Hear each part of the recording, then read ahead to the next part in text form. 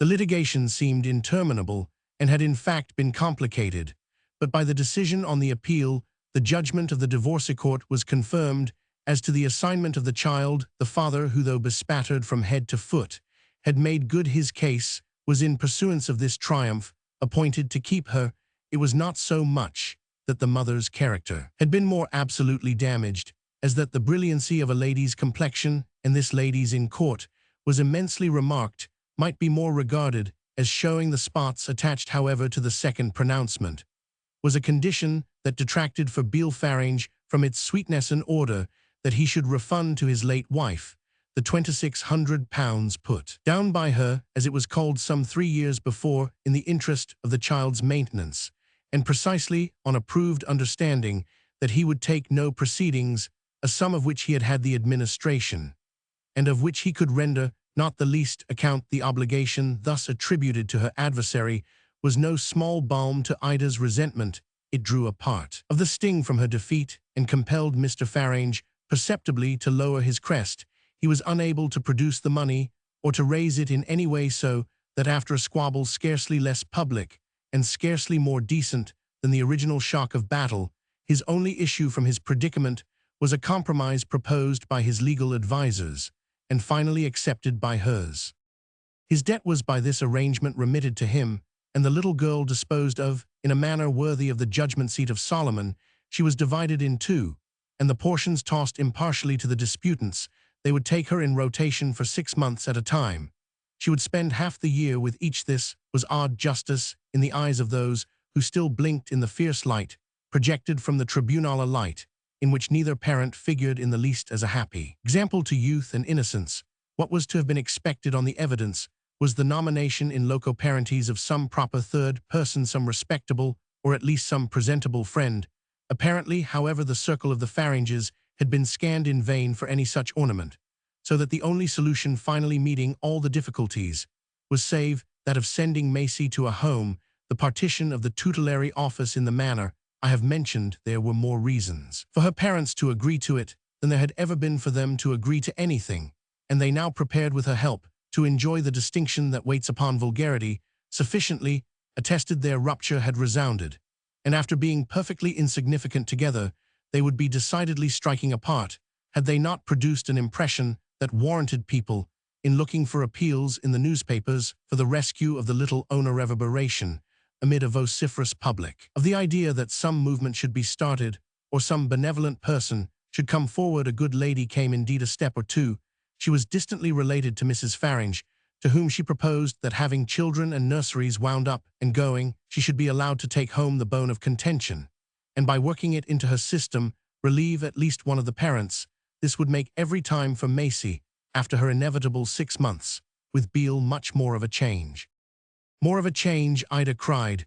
Won't it be enough of a change for her to come from that low brute to the person in the world who detests him most?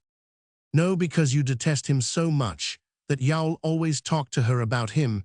You'll keep him before her by perpetually abusing him. Mrs. Farange stared. Pray then, am I to do nothing to counteract his villainous abuse of me? The good lady for a moment made no reply. Her silence was a grim judgment of the whole point of view. Poor little monkey, she at last exclaimed, and the words were an epitaph for the tomb of Maisie's childhood. She was abandoned to her fate. What was clear to any spectator was that the only link binding her to either parent was this lamentable fact of her being a ready vessel for bitterness, a deep little porcelain cup, in which biting acids could be mixed. They had wanted her not for any good they could do her, but for the harm they could, with her unconscious aid, do each other. She should serve their anger and seal their revenge, for husband and wife had been alike crippled by the heavy hand of justice, which in the last resort met on neither side their indignant claim to get, as they called it, everything. If each was only to get half, this seemed to concede that neither was so base as the other pretended, or, to put it differently, offered them both as bad indeed, since they were only as good as each other. The mother had wished to prevent the father from, as she said, so much as looking at the child. The father's plea was that the mother's lightest touch was simply contamination. These were the opposed principles in which Maisie was to be educated, was to fit them together as she might. Nothing could have been more touching at first than her failure to suspect the ordeal that awaited her little unspotted soul. There were persons horrified to think what those in charge of it would combine to try to make of it.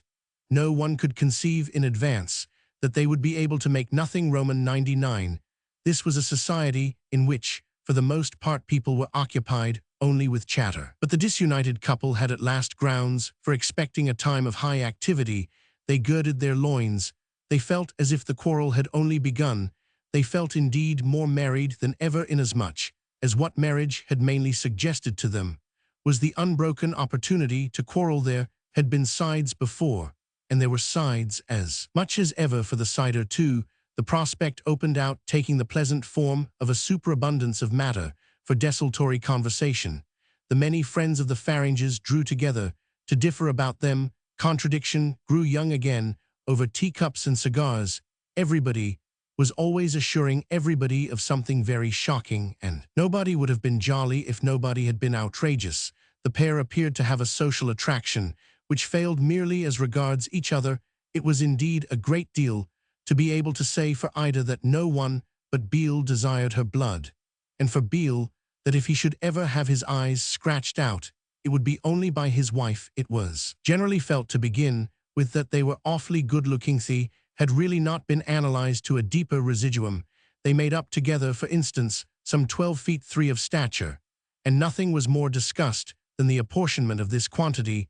The sole flaw in Ida's beauty was a length and reach of arm conducive, perhaps, to her having so often beaten her ex-husband at billiards, a game in which she showed a superiority largely accountable, as she maintained, for the resentment finding expression in his physical violence. Billiards was her great accomplishment, and the distinction her name always first produced the mention of, notwithstanding some very long lines, everything about her that might have been large, and that in many women profited by the license, was with a single exception admired and cited for its smallness.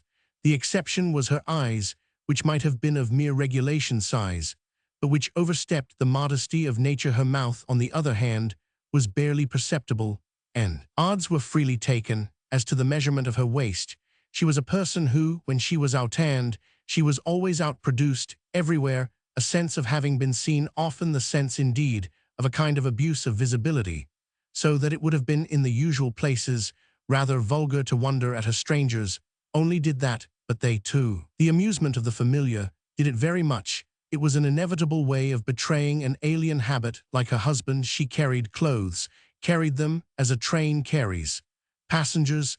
People had been known to compare their taste and dispute about the accommodation they gave these articles, though inclining on the whole to the commendation of Ida as less overcrowded, especially with jewelry and flowers. Beale Farange had natural decorations, a kind of costume in his vast fair beard, burnished like a gold breastplate, and in the eternal glitter of the teeth that his long mustache had been trained not to hide, and that gave him, in every possible situation, the look of the joy of life. He had been destined in his youth for diplomacy, and momentarily attached, without a salary, to a legation, which enabled him often to say, "In my time in the East," but contemporary history had somehow had no use for him, had hurried past him, and left him in perpetual Piccadilly.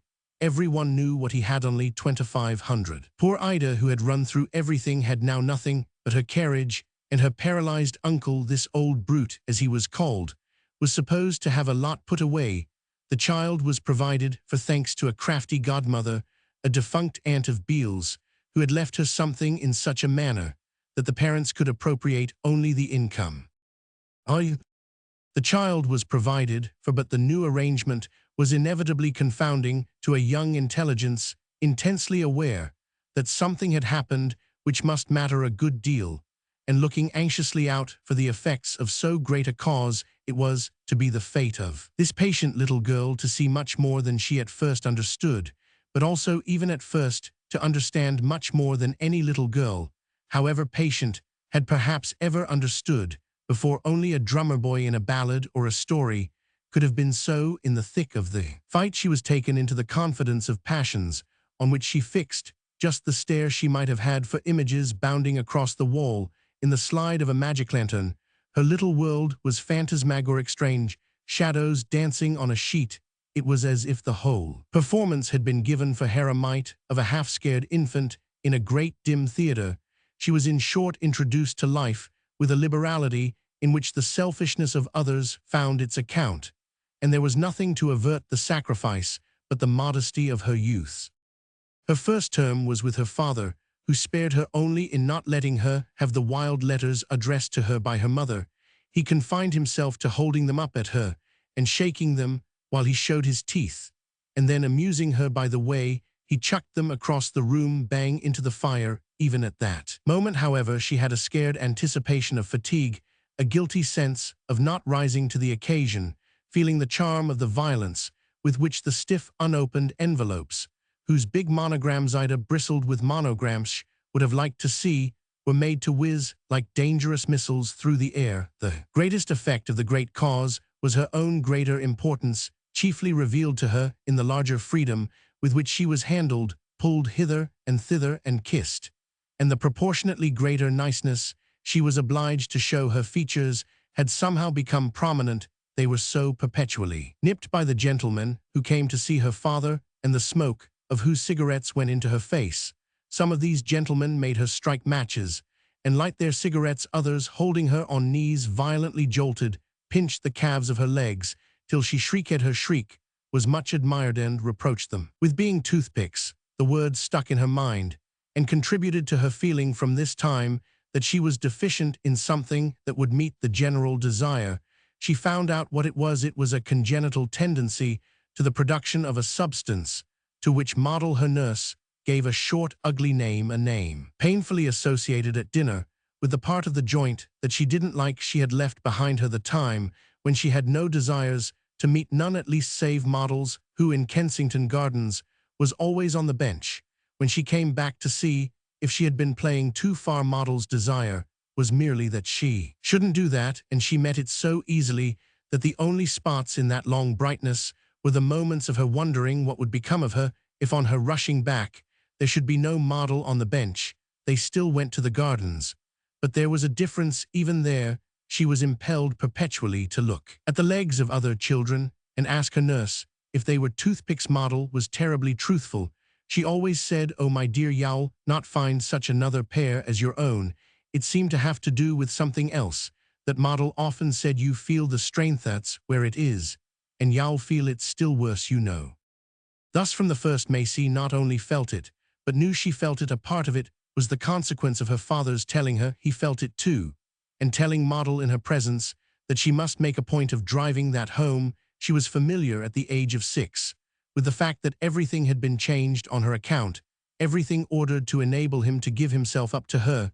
She was to remember always the words in which Model impressed upon her that he did so give himself. "Your papa wishes you never to forget, you know, that he has been dreadfully put about." If the skin on Model's face had to Maisie the air of being unduly, almost painfully stretched, it never presented that appearance so much as when she uttered, as she often had occasion to utter, such words. The child wondered if they didn't make it hurt more than usual, but it was only after some time that she was able to attach to the picture of her father's sufferings, and more particularly to her nurse's manner about them, the meaning for which these things had waited. By the time she had grown sharper, as the gentleman who had criticized her calves used to say, she found in her mind a collection of images and echoes, to which meanings were attachable. Images and echoes kept for her in the childish dusk, the dim closet, the high drawers, like games she wasn't yet big enough to play. The great strain, meanwhile, was that of carrying by the right end the things her father said about her mother, things mostly indeed that Model, on a glimpse of them, as if they had been complicated toys or difficult books, took out of her hands and put away in the closet.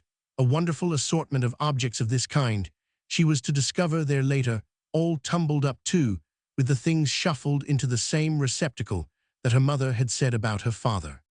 She had the knowledge that on a certain occasion, which every day brought nearer, her mother would be at the door to take her away, and this would have darkened all the days if the ingenious Model hadn't written on a paper, in very big, easy words, ever so many pleasures that she would enjoy at the other house. These promises ranged from a mother's fond love to a nice poached egg to your tea, and took, by the way, the prospect of sitting up ever so late to see the lady in question dressed in silks and velvets and diamonds and pearls, to go out so that it was a real support to Maisie at the supreme hour to feel how by Model's direction the paper was thrust away in her pocket, and there clenched in her fist, the supreme hour, was to furnish her with a vivid reminiscence, that of a strange outbreak in the drawing-room on the part of Model, who in reply to something her father had just said cried, "Aloud, you ought to be perfectly ashamed of yourself, you ought to blush, sir, for the way you go on the carriage with." Her mother in it was at the door, a gentleman who was there, who was always there, laughed out very loud. Her father, who had her in his arms, said to Model, "My dear woman, ill settle you presently after," which he repeated, showing his teeth more than ever at Maisie, while he hugged her the words for which her nurse had taken him up. Maisie was not at the moment so fully conscious of them as of the wonder of Model's sudden disrespect and crimson face, but she was able to produce them in the course of 5 minutes when in the carriage her mother, all kisses, ribbons, eyes, arms, strange sounds, and sweet smells, said to her, "And did your beastly papa, my precious angel, send any message to your own loving mamma?" Then it was that she found the words spoken by her beastly papa to be after all in her little bewildered ears, from which at her mother's appeal they passed in her clear shrill voice straight to her little innocent lips. "He said I was to tell you from him," she faithfully reported, "that you're a nasty horrid pig." Roman 2. In that lively sense of the immediate which is the very air of a child's mind, the past on each occasion became for her as indistinct as the future. She surrendered herself to the actual with a good faith that might have been touching to either parent. Crudely as they had calculated, they were at first justified by the event.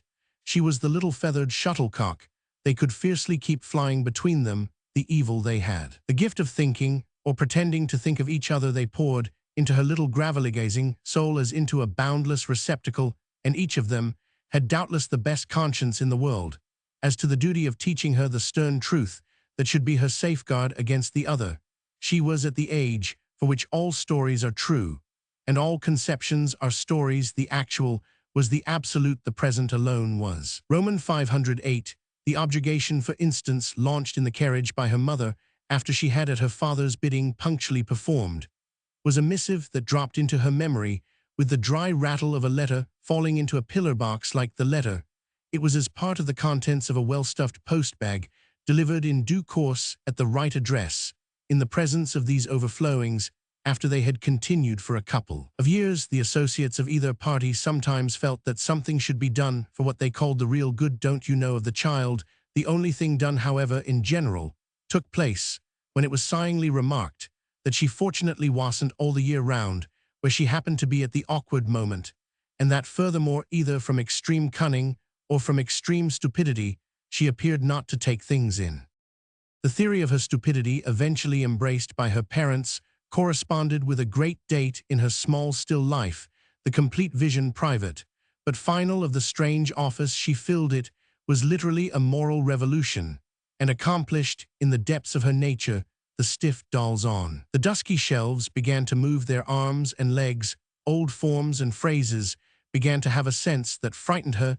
She had a new feeling, the feeling of danger, on which a new remedy rose to meet it, the idea of an inner self, or in other words of concealment. She puzzled out with imperfect signs, but with a prodigious spirit, that she had been a center of hatred and a messenger of insult, and that everything was bad because she had been employed to make it so. Her parted lips locked themselves with the determination to be employed no longer. She would forget everything, she would repeat nothing, and when, as a tribute to the successful application of her system, she began to be called a little idiot, she tasted a pleasure new and keen. When, therefore, as she grew older, her parents in turn announced before her that she had grown shockingly dull, it was not from any real contraction of her little stream of life. She spoiled their fun, but she practically added to her own. She saw more and more. She saw too much. It was Miss Overmore, her first governess, who on a momentous occasion had sown the seeds of secrecy, sown them not by anything she said,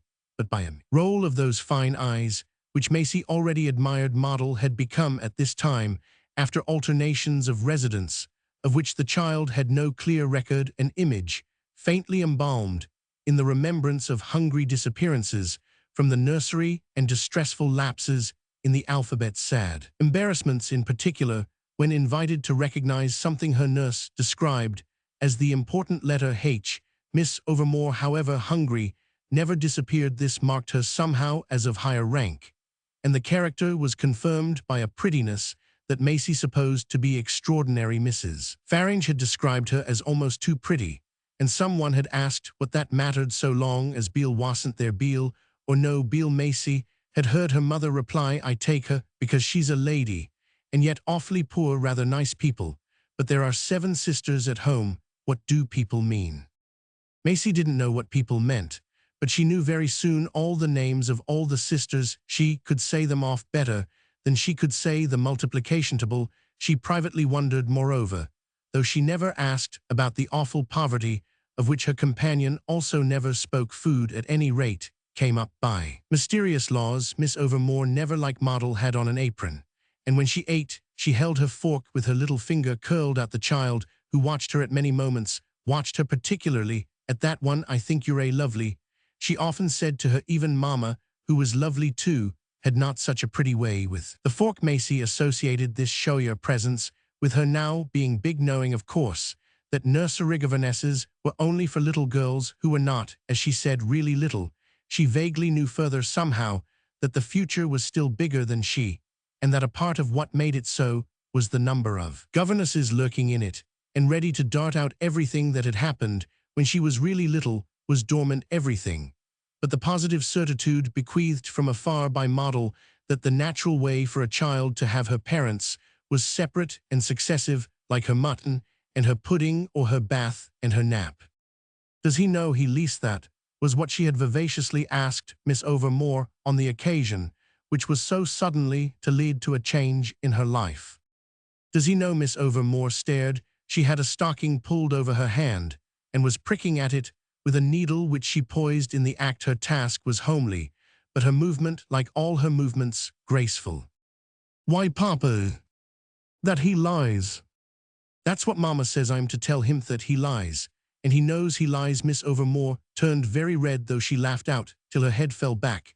Then she pricked again at her muffled hand so hard that Maisie wondered how she could bear it. "Am I to tell him?" the child went on. It was then that her companion addressed her in the unmistakable language of a pair of eyes of deep dark gray.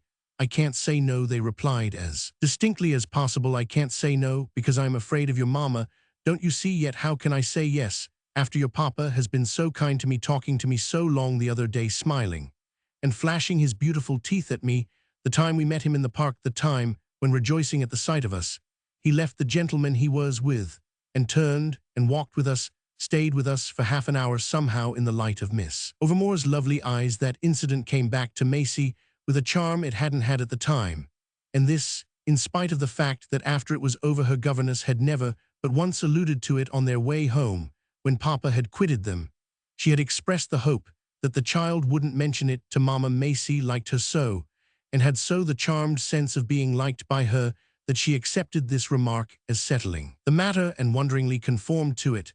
The wonder now lived in the recollection of what Papa had said to Miss Overmore. "I've only to look at you to see you're a person I can appeal to for help to save my daughter." Maisie's ignorance of what she was to be saved from didn't diminish the pleasure of the thought that Miss Overmore was saving her. It seemed to make them cling together, as in some wild game of going round. Roman 3. She was therefore all the more startled when her mother said to her, in connection with something to be done before her next migration, "You understand, of course, that she's not going with you." Maisie turned quite faint. "Oh, I thought she was."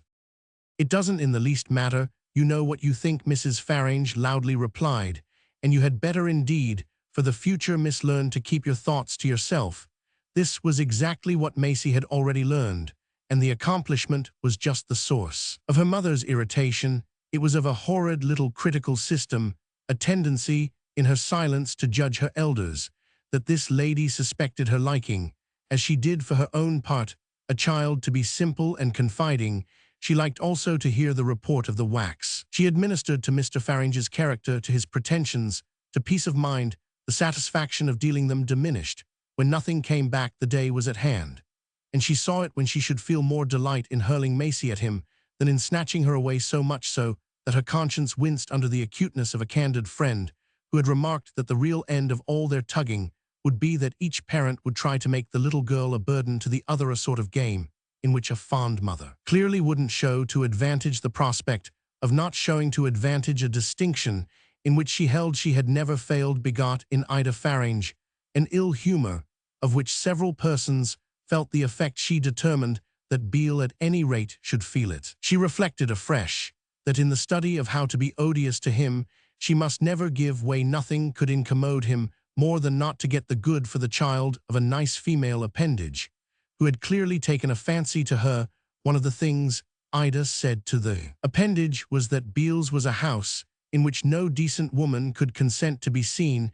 It was Miss Overmore herself who explained to Maisie that she had had a hope of being allowed to accompany her to her father's, and that this hope had been dashed by the way her mother took it. She says that if I ever do such a thing as enter his service, I must never expect to show my face in this house again, so I've promised not to attempt to go with you. If I wait patiently till you come back here, we shall certainly be together once more.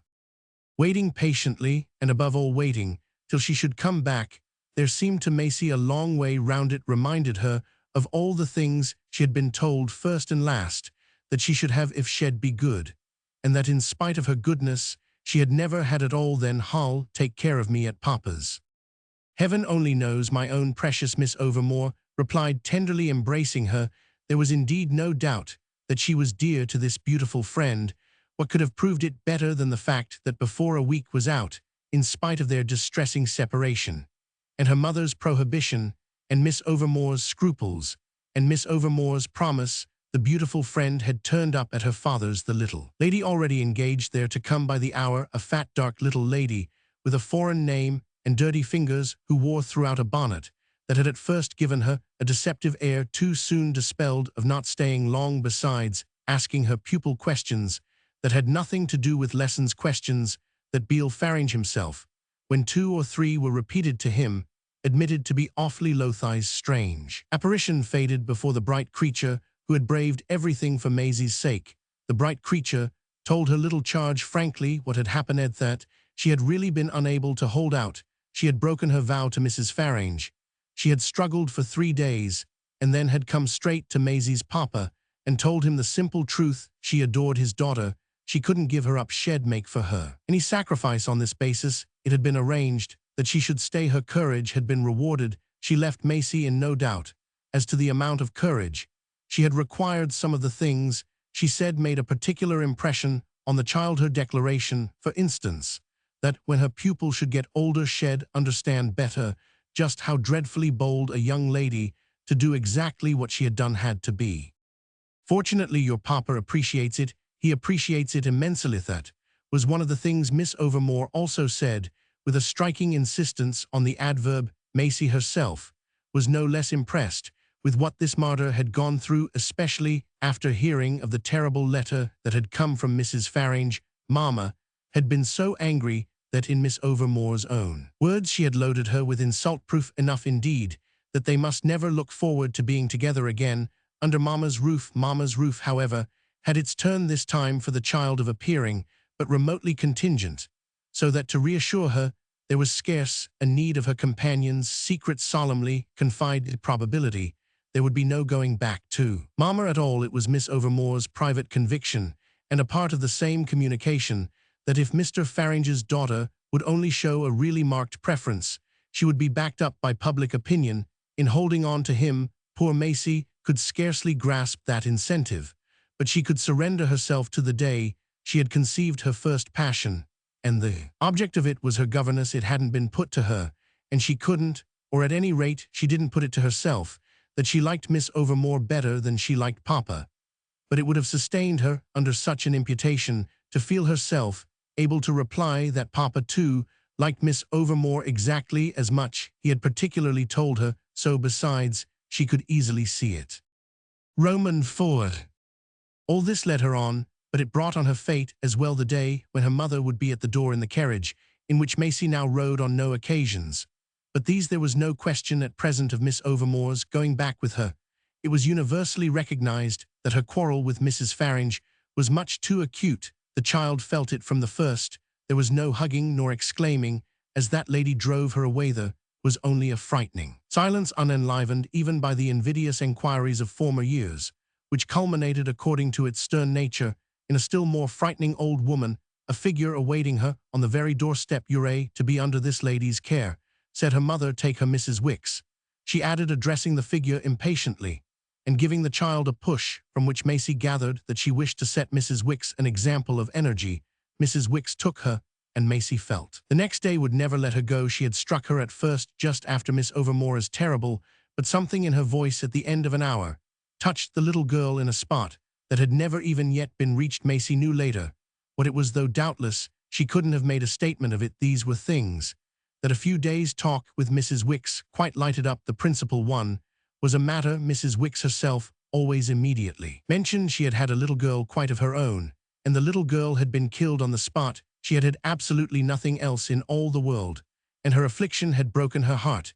It was comfortably established between them that Mrs. Wicks' heart was broken. What Maisie felt was that she had been with passion and anguish a mother, and that this was something Miss Overmore was not, something strangely confusingly that Mama was even less. So it was that in the course of an extraordinarily short time she found herself as deeply absorbed in the image of the little dead Clara Matilda, who on a crossing in the Harrow Road had been knocked down and crushed by the cruelest of hansoms, as she had ever found herself in the family group, made vivid by one of 7. "She's your little dead sister, Mrs. Wicks," ended by saying, and Maisie, all in a tremor of curiosity and compassion, addressed from that moment a particular piety to the small accepted acquisition.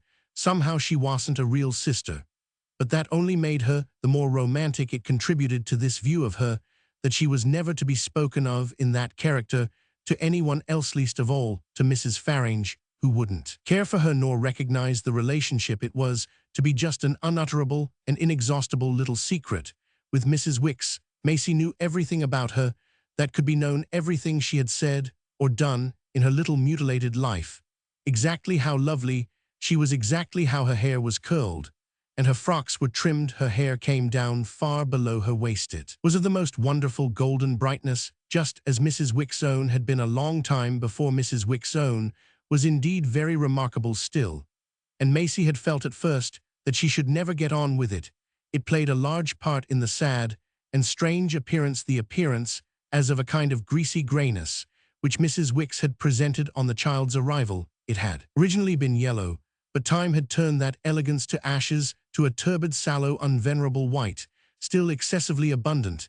It was dressed in a manner of which the poor lady appeared not yet to have recognized the supersession, with a glossy braid, like a large diadem on the top of the head, and behind at the nape of the neck, a dingy rosette like a large button. She wore glasses which, in humble reference to a divergent obliquity of vision, she called her straighteners, and a little ugly snuff-colored dress, trimmed with satin bands in the form of scallops, and glazed with antiquity. The straighteners, she explained to Maisie, were put on for the sake of others whom, as she believed, they helped to recognize the bearing. Otherwise doubtful of her regard, the rest of the melancholy garb could only have been put on for herself, with the added suggestion of her goggles. It reminded her pupil of the polished shell or corslet of a horrid beetle. At first she had looked cross and almost cruel, but this impression passed away with the child's increased perception of her being in the eyes of the world a figure mainly to laugh at. She was as droll as a charade or an animal. Toward the end of the natural history, a person whom people to make talk lively described to each other and imitated. Everyone knew the straighteners, everyone knew the diadem, and the button, the scallops and satin bands. Everyone, though Maisie had never betrayed her, knew even Clara Matilda. It was on account of these things that Mama got her for such low pay, really for nothing so much. One day, when Mrs. Wicks had accompanied her into the drawing-room and left her, the child heard one of the ladies. She found there a lady with eyebrows arched like skipping gropes, and thick black stitching like ruled lines for musical notes on beautiful white gloves. Announce to another she knew governesses were poor Miss Overmore was unmentionably, and Mrs. Wicks ever so publicly so. Neither this, however, nor the old brown frock, nor the diadem, nor the button made a difference for Maisie in the charm put forth through everything, the charm of Mrs. Wicks, conveying that somehow in her ugliness and her poverty she was peculiarly and soothingly safe, safer than anyone in the world, than Papa, than Mama, than the lady with the arched eyebrows, safer even though so much less beautiful than Miss Overmore, on whose loveliness, as she supposed it, the little girl was faintly conscious. that one couldn't rest with quite the same tuck-it-in and kiss-it-for-good-night feeling. Mrs. Wicks was as safe as Clara Matilda, who was in heaven, and yet embarrassingly also in Kensal Green, where they had been together to see her little huddled grave. It was from something in Mrs. Wicks' tone, which in spite of caricature remained indescribable and inimitable, that Maisie, before her term with her mother, was overdrew this sense of a support like a breast-thigh banister, in a place of drops, that would never give way if she knew her instructress was poor and queer.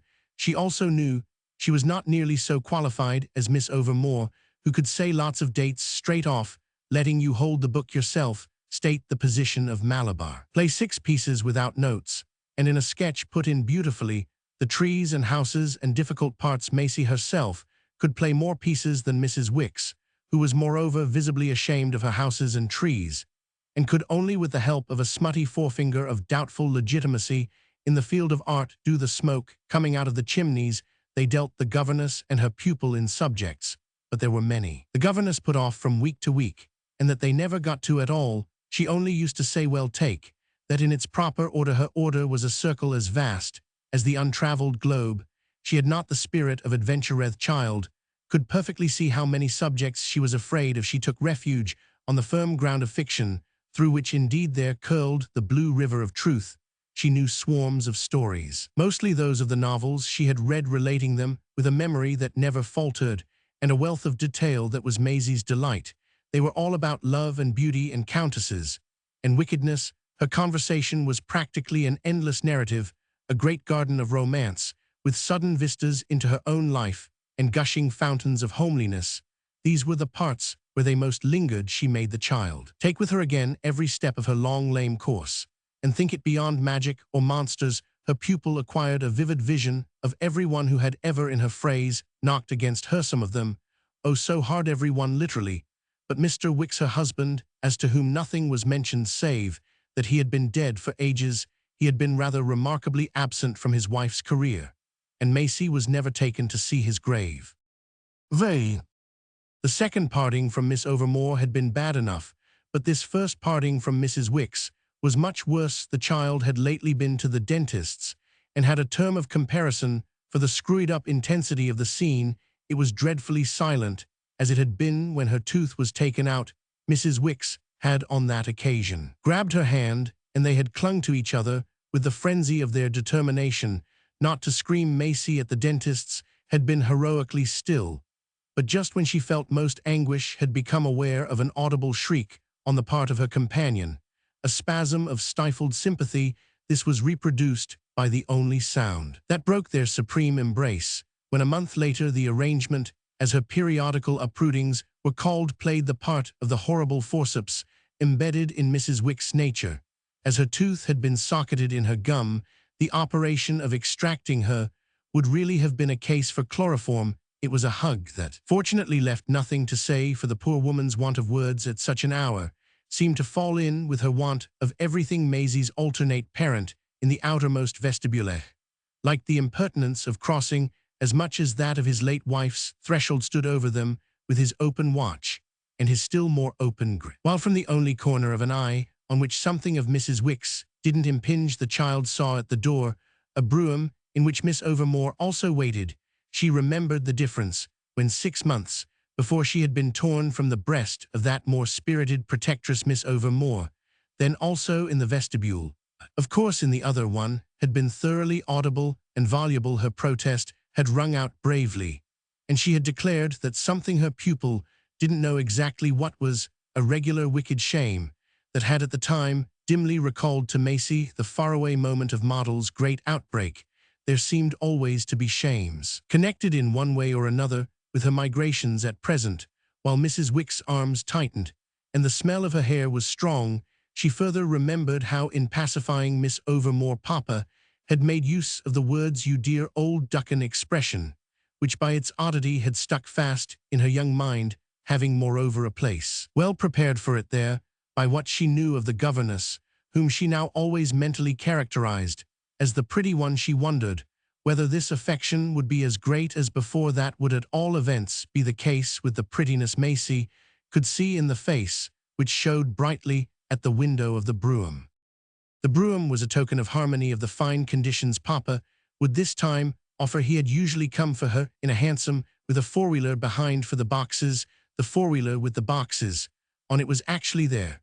But Mama was the only lady with whom she had ever been in a conveyance of the kind, always of old spoken of by model as a private carriage. Papa's carriage was now that he had one still more private somehow than Mama's, and when at last she found herself quite on top, as she felt of its inmates, and gloriously rolling away, she put to Miss Overmore, after another immense and talkative squeeze, a question of which the motive was a desire for information as to the continuity of a certain sentiment. "Did Papa like you just the same while I was gone?" she inquired, full of the sense of how markedly his favor had been established in her presence. She had bethought herself that this favor might, like her presence, and as if depending on it, be only intermittent, and for the season Papa, on whose knee she sat, burst into one of those loud laughs of his that, however prepared she was, seemed always like some trick in a frightening game to leap forth and make her jump before Miss Overmore could speak. He replied, "Why, you little donkey, when you're away, what have I left to do but just to love her?" Miss Overmore hereupon immediately took her from him, and they had a merry little scrimmage over her, of which Maisie caught the surprised perception in the white stare of an old lady who passed in a victoria. Then her beautiful friend remarked to her very gravely, "I shall make him understand that if he ever again says anything as horrid as that to you, I shall carry you straight off, and well go and live somewhere together, and be good quiet little girls." The child couldn't quite make out why her father's speech had been horrid, since it only expressed that appreciation which their companion herself had of old described as immense. To enter more into the truth of the matter, she appealed to him again, directly asked if in all those months Miss Overmore hadn't been with him just as she had been before, and just as she would be now. "Of course she has, old girl, where else could the poor dear be?" cried Beale Farange, to the still greater scandal of their companion, who protested that unless he straightway took back his nasty wicked fib, it would be this time not only him she would leave, but his child too, and his house, and his tiresome trouble. The impossible things he had succeeded in putting on her. Beale, under this frolic menace, took nothing back at all. He was indeed apparently on the point of repeating his extravagance, but Miss Overmore instructed her little charge that she was not to listen to his bad jokes. She was to understand that a lady couldn't stay with a gentleman that way without some awfully proper reason. Maisie looked from one of her companions to the other. This was the freshest, gayest start she had yet enjoyed, but she had a shy fear of not exactly believing them. "Well, what reason is proper?" she thoughtfully demanded. "Oh, a long-legged stick of a tomboy. There's none so good as that." Her father enjoyed both her drollery and his own, and tried again to get possession of her, an effort deprecated by their comrade, and leading again to something of a public scuffle. Miss Overmore declared to the child that she had been all the while with good friends, on which Beale Farange went on, "She means good friends of mine, you know, tremendous friends of mine. There has been no end of them about that, I will say for her." Maisie felt bewildered, and was afterwards for some time conscious of a vagueness, just slightly embarrassing, as to the subject of so much amusement. And as to where her governess had really been, she didn't feel at all as if she had been seriously told, and no such feeling was supplied by anything that occurred later. Her embarrassment, of a precocious instinctive order, attached itself to the idea that this was another of the matters it was not for her, as her mother used to say, to go into. Therefore, under her father's roof, during the time that followed, she made no attempt to clear up her ambiguity by an ingratiating way with housemaids, and it was an odd truth that the ambiguity itself took nothing from the fresh pleasure promised her by renewed contact with Miss Overmore. The confidence looked for by that young lady was of the fine sort that explanation can't improve, and she herself, at any rate, was a person superior to any confusion. For Maisie, moreover, concealment had never necessarily seemed deception. She had grown up among things as to which her foremost knowledge was that she was never to ask about them. It was far from new to her that the questions of the small are the peculiar diversion of the great. Except the affairs of her doll, Lisette, there had scarcely ever been anything at her mother's that was explicable. With a grave face, nothing was so easy to her as to send the ladies who gathered there off into shrieks, and she might have practiced upon them largely if she had been of a more calculating turn. Everything had something behind it. Life was like a long, long corridor with rows of closed doors, She had learned that at these doors it was wise not to knock. These seemed to produce from within such sounds of derision. Little by little, however, she understood more, for it befell that she was enlightened by Lysette's questions, which reproduced the effect of her own upon those for whom she sat in the very darkness of Lysette. Was she not herself convulsed by such innocence in the presence of it? She often imitated the shrieking ladies. There were at any rate things she really couldn't tell even a French doll.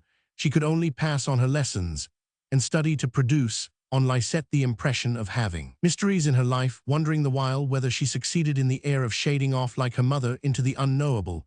When the reign of Miss Overmore followed that of Mrs. Wicks, she took a fresh cue, emulating her governess and bridging over the interval with the simple expectation of trust.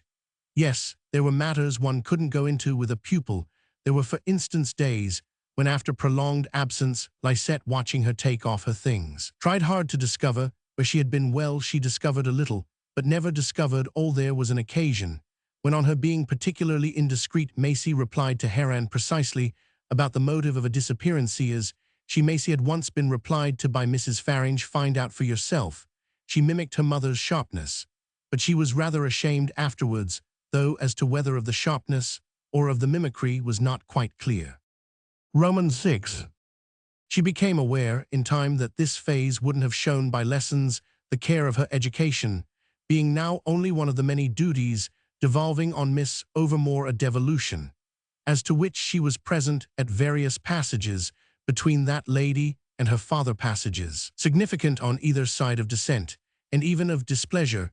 It was gathered by the child on these occasions that there was something in the situation for which her mother might come down on them all, though indeed the remark, always dropped by her father, was greeted on his companions' part with direct contradiction. Such scenes were usually brought to a climax by Miss Overmore's demanding with more asperity than she applied to any other subject, in what position under the sun such a person as Mrs. Faringe would find herself for coming down. As the months went on, the little girl's interpretations thickened, and the more effectually that this stretch was the longest she had known. Without a break, she got used to the idea that her mother, for some reason, was in no hurry to reinstate her. That idea was forcibly expressed by her father whenever Miss Overmore, differing and decided, took him up on the question which he was always putting forward of the urgency of sending her to school for a governess. Miss Overmore differed surprisingly far more, for instance, than would have entered into the bowed head of Mrs. Wicks. She observed to Maisie many times that she was quite conscious of not doing her justice, and that Mr. Faringe equally measured and equally lamented this deficiency. The reason of it was that she had mysterious responsibilities that interfered. Responsibilities Miss Overmore intimated to Mr. Faringe himself and to the friendly, noisy little house, and those who came there. Mr. Faringe's remedy for every inconvenience was that the child should be put at school. There were such lots of splendid schools, as everybody knew, at Brighton and all over the place. That, however, Maisie learned, was just what would bring her mother down. From the moment he should delegate to others the housing of his little charge, he hadn't a leg to stand on before the law. Didn't he keep her away from her mother precisely because Mrs. Faringe was one of these others? There was also the solution of a second governess, a young person to come in by the day and really do the work. But to this Miss Overmore wouldn't for a moment listen, arguing against it with great public relish, and wanting to know from all commerce, put it even to Maisie herself, "Thee didn't see how frightfully it would give her away. What am I supposed to be at all? Don't you see? If I am not here to look after her," she was in a false position, and so freely and loudly called attention to it that it seemed to become almost a source of glory. The way out of it, of course, was just to do her plain duty, but that was unfortunately what, with his exorbitant demands on her, which every one indeed appeared quite to understand, he selfishly prevented. Beale Faringe, for Miss Overmore was now never anything but he, and the house was as full as ever of lively gentlemen, with whom under that designation she chaffingly talked about him. Maisie, meanwhile, as a subject of familiar gossip on what was to be done with her, was left so much to herself that she had hours of wistful thought of the large, loose discipline of Mrs. Wicks. Yet she none the less held it under her father's roof, a point of superiority, that none of his visitors were ladies. It added to this odd security that she had once heard a gentleman say to him, as if it were a great joke, and in obvious reference to Miss Overmore, "Hanged if shall let another woman come near Yauhanged, if she ever will shed let fly a stick at her. As they do at a strange cat, Maisie greatly preferred gentlemen as inmates, in spite of their also having their way louder, but sooner overoff laughing out at her, they pulled and pinched, they teased, and tickled her, some of them, even as they termed it, shied things at her, and all of them thought it funny to call her by names having no resemblance to her own. The ladies, on the other hand, addressed her as "you poor pet," and scarcely touched her even to kiss her, but it was of the ladies she was most afraid. She was now old enough to understand how disproportionate a stay she had already made with her father, and also old enough to enter a little into the ambiguity attending this excess, which oppressed her particularly whenever the question had been touched upon in talk with her governess. "Oh, you needn't worry, she doesn't care," Miss Overmore had often said to her in reference to any fear that her mother might resent her prolonged detention. "She has other people than poor little you to think about, and has gone abroad with them, so you needn't be in the least afraid." Shell stickle this time for her rights. Maisie knew Mrs. Farange had gone abroad, for she had had weeks and weeks before a letter from her beginning, "My precious pet," and taking leave of her for an indeterminate time, but she had not seen in it a renunciation of hatred or of the writer's policy of asserting herself, for the sharpest of all her impressions had been that there was nothing her mother would ever care so much about as to torment Mr. Farange. What at last, however, was in this connection bewildering and a little frightening was the dawn of a suspicion that a better way had been found to torment Mr. Farange than to deprive him of his periodical burden. This was the question that worried our young lady, and that Miss Overmore's confidences and the frequent observations of her employer only rendered more mystifying. It was a contradiction that if Ida had now a fancy for waiving the rights she had originally been so hot about her late husband shouldn't jump at the monopoly for which he had also in the first instance so fiercely fought. But when Maisie, with a subtlety beyond her years, sounded this new ground, her main success was in hearing her mother more freshly abused. Miss Overmore had up to now rarely deviated from a decent reserve, but the day came when she expressed herself with a vividness not inferior to Beale's own on the subject of the lady who had fled to the continent to wriggle out of her job. It would serve this lady right, Maisie gathered, if that contract, in the shape of an overgrown and underdressed daughter, should be shipped straight out to her and landed at her feet in the midst of scandalous excesses. The picture of these pursuits was what Miss Overmore took refuge in when the child tried timidly to ascertain if her father were disposed to feel he had too much of her. She evaded the point, and only kicked up all round it the dust of Ida's heartlessness and folly, of which the supreme proof, it appeared, was the fact that she was accompanied on her journey by a gentleman whom, to be painfully plain on it, she had well picked up the terms on which, unless they were married, ladies and gentlemen might, as Miss Overmore expressed it, knock about together, were the terms on which she and Mr. Farange had exposed themselves to possible misconception. She had indeed, as has been noted, often explained this, before often said to Maisie, "I don't know what in the world, darling, your father and I should do without you, for you just make the difference, as I've told you, of keeping us perfectly proper." The child took in the office. It was so endearingly presented to her that she performed a comfort that helped her to a sense of security, even in the event of her mother's giving her up, familiar as she had grown with the fact of the great alternative to the proper she felt in her governess and her father, a strong reason for not emulating that detachment. At the same time, she had heard somehow of little girls of exalted rank. It was true whose education was carried on by instructors of the other sex, and she knew that if she were at school at Brighton, it would be thought an advantage to her to be more or less in the hands of masters. She turned these things over and remarked to Miss Overmore that if she should go to her mother, perhaps the gentleman might become her tutor. The gentleman, the proposition, was complicated enough to make Miss Overmore stare. "The one who's with Mama mightn't that make it right as right as your being my governess makes it for you to be with Papa." Miss Overmore considered. She colored a little. Then she embraced her ingenious friend. "You're a too sweet. I am a real governess." "And couldn't he be a real tutor?" "Of course not. He's ignorant and bad." "Bad?" Maisie echoed with wonder. Her companion gave a queer little laugh at her tone. "He's ever so much younger but that was all. Younger than you. Miss Overmore laughed again. It was the first time Maisie had seen her approach so nearly to a giggle. Younger than no matter, whom I don't know anything about him, and don't want to. She rather inconsequently added, he's not my sort, and I am sure, my own darling, he's not yours. And she repeated the free caress into which her colloquies with Maisie almost always broke, and which made the child feel that her affection at least was a gauge of safety. Parents had come to seem vague, but governesses were evidently to be trusted. Maisie's faith in Mrs. Wicks, for instance, had suffered no lapse from the fact that all communication with her had temporarily dropped during the first weeks of their separation.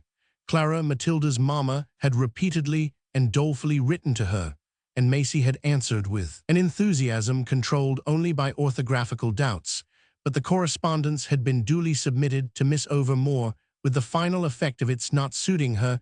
It was this lady's view that Mr. Farange wouldn't care for it at all, and she ended by confessing since her pupil pushed her that she didn't care for it herself, she was furiously jealous, she said, and that weakness was but a new proof of her disinterested affection. She pronounced Mrs. Wicks' effusions, moreover, illiterate and unprofitable. She made no scruple of declaring it monstrous that a woman in her senses should have placed the formation of her daughter's mind in such ridiculous hands. Maisie was well aware that the proprietress of the old brown dress and the old odd headgear was lower in the scale of form than Miss Overmore, but it was now brought home to her with pain that she was educationally quite out of the question. She was buried for the time beneath a conclusive remark of her critics. She's really beyond a joke. This remark was made as that charming woman held in her hand the last letter that Maisie was to receive from Mrs. Wicks. It was fortified by a decree prescribing the preposterous tie. Must I then write and tell her? The child bewilderedly asked. She grew pale at the dreadful things it appeared involved for her to say. Don't dream of it, my dear. Ill right, you may trust me, cried Miss Overmore, who indeed wrote to such purpose that a hush in which you could have heard a pin drop descended upon poor Mrs. Wicks. She gave for weeks and weeks no sign whatever of life. It was as if she had been as effectually disposed of by Miss Overmore's communication as her little girl in the Harrow Road had been disposed of by the terrible hansom. Her very silence became after this one of the largest elements of Maisie's consciousness. It proved a warm and habitable air into which the child penetrated further than she dared ever to mention to her companions. Somewhere in the depths of it, the dim straighteners were fixed upon her. Somewhere out of the troubled little current, Mrs. Wicks intensely waited. Romans 7. It quite fell in with this intensity that one day, on returning from a walk with the housemaid, Maisie should have found her in the hall, seated on the stool usually occupied by the telegraph boys who haunted Beale Farange's door, and kicked their heels, while in his room answers to their missives took form with the aid of smoke puffs and growls.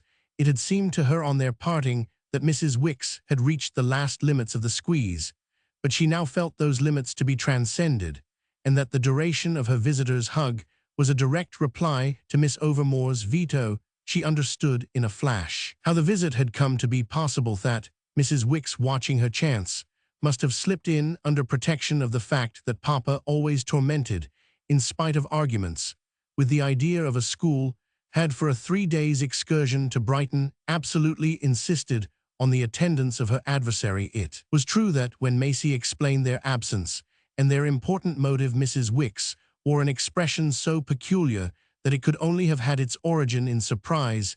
This contradiction, indeed, peeped out only to vanish, for, at the very moment that in the spirit of it she threw herself afresh upon her young friend, a hansom crested with neat luggage rattled up to the door, and Miss Overmore bounded out. The shock of her encounter with Mrs. Wicks was less violent than Maisie had feared on seeing her, and didn't at all interfere with the sociable tone in which, under her rival's eyes, she explained to her little charge that she had returned for a particular reason a day sooner than she first intended.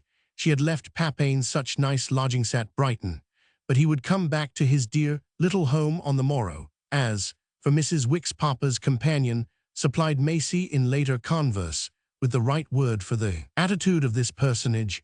Mrs. Wicks stood up to her in a manner that the child herself felt at the time to be astonishing. This occurred, indeed, after Miss Overmore had so far raised her interdict as to make a move to the dining-room, where in the absence of any suggestion of sitting down it was scarcely more than natural that even poor Mrs. Wicks should stand up. Maisie at once enquired if at Brighton this time anything had come of the possibility of a school, to which, much to her surprise, Miss Overmore, who had always grandly repudiated it, replied, after an instant, but quite as if Mrs. Wicks were not there.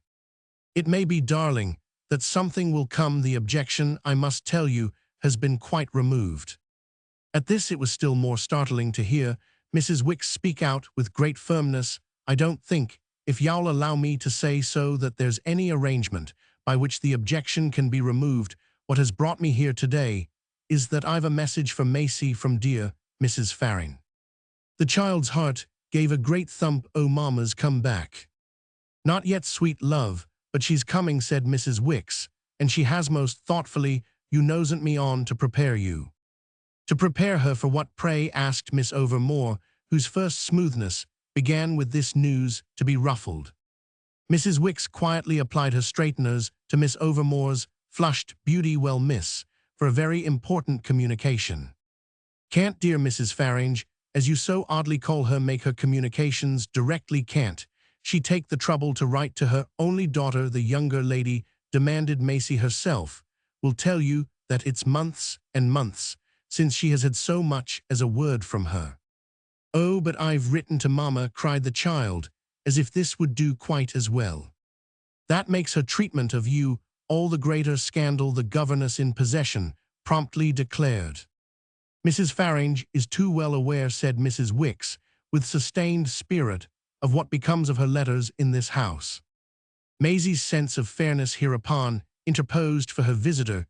"You know, Miss Overmore, that Papa doesn't like everything of Mamma's.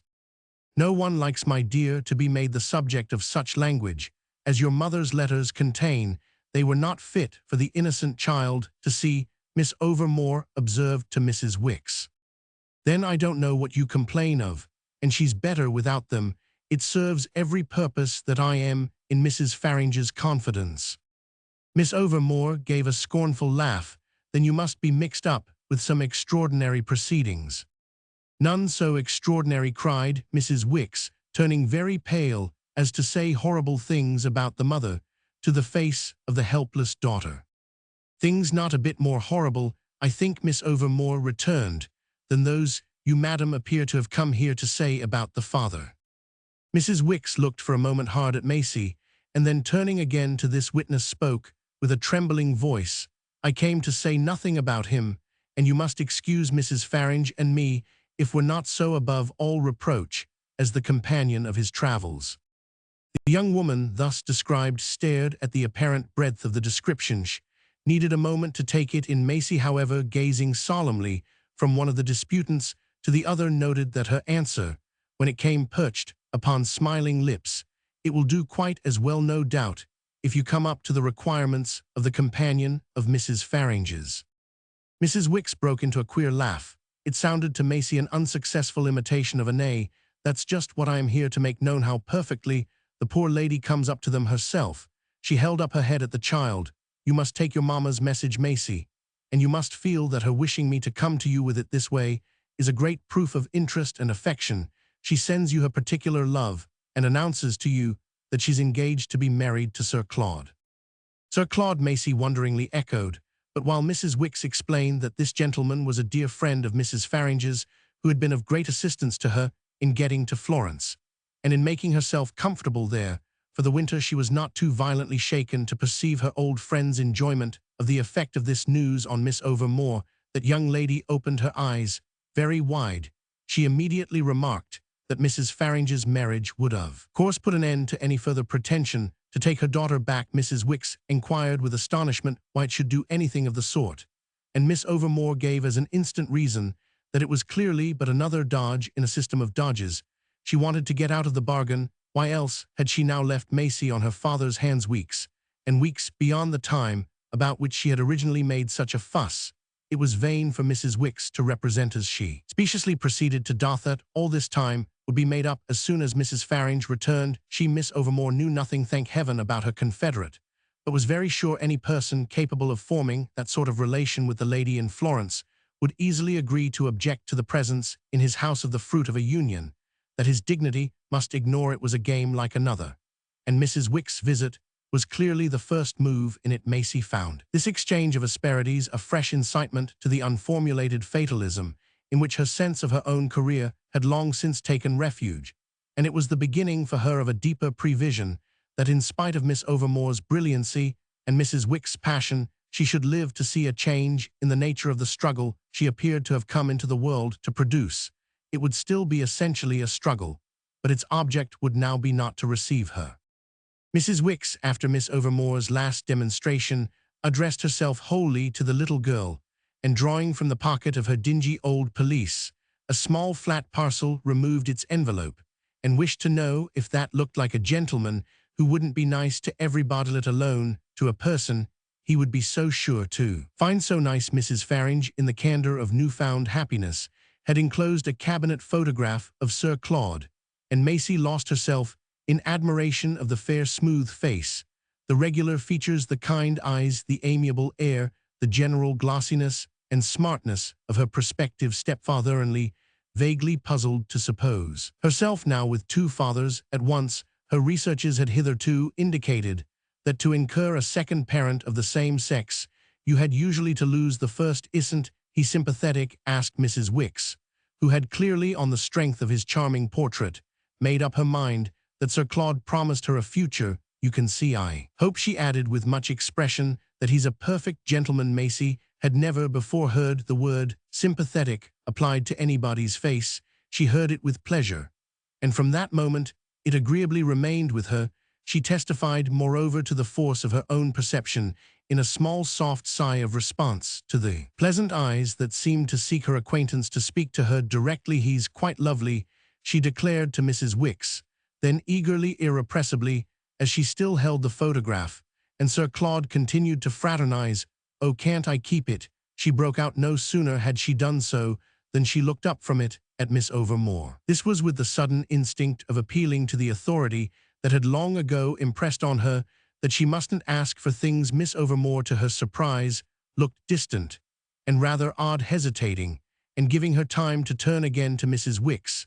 Then Maisie saw that lady's long face lengthen. It was stricken and almost scared, as if her young friend really expected more of her than she had to give. The photograph was a possession that direly denuded she clung to, and there was a momentary struggle between her fond clutch of it and her capability of every sacrifice for her precarious pupil. With the acuteness of her years, however, Maisie saw that her own avidity would triumph, and she held out the picture to Miss Overmore as if she were quite proud of her mother. Isn't he just lovely? She demanded, while poor Mrs. Wicks hungrily wavered, her straighteners largely covering it, and her pelisse gathered about her with an intensity that strained its ancient seams. It was to me, darling. The visitor said that your mamma so generously sent it, but of course, if it would give you particular pleasure, she faltered, only gasping her surrender. Miss Overmore continued, extremely remote. If the photograph's your property, my dear, I shall be happy to oblige you by looking at it on some future occasion. But you must excuse me if I decline to touch an object belonging to Mrs. Wicks. That lady had by this time grown very red. You might as well see him this way, miss, she retorted, as you certainly never will, I believe, in any other. Keep the pretty picture by all means, my precious, she went on. Sir Claude will be happy himself, I dare say, to give me one with a kind inscription.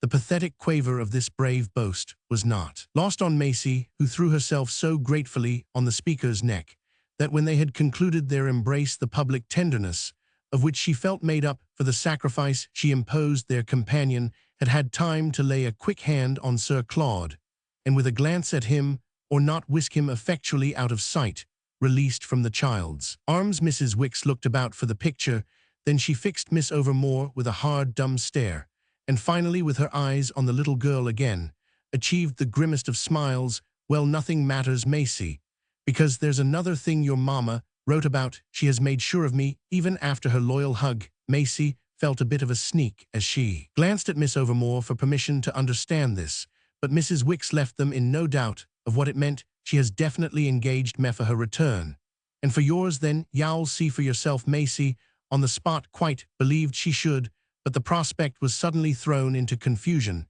by an extraordinary demonstration from Miss Overmore. Mrs. Wicks said that young lady has some undiscoverable reason for regarding your mother's hold on you as strengthened by the fact that she's about to marry. I wonder, Thenon, that system what our visitor will say to your fathers. Miss Overmore's words were directed to her pupil, but her face, lighted with an irony that made it prettier even than ever before, was presented to the dingy figure that had stiffened itself for departure. The child's discipline had been bewildering, had ranged freely between the prescription that she was to answer when spoken to and the experience of lively penalties on obeying that prescription. This time, nevertheless, she felt emboldened for risks. Above all, as something portentous seemed to have leaped into her sense of the relations of things, she looked at Miss Overmore much as she had a way of looking at persons who treated her to grown-up jokes. Do you mean Papa's hold on Meadow? You mean he's about to marry? Papa's not about to marry. Papa is married, my dear. Papa was married the day before yesterday at Brighton. Miss Overmore glittered more gaily. Meanwhile, it came over Maisie, and quite dazzlingly, that her smart governess was a bride. He's my husband, if you please, and I am his little wife. So now, well, see who's your little mother. She caught her pupil to her bosom in a manner that was not to be outdone by the emissary of her predecessor. And a few moments later, when things had lurched back into their places, that poor lady, quite defeated of the last word, had soundlessly taken flight. Roman 8. After Mrs. Wicks' retreat, Miss Overmore appeared to recognize that she was not exactly in a position to denounce Ida Farange's second union, but she drew from a table drawer the photograph of Sir Claude, and standing there before Maisie studied it at some length. "Isn't he beautiful?" the child ingenuously asked. Her companion hesitated. "Nose horrid," she, to Maisie's surprise, sharply returned, but she debated another minute, after which she handed back the picture. It appeared to Maisie herself to exhibit a fresh attraction, and she was troubled, having never before had occasion to differ from her lovely friend, so she only could ask what, such being the case, she should do with it. Should she put it quite away where it wouldn't be there to offend? On this, Miss Overmore again cast about, after which she said unexpectedly, "Put it on the schoolroom mantelpiece." Maisie felt a fear. Want Papa disliked to see it there? Very much indeed, but that want matter now. Miss Overmore spoke with peculiar significance, and to her pupil's mystification. On account of the marriage Maisie risked. Miss Overmore laughed, and Maisie could see that, in spite of the irritation produced by Mrs. Wicks, she was in high spirits. Which marriage do you mean? With the question put to her, it suddenly struck the child she didn't know, so that she felt she looked foolish, so she took refuge in saying, "Shall you be different?" This was a full implication that the bride of Sir Claude would be as your father's wedded wife. Utterly, Miss Overmore replied, and the difference began, of course, in her being addressed even by Maisie from that day, and by her particular request as Mrs. Beale. It was there indeed principally that it ended, for, except that the child could reflect that she should presently have 4 parents in all, and also that at the end of 3 months, the staircase for a little girl hanging over banisters sent up the deepening rustle of more elaborate advances. Everything made the same impression as before. Mrs. Beale had very pretty frocks, but Miss Overmore's had been quite as good, and if Papa was much fonder of his second wife than he had been of his first, Maisie had foreseen that fondness had followed its development almost as closely as the person more directly involved. There was little indeed in the commerce of her companions that her precocious experience couldn't explain, for if they struck her as after all rather deficient in that air of the honeymoon of which she had so often heard in much detail, for instance from Mrs. Wicks, it was natural to judge the circumstance in the light of Papa's proved disposition to contest the empire of the matrimonial tie. His honeymoon, when he came back from Brighton on the morrow of Mrs. Wicks' visit, and not oddly till several days latter, his honeymoon was perhaps perceptibly tinged with the dawn of a later stage of wedlock. There were things dislike of which, as the child knew, it wouldn't matter to Mrs. Beale now, and their number increased, so that such a trifle as his hostility to the photograph of Sir Claude quite dropped out of view. This pleasing object found a conspicuous place in the schoolroom, which in truth Mr. Farange seldom entered, and in which silent admiration formed during the time, I speak of almost the sole scholastic exercise of Mrs. Beale's pupil. Maisie was not long in seeing just what her stepmother had meant by the difference she should show in her new character. If she was her father's wife, she was not her own governess. And if her presence had formerly to be made regular by the theory of a humble function, she was now on a footing that dispensed with all theories, and was inconsistent with all servitude. That was what she had meant by the drop of the objection to a school her small companion was no longer required at. Homicide was Mrs. Beale's own amusing word, a little duenna. The argument against a successor to Miss Overmore remained. It was composed frankly of the fact of which Mrs. Beale granted the full absurdity, that she was too awfully fond of her stepdaughter to bring herself to see her in vulgar and mercenary hands.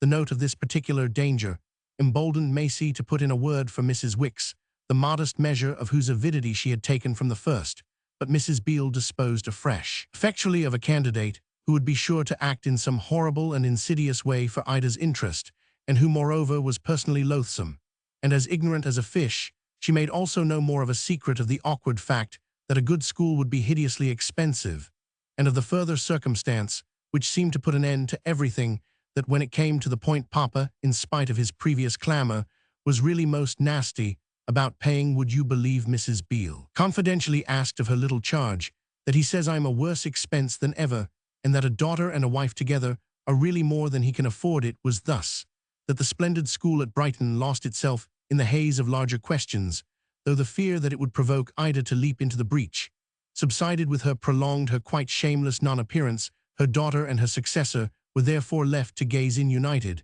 but helpless blankness at all Maisie was not learning. This quantity was so great as to fill the child's days with a sense of intermission to which even French Lisette gave no accent, with finished games and unanswered questions, and dreaded tests, with the habit above all in her watch for a change of hanging over banisters. When the doorbell sounded, this was the great refuge of her impatience, but what she heard at such times was a clatter of gaiety downstairs, the impression of which from her earliest childhood had built up her the belief that the grown-up time was the time of real amusement, and above all of real intimacy. Even Lisette, even Mrs. Wicks had never, she felt, in spite of hugs and tears, been so intimate with her as so many persons at present were with Mrs. Beale, and as so many others of old had been with Mrs. Farange. The note of hilarity brought people together still more than the note of melancholy, which was the one exclusively sounded, for instance, by poor Mrs. Wicks. Maisie in these days preferred none the less that domestic revels should be wafted to her from a distance.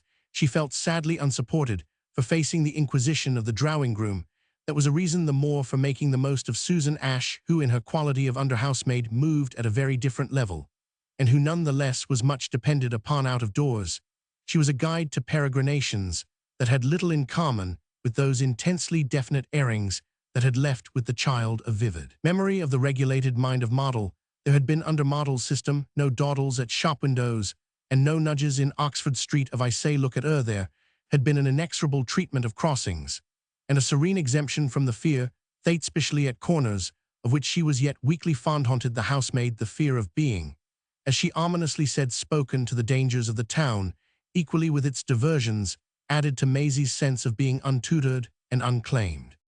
The situation, however, had taken a twist when, on another of her returns at Susan's side, extremely tired from the pursuit of exercise qualified by much hovering, she encountered another emotion. She, on this occasion, learnt at the door that her instant attendance was requested in the drawing-room. Crossing the threshold in a cloud of shame, she discerned through the blur Mrs. Beale seated there with a gentleman who immediately drew the pain from her predicament by rising before her.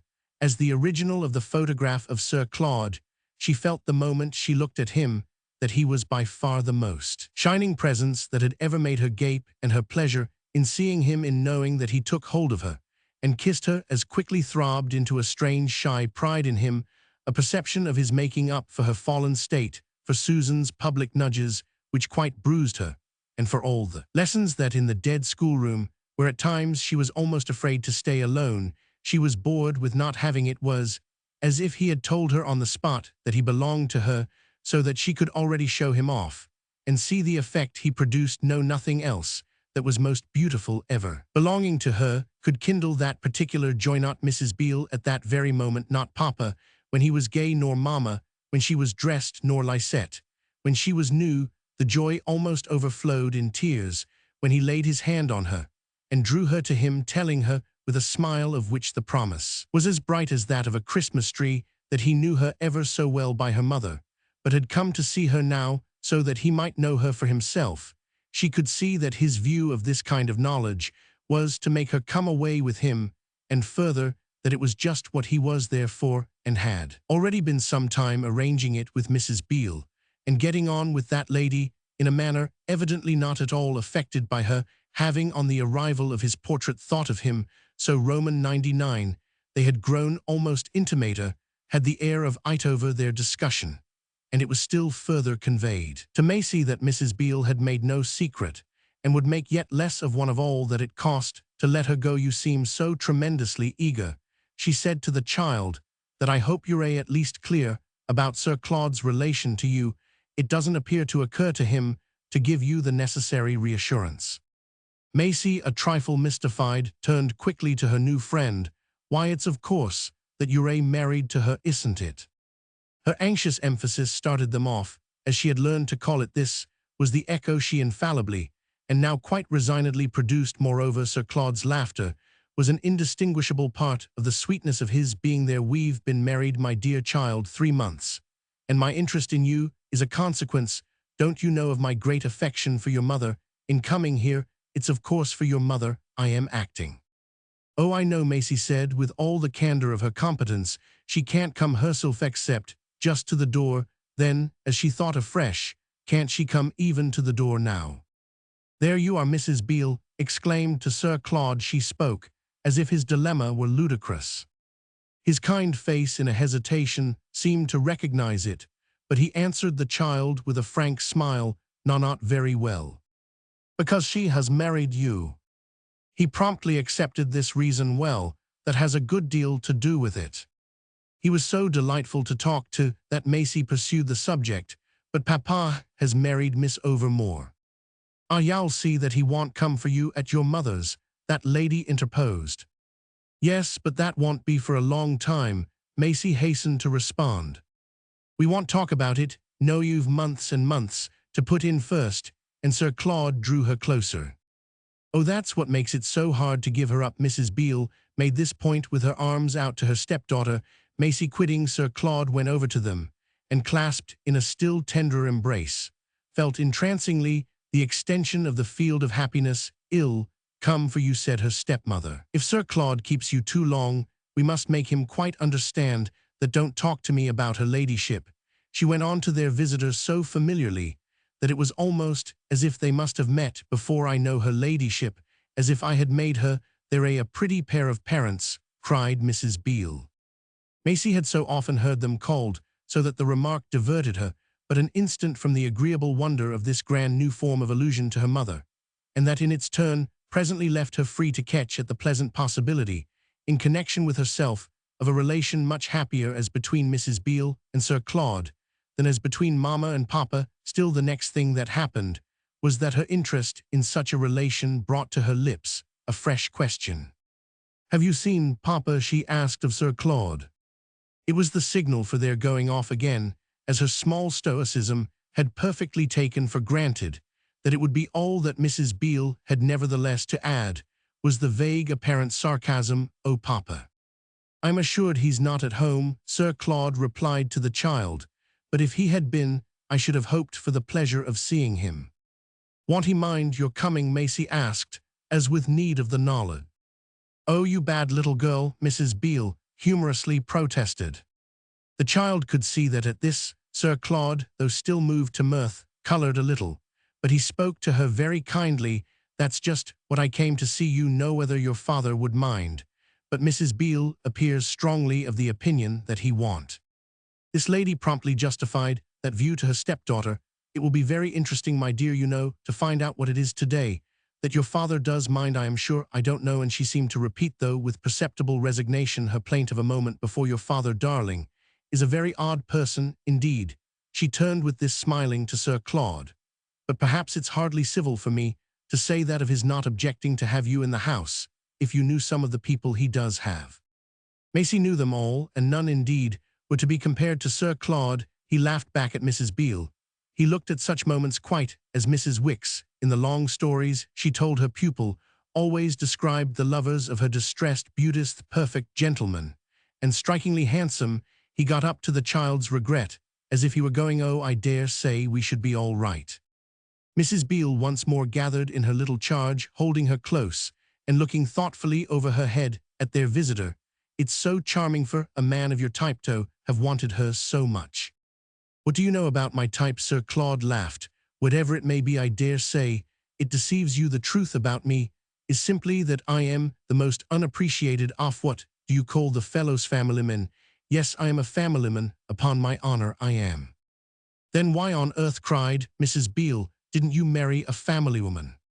Sir Claude looked at her hard. "You know who one marries, I think. Besides, there are no family women hanged. If there are none of them, want any children hanged, if they do." His account of the matter was most interesting, and Maisie, as if it were of bad omen for her, stared at the picture in some dismay. At the same time, she felt through encircling arms her protectress hesitate. "You do come out with things, but you mean her ladyship doesn't want any really?" "Won't hear of them simply, but she can't help the one she has got." And with this, Sir Claude's eyes rested on the little girl in a way that seemed to her to mask her mother's attitude with the consciousness of his own. She must make the best of her. "Don't you see? If only for the look of the thing, don't you know, one wants one's wife to take the proper line about her child." "Oh, I know what one wants," Mrs. Beale cried, with a competence that evidently impressed her interlocutor. "Well, if you keep him opened, I dare say you've had worry enough. We shouldn't. I keep Ida. What's sauce for the goose is sauce for the ganderer. The other way round, don't you know? I mean to see the thing through."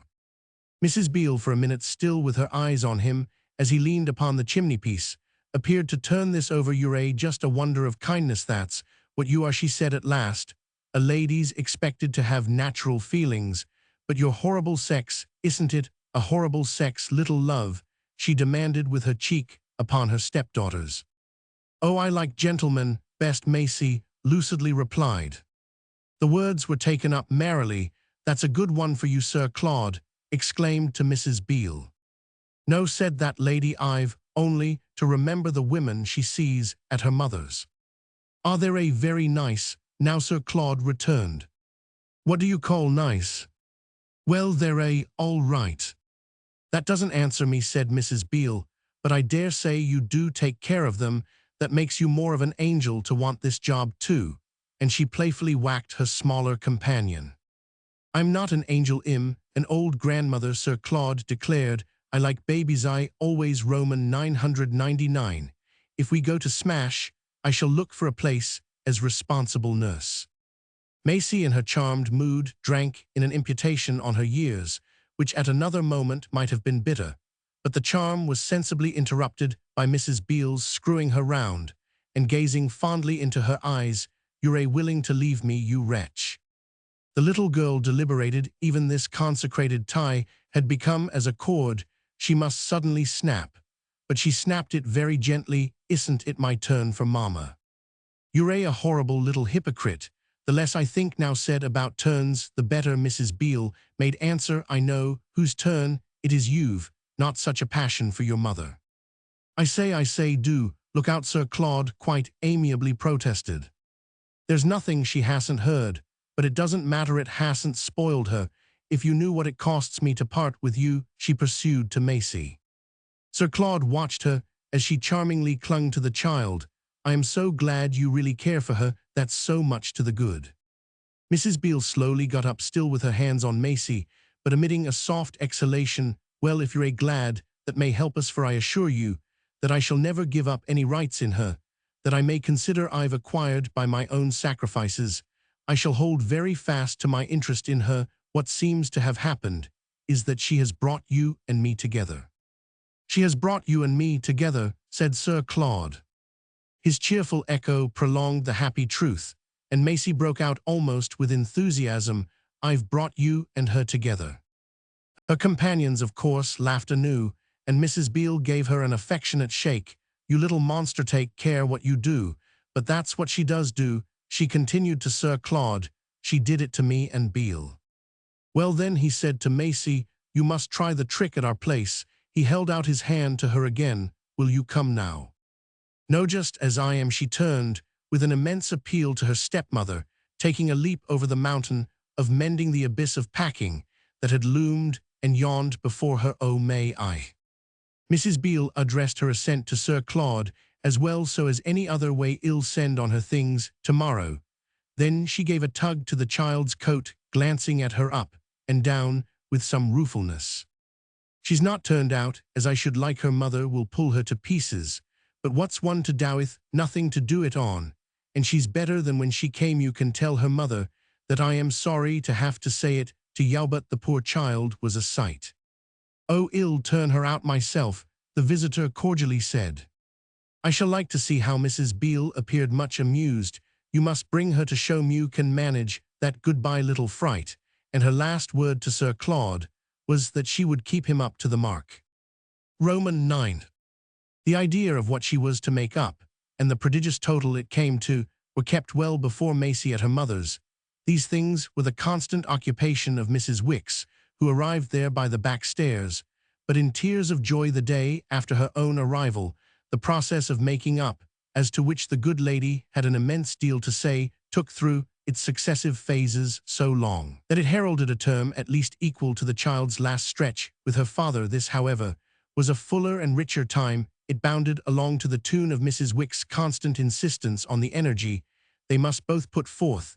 There was a fine intensity in the way the child agreed with her, that under Mrs. Beale and Susan Ash she had learned nothing whatever the wildness of the rescued castaway was one of the forces that would henceforth make for a career of conquest. The year, therefore, rounded itself as a receptacle of retarded knowledge, a cup brimming over with the sense that now at least she was learning.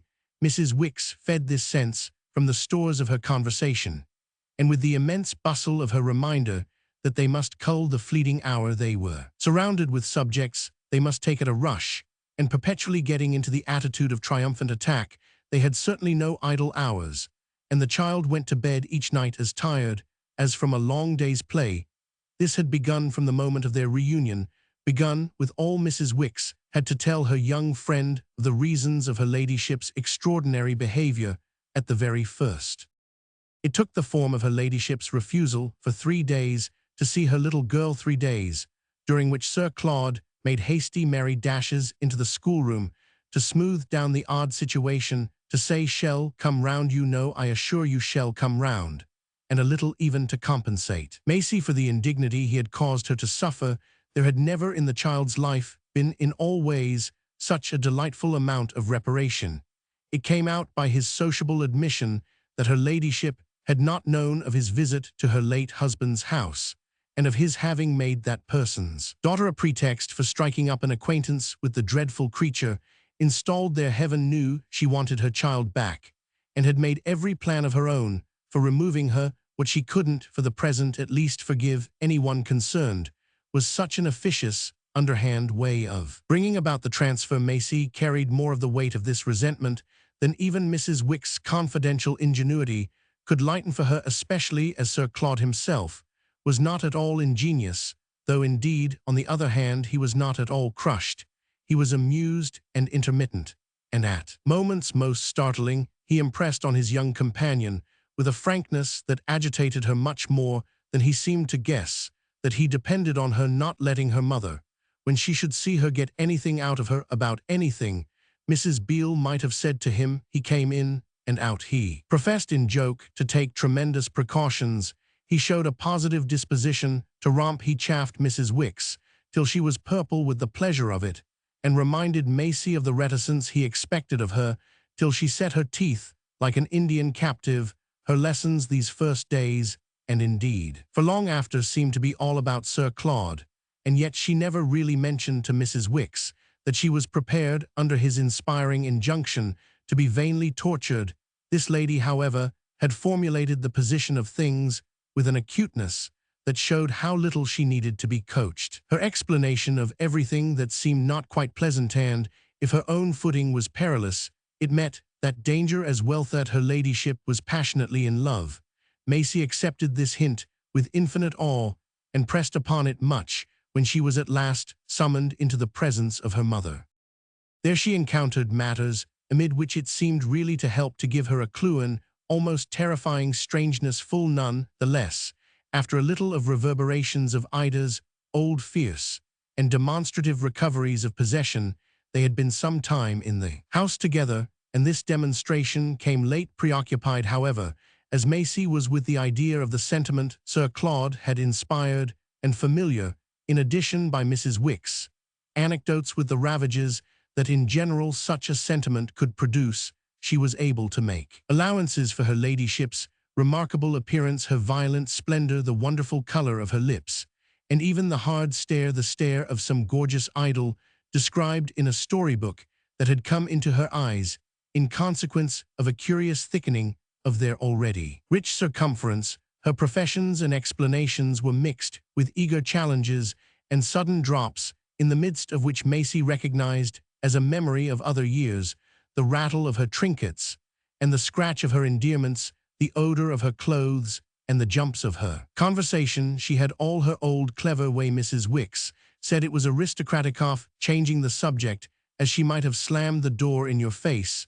The principal thing that was different was the tint of her golden hair, which had changed to a coppery red, and with the head it profusely covered, struck the child, as now lifted still further aloft. This picturesque parent showed literally a grander stature and a nobler presence, things which with some others that might have been bewildering were handsomely accounted for by the romantic state of her affections. It was her affections, Maisie could easily see, that led Ida to break out into questions as to what had passed at the other house between that horrible woman and Sir Claude. But it was also just here that the little girl was able to recall the effect with which in earlier days she had practiced the pacific art of stupidity. This art again came to her aid. Her mother, in getting rid of her after an interview in which she had achieved a hollowness beyond her years, allowed her fully to understand she had not grown a bit more amusing. She could bear that, she could bear anything that helped her to feel she had done something for Sir Claude. If she hadn't told Mrs. Wicks how Mrs. Beale seemed to like him, she certainly couldn't tell her ladyship. In the way the past revived for her, there was a queer confusion. It was because Mama hated Papa that she used to want to know bad things of him. But if at present she wanted to know the same of Sir Claude, it was quite from the opposite motive. She was awestruck at the manner in which a lady might be affected through the passion mentioned by Mrs. Wicks. She held her breath, with the sense of picking her steps among the tremendous things of life.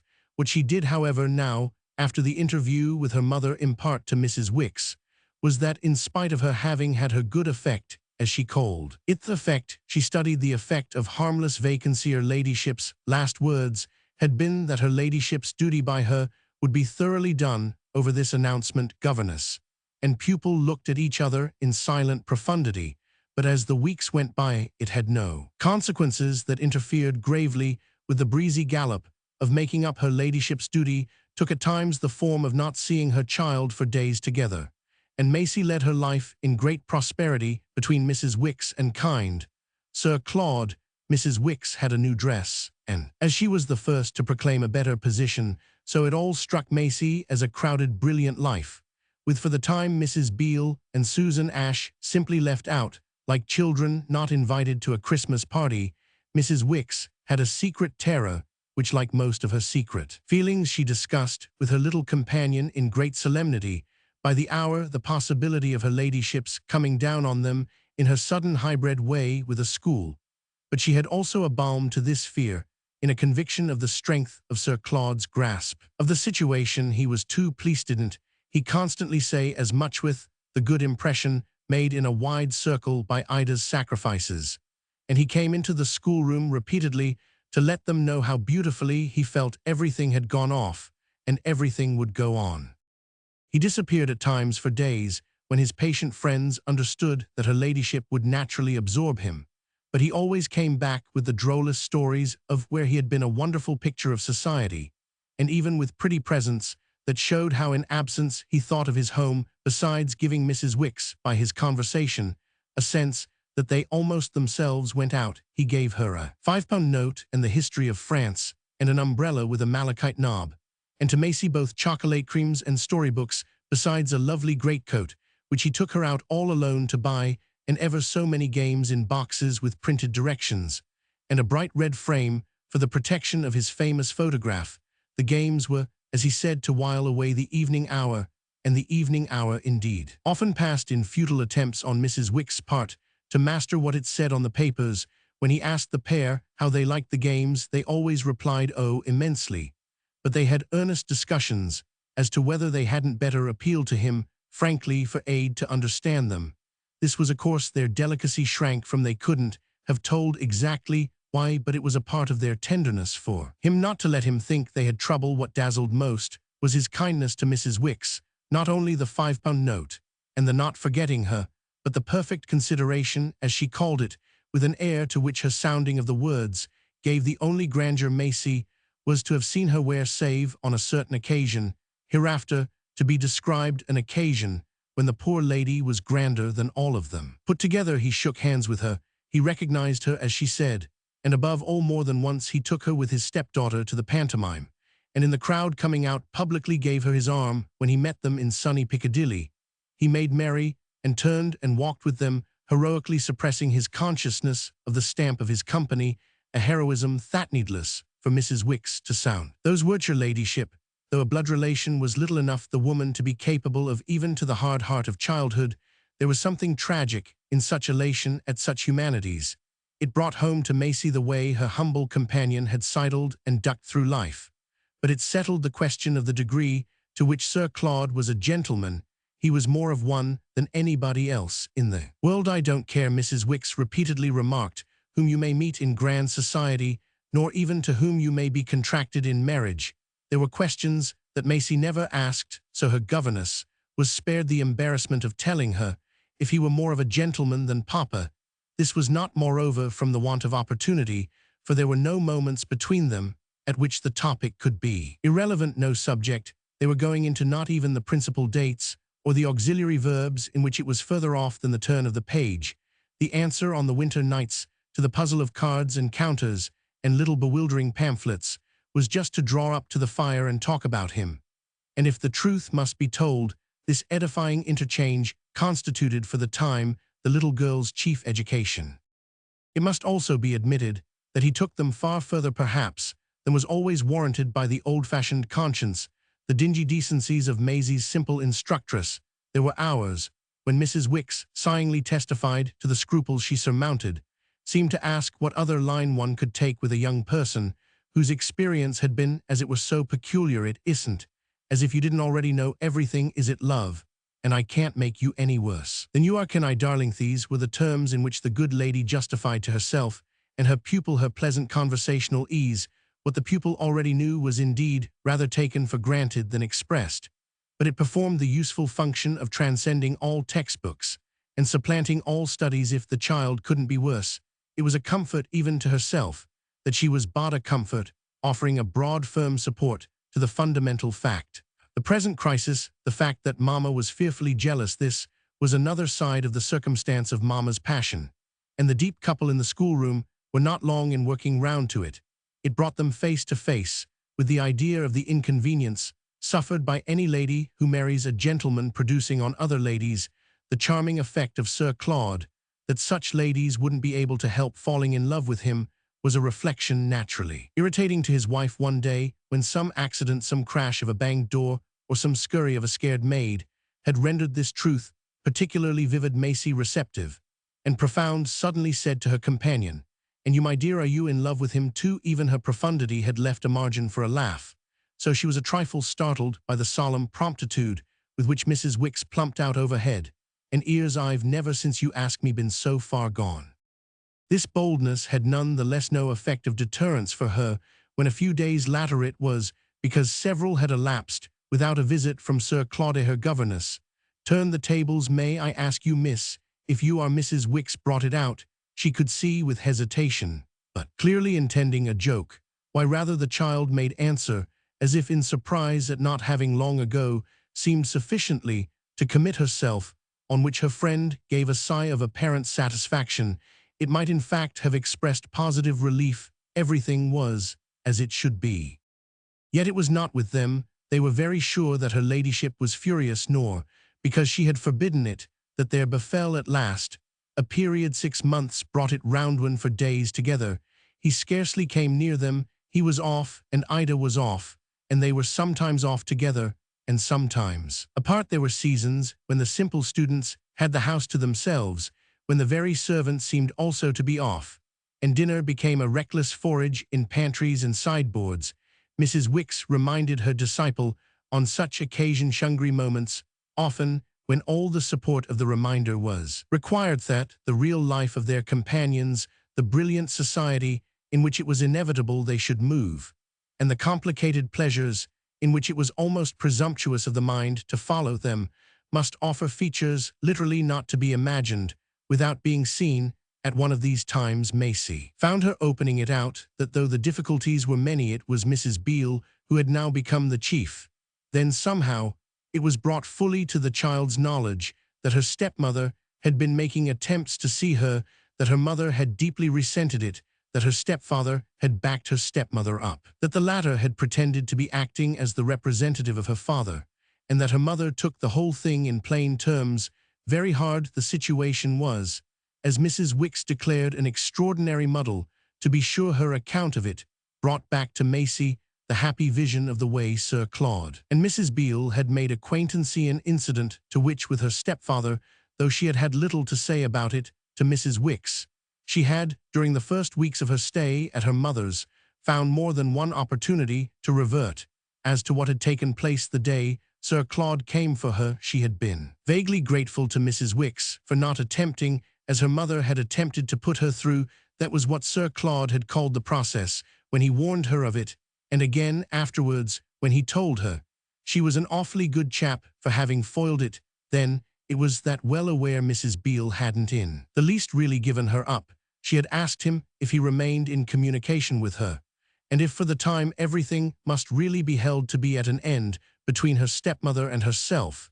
This conversation had occurred in consequence of his one day popping into the schoolroom and finding Maisie alone. Legs. He was smoking a cigarette, and he stood before the fire and looked at the meager appointments of the room in a way that made her rather ashamed of them. Then, before on the subject of Mrs. Beale, he let her draw him, that was another of his words. It was astonishing how many she gathered in. He remarked that really Mama kept them rather low on the question of decorations. Mrs. Wicks had put up a Japanese fan and 2 rather grim texts. She had wished they were gayer, but they were all she happened to have without Sir Claude's photograph. However, the place would have been, as he said, as dull as a cold dinner. He had said as well that there were all sorts of things they ought to have, yet governess and pupil, it had to be admitted, were still divided between discussing the places where any sort of thing would look best, if any sort of thing should ever come, and acknowledging that mutability in the child's career, which was naturally unfavorable to accumulation. She stayed long enough only to miss things, not half long enough to deserve them. The way Sir Claude looked about the schoolroom had made her feel with humility, as if it were not very different from the shabby attic in which she had visited Susan Ash. Then he had said, in abrupt reference to Mrs. Beale, "Do you think she really cares for you?" "Oh, awfully," Maisie had replied. "But I mean, does she love you for yourself, as they call it, don't you know? Is she as fond of you now as Mrs. Wicks?" The child turned it over. "Oh, I am not every bit Mrs. Beale has." Sir Claude seemed much amused at this. "No, you're not every bit she has." He laughed for some moments, but that was an old story to Maisie, who was not too much disconcerted to go on. "But she'll never give me up." "Well, I want either, old boy, so that's not so wonderful, and she's not the only one. But if she's so fond of you, why doesn't she write to you?" "Oh, on account of Mama." This was rudimentary, and she was almost surprised at the simplicity of Sir Claude's question. "I see, that's quite right," he answered. "She might get at you. There are all sorts of ways. But of course, there's Mrs. Wicks." "There's Mrs. Wicks," Maisie lucidly concurred. "Mrs. Wicks can't abide her." Sir Claude seemed interested. "Oh, she can't abide her. Then what does she say about her?" "Nothing at all, because she knows I shouldn't like it." "Isn't it sweet of her?" the child asked. "Certainly rather nice. Mrs. Beale wouldn't hold her tongue for any such thing as that, would she?"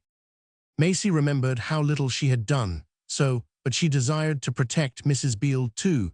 The only protection she could think of, however, was the plea, "Oh, at Papa's, you know they don't mind." At this Sir Claude only smiled. "No, I dare say not. But here we mind, don't we? Take care what we say. I don't suppose it's a matter on which I ought to prejudice you," he went on. "But I think we must on the whole be rather nicer here than at your father's. However, I don't press that, for it's the sort of question on which it's awfully awkward for you to speak. Don't worry at any rate. I assure you I'll back you up." Then, after a moment, and while he smoked, he reverted to Mrs. Beale. "And the child's first inquiry, I am afraid we can't do much for her just now. I haven't seen her since that day, upon my word. I haven't seen her." The next instant, with a laugh, the least bit foolish, the young man slightly colored. He must have felt this profession of innocence to be excessive as addressed to Maisie.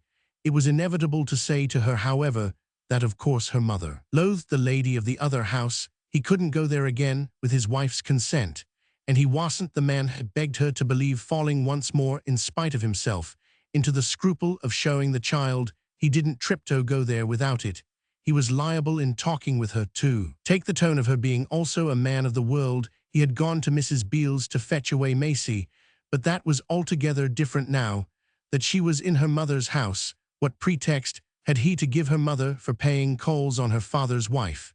And of course, Mrs. Beale couldn't come to Ida, would tear her limb from limb. Maisie, with this talk of pretexts, remembered how much Mrs. Beale had made of her being a good one, and how for such a function it was her fate to be either much depended on or much missed. Sir Claude, moreover, recognized on this occasion that perhaps things would take a turn later on, and he wound up by saying, "I am sure she does sincerely care for Yao. How can she possibly help it? She's very young and very pretty and very clever. I think she's charming. But we must walk very straight. If Yao'll help me, you know I'll help you," he concluded, in the pleasant fraternizing, equalizing, not a bit patronizing way, which made the child ready to go through anything for him, and the beauty of which, as she dimly felt, was that it was so much less a deceitful descent to her years than a real indifference to them. It gave her moments of secret rapture, moments of believing she might help him. Indeed, the only mystification in this was the imposing time of life that her elders spoke of as youth for Sir Claude. Then Mrs. Beale was young, just as for Mrs. Wicks. Sir Claude was one of the merits for which Mrs. Wicks most commended him. What therefore was Maisie herself? And in another relation to the matter, what therefore was Mama? It took her some time to puzzle out, with the aid of an experiment or two, that it wouldn't do to talk about Mama's youth. She even went so far one day, in the presence of that lady's thick color and marked lines, as to wonder if it would occur to anyone but herself to do so yet. If she wasn't young then, she was old. And this threw an odd light on her. Having a husband of a different generation, Mr. Farange was still older. That Maisie perfectly knew, and it brought her in due course to the perception of how much more, since Mrs. Beale was younger than Sir Claude, Papa must be older than Mrs. Beale. Such discoveries were disconcerting, and even a trifle confounding. These persons, it appeared, were not of the age they ought to be. This was somehow particularly the case with Mama, and the fact made her reflect with some relief on her not having gone with Mrs. Wicks into the question of Sir Claude's attachment to his wife. She was conscious that in confining their attention to the state of her ladyship's own affections, they had been controlled. Mrs. Wicks, perhaps in especial by delicacy, and even by embarrassment. The end of her colloquy with her stepfather in the schoolroom was her saying, "Then if we're not to see Mrs. Beale at all, it isn't what she seemed to think when you came for me." He looked rather blank. What did she seem to think? "Why, that I've brought you together." She thought that Sir Claude asked. Maisie was surprised at his already forgetting it. "Just as I had brought Papa and her. Don't you remember she said so?" It came back to Sir Claude in a peal of laughter. "Oh yes, she said so." "And you said so," Maisie lucidly pursued. He recovered with increasing mirth the whole occasion. "And you said so," he retorted, as if they were playing a game. "Then were we all mistaken?" He considered a little. "No, on the whole, not, I dare say.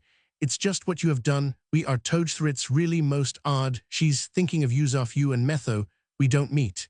And I've no doubt Yao'll find it will be all right when you go back to her." "Am I going back to her?" Maisie brought out with a little gasp, which was like a sudden clutch of the happy present. It appeared to make Sir Claude grave a moment. It might have made him feel the weight of the pledge his action had given. "Oh, some day, I suppose, we've plenty of time. I've such a tremendous lot to make up," Maisie said with a sense of great boldness. "Certainly, and you must make up every hour of it. Oh, I'll see that you do." This was encouraging, and to show cheerfully that she was reassured, she replied, "That's what Mrs. Wicks sees too." "Oh yes," said Sir Claude, "Mrs. Wicks and I are shoulder to shoulder." Maisie took in a little this strong image, after which she exclaimed, "Then I've done it also to you, and her I've brought you together." "Blessed if you haven't," Sir Claude laughed, "and more upon my word than any of the lot. Oh, you've done for us now.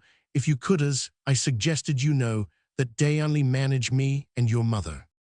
The child wondered, "Bring you and her together?" "You see, we're not toads, or not a bit. But I ought to tell you such things, all the more that you want really do it not, you know, old chap." The young man continued, "Their yowl break down, but it won't matter. Well, rub along. The great thing is that you and I are all right." "We're all right," Maisie echoed devoutly, but the next moment, in the light of what he had just said, she asked, "How shall I ever leave you?" It was as if she must somehow take care of him. His smile did justice to her anxiety. "Oh well, you needn't, it won't come to that." "Do you mean that, when I do go, you'll go with me?" Sir Claude cast about. "Not exactly with you perhaps, but I shall never be far off." "But how do you know where Mama may take you?" He laughed again. "I don't, I confess." Then he had an idea, though something too jocose, "that will be for you to see that she shan't take me too far." "How can I help it?" Maisie inquired in surprise. "Mama doesn't care for me," she said very simply. "Not really, child." As she was, her little long history was in the words, and it was as impossible to contradict her as if she had been venerable. Sir Claude's silence was an admission of this, and still more the tone in which he presently replied, "That won't prevent her from some time or other leaving me with you." "Then we'll live together?" she eagerly demanded. "I'm afraid," said Sir Claude, smiling, "that will be Mrs. Beale's real chance." Her eagerness just slightly dropped at this. She remembered Mrs. Wicks's pronouncement that it was all an extraordinary muddle to take me again. "Well, can't you come to see me there?" "Oh, I dare say." Though there were parts of childhood Maisie had lost, she had all childhood's preference for the particular promise. "Then you will come, I'll come often, won't you?" she insisted, while at the moment she spoke the door opened for the return of Mrs. Wicks. Sir Claude hereupon, instead of replying, gave her a look which left her silent and embarrassed.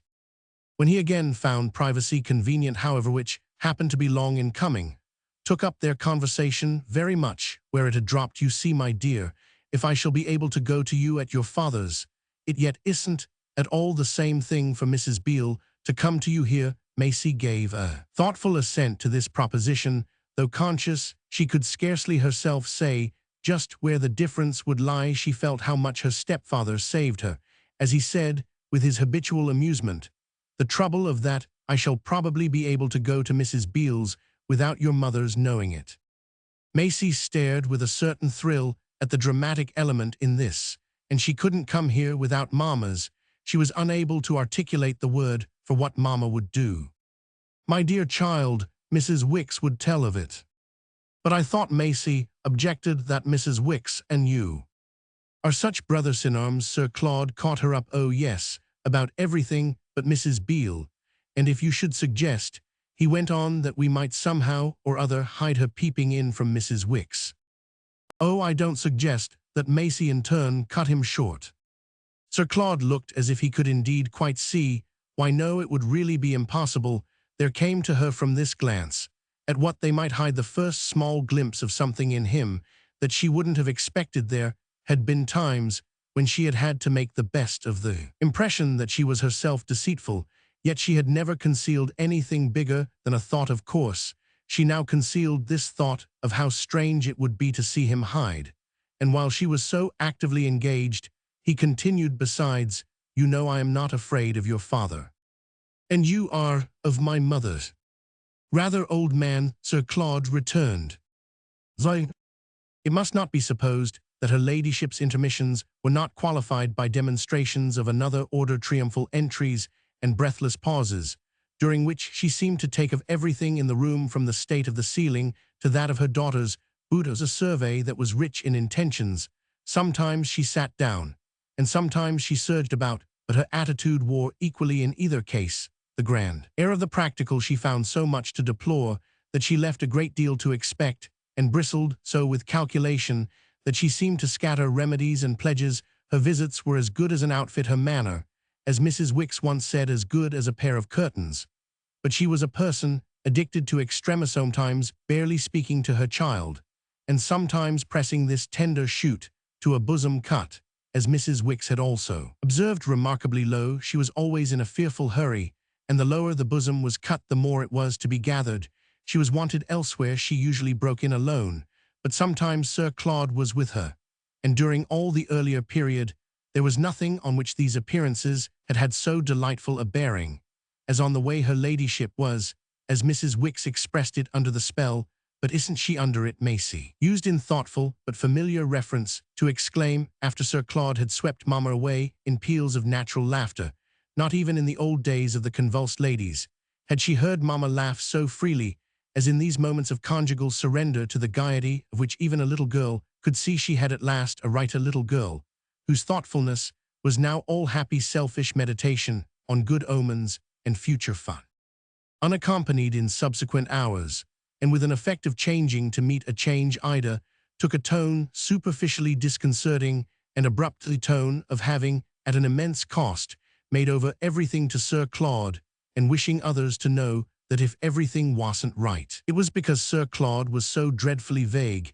He has made from the first such a row about you, she said on one occasion to Maisie, that I've told him to do for you himself, and try how he likes itsy. I've washed my hands of you, I've made you over to him, and if you're discontented it's on him. Please y'all come down, so don't haul poor me up. I assure you I've worries enough. One of these visibly was that the spell rejoiced in by the schoolroom fire was already in danger of breaking. Another was that she was finally forced to make no secret of her husband's unfitness for real responsibilities. The day came indeed when her breathless auditors learnt from her in bewilderment that what ailed him was that he was, alas, simply not serious. Maisie wept on Mrs. Wicks's bosom after hearing that Sir Claude was a butterfly, considering moreover that her governess but half patched it up in coming out at various moments the next few days with the opinion that it was proper to his station to be careless and free, that had been proper to everyone's station that she had yet encountered. Say, poor Mrs. Wicks's own and the particular merit of Sir Claude had seemed precisely that he was different from everyone. She talked with him, however, as time went on, very freely about her mother being with him in this relation, wholly without the fear that had kept her silent before her father, the fear of bearing tales and making bad things worse. He appeared to accept the idea that he had taken her over and made her, as he said, his particular lark. He quite agreed also that he was an awful fraud and an idle beast and a sorry dunce, and he never said a word to her against her mother, only remained dumb and discouraged in the face of her ladyship's own overtopping earnestness. There were occasions when he even spoke as if he had wrenched his little charge from the arms of a parent who had fought for her tooth and nail. This was the very moral of a scene that flashed into vividness one day when the four happened to meet without company in the drawing-room, and Maisie found herself clutched to her mother's breast, and passionately sobbed and shrieked over, made the subject of a demonstration evidently sequent to some sharp passage, just enacted the connection required, that, while she almost cradled the child in her arms, Ida should speak of her as hideously, as fatally estranged, and should rail at Sir Claude as the cruel author of the outrage. He has taken you from me, she cried, he has set you against me, and you've been won away, and your horrid little mind has been poisoned. You've gone over to him, you've given yourself up to side against me and hate me. You never open your mouth to me, you know you don't, and you chatter to him like a dozen magpies. Don't lie about it, I hear you all over the place. You hang about him in a way that's barely descend, can do what he likes with you. Well, then, let him to his heart's content. He has been in such a hurry to take you that, well, see if it suits him to keep you. I'm very good to break my heart about it when you've no more feeling for me than a clammy little fish, she suddenly thrust the child away, and as a disgusted admission of failure, sent her flying across the room into the arms of Mrs. Wicks, whom at this moment, and even in the whirl of her transit, Maisie saw very red exchange a quick, queer look with Sir Claude. The impression of the look remained with her, confronting her with such a critical little view of her mother's explosion that she felt the less ashamed of herself for incurring the reproach with which she had been cast off. Her father had once called her a heartless little beast, and now, though decidedly scared, she was as stiff and cold as if the description had been just. She was not even frightened enough to cry, which would have been a tribute to her mother's wrongs. She was only more than anything else curious about the opinion mutely expressed by their companions, taking the earliest opportunity to question Mrs. Wicks on this subject. She elicited the remarkable reply, "Well, my dear, it's her ladyship's game, and we must just hold on like grim death." Maisie could interpret at her leisure these ominous words. Her reflections, indeed, at this moment thickened apace, and one of them made her sure that her governess had conversations private, earnest, and not infrequent with her denounced stepfather. She perceived in the light of a second episode that something beyond her knowledge had taken place in the house. The things beyond her knowledge, numerous enough in truth, had not hitherto, she believed, been the things that had been nearest to her. She had even had in the past a small smug conviction that in the domestic labyrinth she always kept the clue. This time too, however, she at last found out with the discreet aid, it had to be confessed, of Mrs. Wicks. Sir Claude's own assistance was abruptly taken from her, for his comment on her ladyship's game was to start on the spot, quite alone for Paris, evidently because he wished to show a spirit when accused of bad behavior he might be fond of. His stepdaughter, Maisie felt, without wishing her to be after all, thrust on him in such a way. His absence, therefore, it was clear, was a protest against the thrusting. It was while this absence lasted that our young lady finally discovered what had happened in the house to be that her mother was no longer in love. The limit of a passion for Sir Claude had certainly been reached. She judged some time before the day on which her ladyship burst suddenly into the schoolroom to introduce Mr. Perriam, who, as she announced from the doorway to Maisie, wouldn't believe his ears that one had a great hoyden of a daughter. Mr. Perriam was short and massive. Mrs. Wicks remarked afterwards that he was too fat for the pace, and it would have been difficult to say of him whether his head were more bald or his black mustache more bushy. He seemed also to have mustaches over his eyes, which, however, by no means prevented these polished little globes from rolling round the room as if they had been billiard balls impelled by Ida's celebrated stroke. Mr. Perriam wore on the hand that pulled his mustache a diamond of dazzling luster, in consequence of which, and of his general weight and mystery, our young lady observed on his departure that if he had only had a turban, he would have been quite her idea of a heathen Turk. "He's quite my idea," Mrs. Wicks replied, "of a heathen Jew." "Well, I mean," said Maisie, "of a person who comes from the East." "That's where he must come from." Her governess, opined, "comes from the city." In a moment she added, as if she knew all about him, "He's one of those people who have lately broken out. He'll be immensely rich." "On the death of his papa?" the child interestedly enquired.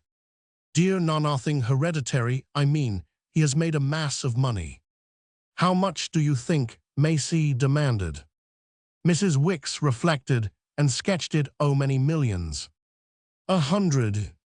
Mrs. Wicks was not sure of the number, but there were enough of them to have seemed to warm up for the time the penury of the schoolroom, to linger there as an afterglow of the hot, heavy light. Mr. Perriam sensibly shed this was also, no doubt, on his part, an effect of that enjoyment of life with which among her elders Maisie had been in contact from her earliest years, the sign of happy maturity, the old familiar note of overflowing cheer. "How d'ye do, Mom? How d'ye do, little miss?" She laughed and nodded at the gaping figures. "She has brought me up for a peep. It's true, I wouldn't take you on trust. She's always talking about you, but she'd never produce you. So today I challenged her on the spot." "Well, you ain't a myth, my dear," I backed down on that. The visitor went on to Maisie, "Nor you either, miss, though you might be, to be sure.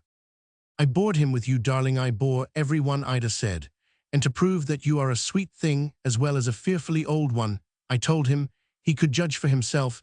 So now he sees that you're a dreadful bouncing business, and that your poor old mummy's at least 60. And her ladyship smiled at Mr. Perriam with the charm that her daughter had heard imputed to her at Papa's by the merry gentleman who had so often wished to get from him what they called a rise her manner at that instant, gave the child a glimpse more vivid than any yet enjoyed of the attraction that Papa, in remarkable language, always denied she could put forth.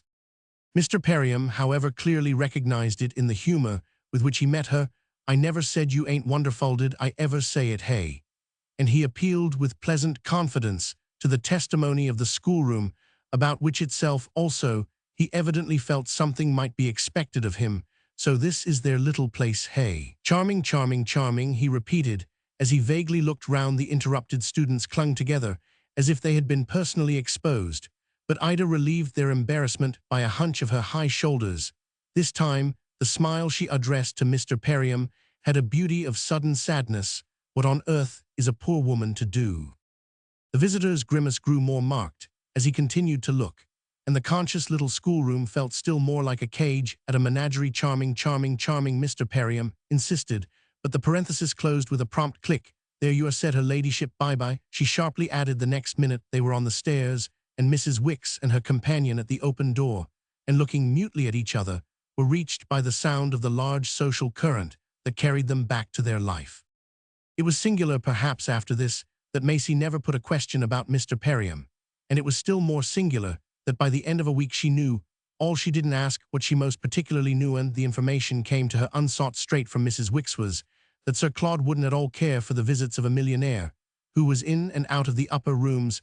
How little he would care was proved by the fact that under the sense of them, Mrs. Wicks' discretion broke down. Altogether, she was capable of a transfer of allegiance, capable at the altar of propriety of a desperate sacrifice of her ladyship. As against Mrs. Beale, she more than once intimated she had been willing to do the best for her, but as against Sir Claude, she could do nothing for her at all. It was extraordinary the number of things that still without a question Maisie knew. By the time her stepfather came back from Paris, bringing her a splendid apparatus for painting in watercolors, and bringing Mrs. Wicks, by a lapse of memory that would have been droll if it had not been a trifle disconcerting, a second, and even a more elegant umbrella. He had forgotten all about the first, with which, buried in as many wrappers as a mummy of the pharaohs, she wouldn't for the world have done anything so profane as use it. Maisie knew above all that though she was now, by what she called an informal understanding on Sir Claude's side, she had yet not uttered a word to him about Mr. Perriam. The gentleman became therefore a kind of flourishing public secret, out of the depths of which governess and pupil looked at each other portentously. From the time their friend was restored to them, he was restored in great abundance, and it was marked that though he appeared to have felt the need to take a stand against the risk of being too roughly saddled with the offspring of others, he at this period exposed himself more than ever before to the presumption of having created expectations. If it had become now, for that matter, a question of sides, there was at least a certain amount of evidence as to where they all were. Maisie, of course, in such a delicate position, was on nobody's, but Sir Claude had all the air of being on hers. If therefore Mrs. Wicks was on Sir Claude's, her ladyship on Mr. Perriam's, and Mr. Perriam presumably on her ladyship's, this left only Mrs. Beale and Mr. Farange to account for. Mrs. Beale clearly was like Sir Claude on Maisie's, and Papa, it was to be supposed, on Mrs. Beale's. Here, indeed, was a slight ambiguity, as Papa's being on Mrs. Beale's didn't somehow seem to place him quite on his daughter's. It sounded as this young lady thought it over very much like Puss in the Corner, and she could only wonder if the distribution of parties would lead to a rushing to and fro and a changing of places. She was in the presence, she felt, of restless change. Wasn't it restless enough that her mother and her stepfather should already be on different sides? That was the great thing that had domestically happened. Mrs. Wicks, besides, had turned another face. She had never been exactly gay, but her gravity was now an attitude as public as a posted placard. She seemed to sit in her new dress and brood over her lost delicacy, which had become almost as doleful a memory as that of poor Clara Matilda. "It is hard for him," she often said to her companion, and it was surprising how competent on this point Maisie was conscious of being to agree with her hard. As it was, however, Sir Claude had never shown to greater advantage than in the gallant, generous, sociable way. He carried it off a way that drew from Mrs. Wicks 100 expressions of relief at his not having suffered it to embitter him. It threw him more and more at last into the schoolroom, where he had plainly begun to recognize that if he was to have the credit of perverting the innocent child, he might also at least have the amusement he never came into the place without. Telling its occupants that they were the nicest people in the house, a remark which always led them to say to each other Mr. Perriam as loud as ever compressed lips and enlarged eyes could make them articulate. He caused Maisie to remember what she had said to Mrs. Beale about his having the nature of a good nurse, and rather more than she intended before Mrs. Wicks, to bring the whole thing out by once remarking to him that none of her good nurses had smoked quite so much in the nursery. This had no more effect than it was meant to on his cigarettes. He was always smoking, but always declaring that it was death to him not to lead a domestic life. He led one after all in the schoolroom, and there were hours of late evening, when she had gone to bed, that Maisie knew he sat there talking with Mrs. Wicks of how to meet his difficulties. His consideration for this unfortunate woman, even in the midst of them, continued to show him as the perfect gentleman, and lifted the subject of his courtesy into an upper air of beatitude, in which her very pride had the hush of anxiety. He leans on me, she only announced from time to time, and she was more surprised than amused when later on she accidentally found she had given her pupil the impression of a support literally supplied by her person. This glimpse of a misconception led her to be explicito put before the child with an air of mourning. Indeed, for such a stoop to the common, that what they talked about in the small hours, as they said, was the question of his taking right hold of life. The life she wanted him to take right hold of was the public, she being, I hasten to add in this connection, not the mistress of his fate, but only Mrs. Wicks herself. She had phrases about him that were full of easy understanding, yet full of morality. He's a wonderful nature, but he can't live like the lilies. He's all right, you know, but he must have a high interest. She had more than once remarked that his affairs were sadly involved, but that they must get him Maisie and she together apparently into Parliament. The child took it from her with a flutter of importance. That Parliament was his natural sphere, and she was the less prepared to recognize a hindrance, as she had never heard of any affairs whatever that were not involved. She had in the old days once been told by Mrs. Beale that her very own were, and with the refreshment of knowing that she had affairs. The information hadn't in the least overwhelmed her. It was true, and perhaps a little alarming, that she had never heard of any such matters. Since then, full of charm at any rate, was the prospect of some day getting Sir Claude in, especially after Mrs. Wicks, as the fruit of more midnight colloquies. Once went so far as to observe that she really believed it was all that was wanted to save him. This critic, with these words, struck her disciple as cropping up after the manner of Mamma, when Mamma talked quite in a new place. The child stared, as at the jump of a kangaroo. Save him from what? Mrs. Wicks debated, then covered a still greater distance. Why, just from awful misery. Roman 12. She had not at the moment explained her ominous speech, but the light of remarkable events soon enabled her companion to read it. It may indeed be said that these days brought on a high quickening of Maisie's direct perceptions of her sense of freedom to make out things for herself. This was helped by an emotion intrinsically far from sweet, increase of the alarm that had most haunted her meditations. She had no need to be told, as on the morrow of the revelation of Sir Claude's danger, she was told by Mrs. Wicks that her mother wanted more and more to know why the devil her father didn't send for her.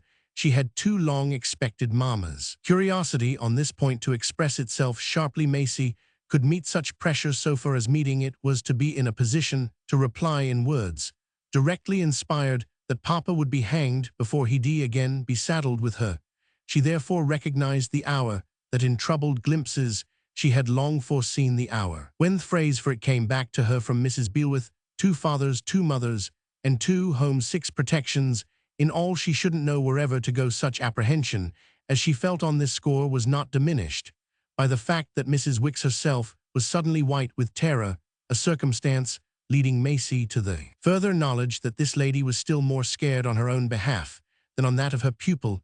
A governess who had only 1 frock was not likely to have either 2 fathers or 2 mothers. Accordingly, if even with these resources Maisie was to be in the streets where in the name of all that was dreadful was poor. Mrs. Wicks to be she had had it appeared a tremendous brush with Ida, which had begun and ended with the request that she would be pleased on the spot to bundle. It had come suddenly, but completely, this signal of which she had gone in fear. The companions confessed to each other the dread each had hidden the worst of. But Mrs. Wicks was better off than Maisie in having a plan of defense. She declined, indeed, to communicate it till it was quite mature, but meanwhile she hastened to declare her feet were firm in the schoolroom. They could only be loosened by force. She would leave for the police perhaps, but she wouldn't leave for mere outrage. That would be to play her ladyship's game, and it would take another turn of the screw to make her desert her darling. Her ladyship had come down with extraordinary violence.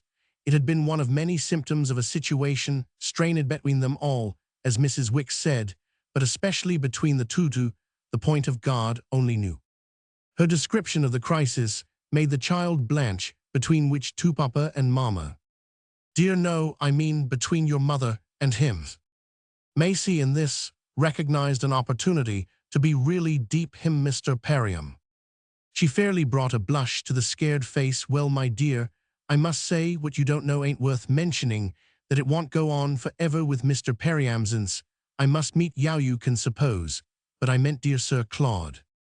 Maisie stood corrected, rather than abashed. I see, but it's about Mr. Perriam he's angry. Mrs. Wicks waited. He says he's not angry, he has told you so. Mrs. Wicks looked at her hard. Not about him. Then about someone else. Mrs. Wicks looked at her harder. About someone else. Lord Eric, the child promptly brought forth. At this of a sudden her governess was more agitated. Oh, why, little unfortunate, should we discuss their dreadful names? And she threw herself for the millionth time on Maisie's neck. It took her pupil but a moment to feel that she quivered with insecurity, and the contact of her terror aiding the pair in another instant, were sobbing in each other's arms. Then it was that, completely relaxed, demoralized, as she had never been, Mrs. Wicks suffered her wound to bleed, and her resentment to gush. Her great bitterness was that Ida had called her false, denounced her hypocrisy, and duplicity, reviled her spying, and tattling her lying and groveling to Sir Claude. Mimi, the poor woman wailed, have seen what I've seen, and gone through everything only to cover her up and ease her off, and smooth her down. If I've been an hypocrite, it's the other way round. I've pretended to him, and to her, to myself, and to you, and to everyone not to see. It serves me right to have held my tongue before such horrors. What horrors they were! Her companion forbore too closely to enquire, showing even signs, not a few, of an ability to take them for granted, that put the couple more than ever in this troubled sea in the same boat, so that with the consciousness of ideas on the part of her fellow mariner, Maisie could sit close and wait. Sir Claude on the morrow came in to tea, and then the ideas were produced. It was extraordinary how the child's presence drew out their full strength. The principal one was startling, but Maisie appreciated the courage with which her governess handled it. It simply consisted of the proposal that whenever and wherever they should seek refuge, Sir Claude should consent to share their asylum, on his protesting with all the warmth in nature against this note of secession. She asked what else in the world was left to them if her ladyship should stop supplies.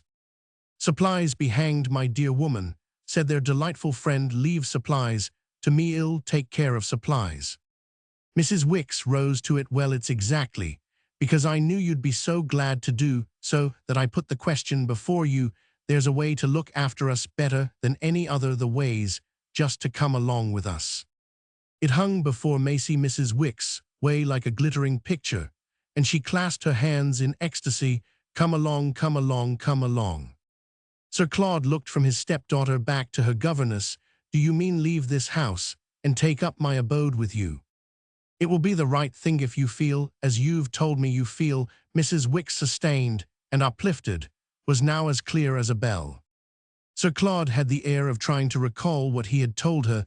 Then the light broke, that was always breaking to make his face more pleasant. It's your happy thought that I shall take a house for you. For the wretched homeless child, any roof over our heads will do for us, but of course for you it will have to be something really nice. Sir Claude's eyes reverted to Maisie, rather hard as she thought, and there was a shade in his very smile that seemed to show her, though she also felt it didn't show Mrs. Wicks, that the accommodation prescribed must loom to him pretty large the next moment. However, he laughed gaily enough. "My dear lady, you exaggerate tremendously my poor little needs," Mrs. Wicks had once mentioned to her young friend that when Sir Claude called her his dear lady, he could do anything with her, and Maisie felt a certain anxiety to see what he would do now. Well, he only addressed her a remark, of which the child herself was aware of, feeling the force. "Your plan appeals to me immensely, but of course, don't you see, I shall have to consider the position I put myself in by leaving my wife." "You'll also have to remember," Mrs. Wicks replied, "that if you don't look out, your wife won't give you time to consider. Her ladyship will leave you." "Oh, my good friend, I do look out," the young man returned, while Maisie helped herself afresh to bread and butter. "Of course, if that happens, I shall have somehow to turn round. But I hope with all my heart it won't. I beg your pardon," he continued to his stepdaughter, "for appearing to discuss that sort of possibility under your sharp little nose. But the fact is I forget half the time that Ida's your sainted mother." "So do I," said Maisie, her mouth full of bread and butter, and to put him the more in the right. Her protectress at this was upon her again, the little desolate precious pet. For the rest of the conversation she was enclosed in Mrs. Wicks's arms, and as they sat there interlocked, Sir Claude before them with his teacup looked down at them in deepening thought, shrink together as they might. They couldn't help, Maisie felt, being a very large lumpish image of what Mrs. Wicks required of his slim fineness. She knew, moreover, that this lady didn't make it better by adding in a moment, "Of course, we shouldn't dream of a whole house. Any sort of little lodging, however humble, would be only too blessed. But it would have to be something that would hold us all," said Sir Claude. "Oh yes," Mrs. Wicks concurred, "the whole point's our being together while you're waiting before you act for her ladyship to take some step. Our position here will come to an impossible pass. You don't know what I went through with her for you yesterday and for our poor darling. But it's not a thing I can promise you often to face again. She cast me out in horrible language, has instructed the servants not to wait on me." "Oh, the poor servants are all right," Sir Claude eagerly cried. "They're certainly better than their mistress. It's too dreadful that I should sit here and say of your wife, Sir Claude, and of Maisie's own mother, that she's lower than a domestic, but my being betrayed into such remarks is just a reason the more for our getting away. I shall stay till I'm taken by the shoulders, but that may happen any day. What also may perfectly happen, you must permit me to repeat, is that Shell go off to get rid of us." "Oh, if Shell only do that," Sir Claude laughed, "that would be the very making of us." Don't say it," Mrs. Wicks pleaded. "Don't speak of anything so fatal. You know what I mean. We must all cling to the right. You mustn't be bad." Sir Claude set down his teacup. He had become more grave, and he pensively wiped his mustache. "Want all the world say I am awful if I leave the house before she has bolted. They'll say it was my doing, so that made her bolt." Maisie could grasp the force of this reasoning, but it offered no check to Mrs. Wicks. "Why need you mind that if you've done it for so high a motive? Think of the beauty of it," the good lady pressed. "Of bolting with you," Sir Claude ejaculated. She faintly smiled, even faintly colored. "So far from doing you harm, it will do you the highest good, Sir Claude. If you'll listen to me, it will save you." "Save me from what?" Maisie at this question waited with renewed suspense for an answer that would bring the thing to some finer point than their companion had brought it to before, but there was, on the contrary, only more mystification in Mrs. Wicks' reply. "Ah, from you know what? Do you mean from some other woman?" "Yes, from a real bad one." Sir Claude, at least the child could see, was not mystified, so little indeed that a smile of intelligence broke afresh in his eyes. He turned them in vague discomfort to Maisie, and then something in the way she met them caused him to chuck her playfully under the chin. It was not till after this that he good-naturedly met Mrs. Wicks. "You think me much worse than I am." "If that were true," she returned, "I wouldn't appeal to you. I do, Sir Claude, in the name of all that's good in Yondo, so earnestly. We can help each other. What you'll do for our young friend here, I needn't say. That isn't even what I want to speak of now. What I want to speak of is what you'll get, don't you see, from such an opportunity to take hold of us, take hold of her, make her your due, to make her your life shall repay you 1,000-fold." It was to Mrs. Wicks, during this appeal, that Maisie's contemplation transferred itself, partly because, though her heart was in her throat for trepidation, Her delicacy deterred her from appearing herself, to press the question partly from the coercion of seeing Mrs. Wicks come out, as Mrs. Wicks had never come before, not even on the day of her call at Mrs. Beale's. With the news of Mamma's marriage on that day, Mrs. Beale had surpassed her in dignity, but nobody could have surpassed her now. There was in fact at this moment a fascination for her pupil in the hint she seemed to give, that she had still more of that surprise behind, so the sharpened sense of spectatorship was the child's main support, the long habit from the first of seeing herself in discussion and finding in the fury of itch had had a glimpse of the game of football, a sort of compensation for the doom of a peculiar passivity. It gave her often an odd air of being present at her history in as separate a manner as if she could only get at experience by flattening her nose against a pane of glass. Such, she felt to be the application of her nose, while she waited for the effect of Mrs. Wicks's eloquence. Sir Claude, however, didn't keep her long in a position so ungraceful. He sat down and opened his arms to her, as he had done the day he came for her at her father's, and while he held her there looking at her kindly, but as if their companion had brought the blood a good deal to his face, he said, "Dear Mrs. Wicks is magnificent, but she's rather too grand about it. I mean, the situation isn't, after all, quite so desperate or quite so simple. But I give you my word before her, and I give it to her before you, that I'll never, never forsake you. Do you hear, that old fellow? And do you take it in? I'll stick to you through everything." Maisie did take it, and took it with a long tremor of all her little being, and then, as to emphasize it, he drew her closer. She buried her head on his shoulder and cried without sound, and without pain. While she was so engaged, she became aware that his own breast was agitated, and gathered from it with rapture that his tears were as silently flowing. Presently, she heard a loud sob from Mrs. Wicks. Mrs. Wicks was the only one who made a noise. She was to have made for some time none other, but this, though within a few days in conversation with her pupil, she described her intercourse with Ida as little better than the state of being battered. There was as yet nevertheless no attempt to eject her by force, and she recognized that Sir Claude, taking such a stand as never before, had intervened with passion, and with success, as Maisie remembered, and remembered wholly without disdain, that he had told her he was afraid of her ladyship.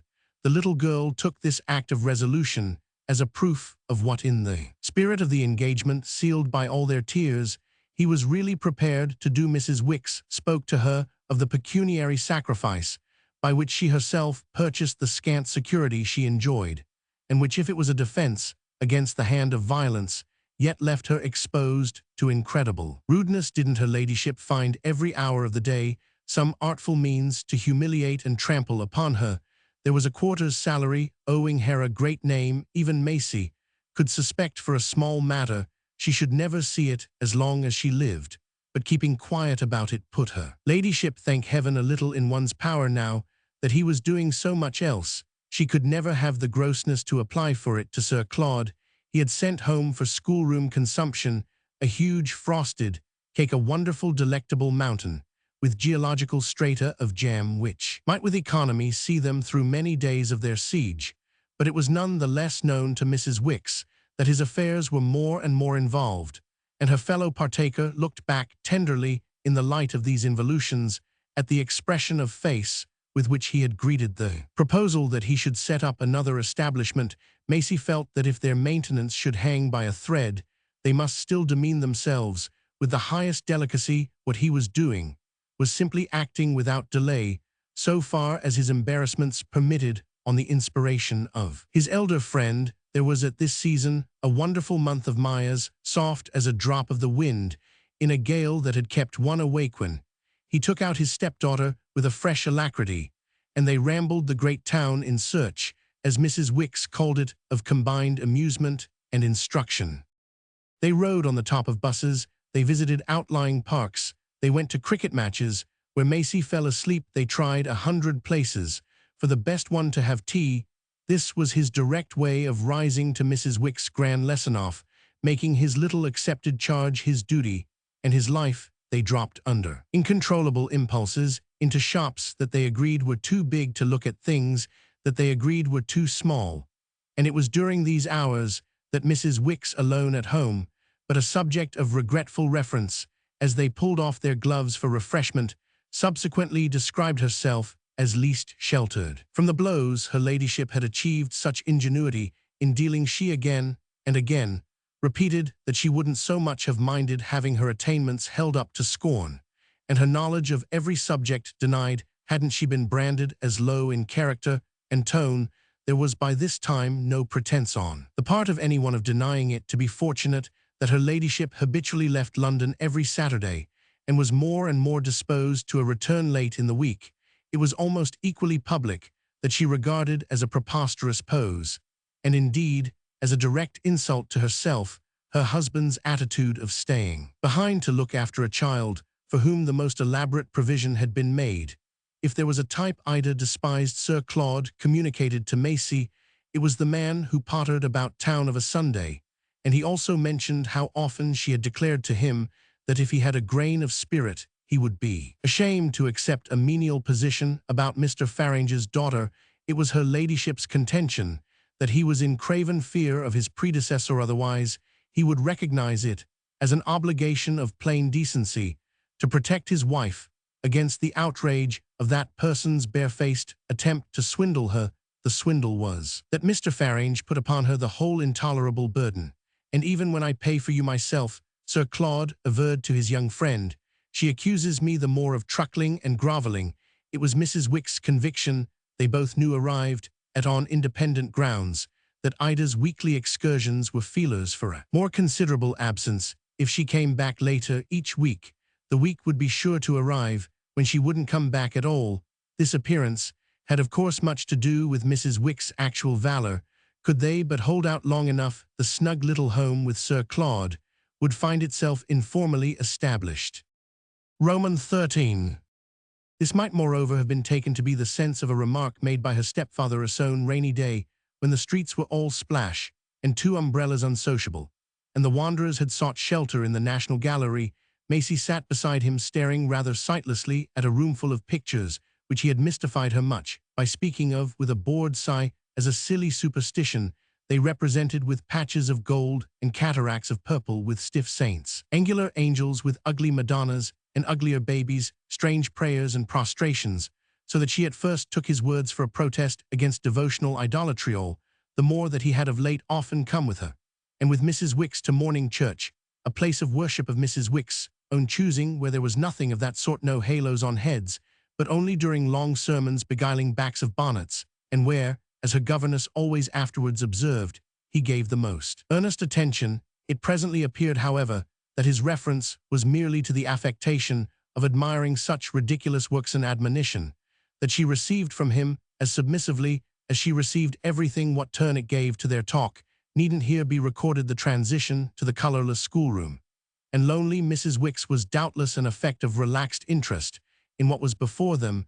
Maisie expressed in her own way the truth that she never went home nowadays without expecting to find the temple of her studies empty, and the poor priestess cast out. This conveyed a full appreciation of her peril, and it was in rejoinder that Sir Claude uttered, acknowledging the source of that peril, the reassurance at which I have glanced. Don't be afraid, my dear, I've squared her.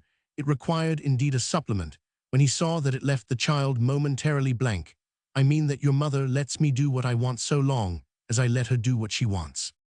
So you are doing what you want? Maisie asked. Rather, Miss Farange. Miss Farange turned it over, and she's doing the same. Up to the hilt. Again she considered. Then please, what may it be?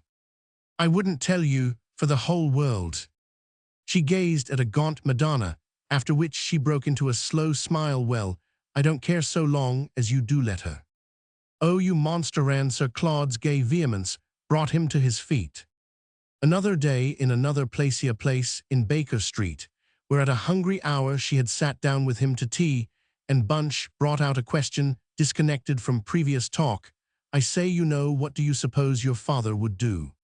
Maisie hadn't long to cast about, or to question his pleasant eyes. If you were really to go with us, he'd make a great complaint. He seemed amused at the term she employed. Oh, I shouldn't mind a complaint. He'd talk to everyone about it, said Maisie. Well, I shouldn't mind that either. Of course not, the child hastened to respond. You've told me you're not afraid of him. The question is, are you, said Sir Claude. Maisie candidly considered, then she spoke resolutely. No, not of Papa. But of somebody else. Certainly, of lots of people. Of your mother first and foremost, of course. Dear, yes, more of Mama than often of. Then of what? Sir Claude asked, as she hesitated for a comparison. She thought over all objects of dread, then of a wild elephant, she at last declared. And you are too, she reminded him as he laughed. Oh yes, I am too. Again she meditated. Why then did you marry her? Just because I was afraid. Even when she loved you. That made her the more alarming. For Maisie herself, though her companions seemed to find it droll, this opened up depths of gravity more alarming than she is now. Well, in a different way, fear, unfortunately, is a very big thing, and there's a great variety of kinds. She took this in with complete intelligence. Then I think I've got them all. You, her friend, cried. Nonsense, you're a thoroughly game. I am awfully afraid of Mrs. Beale, Maisie objected. He raised his smooth brows. That charming woman. Well, she answered, you can't understand it, because you're not in the same state. She had been going on with a luminous, but when across the table he laid his hand on her arm, I can understand it, he confessed. I am in the same state. Oh, but she likes you so, Maisie promptly pleaded. Sir Claude literally colored. That has something to do with it. Maisie wondered again, being liked with being afraid. Yes, when it amounts to adoration. Then why aren't you afraid of me? Because with you it amounts to that. He had kept his hand on her arm. Well, what prevents is simply that you're the gentlest spirit on earth. Besides, he pursued, but he came to a pause. Besides, I should be in fear if you were older. There, see, you already make me talk nonsense. The young man added. The questions about your father. Is he likewise afraid of Mrs. Beale? I think not, and yet he loves her, Maisie mused. Oh no, doesn't, not a bit. After which, as his companion stared, Sir Claude apparently felt that he must make this oddity fit with her recollections. There's nothing of that sort now. But Maisie only stared the more. They've changed. Like your mother and me. She wondered how he knew. Then you've seen Mrs. Beale again? He demurred. Oh no, she has written to me. He presently subjoined. She's not afraid of your father either, no one at all, Israeli. Then he went on, while Maisie's little mind, with its filial spring too, relaxed from of old, for a pang at this want of parental majesty, speculated on the vague relation between Mrs. Beale's courage and the question for Mrs. Wicks and herself of a neat lodging with their friend. She wouldn't care a bit if Mr. Farring should make a row. Do you mean about you and me and Mrs. Wicks? Why should she care? It wouldn't hurt her. Sir Claude, with his legs out and his hand diving into his trousers pocket, threw back his head with a laugh just perceptibly tempered, as she thought by a sigh. My dear stepchild, you're a delightful. Look here, we must pay. You've had 5 buns. How can you? Maisie demanded, crimson under the eye of the young woman who had stepped to their board. I've had 3. Shortly after this, Mrs. Wicks looked so ill that it was to be feared her ladyship had treated her to some unexampled passage. Maisie asked if anything worse than usual had occurred, whereupon the poor woman brought out with infinite gloom, he has been seeing Mrs. Beale. Sir Claude, the child, remembered what he had said. Oh, not seeing her. I beg your pardon, I absolutely know it. Mrs. Wicks was as positive as she was dismal. Maisie nevertheless ventured to challenge her. And how, please, do you know it? She faltered a moment from herself. I've been to see her. Then, on Maisie's visible surprise, I went yesterday while you were out with him. He has seen her repeatedly. It was not wholly clear to Maisie why Mrs. Wicks should be prostrate at this discovery, but her general consciousness of the way things could be both perpetrated and resented always eased off for her the strain of the particular mystery. There may be some mistake, he says he hasn't. Mrs. Wicks turned paler, as if this were a still deeper ground for alarm. He says so, denies that he has seen her. He told me so 3 days ago. Perhaps she's mistaken, Maisie suggested. Do you mean perhaps she lies whenever it suits her? I am very sure. But I know when people lie, and that's what I've loved in you, that you never do. Mrs. Beale didn't yesterday, at any rate. He has seen her. Maisie was silent a little. He says, not she then repeated, perhaps. Once more she paused. Do you mean perhaps he lies? Gracious goodness, no, Maisie shouted. Mrs. Wick's bitterness, however, again overflowed. He does, she cried. And it's that's just the worst of it. They'll take you, and what in the world will then become of me? She threw herself afresh upon her pupil, and wept over her, with the inevitable effect of causing the child's own tears to flow. But Maisie couldn't have told you if she had been crying at the image of their separation, or at that of Sir Claude's untruth. As regards this deviation, it was agreed between them that they were not in a position to bring it home to him. Mrs. Wicks was in dread of doing anything to make him, as she said, worse, and Maisie was sufficiently initiated to be able to reflect that in speaking to her, as he had done, he had only wished to be tender of Mrs. Beale. It fell in with all her inclinations to think of him as tender, and she forbore to let him know that the two ladies had, as she would never do, betrayed him. She had not long to keep her secret, for the next day, when she went out with him, he suddenly said, in reference to some errand he had first proposed, "No, we won't do that, we'll do something else." On this, a few steps from the door, he stopped a hansom and helped her in. Then, following her, he gave the driver over the top an address that she lost. When he was seated beside her, she asked him where they were going, to which he replied, "My dear child, you'll see." She saw while she watched, and wondered that they took the direction of the Regent's Park. But she didn't know why he should make a mystery of that, and it was not till they passed under a pretty arch and drew up at a white house in a terrace, from which the view she thought must be lovely, that, mystified, she clutched him and broke out, "I shall see Papa." He looked down at her with a kind smile. "No, probably not. I haven't brought you for that." "Then whose house is it?" "It's your father's. They've moved here." She looked about. She had known Mr. Farange in 4 or 5 houses, and there was nothing astonishing in this, except that it was the nicest place yet. "But I shall see Mrs. Beale." "It's to see her that I brought you." She stared very white, and with her hand on his arm, though they had stopped, kept him sitting in the cab. "To leave me, do you mean?" He could scarce bring it out. "It's not for me to say if you can stay. We must look into it. But if I do, I shall see Papa." "Oh, some time or other, no doubt." Then Sir Claude went on, "Have you really so very great a dread of that?" Maisie glanced away over the apron of the cab, gazed a minute at the green expanse of the Regent's Park, and at this moment, colouring to the roots of her hair, felt the full hot rush of an emotion more mature than any she had yet known. It consisted of an odd, unexpected shame at placing in an inferior light to so perfect a gentleman and so charming a person as Sir Claude, so very near a relative as Mr. Farange. She remembered, however, her friends telling her that no one was seriously afraid of her father, and she turned round with a small toss of her head. "Oh, I dare say I can manage him." Sir Claude smiled, but she noted that the violence with which she had just changed colour had brought into his own face a slight compunctious and embarrassed flush. It was as if he had caught his first glimpse of her sense of responsibility.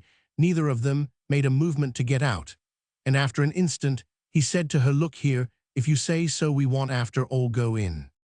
"Ah, but I want to see Mrs. Beale," the child gently wailed. "But what if she does decide to take you? Then you know you'll have to remain." Maisie turned it over straight on. "And give you up?" "Well, I don't quite know about giving me up. I mean, as I gave up Mrs. Beale when I last went to Mamma's. I couldn't do without you here for anything like so long a time as that." It struck her as 100 years since she had seen Mrs. Beale, who was on the other side of the door. They were so near, and whom she yet had not taken the jump to clasp in her arms. "Oh, I dare say you'll see more of me than you've seen of Mrs. Beale. It isn't in me to be so beautifully discreet," Sir Claude said. "But all the same," he continued, "I leave the thing now that we're here absolutely with you. You must settle it. Well, only go in if you say so. If you don't say so, well, turn right round and drive away."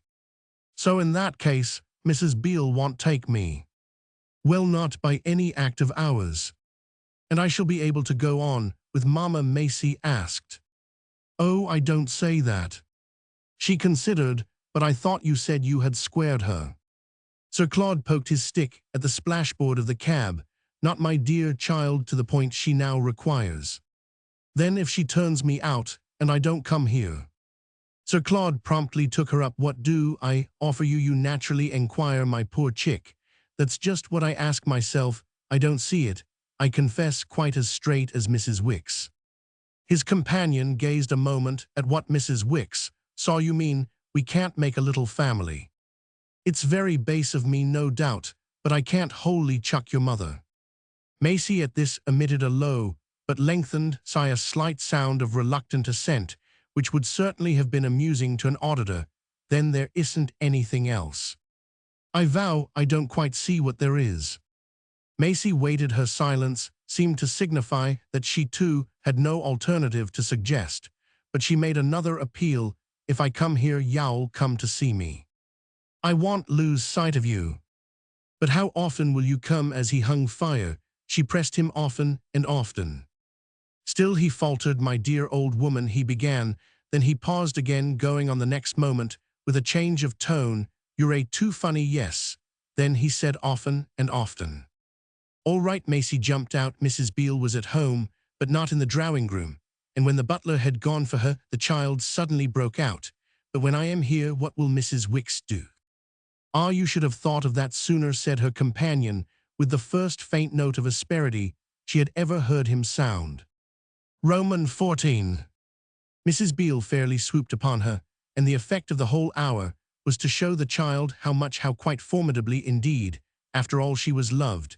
This was the more the case as her stepmother, so changed in the very manner of her mother that she really struck her as a new acquaintance, somehow recalled more familiarity than Maisie could feel. A rich, strong, expressive affection, in short, pounced upon her in the shape of a handsomer, ampler, older Mrs. Beale. It was like making a fine friend, and they hadn't been a minute together before she felt elated at the way she had met the choice imposed on her in the cab. There was a whole future in the combination of Mrs. Beale's beauty and Mrs. Beale's hug. She seemed to Maisie charming to behold, and also to have no connection at all with anybody who had once mended underclothing and had meals in the nursery. The child knew one of her father's wives was a woman of fashion, but she had always dimly made a distinction, not applying that epithet without reserve to the other. Mrs. Beale had since their separation acquired conspicuous right to it, and Maisie's first flush of response to her present delight colored all her splendor with meanings that this time were sweet. She had told Sir Claude she was afraid of the lady in the Regent's Park, but she had confidence enough to break on the spot into the frankest appreciation. Why aren't you beautiful? Isn't she beautiful, Sir Claude? Isn't she the handsomest woman in London? Simply, Sir Claude gallantly replied, just as sure as you're the best little girl.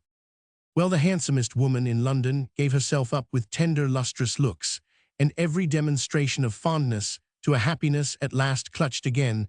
There was almost as vivid a bloom in her maturity as in Mamma's, and it took her but a short time to give her little friend an impression of positive power, an impression that seemed to begin like a long, bright day. This was a perception on Maisie's part that neither Mamma nor Sir Claude nor Mrs. Wicks, with their immense and so varied respective attractions, had exactly kindled, and that made an immediate difference when the talk, as it promptly did, began to turn to her father. Oh yes, Mr. Farange was a complication, but she saw now that he wouldn't be one for his daughter. For Mrs. Beale, certainly, he was an immense wunsch, speedily made known as much. But Mrs. Beale from this moment presented herself to Maisie as a person to whom a great gift had come. The great gift was just for handling complications. Maisie felt how little she made of them when, after she had dropped to Sir Claude some recall of a previous meeting, he made answer with a sound of consternation, and yet an air of relief, that he had denied to their companion there, having since the day he came for her seen each other till that moment. Mrs. Beale could but vaguely pity it. Why did you do anything so silly? To protect your reputation. From Maisie, Mrs. Beale was much amused. My reputation with Maisie is too good to suffer. But you believed me, you rascal, didn't you? Sir Claude asked of the child. She looked at him, she smiled. Her reputation did suffer.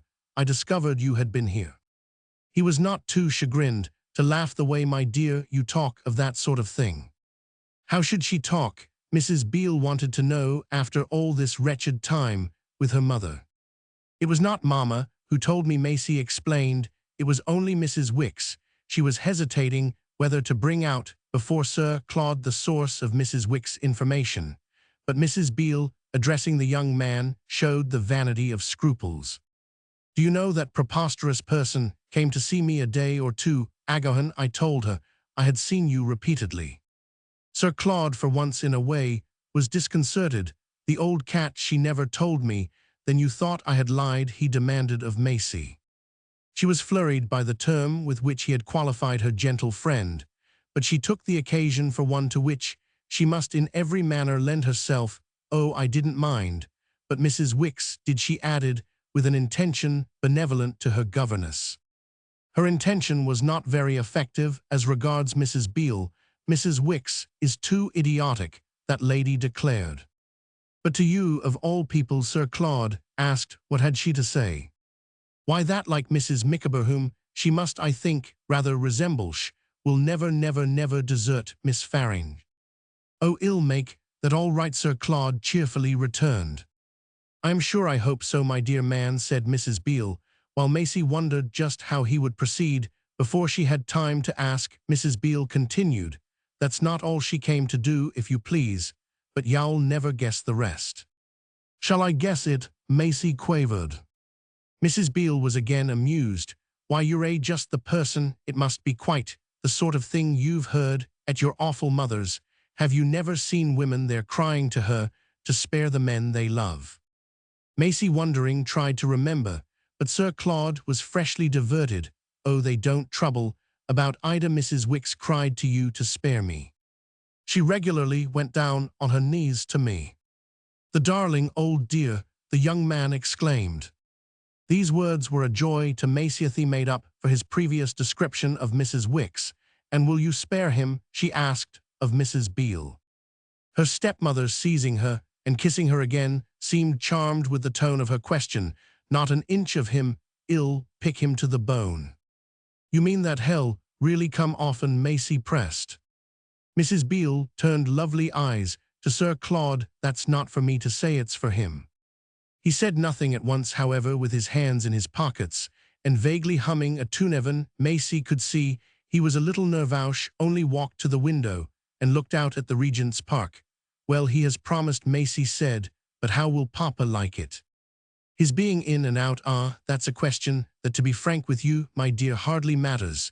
In point of fact, however, Beale greatly enjoys the idea that Sir Claude, too, poor man, has been forced to quarrel with your mother. Sir Claude turned round and spoke gravely, and kindly, don't be afraid, Maisie, you won't lose sight of me. Thank you so much. Maisie was radiant, but what I meant, don't you know, was what Papa would say to me. Oh, I've been having that out with him, said Mrs. Beale. Hell, behave well enough. You see, the great difficulty is that though he changes every 3 days about everything else in the world, he has never changed about your mother. It's a caution, the way he hates her.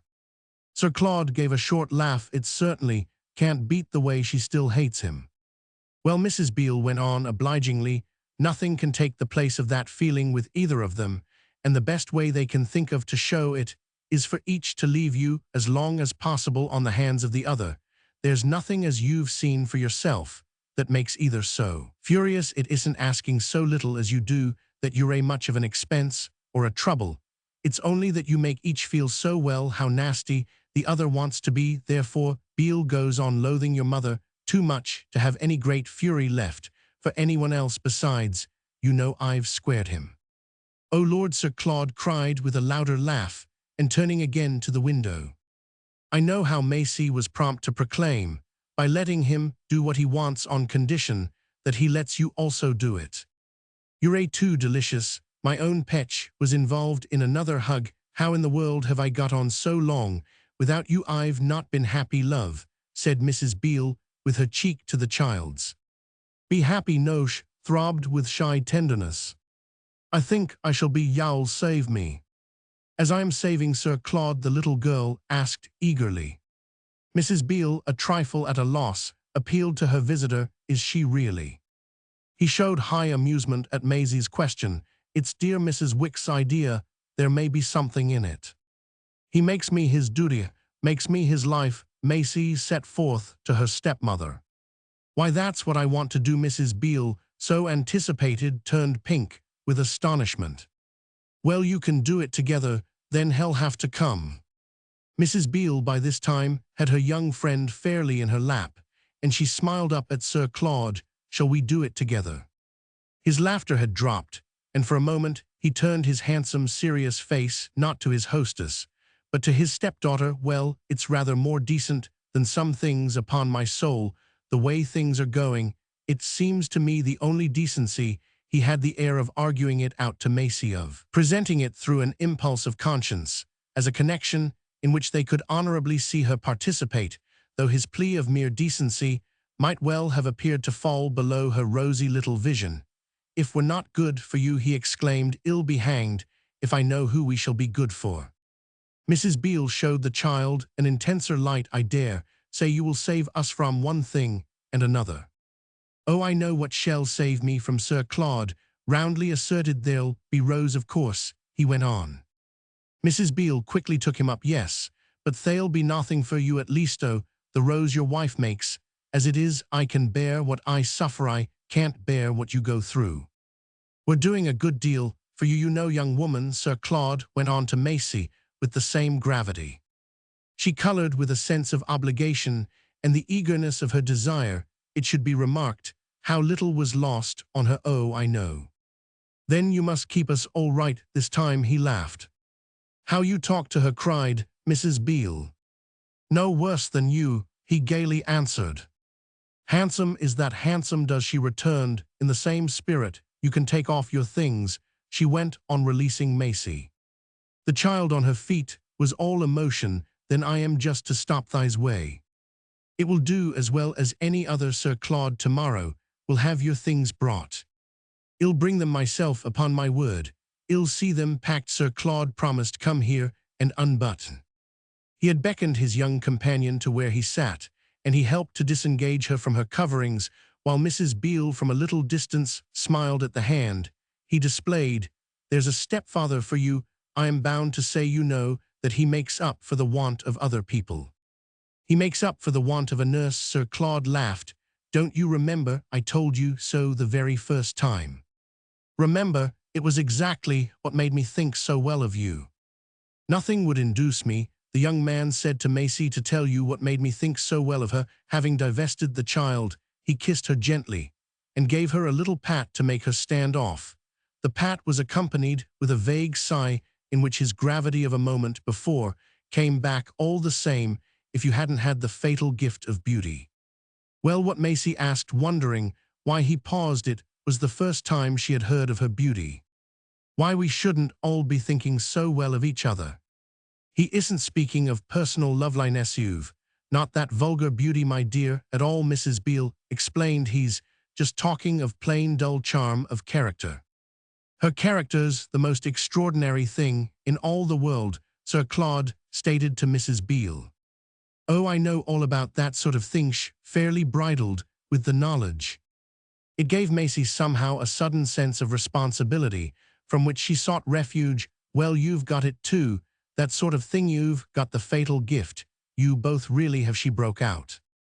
Beauty of character, my dear boy, we haven't a pennyworth, Sir Claude protested. Speak for yourself, sir. She leaped lightly from Mrs. Beale. I am good, and I am clever. What more do you want? For you ill spare your blushes, and not be personal. Ill simply say that you're as handsome as you can stick together. You're both very lovely. You can't get out of it. Maisie felt the need of carrying her point, and it's beautiful to see you side by side. Sir Claude had taken his hat and stick. He stood looking at her a moment. You're a comfort in trouble, but I must go home and pack you. And when will you come back? Tomorrow. Tomorrow. You see what we're in, for he said to Mrs. Beale. Well, I can bear it if you can. Their companion gazed from one of them to the other, thinking that though she had been happy, indeed, between Sir Claude and Mrs. Wicks, she should evidently be happier still between Sir Claude and Mrs. Beale. But it was like being perched on a prancing horse, and she made a movement to hold on to something. Then you know shan't I bid goodbye to Mrs. Wicks. Oh, ill make it all right with her, said Sir Claude. Maisie considered, and with Mamma. Ah, Mamma, he sadly laughed. Even for the child, this was scarcely ambiguous, but Mrs. Beale endeavored to contribute to its clearness. Your mother will crow, shall crow. Like the early bird, said Sir Claude, as she looked about for a comparison. Shall need no consolation, Mrs. Beale went on, for having made your father grandly blaspheme. Maisie stared. Will he grandly blaspheme? It was impressive. It might have been out of the Bible, and her question produced a fresh play of caresses in which Sir Claude also engaged. She wondered meanwhile who, if Mrs. Wicks was disposed of, would represent in her life the element of geography and anecdote, and she presently surmounted the delicacy she felt about asking, won't there be anyone to give me lessons? Mrs. Beale was prepared with a reply that struck her as absolutely magnificent. You shall have such lessons as you've never had in all your life. You shall go to courses. Courses? Maisie had never heard of such things. At institutions and subjects. Maisie continued to stare. Subjects. Mrs. Beale was really splendid. All the most important ones: French, literature, sacred history. You'll take part in classes with awfully smart children. I'm going to look thoroughly into the whole thing, you know, and Sir Claude, with characteristic kindness, gave her a nod of assurance, accompanied by a friendly wink. But Mrs. Beale went much further. My dear child, you shall attend lectures. The horizon was suddenly vast, and Maisie felt herself the smaller for it all alone. Oh no, I'll attend them with you, said Sir Claude. They'll teach me a lot I don't know. So they will. Me, Mrs. Beale gravely admitted. Well, go with her. Toge through it will be charming. It's ages, she confessed to Maisie, since I've had any time for study. That's another sweet way in which you'll be a motive to us. Oh, want the good shall do us be immense, she broke out uncontrollably to Sir Claude. He weighed it, then he replied, that's certainly our idea. Of this idea Maisie naturally had less of a grasp, but it inspired her with almost equal enthusiasm. If in so bright a prospect there would be nothing to long for, it followed that she wouldn't long for Mrs. Wicks, but her consciousness of her assent to the absence of that fond figure caused a pair of words that had often sounded in her ears to ring in them again. It showed her, in short, what her father had always meant by calling her mother a low sneak, and her mother by calling her father one. She wondered if she herself shouldn't be a low sneak in learning to be so happy without Mrs. Wicks. What would Mrs. Wicks dow her? Would Mrs. Wicks go before Maisie knew it? And at the door, as Sir Claude was off, these anxieties on her lips grew articulate, and her stepfather had stopped long enough to answer them. Oh, ill square her, he cried, and with this he departed. Face to face with Mrs. Beale, Maisie, giving a sigh of relief, looked round at what seemed to her the dawn of a higher order. Then everyone will be squared, she peacefully said, on which her stepmother affectionately bent over her again. Roman 15. It was Susan Ash who came to her with the news. He's downstairs, miss, and he do look beautiful. In the schoolroom at her father's, which had pretty blue curtains, she had been making out at the piano, a lovely little thing, as Mrs. Beale called it, a moonlight berceuse sent her through the post by Sir Claude, who considered that her musical education had been deplorably neglected, and who the last months at her mother's had been on the point of making arrangements for regular lessons. She knew from him familiarly that the real thing, as he said, was shockingly dear, and that anything else was a waste of money, and she therefore rejoiced the more at the sacrifice represented by this composition, of which the price 5 shillings was marked on the cover, and which was evidently the real thing. She was already on her feet.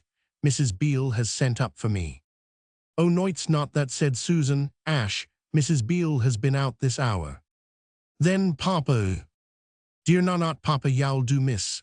All but them wandering airs. Susan went on. Your Papa never came home at all, she added. Home from where? Maisie responded a little absently, and very excitedly. She gave a wild manual brush to her locks. Oh, that, miss, I should be very sorry to tell you. Id rather tuck away that white thing behind, though I'm blessed if it's my work. Do then, please. I know where Papa was, Maisie impatiently continued. Well, in your place, I wouldn't tell.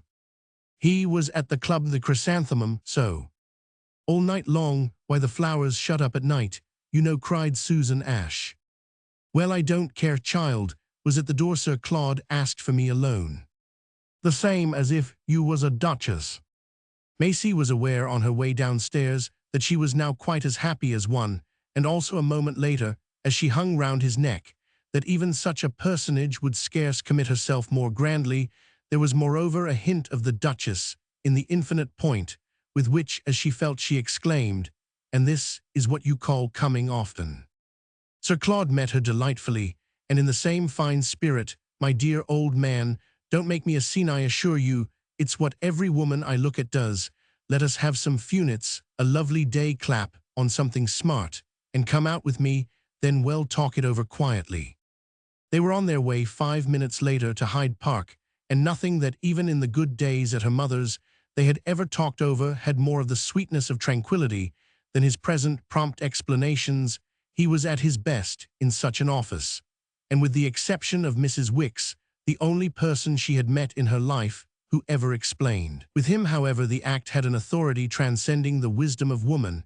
It all came back to plans that always failed, all the rewards and bribes that she was perpetually paying for in advance, and perpetually out of pocket by afterwards, whole great stress to be dealt with introduced her on each occasion afresh to the question of money. Even she herself almost knew how it would have expressed the strength of his empire to say that, to shuffle away her sense of being duped, he had only from under his lovely mustache to breathe upon it.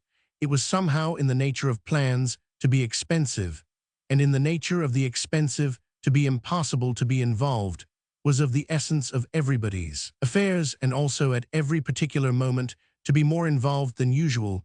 This had been the case with Sir Claude's, with Papa's, with Mamma's, with Mrs. Beale's, and with Maisie's own at the particular moment, a moment of several weeks that had elapsed since our young lady had been re-established at her father's.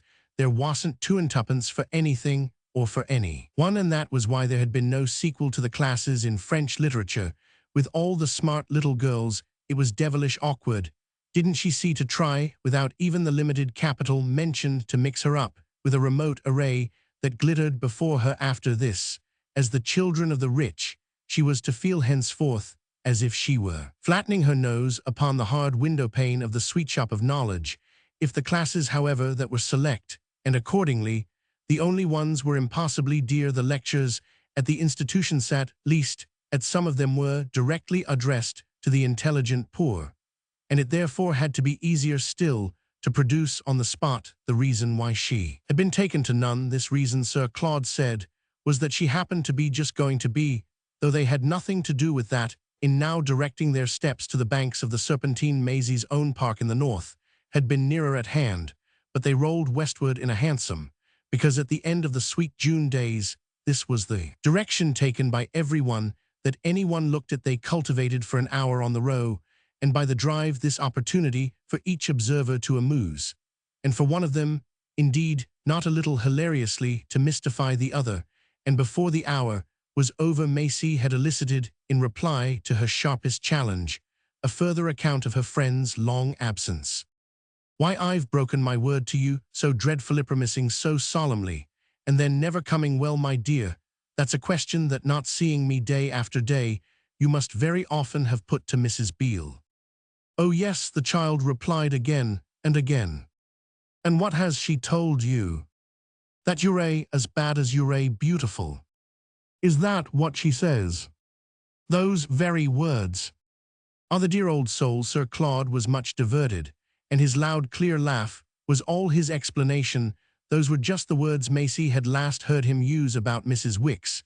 She clung to his hand, which was encased in a pearl-grey glove ornamented with the thick black lines that at her mother's always used to strike her as connected with the way the bestitched fists of the long ladies carried, with the elbows well out, their umbrellas upside down. The mere sense of his grasp in her own covered the ground of loss just as much as the ground of gain. His presence was like an object brought so close to her face that she couldn't see round its edges. He himself, however, remained showman of the spectacle even after they had passed out of the park and begun under the charm of the spot and the season to stroll in Kensington Gardens. What they had left behind them was, as he said, only a pretty bad circus, and through prepossessing gates and over a bridge they had come in a quarter of an hour, as he also remarked 100 miles from London.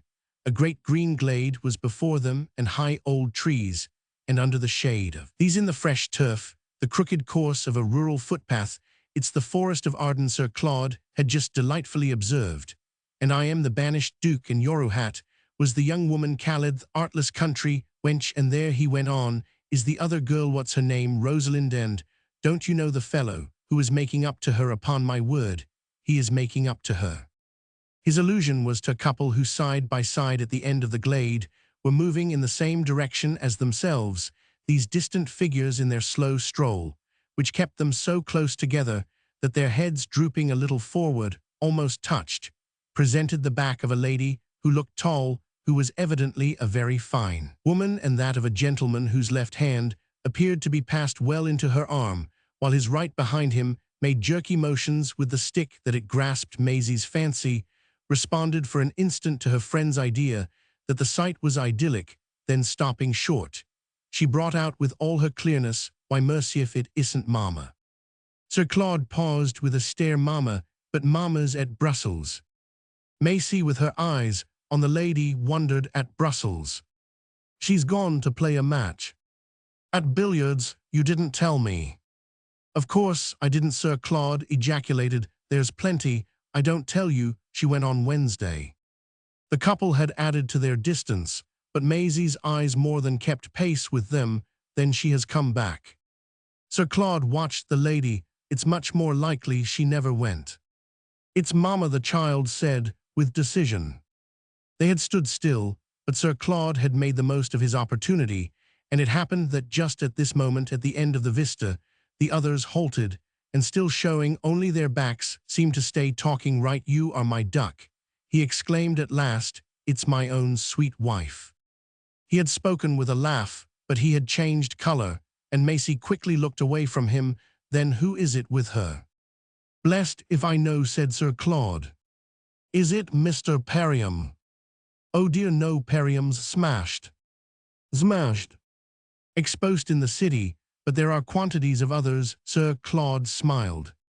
Maisie appeared to count them. She studied the gentleman's back. Then, "Is this Lord Eric?" For a moment her companion made no answer, and when she turned her eyes again to him, he was looking at her. She thought, rather queerly, "What do you know about Lord Eric?" She tried innocently to be odd in return. "Oh, I know more than you think." "Is it Lord Eric?" she repeated. "It may be, blessed if I care." Their friends had slightly separated, and now as Sir Claude spoke, suddenly faced round, showing all the splendor of her ladyship, and all the mystery of her comrade. Maisie held her breath. "They're coming. Let them come." And Sir Claude, pulling out his cigarettes, began to strike a light. "We shall mate them." "No, they'll meet us." Maisie stood her ground. "They see us, just look." Sir Claude threw away his match. "Come straight on the others." In the return, evidently startled, had half paused again, keeping well apart. "She's horribly surprised, and wants to slope," he continued, "but it's too late." Maisie advanced beside him, making out even across the interval that her ladyship was ill at ease. "Then, what will she do?" Sir Claude puffed his cigarette. "She's quickly thinking." He appeared to enjoy it. Ida had wavered, but an instant her companion clearly gave her moral support. Maisie thought he somehow looked brave, and he had no likeness whatever to Mr. Perriam. His face, thin and rather sharp, was smooth, and it was not till they came nearer that she saw he had a remarkably fair little mustache. She could already see that his eyes were of the lightest blue. He was far nicer than Mr. Perriam. Mamma looked terrible from afar, but even under her guns, the child's curiosity flickered, and she appealed again to Sir Claude. "Is it Lord Eric?" Sir Claude smoked composedly enough. "I think it's the Count." This was a happy solution. It fitted her idea of a count, but what idea, as she now came grandly on, did Mamma fit unless that of an actress in some tremendous situation, sweeping down to the footlights, as if she would jump them? Maisie felt really so frightened that before she knew it, she had passed her hand into Sir Claude's arm. Her pressure caused him to stop, and at the sight of this, the other couple came equally to a stand, and beyond the diminished space remained a moment more in talk. This, however, was the matter of an instant, leaving the Count, apparently to come round more circuitously, an outflanking movement. If Maisie had but known her ladyship resumed the onset. What will she do now? Her daughter asked. Sir Claude was at present in a position to say, try to pretend it's me. You. Why, that I am up to something.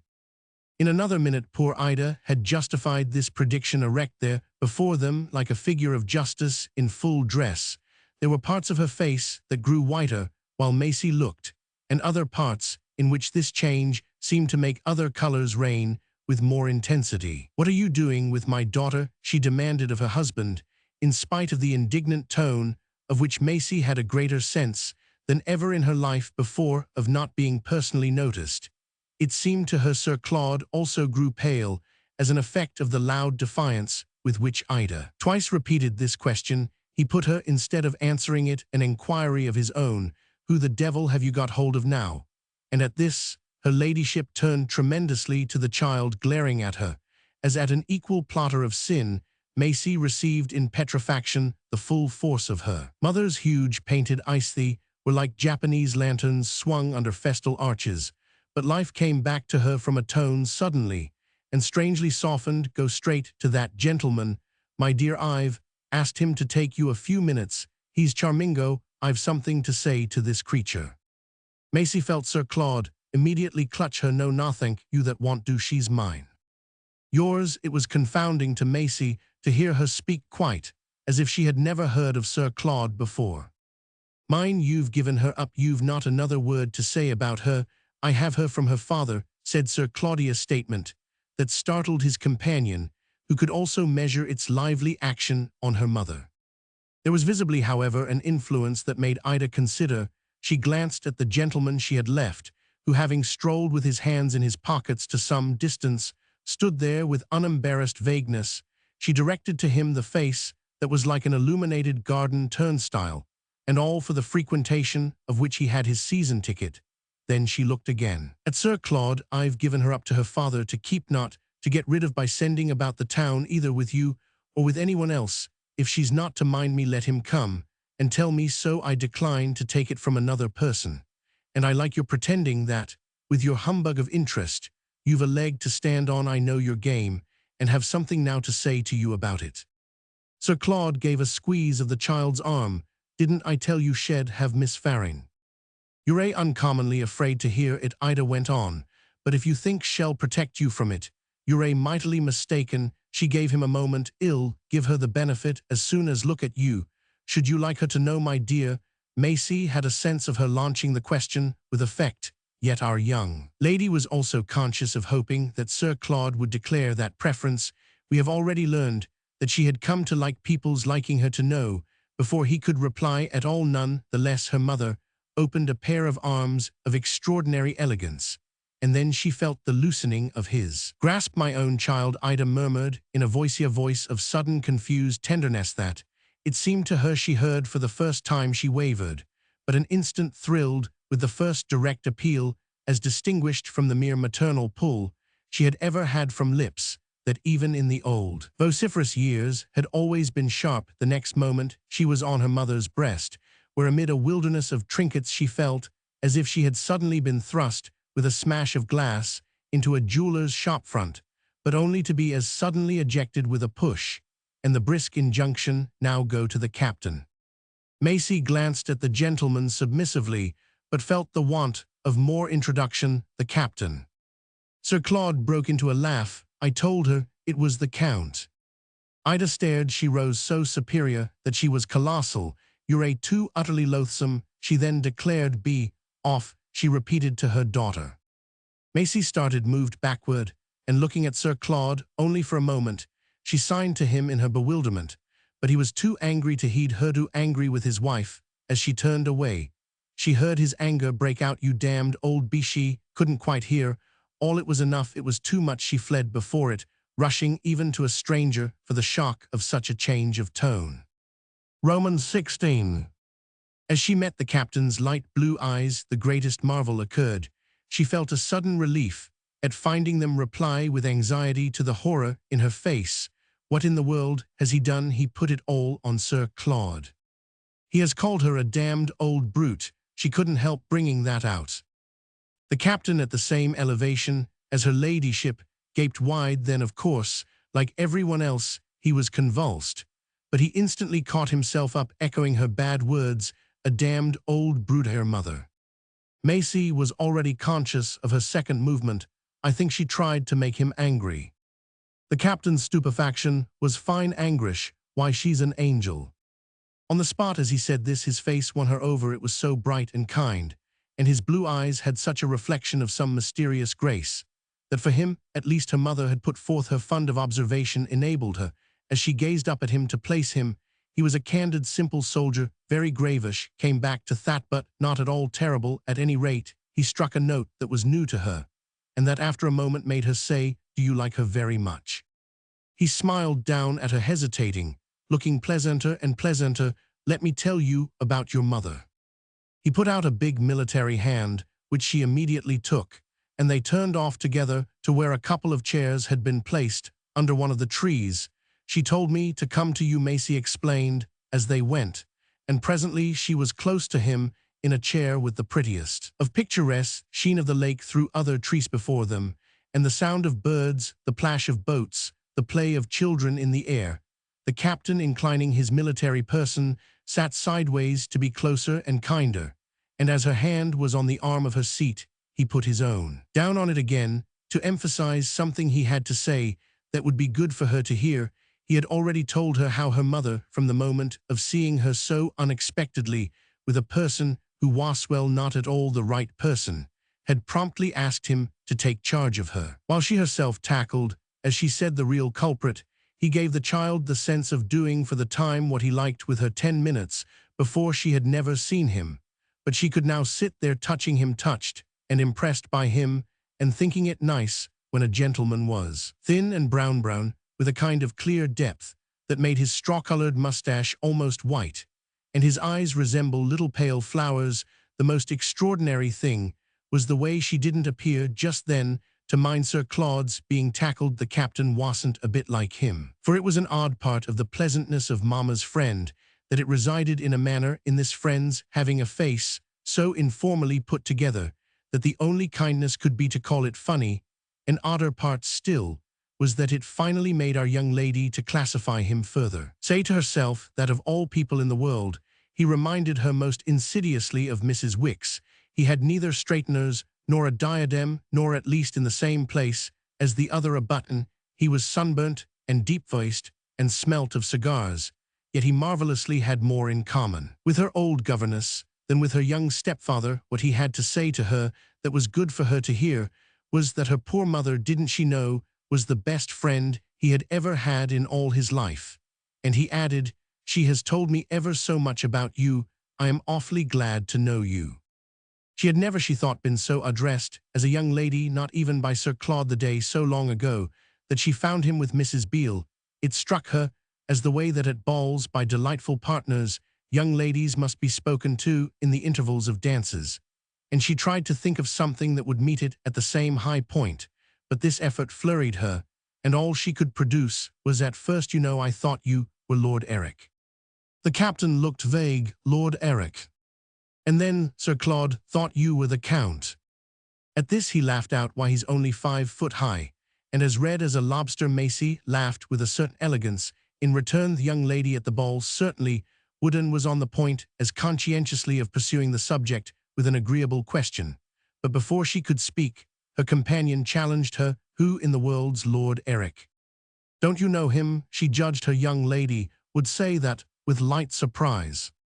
"Do you mean a fat man with his mouth always open?" She had to confess that their acquaintance was so limited that she could only describe the bearer of the name as a friend of Mama's, but a light suddenly came to the captain, who quickly spoke, as knowing her man. "What d'you call him's brother, the fellow that owned Bobolink?" Then, with all his kindness, he contradicted her flat. "Oh dear, no, your mother never knew him." "But Mrs. Wicks said so," the child risked. "Mrs. Wicks? My old governess." This again seemed amusing to the captain. She mixed him up. "Your old governess? He's an awful beast, your mother never looked at him. He was as positive as he was friendly, but he dropped for a minute after this into a silence that gave Maisie confused, but ingenious, a chance to redeem the mistake of pretending to know too much by the humility of inviting further correction. And doesn't she know the Count? Oh, I dare say, but he's another ass, after which abruptly with a different look, he put down again on the back of her, owned the hand he had momentarily removed. Maisie even thought he colored a little. I want tremendously to speak to you. You must never believe any harm of your mother. Oh, I assure you, I don't, cried the child, blushing herself up to her eyes, in a sudden surge of deprecation of such a thought. The captain, bending his head, raised her hand to his lips, with a benevolence that made her wish her glove had been nicer. Of course you don't, when you know how fond she is of you. She's fond of me, Maisie panted. Tremendously, but she thinks you don't like her. You must like her. She has had too much to put up with. Oh yes, I know. She rejoiced that she had never denied it. Of course I've no right to speak of her, except as a particular friend, the captain went on, but she's a splendid woman. She has never had any sort of justice. Hasn't Shehai's companion, to hear the words, felt a thrill altogether new. Perhaps I oughtn't to say it to you, but she has had everything to suffer. Oh yes, you can say it to me, Maisie hastened to profess. The captain was glad. Well, you needn't tell, it's all for Yaudo, you see. Serious and smiling, she only wanted to take it from him. It's between you and me. Oh, there are lots of things I've never told. Well, keep this with the rest. I assure you she has had the most infernal time, no matter what anyone says to the contrary. She's the cleverest woman I ever saw in all my life. She's too charming. She had been touched already by his tone. And now, she leaned back in her chair and felt something tremble within her. She's tremendous funch. Can do all sorts of things better than I've ever seen anyone. She has the pluck of 50 and, I know, I assure you I do, she has the nerve for a tiger. Shoot be Jove, it'd take her. And she is awfully open and generous. Don't you know, there are women that are such horrid sneaks, shall go through anything for anyone she likes. He appeared to watch for a moment the effect on his companion of this emphasis. Then he gave a small sigh that mourned the limits of the speakable, but it was almost with the note of a fresh challenge that he wound up, look here, she's true. Maisie had so little desire to assert the contrary that she found herself in the intensity of her response throbbing with a joy still less utterable than the essence of the captain's admiration. She was fairly hushed with the sense that he spoke of her mother as she had never heard anyone speak. It came over her, as she sat silent, that after all this admiration and this respect were quite new words, which took a distinction from the fact that nothing in the least resembling them in quality had on any occasion dropped from the lips of her father, of Mrs. Beale, of Sir Claude, or even of Mrs. Wicks. What it appeared to her to come to was that on the subject of her ladyship, it was the first real kindness she had heard, so that at the touch of it, something strange and deep and pitying surged up within her, a revelation that practically and so far as she knew her mother apart from this, had only been disliked. Mrs. Wick's original account of Sir Claude's affection seemed as empty now as the chorus in a children's game, and the husband and wife, but a little way off at that moment, were face to face in hatred, and with the dreadful name he had called her still in the air. What was it the captain, on the other hand, had called her? Maisie wanted to hear that again. The tears filled her eyes and rolled down her cheeks, which burned under them with the rush of a consciousness that for her 5 minutes before the towering beauty whose assault she awaited had been a moment long an object of pure dread. She became on the spot indifferent to her usual fear of showing what in children was notoriously most offensive, presented to her companion soundlessly, but hideously, her wet, distorted face. She cried with a pang straight at him, cried, as she had never cried at anyone in all her life. Oh, do you love her? She brought out with a gulp that was the effect of her trying not to make a noise. It was doubtless another consequence of the thick mist through which she saw him that in reply to her question, the captain gave her such a queer blurred look. He stammered, yet in his voice there was also the ring of a great awkward insistence. Of course I'm tremendously fond of her. I like her better than any woman I ever saw. I don't mind in the least telling you that, he went on, and I should think myself a great beast if I Roman 999. Then, to show that his position was superlatively clear, he made her with a kindness that even Sir Claude had never surpassed tremble again, As she had trembled at his first outbreak, he called her by her name, and her name drove it home, "My dear Maisie, your mother's an angel." It was an almost unbelievable vomit, soothed so her impression of danger and pain she sank back in her chair. She covered her face with her hands. "Oh, mother, mother, mother," she sobbed. She had an impression that the captain beside her, if more and more friendly, was by no means unembarrassed in a minute, however. When her eyes were clearer, he was erect in front of her, very red, and nervously looking about him, and whacking his leg with his stick. "Say you love her, Mr. Captain, say it," she implored. Mr. Captain's blue eyes fixed themselves very hard. "Of course, I love her, damn it, you know." At this she also jumped up. She had fished out somehow her pocket handkerchief. "So do I then, I do," she passionately asseverated. "Then will you come back to her?" Maisie, staring, stopped the tight little plug of her handkerchief on the way to her eyes. "She won't have me." "Yes, she will, she wants you. Back at the house with Sir Claude." Again he hung fire. No, not with him, in another place. They stood looking at each other with an intensity unusual as between a captain and a little girl. "She won't have me in any place." "Oh yes, she will, if I ask her." Maisie's intensity continued. "Shall you be there?" The captain's, on the whole, did the same. "Oh yes, some day." "Then you don't mean now?" He broke into a quick smile. "Will you come no-go with us for an hour?" Maisie considered. She wouldn't have me even now. She could see that he had his idea, but that her tone impressed him. That disappointed her a little, though in an instant he rang out again. "She will if I ask her," he repeated. "I'll ask her this minute." Maisie, turning at this, looked away to where her mother and her stepfather had stopped. At first among the trees nobody was visible, but the next moment she exclaimed with expression, "It's over here he comes." The captain watched the approach of her ladyship's husband, who lounged composedly over the grass, making to Maisie with his closed fingers a little movement in the air. "I've no desire to avoid him." "Well, you mustn't see him," said Maisie. "Oh, he's in no hurry himself." Sir Claude had stopped to light another cigarette. She was vague as to the way it was proper he should feel, but she had a sense that the captain's remark was rather a free reflection on it. "Oh, he doesn't care," she replied. "Doesn't care for what?" "Doesn't care who you are. He told me so. Go and ask Mama," she added. "If you can come with us, very good. You really want me not to wait for him?" "Please don't." But Sir Claude was not yet near, and the captain had, with his left hand, taken hold of her right, which he familiarly sociably swung a little. "Only first," she continued, "tell me this. Are you going to live with Mama?" The immemorial note of mirth broke out at her seriousness. "One of these days." She wondered, wholly unperturbed by his laughter. "Then where will Sir Claude be?" "He'll have left her, of course."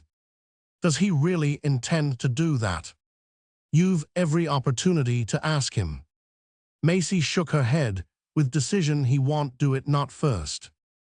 Her first made the captain laugh out again. "Oh, he'll be sure to be nasty. But I've said too much to you." "Well, you know, I'll never tell," said Maisie. "No, it's all for yourself. Goodbye." "Goodbye." Maisie kept his hand long enough to add, "I like you too," and then supremely, "You do love her." "My dear child," the captain wanted words. "Then don't do it, only for just a little." "A little?" "Like all the others." All the others stood staring.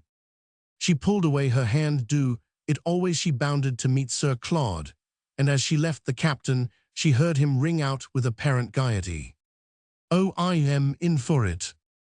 As she joined Sir Claude, she noted her mother in the distance move slowly off, and glancing again at the captain, saw him swinging his stick retreat in the same direction. She had never seen Sir Claude look as he looked just then, flushed, yet not excited, settled rather in an immovable disgust, and at once very sick and very hard. His conversation with her mother had clearly drawn blood, and the child's old horror came back to her, begetting the instant moral contraction of the days when her parents had looked to her to feed their love of battle. Her greatest fear for the moment, however, was that her friend would see she had been crying. The next she became aware that he had glanced at her, and it presently occurred to her that he didn't even wish to be looked at. At this, she quickly removed her gaze while he said, rather curtly, well, who in the world is the fellow? She felt herself flooded with prudence. Oh, I haven't found out. This sounded as if she meant he ought to have done so himself, but she could only face doggedly the ugliness of seeming disagreeable, as she used to face it in the hours when her father, for her blankness, called her a dirty little donkey, and her mother, for her falsity, pushed her out of the room. Then, what have you been doing all this time? Oh, I don't know. It was of the essence of her method not to be silly by halves. Then didn't the beast say anything? They had got down by the lake and were walking fast. Well, not very much. He didn't speak of your mother. Oh, yes, a little. Then what I ask you, please, is how she kept silence so long that he presently went on, I say, you know, don't you hear me at this? She produced, well, I'm afraid I didn't attend to him very much. Sir Claude, smoking rather hard, made no immediate rejoinder, but finally he exclaimed, then, my dear, with such a chance, who, with the perfection of a dunce, he was so irritated, she took him to Bethat.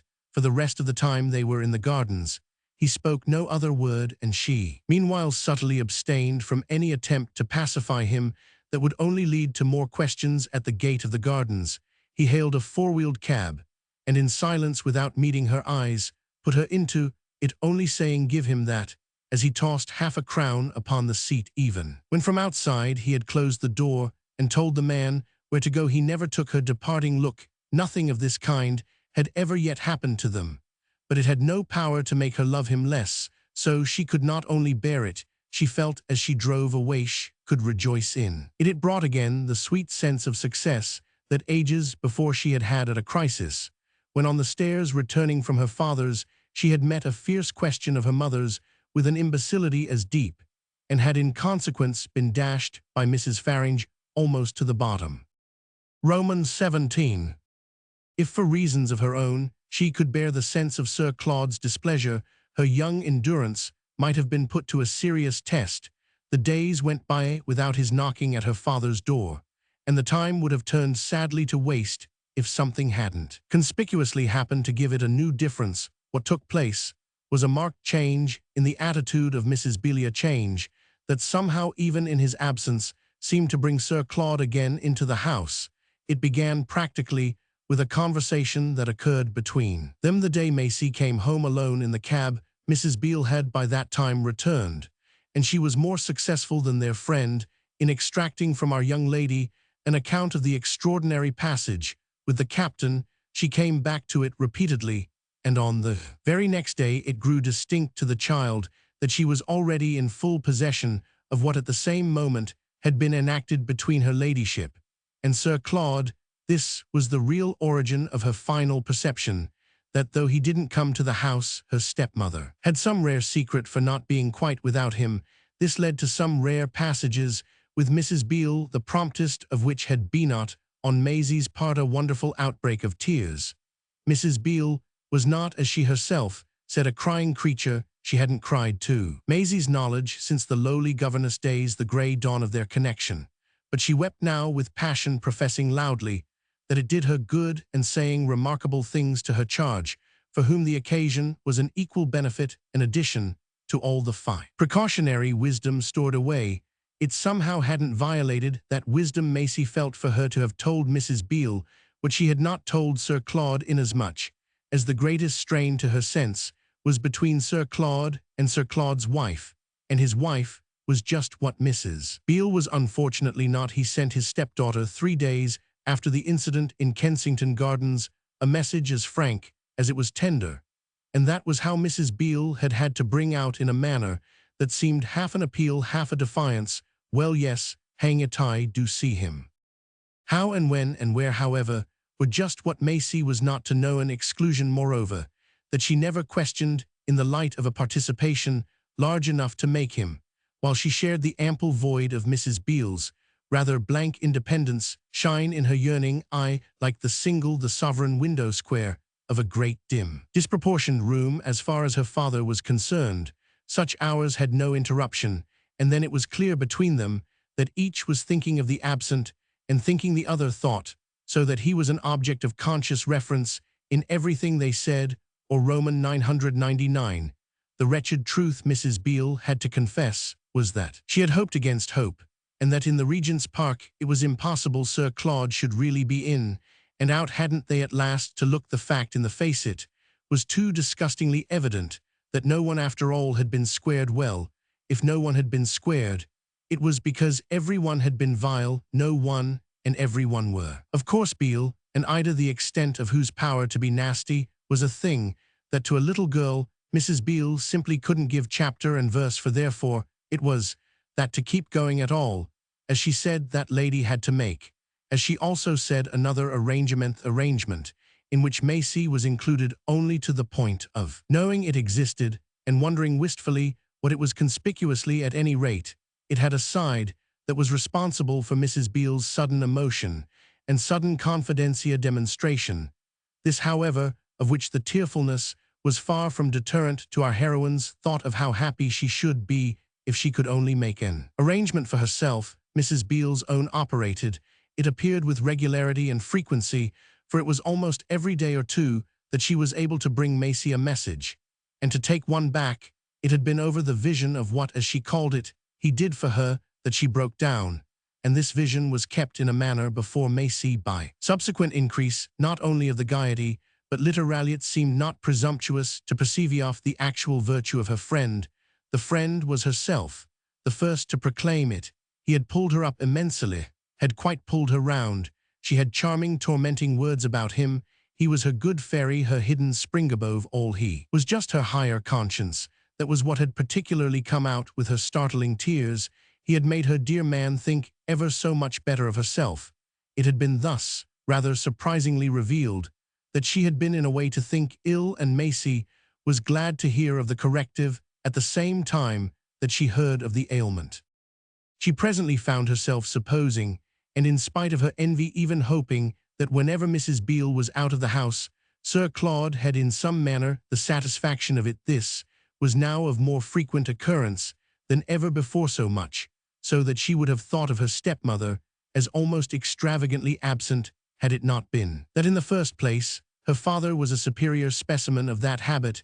It was the frequent remark of his present wife, as it had been before the tribunals of their country, a prominent plea of her predecessor, that he scarce came home even to sleep. In the second place, Mrs. Beale, when she was on the spot, had now a beautiful air of longing to make up for everything. The only shadow in such bright intervals was that, as Maisie put it to herself, she could get nothing by questions. It was in the nature of things to be none of a small child's business, even when a small child had from the first been deluded into a fear that she might be only too much initiated. Things then were, in Maisie's experience, so true to their nature that questions were almost always improper. But she learned, on the other hand, soon to recognize how at last sometimes patient little silences and intelligent little looks could be rewarded by delightful little glimpses. There had been years at Beale Faringe's when the monosyllable he meant always meant, almost violently, the master, but all that was changed at a period at which Sir Claude's merits were of themselves so much in the air that it scarce took even 2 letters to name him. He keeps me up splendidly, does my own precious Mrs. Beale would observe to her comrade, or else she would say that the situation at the other establishment had reached a point that could scarcely be believed, point monstrous, as it sounded, of his not having laid eyes upon her for 12 days. She, of course, at Beale Faringe's had never meant anyone but Ida, and there was the difference in this case, that it now meant Ida with renewed intensity. Mrs. Beale was in a position to animadvert more and more upon her dreadfulness, the moral of all which appeared to be how abominably, yet blessedly little she had to do with her husband. This flow of information came home to our 2 friends, because truly Mrs. Beale had not much more to do with her own. But that was one of the reflections that Maisie could make without allowing it to break the spell of her present sympathy. How could such a spell be anything but deep, when Sir Claude's influence, operating from afar, at last really determined the resumption of his stepdaughter's studies? Mrs. Beale again took fire about them, and was quite vivid for Maisie as to their being the great matter to which the dear absent one kept her up.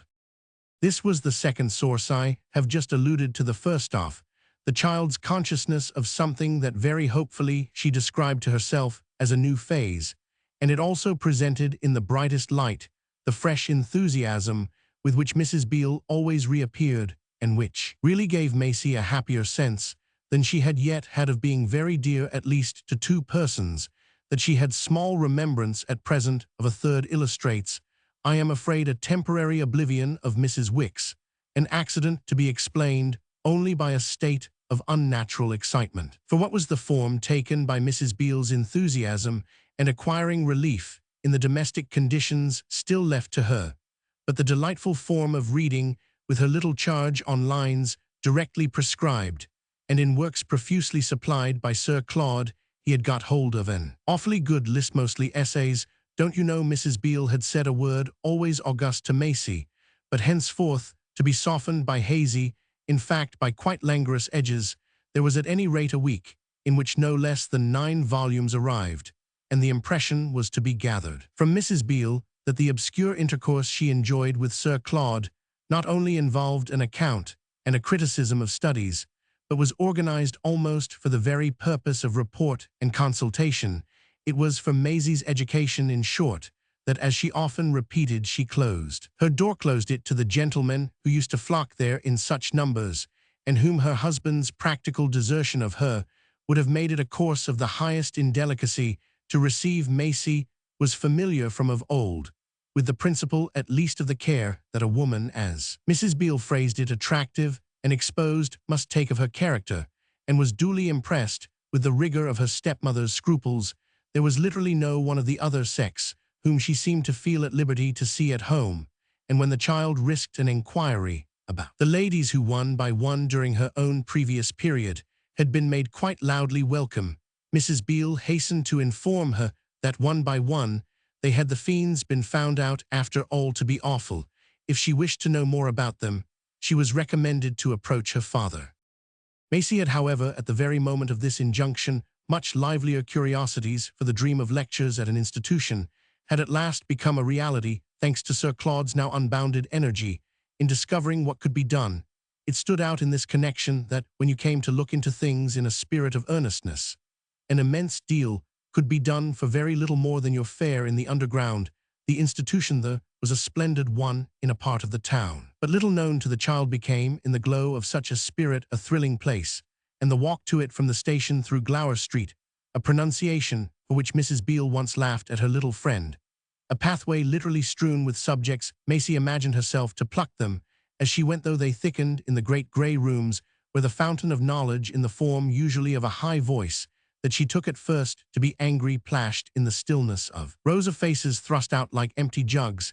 It must do us good, it's all so hideous, Mrs. Beale had immediately declared, manifesting a purity of resolution that made these occasions quite the most harmonious of all the many on which the pair had pulled together. Maisie certainly had never in such an association felt so uplifted, and never above all been so carried off her feet, as at the moments of Mrs. Beale's breathlessly re-entering the house, and fairly shrieking upstairs to know if they should still be in time for a lecture. Her stepdaughter, already from the earliest hours, almost leaped over the banister to respond, and they dashed out together in quest of learning, as hard as they often dashed back to release Mrs. Beale for other preoccupations. There had been, in short, no bustle like these particular spasms, once they had broken out, since that last brief flurry when Mrs. Wicks, blowing as if she were grooming her maid up for everything previously lost at her father's. These weeks as well were too few, but they were flooded with a new emotion, part of which indeed came from the possibility that through the long telescope of Glower Street, or perhaps between the pillars of the institution, which impressive objects were what Maisie thought most made it one they should some day spy Sir Claude. That was what Mrs. Beale, under pressure, had said, doubtless a little impatiently. Oh yes, some day his joining them was clearly far less of a matter of course than was to have been gathered from his original profession of desire to improve in their company his own mind, and this sharpened our young lady's guess that since that occasion either something destructive had happened or something desirable hadn't. Mrs. Beale had thrown but a partial light in telling her how it had turned out that nobody had been squared.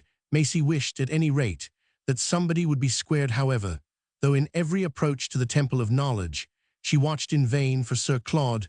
There was no doubt about the action of his loved image as an incentive and a recompense when the institution was most on pillar, as Mrs. Beale put it, on stilts, when the subject was deepest, and the lecture longest, and the listeners ugliest, then it was they both felt their patron in the background would be most pleased with them. One day, abruptly, with a glance at this background, Mrs. Beale said to her companion, "Well, go tonight to the thingumbob at Earl's Court," an announcement putting forth its full luster when she had made known that she referred to the great exhibition just opened in that quarter, a collection of extraordinary foreign things in tremendous gardens with illuminations, bands, elephants, switchbacks, and sideshows, as well as crowds of people among whom they might possibly see someone they knew. Maisie flew in the same bound at the neck of her friend, and at the name of Sir Claude, on which Mrs. Beale confessed that, well, yes, there was just a chance that he would be able to meet them. He never, of course, in his terrible position,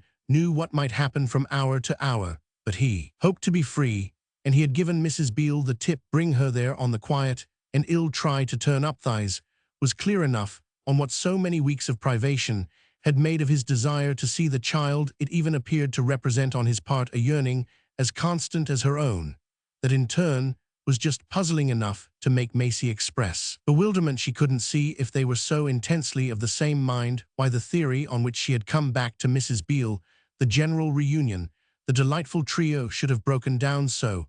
In fact, Mrs. Beale furthermore only gave her more to think about in saying that their disappointment was the result of his having got into his head a kind of idea.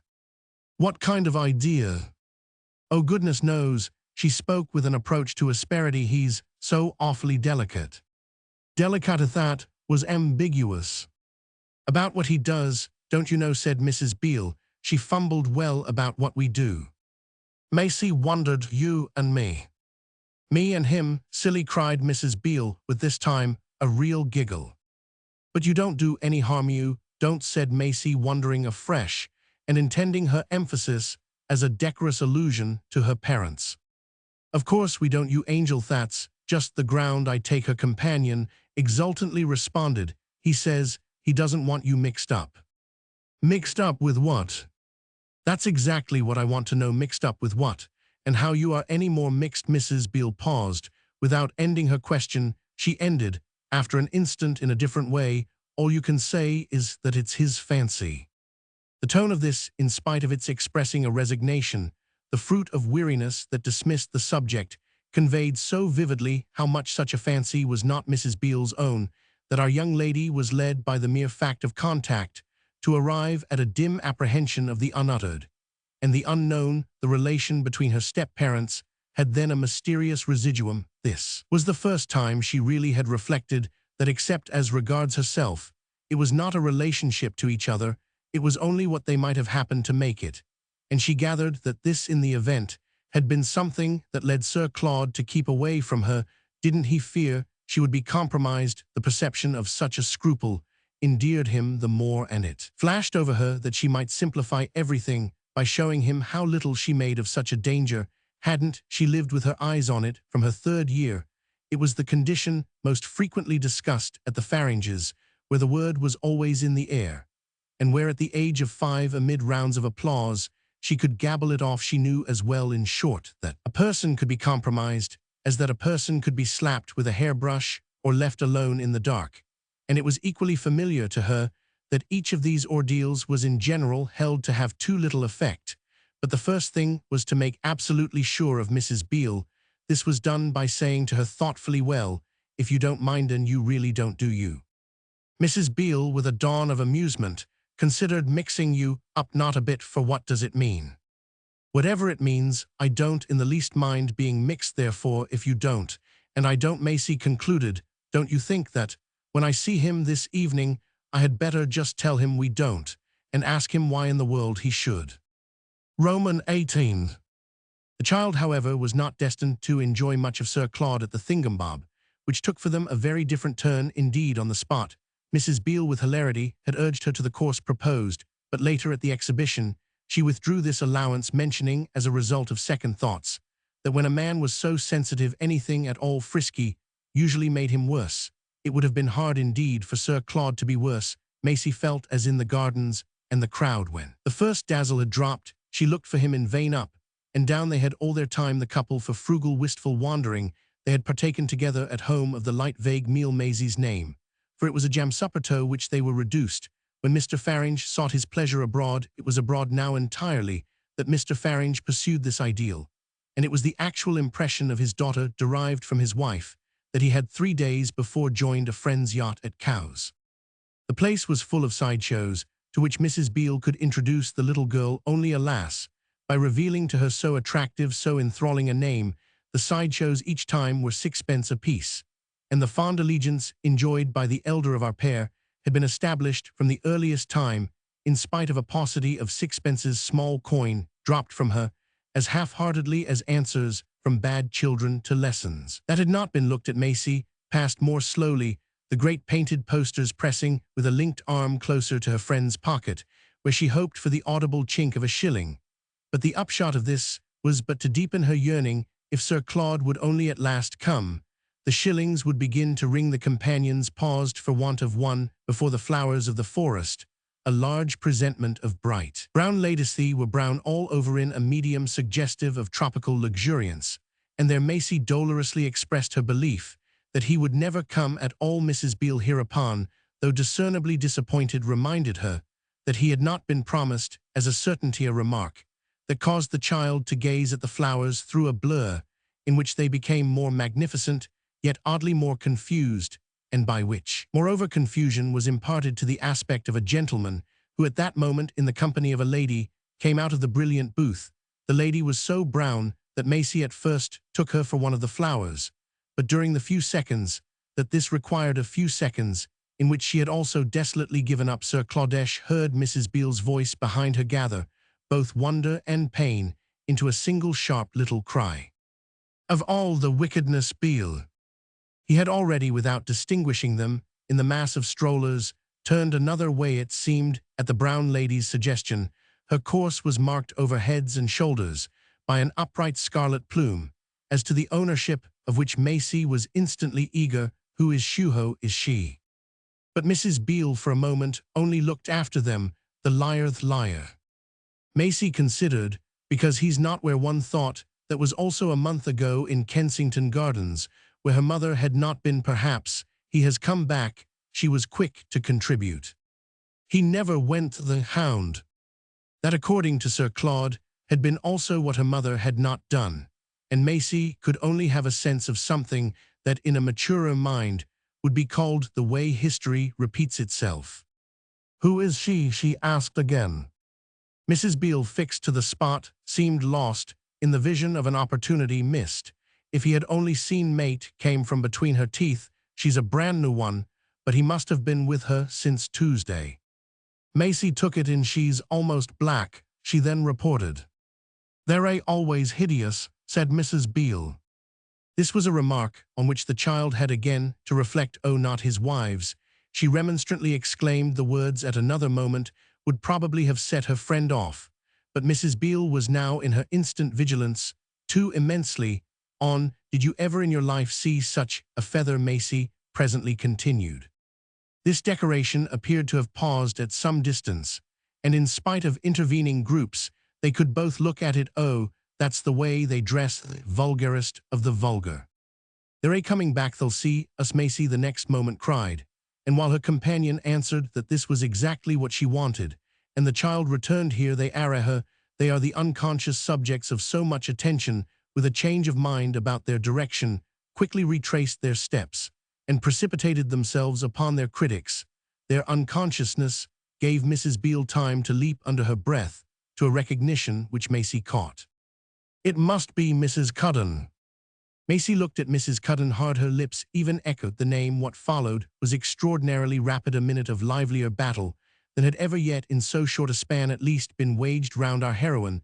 The muffled shock lest people should notice was violent, and it was only for her later thought that the steps fell into their order, the steps through which, in a bewilderment not so much of sound as of silence, she had come to find herself too soon for comprehension, and too strangely for fear. At the door of the exhibition with her father, he thrust her into a hansom and got in after her, and then it was as she drove along with him that she recovered a little what had happened. Face to face with them in the gardens he had seen them, and there had been a moment of checked concussion during which, in a glare of black eyes and a toss of red plumage, Mrs. Cudden had recognized them, ejaculated, and vanished. There had been another moment, at which she became aware of Sir Claude, also poised there in surprise, but out of her father's view, as if he had been warned off at the very moment of reaching them.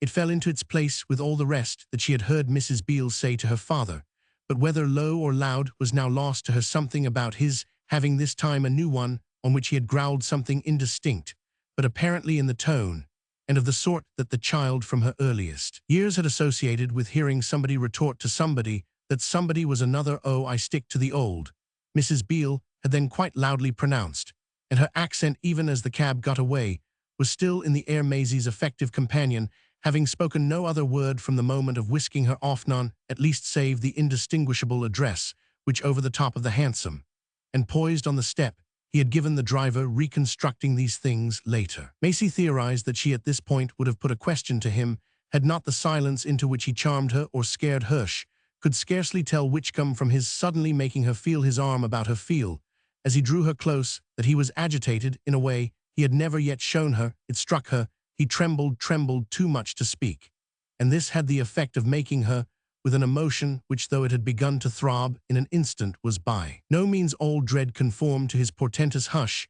The act of possession that his pressure in a manner advertised came back to her, after the longest of the long intermissions that had ever let anything come back. They drove, and he kept her close.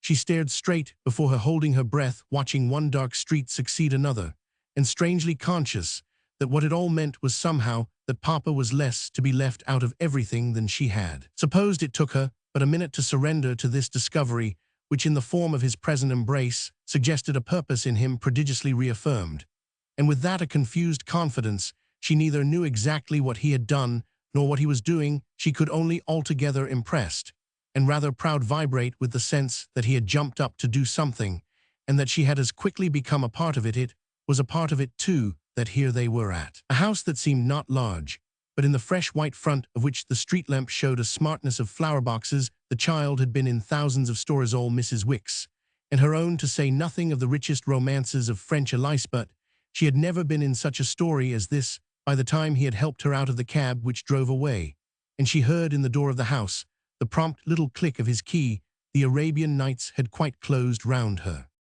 From this minute, that pitch of the wondrous was in everything, particularly in such an instant open sesame, and in the departure of the cab, a rattling void filled with relinquished step-parents.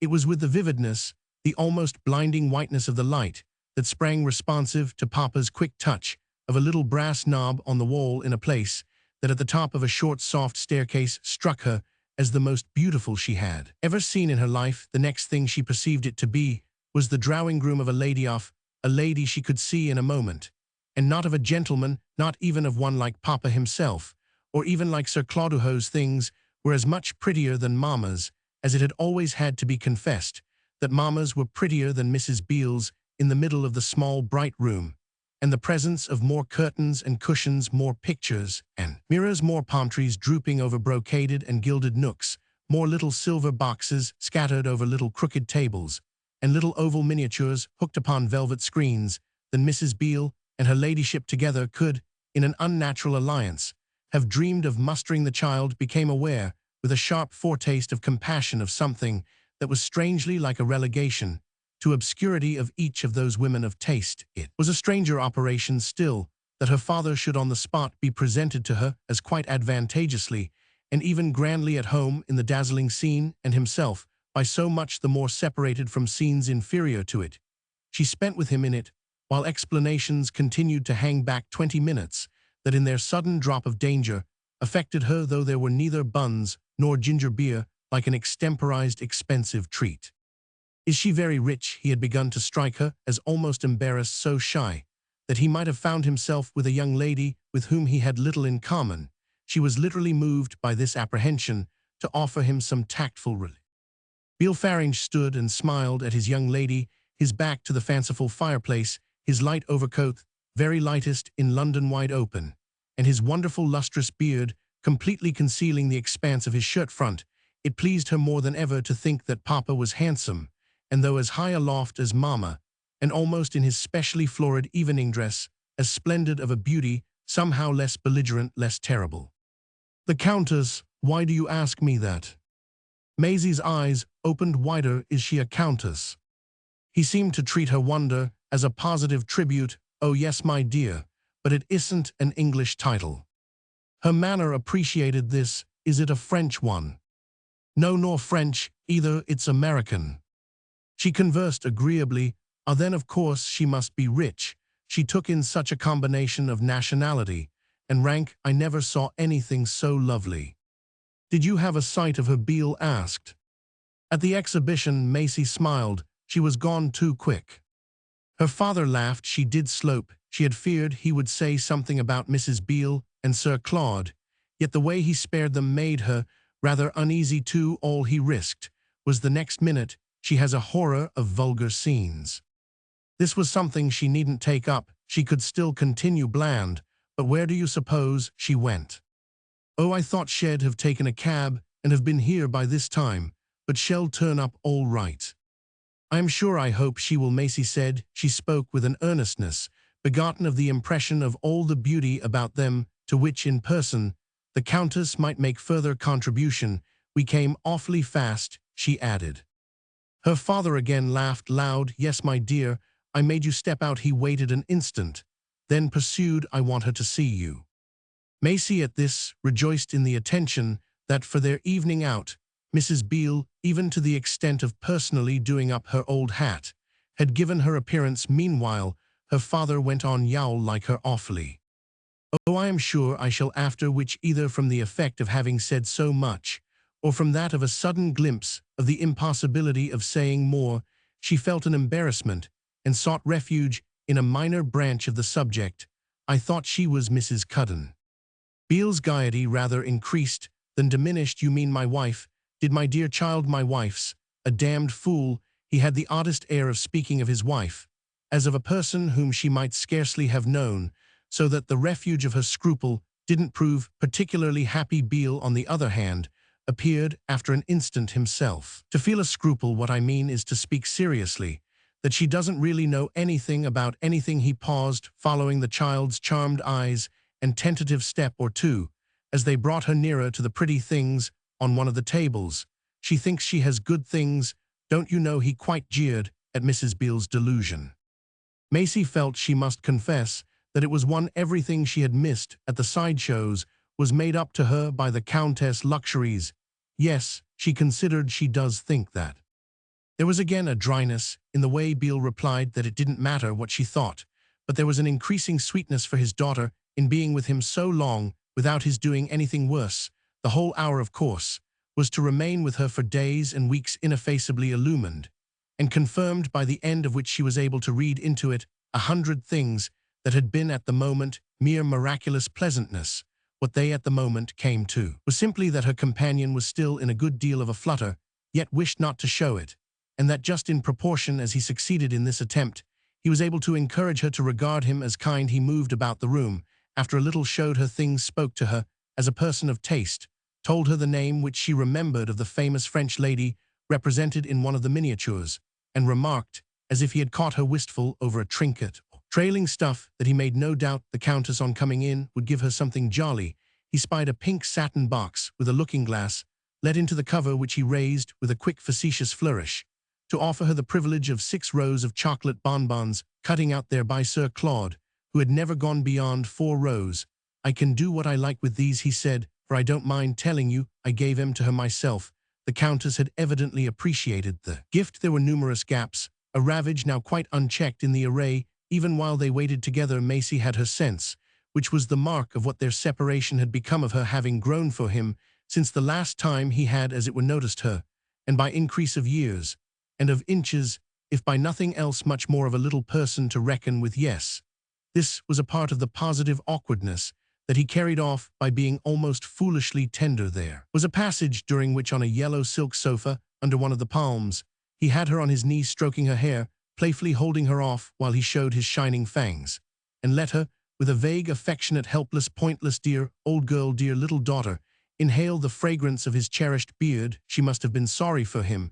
She afterwards knew so well, could she privately follow his difficulty in being specific to her about anything she had. Such possibilities of vibration, of response, that it needed nothing more than this to make up to her. In fact, for omissions, the tears came into her eyes again, as they had done when in the park that day the captain told her so splendidly that her mother was good. What was this but splendid tooth-eyes still director goodness of her father, and this unexampled shining solitude with him, out of which everything had dropped, but that he was Papa, and that he was magnificent. It didn't spoil it that she finally felt he must have, as he became restless some purpose he didn't quite see his way to bring out, for in the freshness of their recovered fellowship she would have lent herself gleefully to his suggesting, or even to his pretending, that their relations were easy and graceful.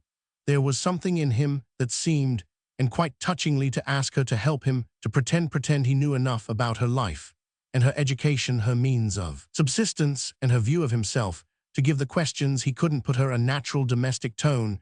She would have pretended with ecstasy, if he could only have given her the cue she waited for it, while between his big teeth he breathed the sighs she didn't know to be stupid, and as if though he was so stupid all through, he had let the friendly suffusion of her eyes yet tell him she was ready for anything. He floundered about, wondering what the devil he could lay hold of. Roman 19. When he had lighted a cigarette and begun to smoke in her face, it was as if he had struck with the match the note of some queer, clumsy ferment of old professions, old scandals, old duties, a dim perception of what he possessed in her. And what if everything had onlet it been totally different? She might still be able to give him what she was able to give him, however, as his blinking eyes seemed to make out through the smoke, would be simply what he should be able to get from her. To give something, to give here on the spot, was all her own desire. Among the old things that came back was her little instinct of keeping the peace. It made her wonder more sharply what particular thing she could do or not do, what particular word she could speak or not speak, what particular line she could take or not take, that might, for everyone, even for the Countess, give a better turn to the crisis. She was ready in this interest for an immense surrender, a surrender of everything but Sir Claude, of everything. But Mrs. Beale, the immensity didn't include them. But if he had an idea at the back of his head, she had also one in a recess as deep. And for a time, while they sat together, there was an extraordinary mute passage between her vision of this vision of his vision of her vision, and her vision of his vision of her vision. What there was no effective record of, indeed, was the small strange pathos on the child's part of an innocence so saturated with knowledge, and so directed to diplomacy. What further Beale finally laid hold of, while he masked again with his fine presence half the flounces of the fireplace, was, "Do you know, my dear, I shall soon be off to America." It struck his daughter both as a short cut, and as the way he wouldn't have said it to his wife, but his wife figured with a bright superficial assurance in her response. "Do you mean with Mrs. Beale?" Her father looked at her hard. "Don't be a little ass." Her silence appeared to represent a concentrated effort not to be then with the Countess. "With her or without her, my dear, that concerns only your poor daddy. She has big interests over there, and she wants me to take a look at them." Maisie threw herself into them. "Will that take very long?" "Yes, there in such a muddle it may take months. Now what I want to hear, you know, is whether you'd like to come along." Planted once more before him in the middle of the room, she felt herself turning white as she gasped, yet feeling as soon as she had spoken that such a note of dismay was not altogether pretty, she felt it still more, while her father replied with a shake of his legs, a toss of his cigarette-ish, and a fidgety look, was forever taking one all the length of his waistcoat and trousers, that she needn't be quite so disgusted.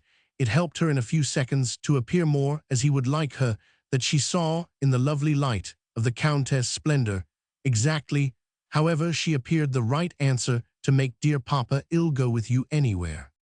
He turned his back to her and stood with his nose at the glass of the chimney-piece while he brushed specks of ash out of his beard. Then he abruptly said, "Do you know anything about your brute of a mother?" It was just of her brute of a mother that the manner of the question in a remarkable degree reminded her. It had the free flight of one of Ida's fine bridgings of space. With the sense of this was kindled for Maisie at the same time an inspiration. "Oh yes, I know everything," and she became so radiant that her father, seeing it in the mirror, turned back to her, and presently on the sofa had her at his knee again, and was again particularly affecting Maisie's inspiration, instructed her pressingly that the more she should be able to say about Mama the less she would be called upon to speak of her step-parents. She kept hoping the Countess would come in before her power to protect them was exhausted, and it was now in closer quarters with her companion that the idea at the back of her head shifted its place to her lips. She told him she had met her mother in the park with a gentleman who, while Sir Claude had strolled with her ladyship, had been kind, and had sat and talked to her, narrating the scene with a remembrance of her pledge of secrecy to the captain, quite brushed away by the joy of seeing Beale listen without profane interruption. It was almost an amazement, but it was indeed all joy thus to be able to guess that Papa was at last quite tired of his anger, off his anger at any rate about Mama. He was only bored with her now. That made it, however, the more imperative that his spent displeasure shouldn't be blown out again. It charmed the child to see how much she could interest him, and the charm remained even when, after asking her a dozen questions, he observed musingly, and a little obscurely, "Yes, damned if she want for in this too."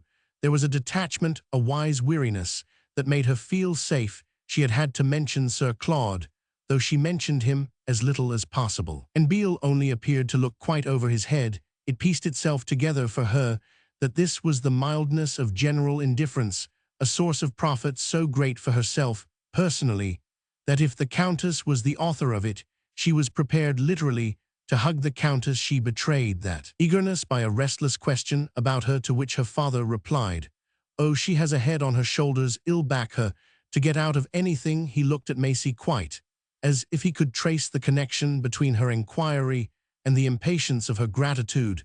"Do you mean to say you'd really come with me?" She felt as if he were now looking at her very hard indeed, and also as if she had grown ever so much older. "Ill do anything in the world, you ask me, Papa?" He gave again with a laugh, and with his legs apart, his proprietary glance at his waistcoat and trousers. "That's a way, my dear, of saying no thank you. You know, you don't want to go the least little mite. You can't humbug me." Beale Farange laid down. "I don't want to bully you. I never bullied you in my life. But I make you the offer, and it's to take or to leave. Your mother will never again have any more to do with you than if you were a kitchen maid she had turned out for going wrong. Therefore, of course, I'm your natural protector, and you've a right to get everything out of me you can. Now's your chance. You know you won't be half clever. If you don't, you can't say I don't put it before yow. You can't say I ain't kind to you, or that I don't play fair. Mind you never say that. You know it would bring me down on you. I know what's proper. I'll take you again, just as I have taken you again and again, and I'm much obliged to you for making up such a face." She was conscious enough that her face indeed couldn't please him if it showed any sign, just as she hoped it didn't. Off her sharp impression of what he now really wanted to do. Wasn't he trying to turn the tables on her, embarrass her somehow into admitting that what would really suit her little book would be, after doing so much for good manners, to leave her wholly at liberty to arrange for herself? She began to be nervous again. It rolled over her that this was their parting for ever, and that he had brought her there for so many caresses only because it was important. Such an occasion should look better for him than any other. For her to spoil it by the note of discord would certainly give him ground for complaint. And the child was momentarily bewildered between her alternatives of agreeing with him about her wanting to get rid of him and displeasing him by pretending to stick to him. So she found for the moment no solution but to murmur very helplessly, "Oh, Papa, oh, Papa. I know what you're up to, don't tell me." After which he came straight over, and in the most inconsequent way in the world clasped her in his arms a moment and rubbed his beard against her cheek. Then she understood, as well as if he had spoken it, that what he wanted, hang it, was that she should let him off with all the honors, with all the appearance of virtue and sacrifice on his side. It was exactly as if he had broken out to her, "I say, you little booby, help me to be irreproachable, to be noble, and yet to have none of the beastly bore of it. There's only impropriety enough for one of us, so you must take it all. Repudiate your dear old daddy in the face, mind you, of his tender supplications. He can't be rough with you. It isn't in his nature. Therefore you'll have successfully chucked him, because he was too generous to be as firm with you, poor man, as was, after all, his duty." This was what he communicated in a series of tremendous pats on the back. That portion of her person had never been so thumped since Model thumped her when she choked. After a moment, he gave her the further impression of having become sure enough of her to be able very gracefully to say out, "You know your mother loathes you simply, and I've been thinking over your precious man fellow you told me about." "Well," Maisie replied with competence, "I am sure of him." Her father was vague for an instant. Do you mean sure of his liking you? Oh no, of his liking her. Beale had a return of gaiety. There's no accounting for tastes. It's what they all say, you know. I don't care, I'm sure of him, Maisie repeated. Sure you mean that shell bolt? Maisie knew all about bolting, but decidedly she was older, and there was something in her that could wince at the way her father made the ugly word ugly enough at best sound flat and low. It prompted her to amend his illusion, which she did by saying, I don't know what shall do, but shall be happy. Let us hope so, said Beale almost. As for edification, the more happy she is, at any rate, the less shall want you about. That's why I press you, he agreeably pursued, to consider this handsome offer. I mean seriously, you know off your sole surviving parent. Their eyes at this met again, in a long and extraordinary communion, which terminated in his ejaculating, "Ah, you little scoundrel." She took it from him in the manner it seemed to her he would like best, and with a success that encouraged him to go on. "You are a deep little devil." Her silence, ticking like a watch, acknowledged even this, in confirmation of which he finally brought out, "You've settled it with the other pair." "Well, what if I have?" she sounded to herself, most bold. Her father, quite as in the old days, broke into a peal. "Why, don't you know they're awful?" She grew bolder still. "I don't care, not a bit. But they're probably the worst people in the world, and the very greatest criminals." Beale pleasantly urged. "I am not the man, my dear, not to let you know it." "Well, it doesn't prevent them from loving me. They love me tremendously." Maisie turned crimson to hear herself. Her companion fumbled. "Almost anyone, let alone a daughter, would have seen how conscientious he wanted to be, I dare say. But do you know why she braved his eyes?" And he added, "You're a jolly good pretext." "For what?" Maisie asked. "Why, for their game. I needn't tell you what that is." The child reflected. "Well, then that's all the more reason."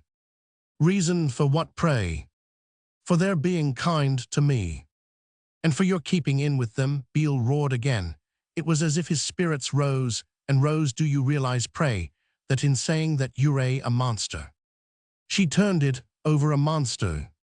They've made one of you, upon my honor. It's quite awful. It shows the kind of people they are. Don't you understand," Beale pursued, "that when they've made you as horrid as they can, as horrid as themselves, they'll just simply chuck you." She had at this a flicker of passion. "They won't chuck me."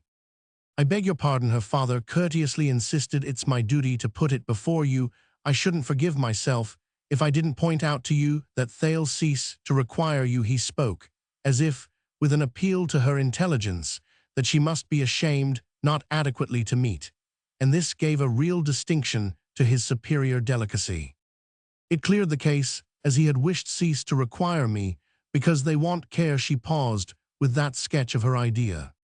"Of course Sir Claude won't care if his wife bolts. That's his game. It will suit him down to the ground." This was a proposition Maisie could perfectly embrace, but it still left a loophole for triumph. She turned it well over. "You mean, if Mama doesn't come back ever at all?" The composure with which her face was presented to that prospect would have shown a spectator the long road she had traveled well, but that won't put Mrs. Beale in the same comfortable position. Beale took her up with relish. He had sprung to his feet again, shaking his legs and looking at his shoes. "Right you are, darling. Something more will be wanted for Mrs. Beale." He just paused, then he added, "But she may not have long to wait for it." Maisie also for a minute looked at his shoes, though they were not the pair she most admired, the laced yellow uppers and patent leather complement. At last, with a question, she raised her eyes. "Aren't you coming back?"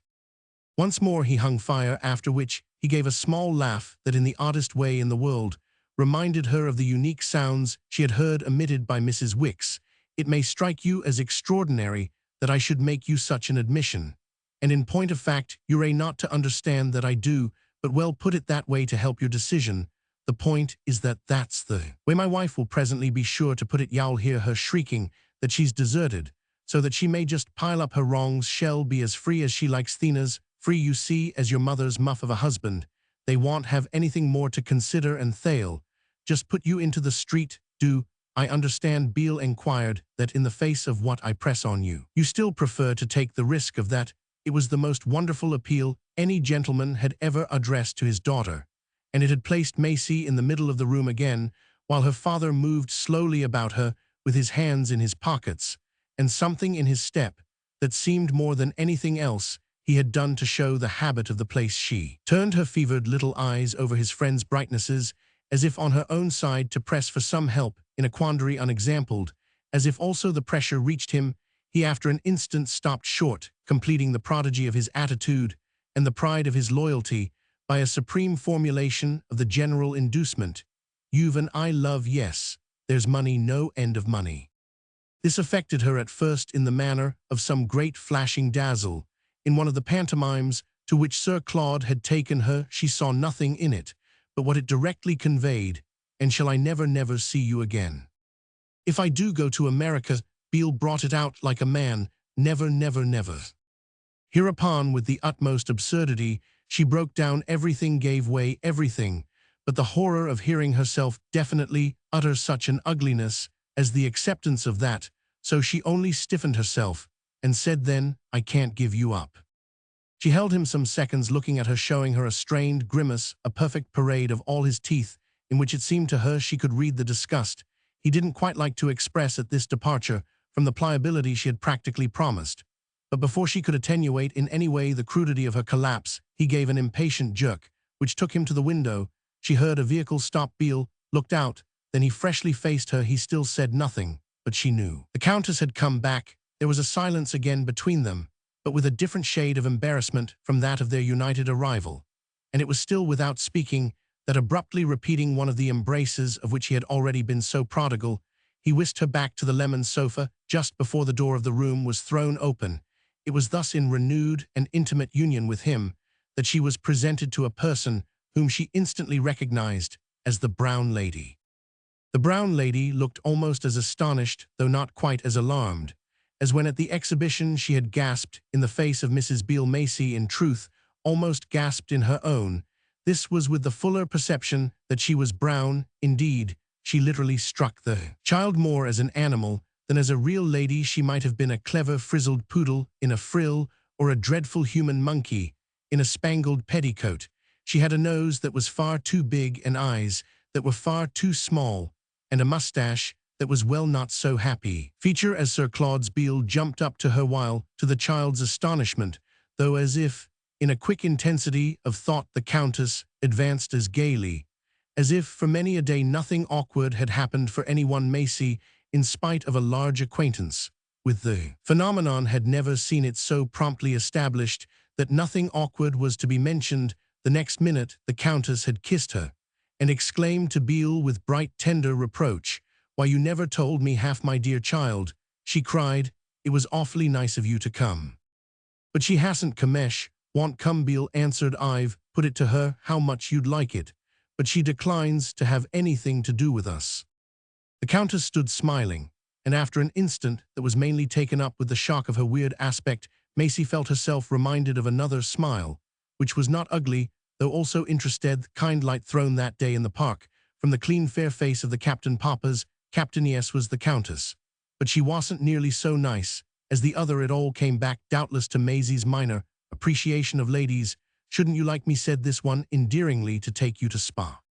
To Spa, the child repeated the name to gain time, not to show how the Countess brought back to her a dim remembrance of a strange woman with a horrid face, who once years before, in an omnibus bending to her from an opposite seat, had suddenly produced an orange and murmured, "Little dearie, won't you have it?" She had felt then, for some reason, a small silly terror, though afterwards conscious that her interlocutress, unfortunately hideous, had particularly meant to be kind.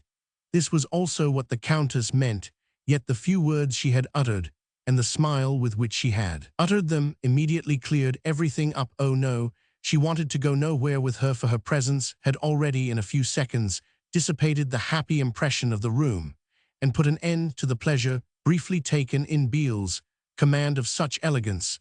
There was no command of elegance in his having exposed her to the approach of the short, fat, wheedling, whiskered person, in whom she had now to recognize the only figure wholly without attraction involved in any of the intimate connections her immediate circle had witnessed the growth of. She was abashed meanwhile. However, at having appeared to weigh in the balance the place to which she had been invited, and she added as quickly as possible, "It isn't to America." Then the Countess at this looked sharply at Beale, and Beale, airily enough, asked what the deuce it mattered when she had already given him to understand she wanted to have nothing to do with them.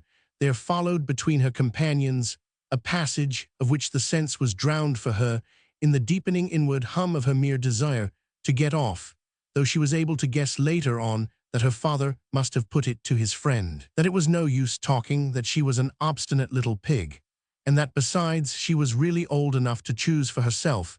It glimmered back to her, indeed, that she must have failed quite dreadfully to seem ideally other than rude, inasmuch as before she knew it, she had visibly given the impression that if they didn't allow her to go home, she should cry. Oh, if there had ever been a thing to cry about, it was being so consciously and gawkily below the handsomest offers anyone could ever have received. The great pain of the thing was that she could see the Countess liked her enough to wish to be liked in return, and it was from the idea of a return she sought utterly to flee. It was the idea of a return that, after a confusion of loud words had broken out between the others, brought to her lips, with the tremor preceding disaster, "Can't I please be sent home in a cab?" Yes, the Countess wanted her, and the Countess was wounded and chilled, and she couldn't help it. And it was all the more dreadful because it only made the Countess more coaxing and more impossible, the only thing that sustained either of them, perhaps, till the cab came. Maisie presently saw it would come, was its being in the air somehow, that Beale had done what he wanted. He went out to look for a conveyance. The servants, he said, had gone to bed, but she shouldn't be kept beyond her time. The Countess left the room with him, and alone, in the possession of it. Maisie hoped she wouldn't come back. It was all the effect of her face. The child simply couldn't look at it and meet its expression halfway. All in a moment, too.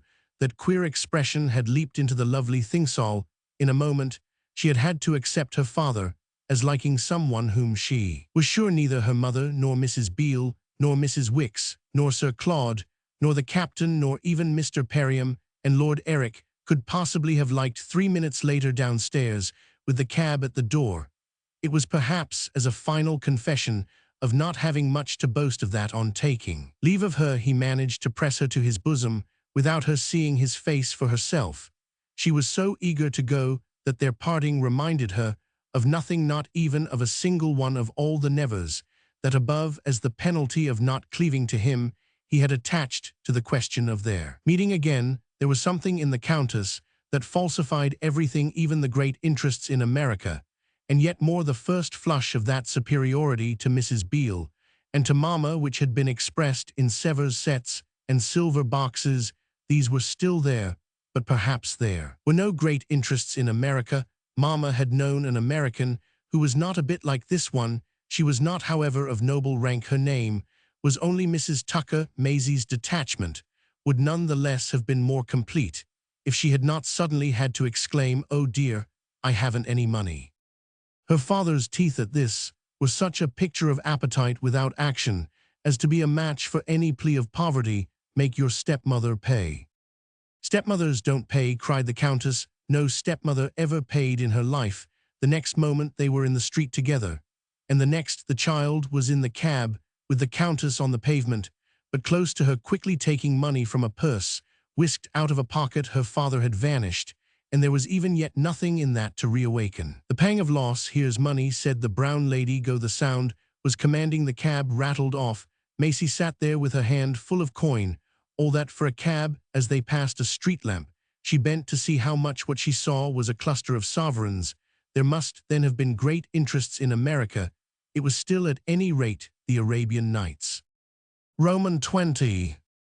The money was far too much even for a fee in a fairy tale, and in the absence of Mrs. Beale, who, though the hour was now late, had not yet returned to the Regent's Park, Susan Ash in the hall, as loud as Maisie was low, and as bold as she was bland, produced on the exhibition, offered under the dim vigil of the lamp that made the place a contrast to the child's recent scene of light, the half-crown that an unsophisticated cabman could pronounce to be the least he would take. It was apparently long before Mrs. Beale would arrive, and in the interval Maisie had been induced by the prompt Susan not only to go to bed like a darling dear, but in still richer expression of that character, to devote to the repayment of obligations general, as well as particular one of the sovereigns, in the ordered array, that on the dressing table upstairs was naturally not less dazzling to a lone orphan of a housemaid than to the subject of the manoeuvres of a quartet.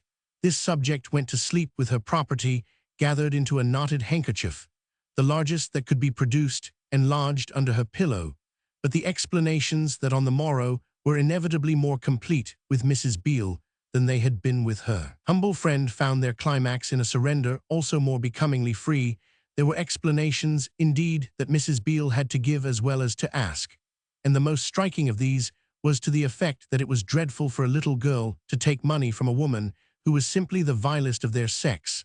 The sovereigns were examined with some attention, the result of which, however, was to make the author of that statement desire to know what if one really went into the matter they could be called, but the wages of sin her companion went into it, merely so far as the question of what then they were to do with them, on which Mrs. Beale, who had by this time put them into her pocket, replied with dignity, and with her hand on the place, were to send them back on the spot. Susan, the child soon afterwards learnt, had been invited to contribute to this act of restitution her one appropriated coin, but a closer clutch of the treasure showed in her private assurance to Maisie that there was a limit to the way she could be done.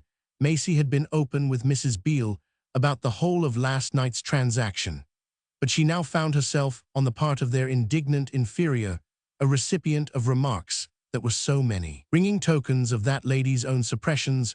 One of these bore upon the extraordinary hour. It was 3 in the morning, if she really wanted to know aught, which Mrs. Beale had re-entered the house. Another in accents, as to which Maisie's criticism was still intensely tacit, characterized her appeal as such a gime, such a shime, as one had never had to put up with. A third treated with some vigor the question of the enormous sums due below stairs in every department for gratuitous labor and wasted zeal.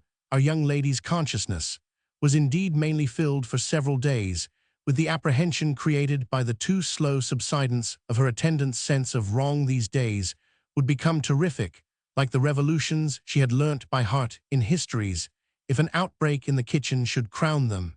And to promote that prospect, she had through Susan's eyes more than one glimpse of the way in which revolutions are prepared to listen to Susan, was to gather that the spark applied to the inflammables, and already causing them to crackle, would prove to have been the circumstance of one's being called a horrid low thief for refusing to part with one's own. The redeeming point of this tension was on the 5th day that it actually appeared to have had to do with a breathless perception in our heroine's breast that scarcely more as the center of Sir Claude's than as that of Susan's energies.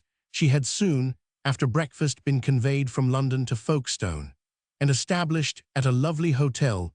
These agents before her wondering eyes had combined to carry through the adventure, and to give it the air of having owed its success to the fact that Mrs. Beale had, as Susan said, but just stepped out when Sir Claude, watch in hand, had met this fact with the exclamation, "Then pack Miss Farange, and come off with us."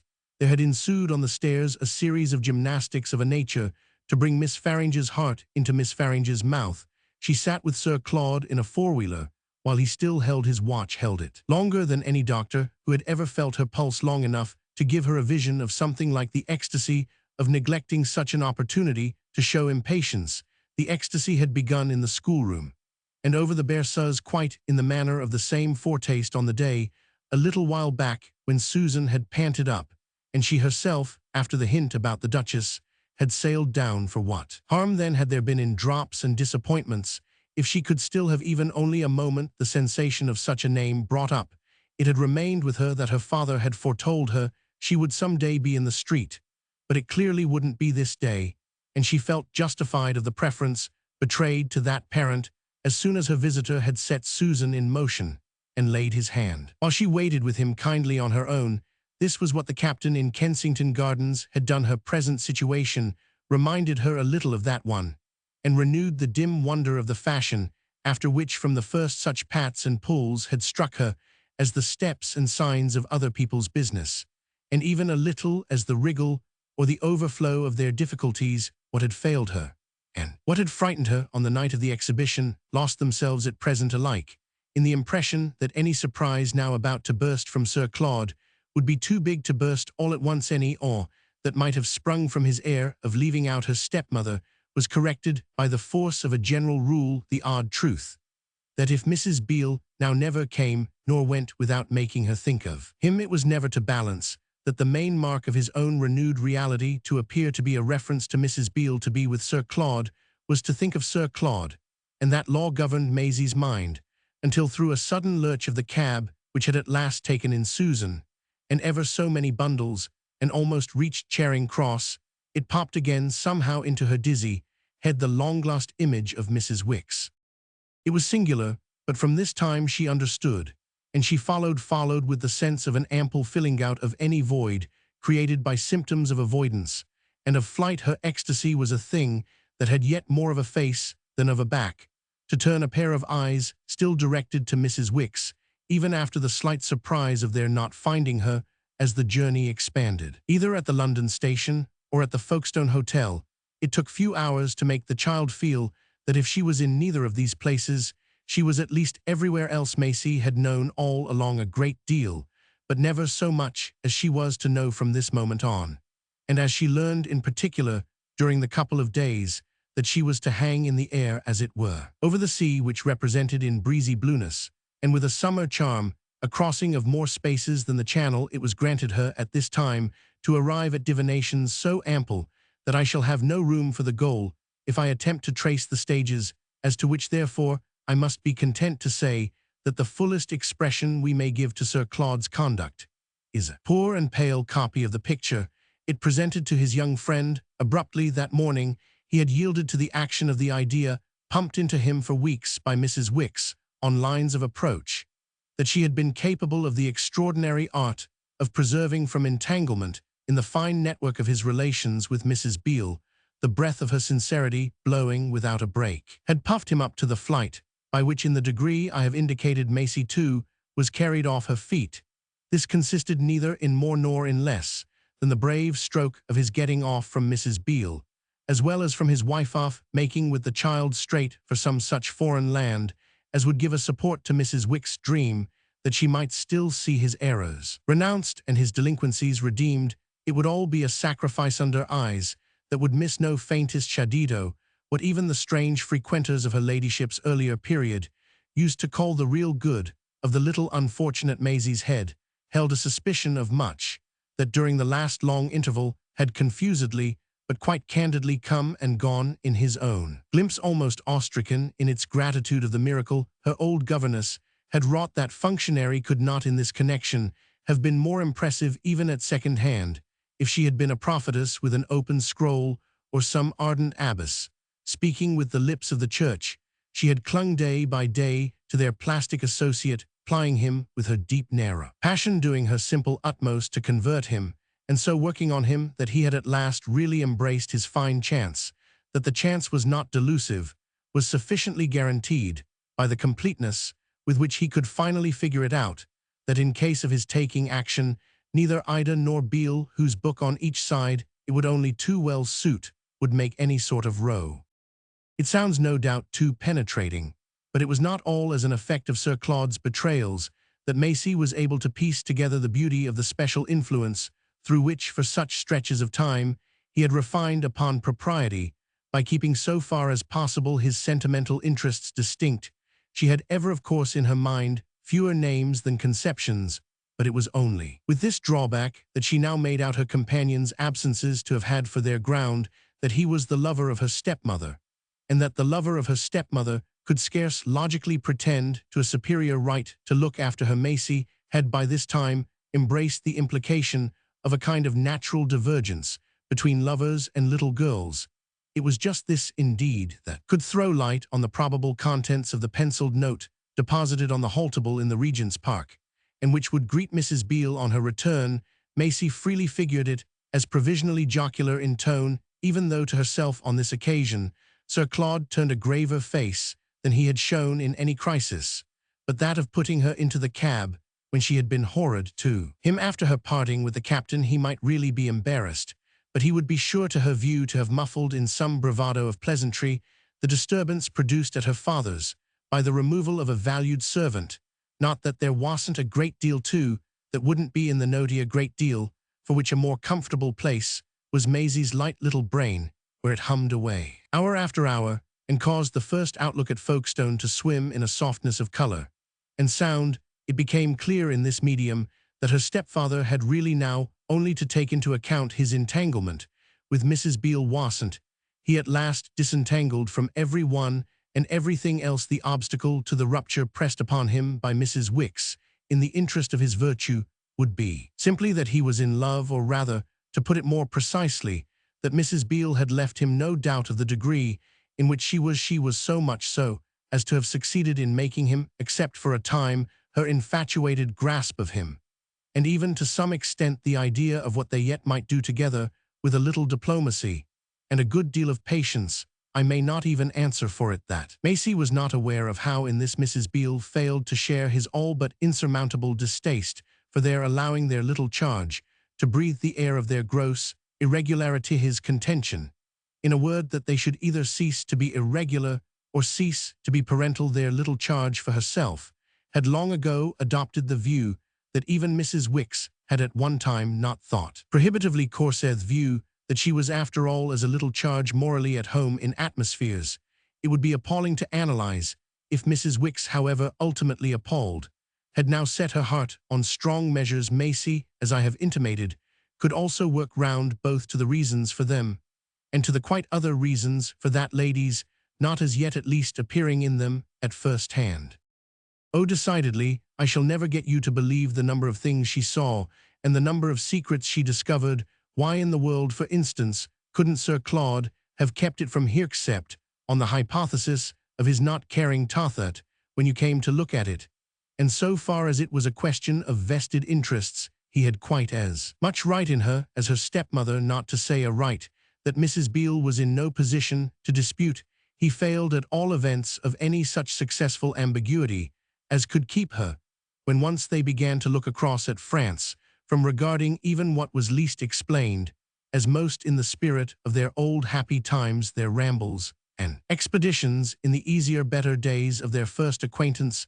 Never before had she had so the sense of giving him a lead for the sort of treatment of what was between them that would best carry it off, or of his being grateful to her for meeting him so much in the right place. She met him literally at the very point where Mrs. Beale was most to be reckoned with, the point of the jealousy that was sharp in that lady, and of the need of their keeping it as long as possible obscure to her. That poor Mrs. Wicks had still a hand. Yes, she met him too, in the truth of the matter, that as her stepmother had had no one else to be jealous of, she had made up for so gross privation by directing the sentiment to a moral influence.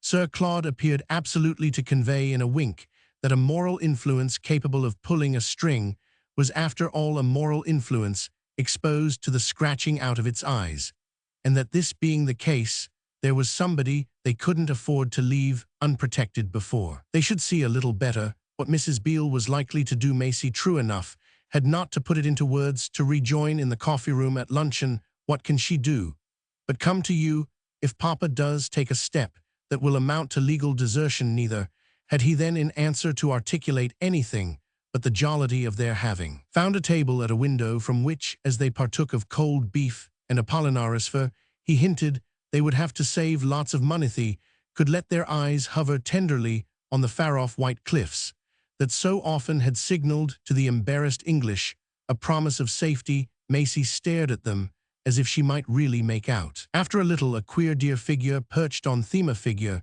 as to which she had already the subtle sense that wherever perched it would be the very oddest yet seen in France. But it was at least as exciting to feel where Mrs. Wicks wasn't as it would have been to know where she was, and if she wasn't yet at Boulogne, this only thickened the plot. If she was not to be seen that day, however, the evening was marked by an apparition before which none the less overstrained suspense folded on the spot its wings, adjusting her respirations, and attaching under dropped lashes all her thoughts to a smartness of frock and frill for which she could reflect that she had not appealed in vain to a loyalty in Susan Ash. Triumphant over the nice things their feverish flight had left behind, Maisie spent on a bench in the garden of the hotel the half-hour before dinner that mysterious ceremony of the table d'hôte, for which she had prepared with a punctuality of flutter. Sir Claude beside her was occupied with a cigarette and the afternoon papers, and though the hotel was full, the garden showed the particular void that ensues upon the sound of the dressing bell. She had almost had time to weary of the human scene, her own humanity at any rate in. The shape of a smutch on her scanty skirt had held her so long that as soon as she raised her eyes, they rested on a high fair drapery by which smutches were put to shame, and which had glided toward her over the grass without her noting its rustle. She followed up its stiff sheen up and up from the ground where it had stopped till, at the end of a considerable journey, her impression felt the shock of the fixed face, which surmounting it seemed to offer the climax of the dressed condition. "Why, mamma," she cried the next instant, in a tone that, as she sprang to her feet, brought Sir Claude to his own beside her, and gave her ladyship a few yards off the advantage of their momentary confusion. Poor Maisie's was immense. Her mother's drop had the effect of one of the iron shutters that in evening walks with Susan Ash she had seen suddenly at the touch of a spring rattle down over shining shop fronts. The light of foreign travel was darkened at a stroke. She had a horrible sense that they were caught, and for the first time of her life in Ida's presence she so far translated an impulse into an invidious act as to clutch straight at the hand of her responsible confederate. It didn't help her that he appeared at first equally hushed with horror, a minute during which, in the empty garden, with its long shadows on the lawn, its blue sea over the hedge, and its startled peace in the air, both her elders remained as stiff as tall tumblers filled to the brim, and held straight for fear of a spill. At last, in a tone that enriched the whole surprise by its unexpected softness, her mother said to Sir Claude, "Do you mind at all my speaking to her?" "Oh no, do you?" His reply was so long in coming that Maisie was the first to find the right note. He laughed as he seemed to take it from her, and she felt a sufficient concession in his manner of addressing their visitor. "How in the world did you know we were here?" His wife at this came the rest of the way, and sat down on the bench with a hand laid on her daughter, whom she gracefully drew to her, and in whom at her touch the fear just kindled gave a second jump. But now in quite another direction. Sir Claude, on the further side, resumed his seat and his newspapers, so that the three grouped themselves like a family party. His connection, in the oddest way in the world, almost cynically, and in a flash acknowledged, and the mother patting the child into conformities unspeakable. Maisie could already feel how little it was Sir Claude and she who were caught. She had the positive sense of their catching their relative, catching her in the act of getting rid of her burden, with a finality that showed her as unprecedentedly relaxed. Oh yes, the fear had dropped, and she had never been so irrevocably parted with as in the pressure of possession now supremely exerted by Ida's long-gloved and much-bengled arm. "I went to the Regent's Park thighs," was presently her ladyship's answer to Sir Claude. "Do you mean today?" "This morning, just after your own call there. That's how I found you out. That's what has brought me." Sir Claude considered, and Maisie waited. "Whom then did you see?" Ida gave a sound of indulgent mockery. "I like your scare. I know your game. I didn't see the person I risked seeing, but I had been ready to take my chance of her." She addressed herself to Maisie. She had encircled her more closely. "I asked for you, my dear, but I saw no one but a dirty parlour maid." She was red in the face with the great things that, as she told me, had just happened in the absence of her mistress, and she luckily had the sense to have made out the place to which Sir Claude had come to take you. "If he hadn't given a false scent, I should find you here." That was the supposition on which I've proceeded. Ida had never been so explicit about proceeding or supposing, and Maisie, drinking this in, noted too how Sir Claude shared her fine impression of it. "I wanted to see you," his wife continued, "and now you can judge of the trouble I've taken. I had everything to do in town today, but I managed to get off." Maisie and her companion for a moment did justice to this achievement, but Maisie was the first to express it. "I am glad you wanted to see me, mamma." Then, after a concentration more deep, and with a plunge more brave, "A little more, and you'd have been too late." It stuck in her throat, but she brought it out. "We're going to France." Ida was magnificent. Ida kissed her on the forehead. "That's just what I thought likely. It made me decide to run down. I fancied that in spite of your scramble you'd wait to cross, and it added to the reason I have for seeing you." Maisie wondered intensely what the reason could be, but she knew ever so much better than to ask. She was slightly surprised, indeed, to perceive that Sir Claude didn't, and to hear him immediately enquire, "What in the name of goodness can you have to say to her?" His tone was not exactly rude, but it was impatient enough to make his wife's response a fresh specimen of the new softness that my dear man is all my own business. Do you mean, Sir Claude asked, that you wish me to leave you with her? Yes, if y'all be so good, that's the extraordinary request. I take the liberty of making her ladyship had dropped to a mildness of irony, by which for a moment poor Maisie was mystified, and charmed, puzzled, with a glimpse of something that in all the years had at intervals peeped out. Ida smiled at Sir Claude with the strange air she had on such occasions of defying an interlocutor to keep it up as long her huge eyes, her red lips, the intense marks in her face, formed an eclairage as distinct and public as a lamp set in a window. The child seemed quite to see in it the very beacon that had lighted her path. She suddenly found herself reflecting that it was no wonder the gentlemen were guided. This must have been the way Mamma had first looked at Sir Claude. It brought back the luster of the time they had outlived. It must have been the way she looked also at Mr. Perriam and Lord Eric. Above all, it contributed in Maisie's mind to a completer view of that satisfied state of the captain. Our young lady grasped this idea with a quick lifting of the heart.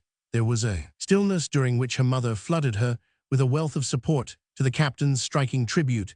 This stillness remained long enough unbroken to represent that Sir Claude too might but be gasping again under the spell originally strong for him, so that Maisie quite hoped he would at least say something to show a recognition of how charming she could be.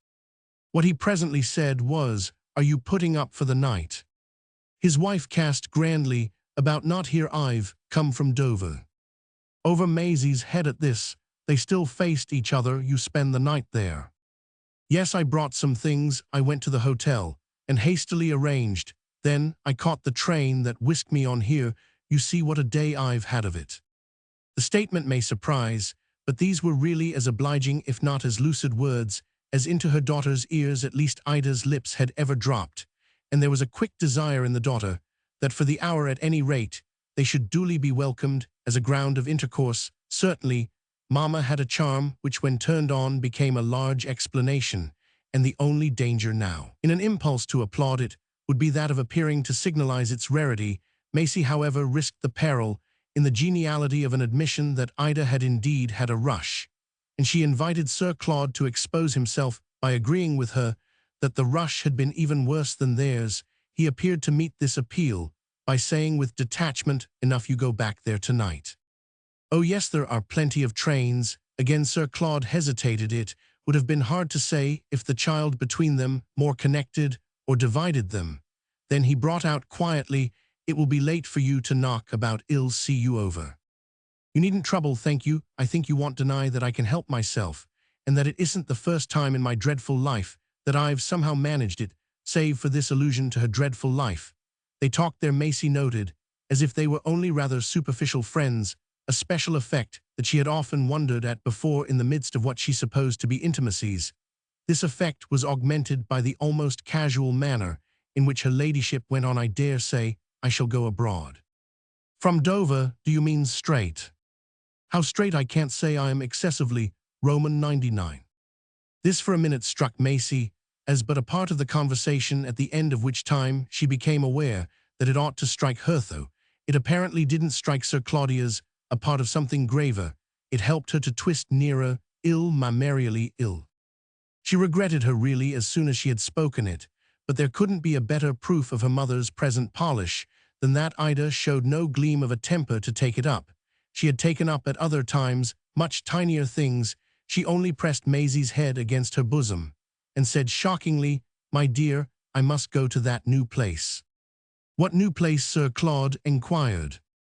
Ida thought but couldn't recall it. "Oh, Chose, don't you know where everyone goes? I want some proper treatment. It's all I've ever asked for on earth, but that's not what I came to say." Sir Claude, in silence, folded one by one his newspapers. Then he rose and stood whacking the palm of his hand with the bundle. "You'll stop and dine with us." "Dear no, I can't dine at this sort of hour. I ordered dinner at Dover." Her ladyship's tone in this one instance showed a certain superiority to those conditions in which her daughter had artlessly found Folkestone a paradise. It was yet not so crushing as to nip in the bud the eagerness with which the latter broke out, "But won't you at least have a cup of tea?" Ida kissed her again on the brow. "Thanks, love, I had tea." Before coming, she raised her eyes to Sir Claude. "She is sweet." He made no more answer than if he didn't agree, but Maisie was at ease about that, and was still taken up with the joy of this happier pitch of their talk, which put more and more of a meaning into the captain's version. Her ladyship and literally kindled a conjecture that such an admirer might over there at the other place be waiting for her to dine. Was the same conjecture in Sir Claude's mind? He partly puzzled her if it had risen there by the slight perversity with which he returned to a question that his wife evidently thought she had disposed of. He whacked his hand again with his paper. "I had really much better take you and leave Maisie here alone." Mama so clearly didn't want it that Maisie leaped at the vision of a captain who had seen her on from Dover, and who, while he waited to take her back, would be hovering just at the same distance at which in Kensington Gardens the companion of his walk had herself hovered. Of course, however, instead of breathing any such guess, she let Sir Claude reply, all the more that his reply could contribute so much to her own present grandeur. "She won't be alone when she has a maid in attendance." Maisie had never before had so much of a retinue, and she waited also to enjoy the action of it on her ladyship. "You mean the woman you brought from town?" Ida considered the person at the house spoke of her in a way that scarcely made her out company for my child. Her tone was that her child had never wanted in her hands for prodigious company. "But she has distinctly continued to decline Sir Claude's. Don't be an old goose," she said charmingly. "Let us alone." In front of them on the grass, he looked graver than Maisie at all now, thought the occasion warranted. "I don't see why you can't say it before me." His wife smoothed one of her daughter's curls. "Say what, dear?" "Why, what you came to say." At this Maisie at last interposed. She appealed to Sir Claude. "Do let her say it to me." He looked hard for a moment at his little friend. "How do you know what she may say?" "She must risk it," Ida remarked. "I only want to protect you," he continued to the child. "You want to protect yourself, that's what you mean," his wife replied. "Don't be afraid, I won't touch you." "She won't touch Yoush won't," Maisie declared. She felt by this time that she could really answer for it, and something of the emotion with which she had listened to the captain came back to her. It made her so happy and so secure that she could positively patronize Mama. She did so in the captain's very language. She's good," she proclaimed. "Oh Lord!" Sir Claude at this let himself go. He appeared to have emitted some sound of derision that was smothered to Maisie's ears by her being again embraced by his wife. Ida released her and held her off a little, looking at her with a very queer face. Then the child became aware that their companion had left them, and that from the face in question a confirmatory remark had proceeded. "I am good, love," said her ladyship. Roman 21. A good deal of the rest of Ida's visit was devoted to explaining, as it was so extraordinary a statement. This explanation was more copious than any she had yet indulged in, and as the summer twilight gathered, and she kept her child in the garden, she was conciliatory to a degree that let her need to arrange things a little perceptibly peep out.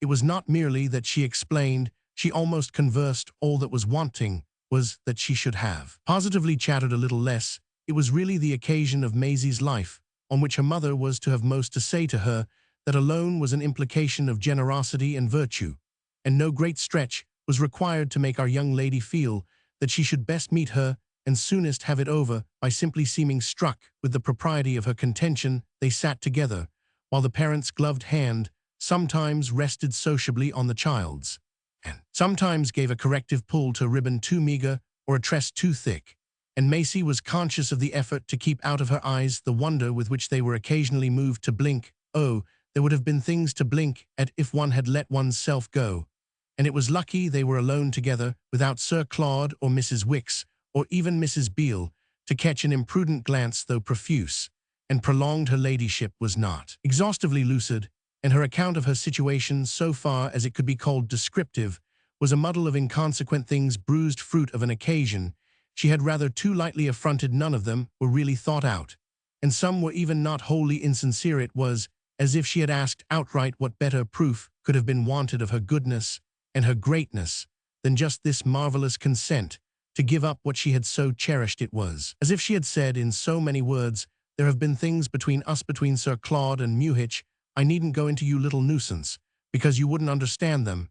It suited her to convey that Maisie had been kept so far as she was concerned or could imagine in a holy ignorance, and that she must take for granted a supreme simplicity she turned this way, and that in the predicament she had sought, and from which she could neither retreat with grace nor emerge with credit, she draped herself in the tatters of her impudence, postured to her utmost, before the last little triangle of cracked glass, to which so many fractures had reduced the polished plate of filial superstition. If neither Sir Claude nor Mrs. Wicks was there, this was perhaps all the more a pity. The scene had a style of its own that would have qualified it for presentation, especially at such a moment as that of her letting it betray that she quite did think her wretched offspring better placed with Sir Claude than in her own soiled hands. There was at any rate nothing scant either in her admissions or her perversions, the mixture of her fear of what Maisie might undiscoverably think, and of the support she at the same time gathered from a necessity of selfishness and a habit of brutality. This habit flushed through the merit she now made in terms explicit of not having come to Folkestone to kick up a vulgar row. She had not come to box any ears, or to bang any doors, or even to use any language. She had come, at the worst, to lose the thread of her argument in an occasional dumb, disgusted twitch of the toggery, in which Mrs. Beale's low domestic had had the impudence to serve up Miss Farange. She checked all criticism, not committing herself even so far as for those missing comforts of the schoolroom on which Mrs. Wicks had presumed. "I am good, crazily, I am criminally good, but it won't do for you any more, and if I've ceased to contend with him, and with you too, who have made most of the trouble between us, it's for reasons that y'all understand one of these days, but too well one of these days, when I hope y'all know what it is to have lost a mother. I am awfully ill, but you mustn't ask me anything about it. If I don't get off somewhere, my doctor won't answer for the consequences. He's stupefied at what I've borne, says it has been put on me because I was formed to suffer. I am thinking of South Africa, but that's none of your business. You must take your choice. You can't ask me questions. If you're so ready to give me up, no, I won't tell you. You can find out for yourself. South Africa's wonderful, they say. And if I do go, it must be to give it a fair trial. It must be either one thing or the other. If he takes you, you know he takes you. I've struck my last blow for you. I can follow you no longer from pillar to post. I must live for myself at last. While there's still a handful left of me, I am very, very ill. I am very, very tired. I am very, very determined. There, you have it. Make the most of it. Your frock's too filthy. But I came to sacrifice myself. Maisie looked at the peccant places. There were moments when it was a relief to her to drop her eyes, even on anything so sordid. All her interviews, all her ordeals with her mother, had, as she had grown older, seemed to have before any other the hard quality of duration, but longer than any. Strangely were these minutes offered to her as so pacific, and so agreeably winding up the connection. It was her anxiety that made them long, her fear of some hitch, some check, of the current, one of her ladyship's famous quick jumps. She held her breath. She only wanted, by playing into her visitor's hands, to see the thing through, but her impatience itself made at instants the whole situation swim. There were things Ida said that she perhaps didn't hear, and there were things she heard that Ida perhaps didn't say. You're all I have, and yet I am capable of this. Your father wishes you were dead. That, my dear, is what your father wishes. You'll have to get used to it, as I've done. I mean to his wishing that I am dead. At all events, you see for yourself how wonderful I am to Sir Claude. He wishes me dead quite as much, and I am sure that if making me scenes about you could have killed me. It was the mark of Ida's eloquence that she started more hairs than she followed, and she gave but a glance in the direction of this one, going on to say that the very proof of her treating her husband like an angel was that he had just stolen off, not to be fairly shamed. She spoke as if he had retired on tiptoe, as he might have withdrawn from a place of worship in which he was not fit to be present. You'll never know what I've been through about Youneva. Never, never. I spare you everything, as I always have, though I dare say you know things that if I did, I mean if I knew them, would make Mule. No matter, you're old enough at any rate to know there are a lot of things I don't say that I easily might, though it would do me good, I assure you, to have spoken my mind for once in my life. I don't speak of your father's infamous wife. That may give you a notion of the way I am letting you off. When I say you, I mean your precious friends and backers. If you don't do justice to my forbearing out of delicacy to mention, just as a last word, about your stepfather, a little fact or two of a kind that really I should only have to mention to shine myself in comparison, and after every calumny like pure gold, if you don't do me that justice, you'll never do me justice at all. Maisie's desire to show what justice she did her had by this time become so intense as to have brought with it an inspiration. The great effect of their encounter had been to confirm her sense of being launched with Sir Claude, to make it rich and full beyond anything she had dreamed, and everything now conspired to suggest that a single soft touch of her small hand would complete the good work and set her ladyship so promptly and majestically afloat as to leave the great seaway clear for the morrow. This was the more the case as her hand had for some moments been rendered free by a marked maneuver of both of her mothers. One of these capricious members had fumbled with visible impatience in some backward depth of drapery, and had presently reappeared with a small article in its grasp. The act had a significance for a little person trained in that relation from an early age to keep an eye on manual motions, and its possible bearing was not darkened by the memory of the handful of gold that Susan Ash would never believe Mrs. Beale had sent back. Not she's too false and too greedito the munificent countess to have guessed none the less that her ladyship's purse might be the real figure of the object extracted from the rustling covert. At her earth-eyes suspicion gave on the spot to the child's eyes a direction carefully distant. It added moreover to the optimism that for an hour could ruffle the surface of her deep diplomacy, ruffle it to the point of making her forget that she had never been safe, unless she had also been stupid. She, in short, forgot her habitual caution in her impulse to adopt her ladyship's practical interests, and show her ladyship how perfectly she understood them. She saw, without looking, that her mother pressed a little clasp, heard, without wanting, to the sharp click that marked the closing portemonnaie, from which something had been taken. What this was, she just didn't see. It was not too substantial to be locked with ease in the fold of her ladyship's fingers. Nothing was less new to Maisie than the art of not thinking singly, so that at this instant she could both bring out what was on her tongue's end, and weigh as to the object in her mother's palm the question of its being a sovereign against the question of its being a shilling. No sooner had she begun to speak than she saw that within a few seconds this question would have been settled. She had foolishly checked the rising words of the little speech of presentation, to which, under the circumstances, even such a high pride as Ida's had had to give some thought. She had checked it completely. That was the next thing she felt. The note she sounded brought into her companion's eyes a look that quickly enough seemed at variance with presentations. "That was what the captain said to me that day, Mama. I think it would have given you pleasure to hear the way he spoke of you." The pleasure, Maisie could now in consternation reflect, would have been a long time coming if it had come no faster than the response evoked by her allusion to it. Her mother gave her one of the looks that slammed the door in her face. Never in a career of unsuccessful experiments had Maisie had to take such a stare. It reminded her of the way that once, at one of the lectures in Glower Street, something in a big jar that amid an array of strange glasses and bad smells had been promised as a beautiful yellow was produced as a beautiful black. She had been sorry on that occasion for the lecturer, but she was at this moment sorrier for herself. Oh, nothing had ever made for twinges like Mama's manner of saying the captain. What captain? Why, when we met you in the gardens, the one who took me to sit with him, that was exactly what he said. Ida let it come on so far as to appear for an instant to pick up a lost thread. What on earth did he say? Maisie faltered supremely, but supremely she brought it out. What you say, Mamma, that you're so good.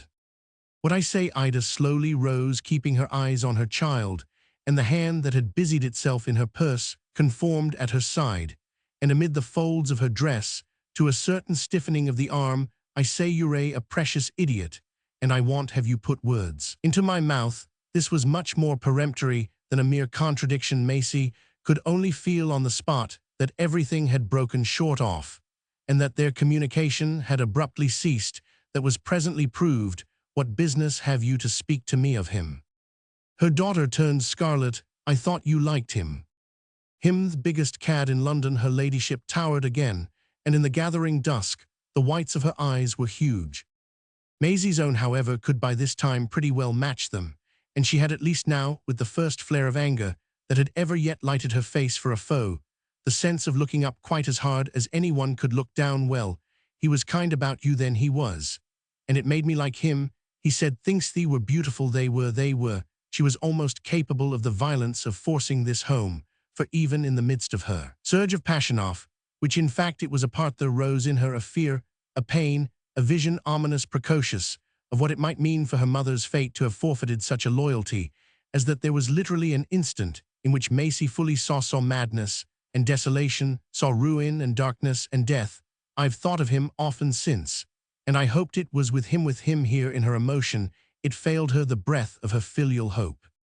But Ida got it out of her, you hoped, you little horrors. That it was he who's at Dover, that it was he who's to take you, I mean to South Africa, Maisie said, with another drop. Ida's stupefaction on this kept her silent unnaturally long, so long that her daughter could not only wonder what was coming, but perfectly measure the decline of every symptom of her liberality. She loomed there in her grandeur, merely dark, and dumb. Her wrath was clearly still, as it had always been, a thing of resource and variety, what Maisie least expected. Of it was by this law what now occurred. It melted in the summer twilight gradually into pity, and the pity, after a little, found a cadence to which the renewed click of her purse gave an accent. She had put back what she had taken out. "You're a dreadful, dismal, deplorable little thing," she murmured, and with this she turned back and rustled away over the lawn. After she had disappeared, Maisie dropped upon the bench again, and for some time in the empty garden and the deeper dusk sat and stared at the image her flight had still left standing. It had ceased to be her mother only in the strangest way, that it might become her father, the father of whose wish that she were dead the announcement still lingered in the air. It was a presence with vague edsit, continued to front her, to cover her, but what reality that she need reckon with did it represent? If Mr. Farange were on his side, also going off to America with the Countess, or even only to Spa? That question had from the house a sudden gay answer in the great roar of a gong, and at the same moment she saw Sir Claude look out for her from the wide lighted doorway. At this she went to him, and he came forward and met her on the lawn for a minute. She was with him there in silence, as just before at the last she had been with her mother. "She's gone. She's gone." Nothing more for the instant passed between them, but to move together to the house, where in the hall he indulged in one of those sudden pleasantries with which, to the delight of his stepdaughter, his native animation overflowed. "Will Miss Farange do me the honor to accept my arm?" There was nothing in all her days that Miss Farange had accepted with such bliss, a bright, rich element that floated them together to their feast before they reached, which, however, she uttered in the spirit of a glad young lady taken in to her first dinner, a sociable word that made him stop short. "She goes to South Africa." To South Africa. His face for a moment seemed to swing for a jump. The next it took its spring into the extreme of hilarity. "Is that what she said?" "Oh yes, I didn't mistake." Maisie took to herself that credit for the climate. Sir Claude was now looking at a young woman with black hair, a red frock, and a tiny terrier tucked under her elbow. She swept past them on her way to the dining room, leaving an impression of a strong scent, which mingled amid the clatter of the place. With the hot aroma of food, he had become a little graver. He still stopped to talk. I see other people brushed by. He was not too grave to notice them. Did she say anything else? "Oh yes, a lot more." On this, he met her eyes again with some intensity, but only repeating, I see. Maisie had still her own vision, which she brought out. "I thought she was going to give me something." "What kind of a thing?" "Some money that she took out of her purse and then put back." Sir Claude's amusement reappeared. "She thought better of it, dear thrifty soul. How much did she make by that maneuver?" Maisie considered. "I didn't see. It was very small." Sir Claude threw back his head. "Do you mean very little? 6 pence?" Maisie resented this almost as if at dinner she were already bandying jokes with an agreeable neighbor. It may have been a sovereign. Or even Sir Claude suggested a 10-pound note. She flushed at this sudden picture of what she perhaps had lost, and he made it more vivid by adding, rolled up in a tight little ball. You know her way of treating banknotes as if they were curl papers. Maisie's flush deepened both with the immense plausibility of this and with a fresh wave of the consciousness that was always there to remind her of his cleverness, consciousness of how immeasurably more, after all, he knew about Mama than she had lived with her so many times without discovering the material of her curl papers or assisting at any other of her dealings with banknotes. The tight little ball had at any rate rolled away from her forever, quite like one of the other balls that Ida's cue used to send flying. Sir Claude gave her his arm again, and by the time she was seated at table, she had perfectly made up her mind as to the amount of the sum she had forfeited. Everything about her, however, crowded room, the bedizened banquet, the savor of dishes, the drama of figures ministered to the joy of life after dinner. She smoked with her friend, for that was exactly what she felt she did on a porch, a kind of terrace.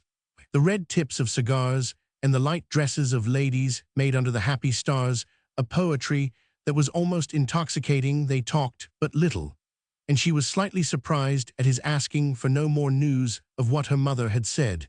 But she had no need of talk. There were a sense and a sound in everything to which words had nothing to add. They smoked and smoked, and there was a sweetness in her stepfather's silence. At last he said, "Let us take another turn, but you must go to bed soon. Oh, you know, we're going to have a system." Their turn was back into the garden, along the dusky paths from which they could see the black masts and the red lights of boats, and hear the calls and cries that evidently had to do with happy foreign travel. And their system was once more to get on beautifully in this further lounge, without a definite exchange. Yet he finally spoke. He broke out as he tossed away the match from which he had taken a fresh light. "I must go for a stroll. I am in a fidget. I must walk it off." She fell in with this, as she fell in with everything, on which he went on. "You go up to Miss Ashett," was the name they had started. "You must see she's not in mischief. Can you find your way alone?" "Oh yes, I've been up and down 7 times. She positively enjoyed the prospect of an 8th. Still they didn't separate. They stood smoking together under the stars. Then at last Sir Claude produced it. "I am free, im free." She looked up at him. It was the very spot on which a couple of hours before she had looked up at her mother. "You're freer free. Tomorrow we go to France." He spoke as if he hadn't heard her, but it didn't prevent her again concurring. "Tomorrow we go to France." Again he appeared not to have heard her, and after a moment it was an effect evidently of the depth of his reflections, and the agitation of his soul, also spoke, as if he had not spoken before. "I am free, im free." She repeated her form of assent. "You're freer free."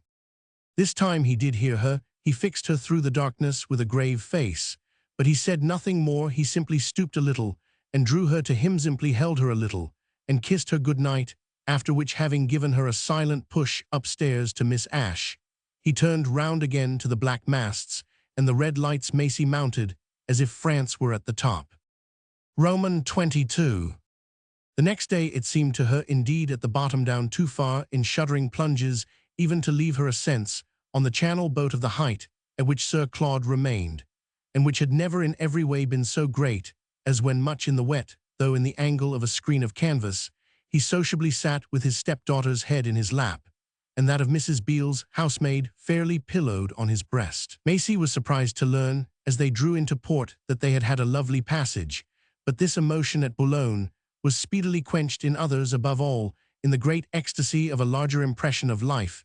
She was abroad, and she gave herself up to it, responded to it in the bright air, before the pink houses, among the bare-legged fishwives and the red-legged soldiers, with the instant certitude of a vocation. Her vocation was to see the world, and to thrill with enjoyment of the picture. She had grown older in 5 minutes, and had by the time they reached the hotel recognized in the institutions and manners of France a multitude of affinities and messages. Literally, in the course of an hour, she found her initiation, a consciousness, much quickened by the superior part, that as soon as they had gobbled down a French breakfast, which was indeed a high note in the concert, observed herself to play to Susan Ash. Sir Claude, who had already bumped against people he knew, and who, as he said, had business and letters, sent them out together for a walk in which the child was avenged, so far as poetic justice required, not only for the loud giggles that in their London trudges used to break from her attendant, but for all the years of her tendency to produce socially that impression of an excess of the queer something which had seemed to waver so widely between innocence and guilt on the spot at Boulogne. Though there might have been excess, there was at least no wavering. She recognized, she understood, she adored, and took possession, feeling herself attuned to everything, and laying her hand right and left on what had simply been waiting for her. She explained to Susan, she laughed at Susan, she towered over Susan, and it was somehow Susan's stupidity, of which she had never yet been so sure, and Susan's bewilderment and ignorance and antagonism that gave the liveliest rebound to her immediate perceptions and adoptions. The place and the people were all a picture together, a picture that when they went down to the wide sands shimmered in 1,000 tints, with the pretty organization of the plage, with the gaiety of spectators and bathers, with that of the language and the weather, and above all, with that of our young lady's unprecedented situation. For it appeared to her that no one since the beginning of time could have had such an adventure, or in an hour so much experience, as a sequel to which she only needed in order to feel with conscious wonder how the past was changed too. Here Susan, inscrutably aggravated, express a preference for the Edgware Road. The past was so changed, and the circle it had formed already so overstepped, that on that very afternoon, in the course of another walk, she found herself inquiring of Sir Claude without a single scruple. He were prepared as yet to name the moment at which they should start for Paris. His answer, it must be said, gave her the least little chill. "Oh, Paris, my dear child, I don't quite know about Paris."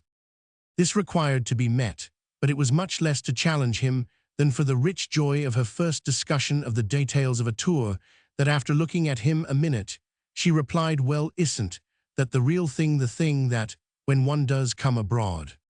He had turned grave again, and she merely threw that out. It was a way of doing justice to the seriousness of their life. She couldn't, moreover, be so much older since yesterday, without reflecting that if by this time she probed a little he would recognize that she had done enough for mere patience. There was in fact something in his eyes that suddenly, to her own, made her discretion shabby. Before she could remedy this, he had answered her last question, answered it in the way that of all ways she had least expected. "The thing it doesn't do not to do. Certainly Paris is charming, but my dear fellow, Paris eats your head off. I mean, it's so beastly expensive." That note gave her a pang. It suddenly let in a harder light. Were they poor then? That is, was he poor, really poor, beyond the pleasantry of apollinaris and cold beef? They had walked to the end of the long jetty that enclosed the harbor, and were looking out at the dangers.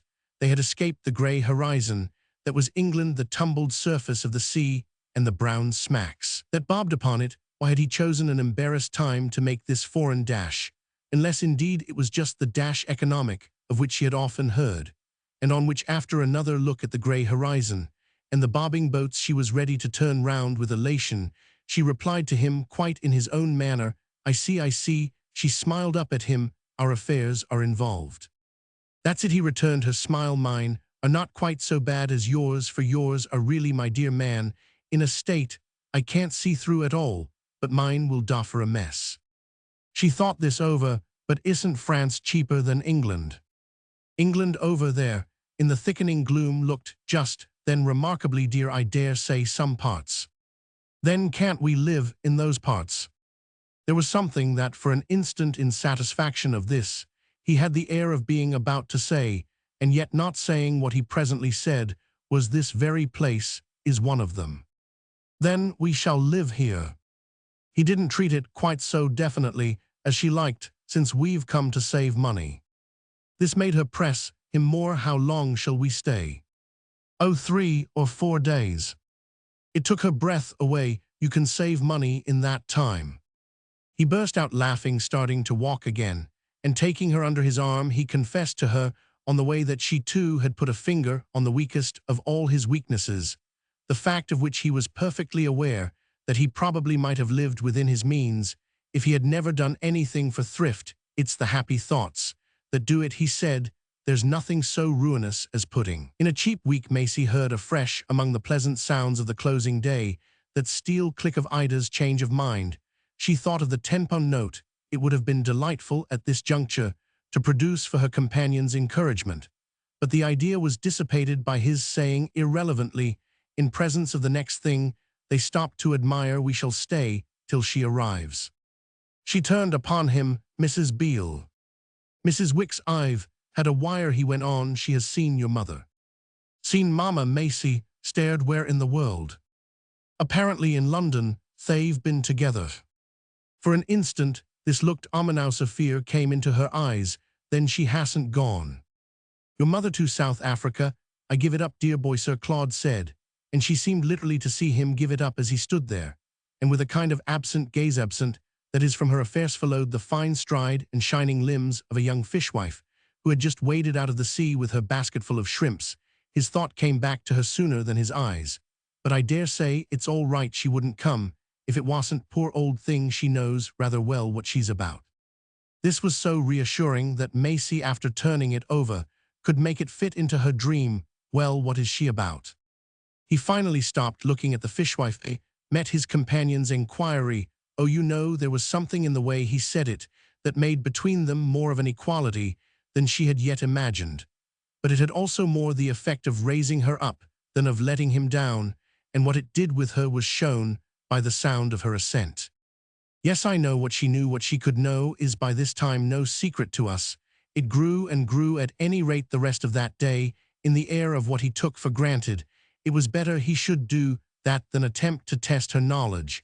But there, at the worst, was the gist of the matter. It was open between them at last that their great change, as speaking as if it had already lasted weeks, Maisie called, it was somehow built up round Mrs. Wicks. Before she went to bed that night, she knew further that Sir Claude, since, as he called it, they had been on the rush, had received more telegrams than one, but they separated again without speaking of Mrs. Beale. Oh, what a crossing for the straighteners and the old brown dress, which latter appurtenance the child saw thriftily revived for the possible disasters of travel. The wind got up in the night, and from her little room at the inn Maisie could hear the noise of the sea. The next day it was raining and everything different. This was the case even with Susan Ash, who positively crowed over the bad weather. Partly it seemed for relish of the time their visitor would have in the boat, and partly to point the moral of the folly of coming to such holes in the wet with Sir Claude. Maisie went to the Folkestone packet, on the arrival of which, with many signs of the fray, he made her wait under an umbrella by the quay, whence almost ere the vessel touched, he was to be descried in quest of their friend Wriggling. That had been his word through the invalids massed upon the deck. It was long till he reappeared. It was not, indeed, till everyone had landed, when he presented the object of his benevolence in a light that Maisie scarce knew whether to suppose the depth of prostration or the flush of triumph.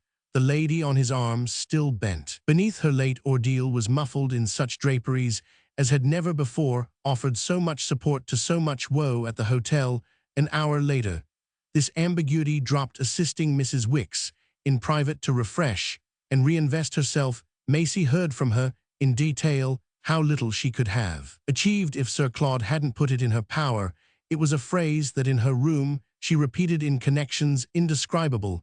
He had put it in her power to have changes, as she said, of the most intimate order, adapted to climates and occasions so various as to foreshadow in themselves the stages of a vast itinerary. Cheap weeks would of course be in their place after so much money spent on a governess, sums not grudged, however, by this lady's pupil, even on her feeling her own appearance give rise through the straighteners to an attention perceptibly mystified. Sir Claude, in truth, had had less time to devote to it than to Mrs. Wicks, and moreover, she would rather be in her own shoes than in her friend's creaking new ones. In the event of an encounter with Mrs. Beale, Maisie was too lost in the idea of Mrs. Beale's judgment of so much newness to pass any judgment herself. Besides, after much luncheon and many endearments, the question took quite another turn, to say nothing of the pleasure of the child's quick view that there were other eyes than Susan Ash's to open to what she could show. She couldn't show much, alas, till it stopped raining, which it declined to do that day, but this had only the effect of leaving more time for Mrs. Wicks' own demonstration. It came as they sat in the little white and gold salon, which Maisie thought the loveliest place she had ever seen, except perhaps the apartment of the Countess. It came while the hard summer storm lashed the windows and blew in such a chill that Sir Claude, with his hands in his pockets and cigarettes in his teeth, fidgeting, frowning, looking out and turning back, ended by causing a smoky little fire to be made in the dressy little chimney. It came in spite of something that could only be named his air of wishing to put it off, an air that had served him as all his airs served him. To the extent of his having for a couple of hours confined the conversation to gratuitous jokes and generalities, kept it on the level of the little empty coffee cups and petits verres. Mrs. Wicks had two of each, that struck Maisie through the fumes of the French fire and the English tobacco as a token more than ever that they were launched. She felt now in close quarters, and as clearly as if Mrs. Wicks had told her that what this lady had come over for was not merely to be chaffed, and to hear her pupil chaffed, not even to hear Sir Claude, who knew French in perfection, imitate the strange sounds emitted by the English folk at the hotel. It was perhaps half an effect of her present renovations, as if her clothes had been somebody's else. She had at any rate never produced such an impression of high color of a redness, associated in Maisie's mind at that pitch, either with measles or with habits. Her heart was not at all in the gossip about Boulogne, and if her complexion was partly the result of the déjeuner and the petits verres, it was also the brave signal of what she was there to say. Maisie knew, when this did come, how anxiously it had been awaited by the youngest member of the party. Her ladyship packed me off, almost put me into the cab. That was what Mrs. Wicks at last brought out. Roman 23. Sir Claude was stationed at the window. He didn't so much as turn round, and it was left to the youngest of the three to take up the remark. Do you mean you went to see her yesterday? She came to see me. She knocked at my shabby door. She mounted my squalid stair. She told me she had seen you at Folkestone. Maisie wondered. She went back that evening. No, yesterday morning. She drove to me straight from the station. It was most remarkable. If I had a job to get off, she did nothing to make it worse, did a great deal to make it better. Mrs. Wicks hung fire, though the flame in her face burned brighter. Then she became capable of saying her ladyship's kind. She did what I didn't expect. Maisie on this looked straight at her stepfather's back. It might well have been for her at that hour a monument of her ladyship's kindness. It remained as such monumentally still, and for a time that permitted the child to ask of their companion, did she really help you? Most practically. Again, Mrs. Wicks paused again. She quite resounded. She gave me a £10 note. At that, still looking out, Sir Claude at the window laughed loud. So you see, Maisie, we've not quite lost it. Oh no, Maisie responded. Isn't that too charming? She smiled at Mrs. Wicks. We know all about it.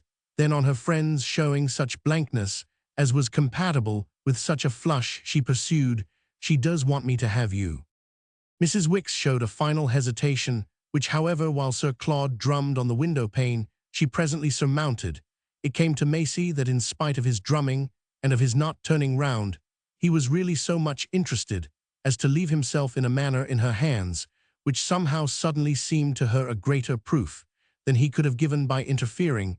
She wants me to have you, Mrs. Wicks declared. Maisie answered this bang at Sir Claude. Then that's nice for all of us. Of course it was. His continued silence sufficiently admitted, while Mrs. Wicks rose from her chair, and as if to take more of a stand, placed herself, not without majesty, before the fire. The incongruity of her smartness, the circumference of her stiff frock, presented her as really more ready for Paris than any of them. She also gazed hard at Sir Claude's back. Your wife was different from anything she had ever shown me. She recognizes certain proprieties. Which do you happen to remember? Sir Claude asked. Mrs. Wicks' reply was prompt. The importance for Maisie of a gentlewoman, of someone who's not well so bad she objects to a mere maid. And I don't in the least mind telling you what she wants me to do. One thing was clear. Mrs. Wicks was now bold enough for anything. She wants me to persuade you to get rid of the person from Mrs. Beale's. Maisie waited for Sir Claude to pronounce on this. Then she could only understand that he on his side waited, and she felt particularly full of common sense as she met her responsibility. Oh, I don't want Susan with you, she said to Mrs. Wicks. Sir Claude, always from the window, approved. That's quite simple. I'll take her back. Mrs. Wicks gave a positive jump. Maisie caught her look of alarm. Take her? You don't mean to go over on purpose? Sir Claude said nothing for a moment, after which, why shouldn't I leave you here? He inquired. Maisie at this sprang up. Oh do. The next moment she was interlaced with Mrs. Wicks, and the two on the hearthrug, their eyes in each other's eyes, considered the plan with intensity. Then Maisie felt the difference of what they saw in it. She can surely go back alone. Why should you put yourself out? Mrs. Wicks demanded. Oh, she's an idiot. She's incapable. If anything should happen to her, it would be awkward. It was I who brought her without her asking. if I turn her away, I ought with my own hand to place her again exactly where I found her. Mrs. Wick's face appealed to Maisie on such folly, and her manner, as directed to their companion, had to her pupil's surprise and unprecedented firmness. Dear Sir Claude, I think you're a perverse. Pay her fair, and give her a sovereign. She has had an experience that she never dreamed of, and that will be an advantage to her through life. If she goes wrong on the way, it will be simply because she wants to, and with her expenses and her remuneration make it even what you like. Y'all have treated her as handsomely as you always treat everyone.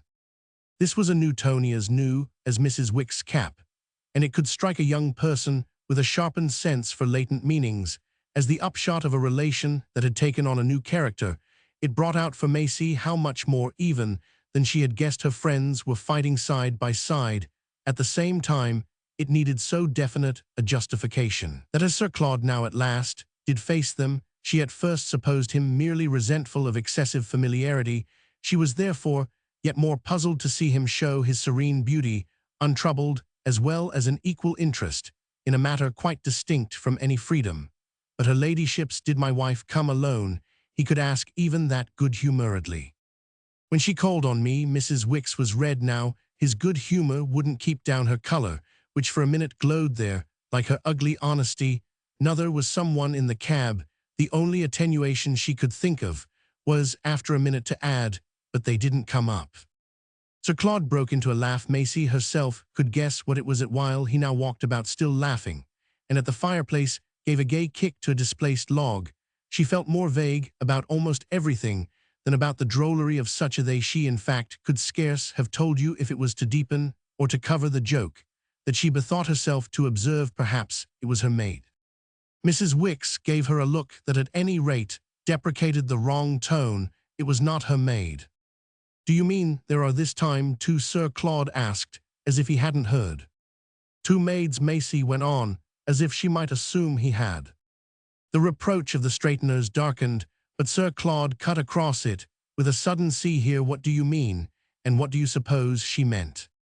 Mrs. Wick's let him for a moment in silence understand that the answer to his question, if he didn't take care, might give him more than he wanted. It was as if, with this scruple, she measured and adjusted all she gave him in at last, saying what she meant was to make me know that you're definitely free to have that straight from her.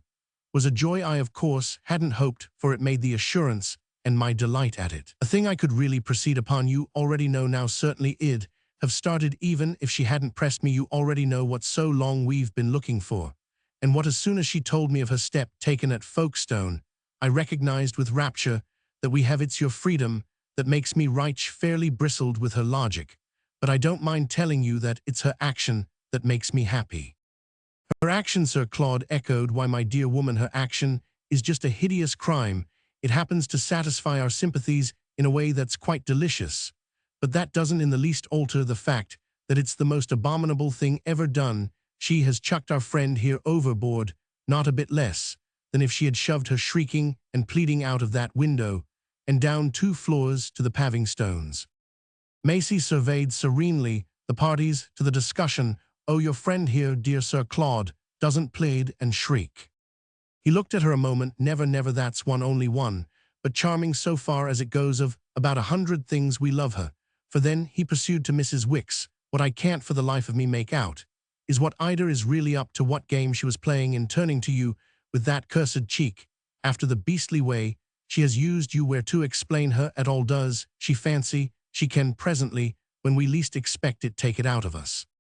She doesn't fancy anything nor want anything out of anyone. Her cursed cheek, as you call it, is the best thing I've ever seen in her. I don't care a fig for the beastly way she used me. I forgive it all 1,000 times over. Mrs. Wick's raised her voice as she had never raised it. She quite triumphed in her lucidity. I understand her. I almost admire her, she quavered. She spoke as if this might practically suffice, yet in charity to fainter lights, she threw out an explanation. As I've said, she was different, upon my word. I wouldn't have known her. She had a glimmering, she had an instinct they brought her. It was a kind of happy thought. And if you couldn't have supposed she would ever have had such a thing, why, of course, I quite agree with you, but she did have it there. Maisie could feel again how a certain rude rightness in this plea might have been found exasperating, but as she had often watched Sir Claude, in apprehension of displeasures that didn't come so now, instead of saying, "Oh hell," as her father used, she observed him only to take refuge in a question that at the worst was abrupt. "Who is it this time, do you know?" Mrs. Wicks tried blind dignity. "Who is what, Sir Claude?" "The man who stands the cabs, who was in the one that waited at your door." At this challenge, she faltered so long that her young friend's pitying conscience gave her a hand. "It wasn't the captain." This good intention, however, only converted the excellent woman's scruple to a more ambiguous stare. Besides, of course, making Sir Claude go off, Mrs. Wicks fairly appealed to him. "Must I really tell you?" His amusement continued. "Did she make you promise not to?" Mrs. Wicks looked at him still harder. "I mean before Maisie." Sir Claude laughed again. "Why, she can't hurt him." Maisie felt herself, as it passed, brushed by the light humor of this "yes, I can't hurt him." The straighteners again roofed her over, after which they seemed to crack with the explosion of their wearer's honesty. Amid the flying splinters, Mrs. Wicks produced a name, Mr. Tichborne. There was for an instant a silence that under Sir Claude's influence, and while he and Maisie looked at each other, suddenly pretended to be that of gravity. "We don't know Mr. Tichborne, do we, dear?" Maisie gave the point all needful thought. "No, I can't place Mr. Tichborne." It was a passage that worked visibly on their friend. "You must pardon me, Sir Claude," she said, with an austerity of which the note was real, "if I thank God to your face that he has in his mercy, I mean his mercy to our charge, allowed me to achieve this act." She gave out a long puff of pain. "It was time then, as if still more to point the moral. I said just now I understood your wife. I said just now I admired her. I stand to it. I did both of those things when I saw how even she, poor thing, saw. If you want the dots on the is, you shall have them. What she came to me for, in spite of everything, was that I am just quavered it out well, just clean. What she saw for her daughter was that there must at last be a decent person." Maisie was quick enough to jump a little at the sound of this implication. That such a person was what Sir Claude was not the next instant. However, she more profoundly guessed against whom the discrimination was made. She was therefore left the more surprised at the complete candor with which he embraced the worst. "If she's bent on decent persons, why has she given her to me? You don't call me a decent person, and ill do Ida the justice that she never Roman 999. I think I am as indecent as anyone, and that there's nothing in my behavior that makes my wife's surrender a bit less ignoble." "Don't speak of your behavior," Mrs. Wicks cried. "Don't say such horrible things. They're a false and they're a wicked, and I forbid you. It's to keep you decent that I am here, and that I've done everything I have done. It's to save you. I want say from yourself, because in yourself you're a beautiful and good. It's to save you from the worst person of all. I haven't after all come over to be afraid to speak of her. That's the person in whose place her ladyship wants such a person as even me. And if she thought herself, as she as good as told me, not fit for Maisie's company, it's not, as you may well suppose, that she may make room for Mrs. Beale." Maisie watched his face as it took this outbreak, and the most she saw in it was that it turned a little white, that indeed made him look, as Susan Ash would have said, queer. And it was perhaps a part of the queerness that he intensely smiled. "You're too hard on Mrs. Beale. She has great merits of her own." Mrs. Wicks at this, instead of immediately replying, did what Sir Claude had been doing before. She moved across to the window and stared a while into the storm. There was for a minute, to Maisie's sense, a hush that resounded with wind and rain. Sir Claude, in spite of these things, glanced about for his hat, on which Maisie spied it first, and making a dash for it, held it out to him. He took it with a gleam of a thank you in his face, and then something moved her still to hold the other side of the brim, so that, united by their grasp of this object, they stood some seconds looking many things at each other. By this time, Mrs. Wicks had turned round. "Do you mean to tell me," she demanded, "that you are going back?" To Mrs. Beale, Maisie surrendered his hat, and there was something that touched her in the embarrassed, almost humiliated way their companion's challenge made him turn it round. And round. She had seen people do that who she was sure did nothing else. That Sir Claude Roman 999, I can't, Just say my dear thing, well, see, about we'll talk of it tomorrow. Meantime, I must get some air. Mrs. Wicks, with her back to the window, threw up her head to a height that still for a moment had the effect of detaining him. All the air in France. Sir Claude won't, I think, give you the courage to deny that you're simply afraid of her. Oh, this time he did look queer. Maisie had no need of Susan's vocabulary to note it. It would have come to her of itself, as with his hand on the door, he turned his eyes from his stepdaughter to her governess, and then back again, resting on Maisie's, though for ever so short a time. There was something they gave up to her, and tried to explain. His lips, however, explained nothing. They only surrendered to Mrs. Wicks. Yes, I am simply afraid of her. He opened the door and passed out. It brought back to Maisie his confession of fear of her mother. It made her stepmother, then the second lady, about whom he failed of the particular virtue that was supposed most to mark a gentleman. In fact, there were three of them, if she counted in Mrs. Wicks, before whom he had undeniably quailed. Well, his want of valor was but a deeper appeal to her tenderness to thrill with response to it. She had only to remember all the ladies she herself had, as they called it, funked. Roman 24. It continued to rain so hard that our young lady's private dream of explaining the continent to their visitor had to contain a provision for some adequate treatment of the weather. At the table d'hôte that evening, she threw out a variety of lights. This was the second ceremony of the sort she had sat through, and she would have neglected her privilege and dishonored her vocabulary, which, indeed, consisted mainly of the names of decisive. She had not been proportionately ready to dazzle with interpretations preoccupied, and overawed. Mrs. Wicks was apparently dim. She accepted her pupil's version of the mysteries of the menu in a manner that might have struck the child as the depression of a credulity conscious, not so much of its needs as of its dimensions. Maisie was soon in auto. It scarce happened before bedtime confronted again with the different sort of program for which she reserved her criticism. They remounted together to their sitting-room, while Sir Claude, who said he would join them later, remained below to smoke and to converse with the old acquaintances that he met wherever he turned. He had proposed his companions for coffee, the enjoyment of the salon de lecture, but Mrs. Wicks had replied promptly, and with something of an air that it struck her, their own apartments offered them every convenience. They offered the good lady herself. Maisie could immediately observe not only that of this rather grand reference, which already emulous so far as it went of her pupil she made, as if she had spent her life in salons, but that of a stiff French sofa, where she could sit and stare at the faint French lamp, in default of the French clock that had stopped, as for some account of the time. Sir Claude would so markedly interpose. Her demeanor accused him so directly of hovering beyond her reach, that Maisie sought to divert her by a report of Susan's quaint attitude on the matter of their conversation.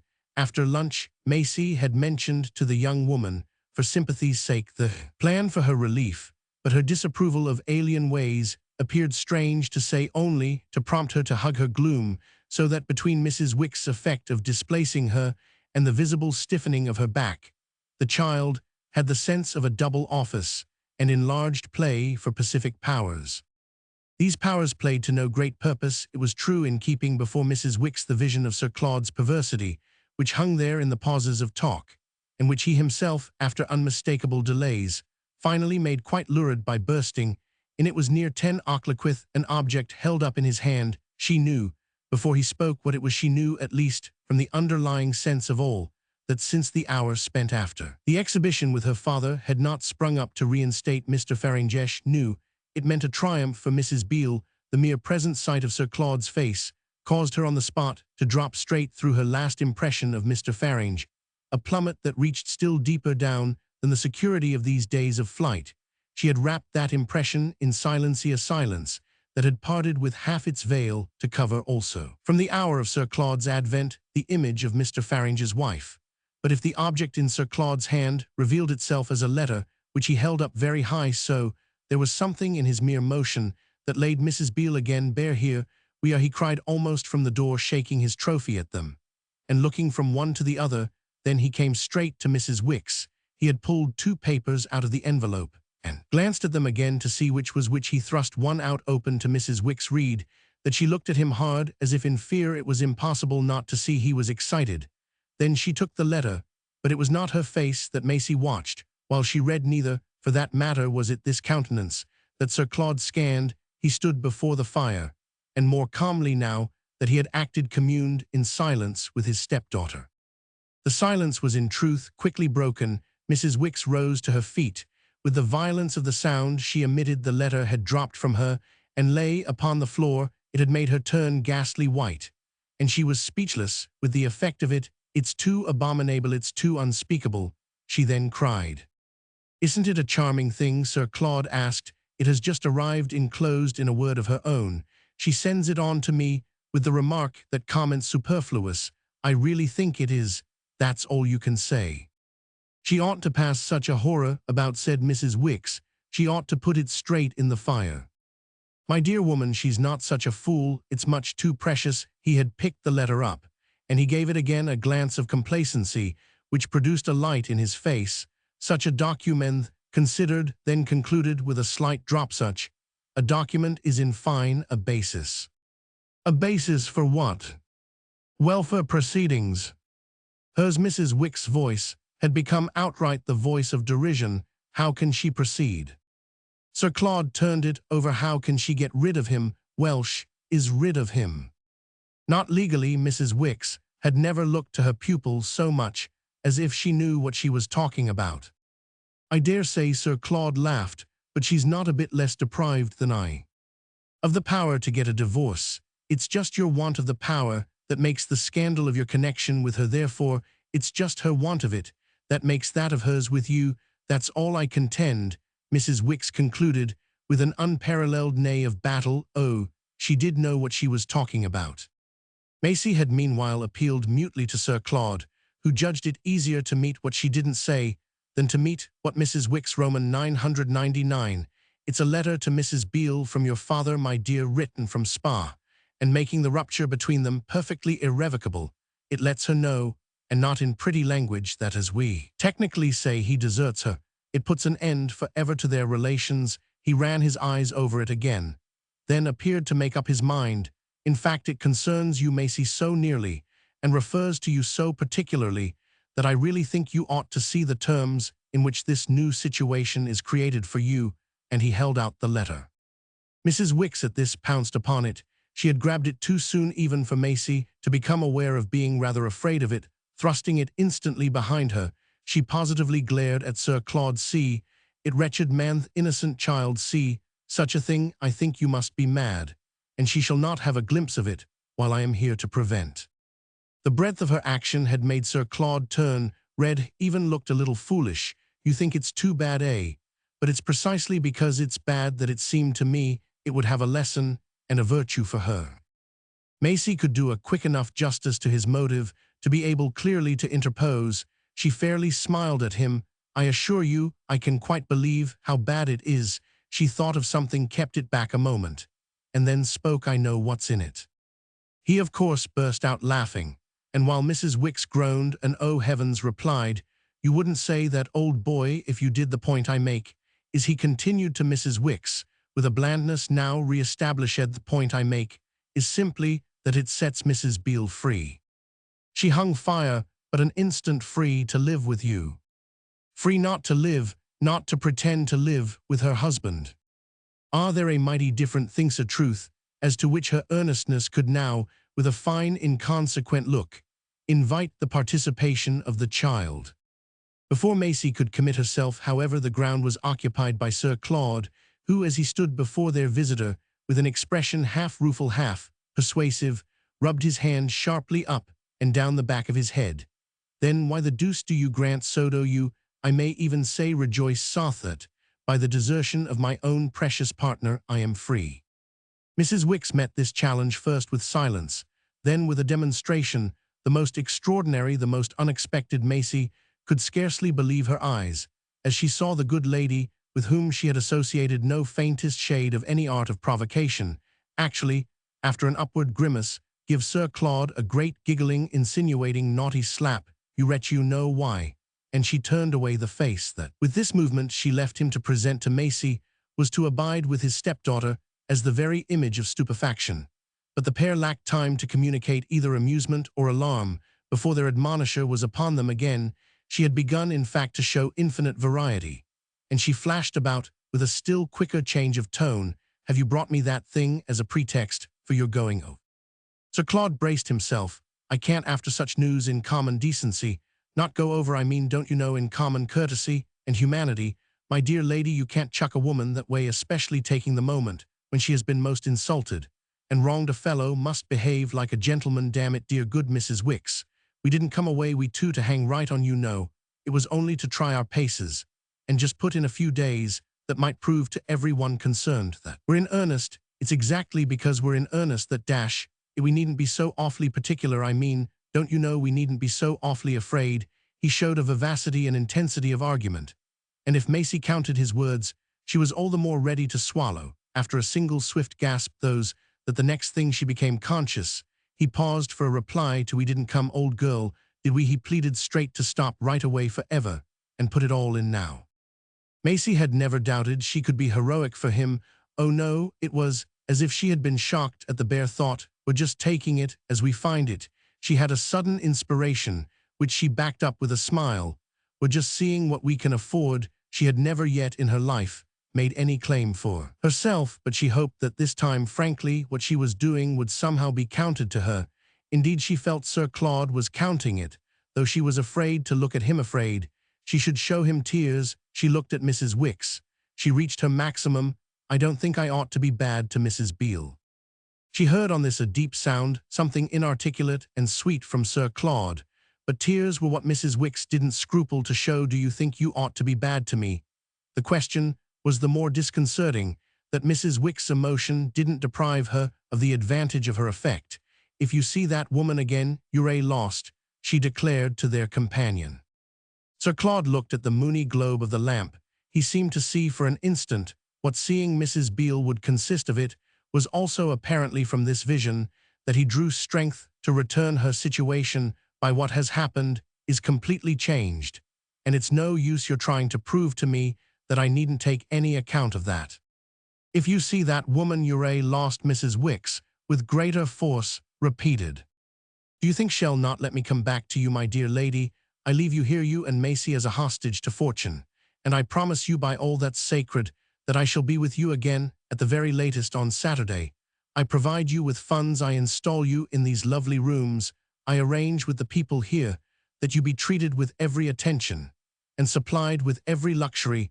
The weather after this will mend, it will be sure to be exquisite. You'll both be as free as air, and you can roam all over the place and have tremendous larks. You shall have a carriage to drive you. The whole house shall be at your call. You'll have a magnificent position. He paused. He looked from one of his companions to the other, as to see the impression he had made, whether or no he judged it adequate. He subjoined after a moment, and you'll oblige me above all by not making a fuss. Maisie could only answer for the impression on herself, though indeed, from the heart even of Mrs. Wicks' rigor, there floated to her sense a faint fragrance of depraved concession. Maisie had her dumb word for the show such a speech could make, for the irresistible charm it could take from his dazzling sincerity, and before she could do anything but blink at excess of light, she heard this very word sound on Mrs. Wicks' lips, just as if the poor lady had guessed it, and wished, snatching it from her, to blight it like a crumpled flower. You're dreadful, you're terrible, for you know, but too well, that it's not a small thing to me that you should address me in terms that are princely. Princely was what he stood there and looked and sounded. That was what Maisie for the occasion found herself reduced to simple worship of him for being. Yet strange to say too, as Mrs. Wicks went on, an echo rang within her that matched the echo she had herself just produced. How much you must want to see her to say such things as that, and to be ready to do so much for the poor little likes of Maisie and me.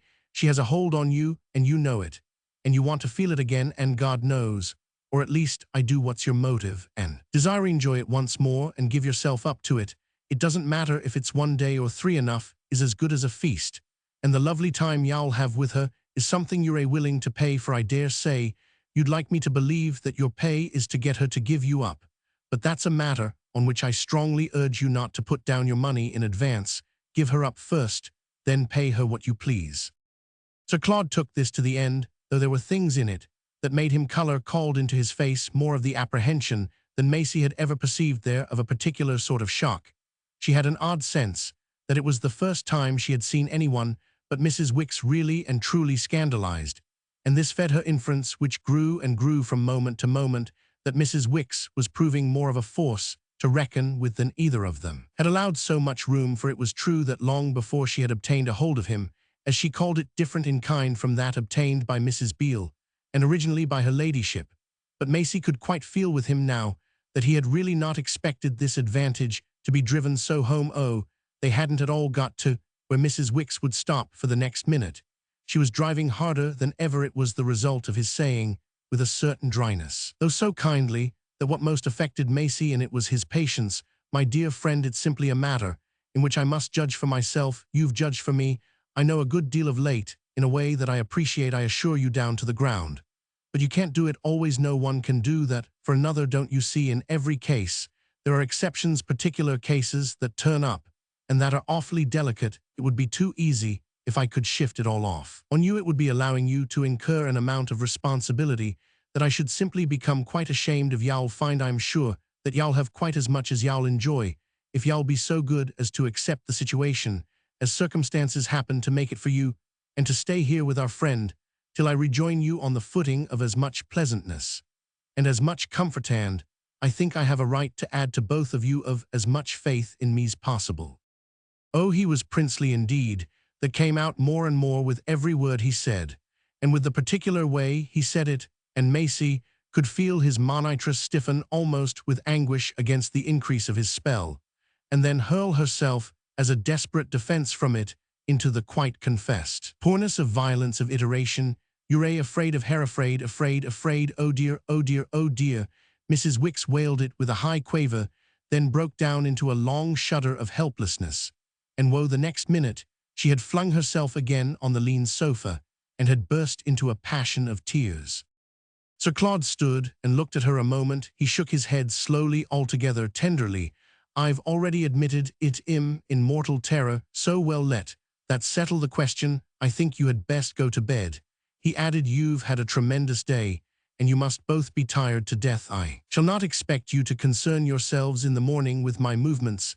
There's an early boat on. I shall have cleared out before you're up, and I shall moreover have dealt directly and most effectively, I assure you, with the haughty but not quite hopeless Miss Ashe." He turned to his stepdaughter as if at once to take leave of her, and give her a sign of how through all tension and friction they were still united, in such a way that she at least needn't worry. Maisie Boy opened his arms to her. With her culpable lightness she flew into them, and while he kissed her, chose the soft method of silence to satisfy him, the silence that, after battles of talk, was the best balm she could offer his wounds. They held each other long enough to reaffirm intensely their vows, after which they were almost forced apart by Mrs. Wicks jumping to her feet. Her jump, either with a quick return or with a final lapse of courage, was also to supplication, almost abject. "I beseech you not to take a step so miserable and so fatal. I know her but too well, even if you jeer at me for saying it, little as I've seen her. I know her, I know her, I know. What shall do I see it as I stand here, since you're afraid of her? It's the mercy of heaven. Don't, for God's sake, be afraid to show it, to profit by it, and to arrive at the very safety that it gives you. I am not afraid of her. I assure you, you must already have seen for yourself that there's nothing I'm afraid of now. Let me go to her, ill settle her, and ill take that woman back without a hair of her touched. Let me put in the 2 or 3 dayslet, me wind up the connection. You stay here with Maisie, with the carriage and the larks and the luxury, then ill return to you, and well go off toads, or well live together without a cloud. Take me, she went on, and on the tide of her eloquence was high. Here I am, I know what I am and what I ain't, but I say boldly to the face of you both that it'll do better for you far than ever shall even try. I say it to yours, Sir Claude, even though I owe you the very dress on my back and the very shoes on my feet. I owe you everything. That's just the reason. And to pay it back in profusion, what can that be? But what I want, here I am, here I am." She spread herself into an exhibition that, combined with her intensity and her decorations, appeared to suggest her for strange offices and devotions, for ridiculous replacements and substitutions. She manipulated her gown. As she talked, she insisted on the items of her debt. "I have nothing of my own. I know no money, no clothes, no appearance, no anything, nothing but my hold of this little one truth, which is all in the world. I can bribe you with that. The pair of you are more to me than all besides, and that if y'all let me help you and save you make what you both want possible, in the one way it can be why ill work myself to the bone in your service." Sir Claude wavered there without an answer to this magnificent appeal. He plainly cast about for one, and in no small agitation and pain he addressed himself in his quest, however only to vague quarters, until he met again, as he so frequently and actively met it, the more than filial gaze of his intelligent little charge, that gave him poor plastic and dependent male highs issue. If she was still a child, she was yet of the sex that could help him out. He signified as much by a renewed invitation to an embrace. She freshly sprang to him, and again they inaudibly conversed. "Be nice to her, be nice to her." He at last distinctly articulated, "Be nice to her, as you've not even been to me," on which, without another look at Mrs. Wicks, he somehow got out of the room, leaving Maisie under the slight oppression of these words, as well as of the idea that he had unmistakably once more dodged. Roman 25. Every single thing he had prophesied came so true that it was after all no more than fair to expect quite as much, for what he had as good as promised. His pledges they could verify to the letter, down to his very guarantee that a way would be found with Miss Ashe, roused in the summer dawn, and vehemently squeezed by that interesting exile. Maisie fell back upon her couch, with a renewed appreciation of his policy, a memento of which, when she rose later on to dress, glittered at her from the carpet in the shape of a sixpence that had overflowed from Susan's pride of possession. Sixpences really, for the 48 hours that followed seemed to abound in her life. She fancifully computed the number of them, represented by such a period of larks. The number was not kept down, she presently noticed, by any scheme of revenge for Sir Claude's flight, which should take on Mrs. Wicks' part the form of a refusal to avail herself of the facilities he had so bravely ordered. It was in fact impossible to escape them. It was, in the good lady's own phrase, ridiculous to go on foot. When you had a carriage prancing at the door, everything about them pranced, the very waiters, even as they presented the dishes, to which, from a similar sense of the absurdity of perversity, Mrs. Wicks helped herself with a freedom that spoke to Maisie quite as much of her depletion as of her logic. Her appetite was a sign to her companion of a great many things, and testified no less on the whole to her general than to her particular condition. She had arrears of dinner to make up, and it was touching that in a dinnerless state her moral passion should have burned so clear. She partook largely as a refuge from depression, and yet the opportunity to partake was just a mark of the sinister symptoms that depressed her. The affair was in short a combat in which the baser element triumphed between her refusal to be bought off and her consent to be clothed and fed. It was not at any rate to be gainsaid that there was comfort for her in the developments of France, comfort so great as to leave Maisie free to take with her all the security for granted and brush all the danger aside. That was the way to carry out in detail Sir Claude's injunction to be nice. That was the way as well to look with her in a survey of the pleasures of life, abroad, straight over the head of any doubt. They shrank at last, all doubts, as the weather cleared up. It had an immense effect on them, and became quite as lovely as Sir Claude had engaged. This seemed to have put him so into the secret of things, and the joy of the world so waylaid the steps of his friends, that little by little the spirit of hope filled the air, and finally took possession of the scene. To drive on the long cliff was splendid, but it was perhaps better still to creep in the shade, for the sun was strong along the many-colored and many-odored port, and through the streets in which to English eyes everything that was the same was a mystery, and everything that was different a joke. Best of all was to continue the creep up the long grand rue to the gate of the Hauteville, and passing beneath it, mount to the quaint and crooked rampart with its rows of trees, its quiet corners and friendly benches, where brown old women in such white-frilled caps and such long gold earrings sat and knitted or snoozed, its little yellow-faced houses that looked like the homes of misers or of priests, and its dark chateau where small soldiers lounged on the bridge that stretched across an empty moat, and military washing hung from the windows of towers. This was a part of the place that could lead Maisie to inquire if it didn't just meet one's idea of the Middle Ages, and since it was rather a satisfaction than a shock to perceive, and not for the first time, the limits in Mrs. Wicks' mind of the historic imagination, that only added one more to the variety of kinds of insight that she felt it her own present mission to show. They sat together on the old grey bastion. They looked down on the little new town, which seemed to them quite as old, and across at the great dome, and the high gilt Virgin of the church, that as they gathered was famous and that pleased them by its unlikeness to any place in which they had worshipped. They wandered in this temple afterwards, and Mrs. Wicks confessed that for herself. She had probably made a fatal mistake early in life. In not being a Catholic, her confession in its turn caused Maisie to wonder, rather interestedly, what degree of lateness it was that shut the door against an escape from such an error. They went back to the rampart on the second morning's spot, on which they appeared to have come furthest in the journey that was to separate them from everything objectionable in the past. It gave them afresh the impression that had most to do with their having worked round to confidence that on Maisie's part was determined, and that she could see to be on her companions desperate. She had had for many hours the sense of showing Mrs. Wicks so much that she was comparatively slow to become conscious of being at the same time the subject of a like aim. The business went the faster, however, from the moment she got her glimpse of it. It then fell into its place in her general, her habitual view of the particular phenomenon that, had she felt the need of words for it, she might have called her personal relation to her knowledge. This relation had never been so lively as during the time she waited with her old governess for Sir Claude's reappearance. And what made it so was exactly that Mrs. Wicks struck her as having a new suspicion of it. Mrs. Wicks had never yet had a suspicion this was certain so calculated to throw her pupil, in spite of the closer union of such adventurous hours, upon the deep defensive. Her pupil made out indeed as many marvels as she had made out on the rush to Folkestone, and if in Sir Claude's company on that occasion, Mrs. Wicks was the constant implication, so in Mrs. Wicks during these hours, Sir Claude wasn't, most of all through long possessed perpetual the insurmountable theme. It all took them back to the first flush of his marriage, and to the place he held in the schoolroom at that crisis of love and pain, only he had himself blown to a much bigger balloon the large consciousness he then filled out.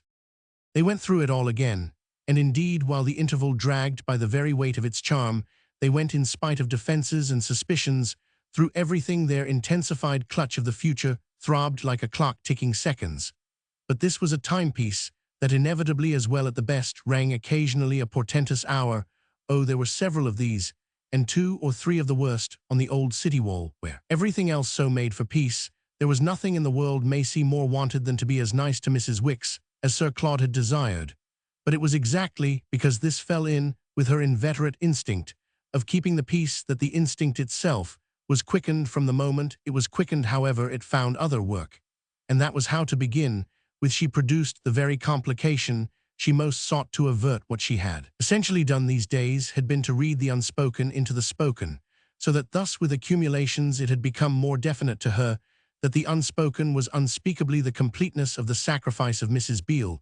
There were times when every minute that Sir Claude stayed away was like a nail in Mrs. Beale's coffin that brought back to Maisie it was a roundabout with beauty and antiquity of her connection with the flower of the Overmores, as well as that lady's own grace and charm, her peculiar prettiness and cleverness, and even her peculiar tribulations. 100 things hummed at the back of her head, but 2 of these were simple enough.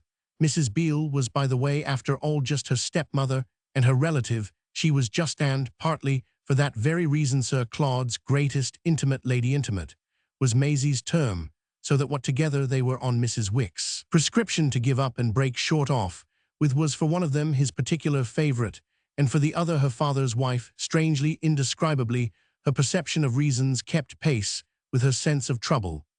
But there was something in her that, without a supreme effort not to be shabby, couldn't take the reasons for granted. What it comes to, perhaps, for ourselves, is that disinherited and denuded, as we have seen her there, still lingered in her life. An echo of parental influence was still reminiscent of one of the sacred lessons of home.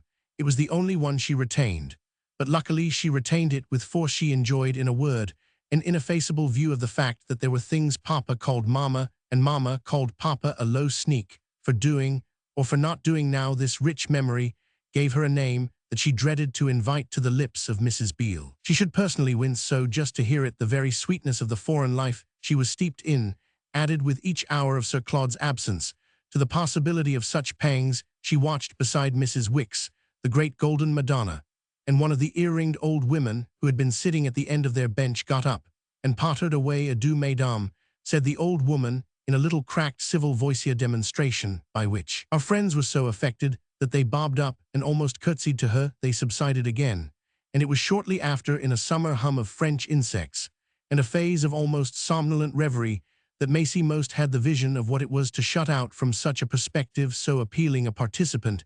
It had not yet appeared so vast as at that moment, this prospect of statues shining in the blue and of courtesy in romantic forms. "Why, after all, should we have to choose between you? Why shouldn't we be four?" she finally demanded. Mrs. Wicks gave the jerk of a sleeper awakened, or the start even of one who hears a bullet whiz at the flag of truce. Her stupefaction at such a breach of the peace delayed for a moment, her answer four improprieties. "Do you mean, because two of us happen to be decent people, do I gather you to wish that I should stay on with you, even if that woman is capable?" Maisie took her up before she could further phrase Mrs. Beale's capability. "Stay on, as my companion. I stay on, as just what you were at Mama's. Mrs. Beale would let you," the child said. Mrs. Wicks had by this time fairly sprung to her arms, and who "I'd like to know, would let Mrs. Beale, do you mean, little unfortunate, that you would? Why not, if now she's free?" "Free? Are you imitating him? Well, if Sir Claude's old enough to know better, upon my word, I think it's right to treat you as if you also were. You'll have to at any ratito know better if that's the line you're proposing to take." Mrs. Wicks had never been so harsh, but on the other hand, Maisie could guess that she herself had never appeared so wanton. What was underlying, however, rather overawed than angered her. She felt she could still insist not for contradiction, but for ultimate calm. Her wantonness meanwhile continued to work upon her friend, who caught again on the rebound the sound of deepest provocation. "Free, free, free? If she's as free as you are, my dear, she's free enough to be sure. As I am." Maisie, after reflection, and despite whatever of portentous this seemed to convey, risked a critical echo. "Well said, Mrs. Wicks. Nobody, you know, is free to commit a crime." A crime, the word had come out in a way that made the child sound it again. "You'd commit as great a one as their own, and so should if we were to condone their immorality by our presence." Maisie waited a little. This seemed so fiercely conclusive. "Why is it immorality?" she nevertheless presently enquired. Her companion now turned upon her with a reproach softer, "Because it was somehow deeper. You're too unspeakable. Do you know what we're talking about?" In the interest of ultimate calm, Maisie felt that she must be above all clear certainly about their taking advantage of their freedom.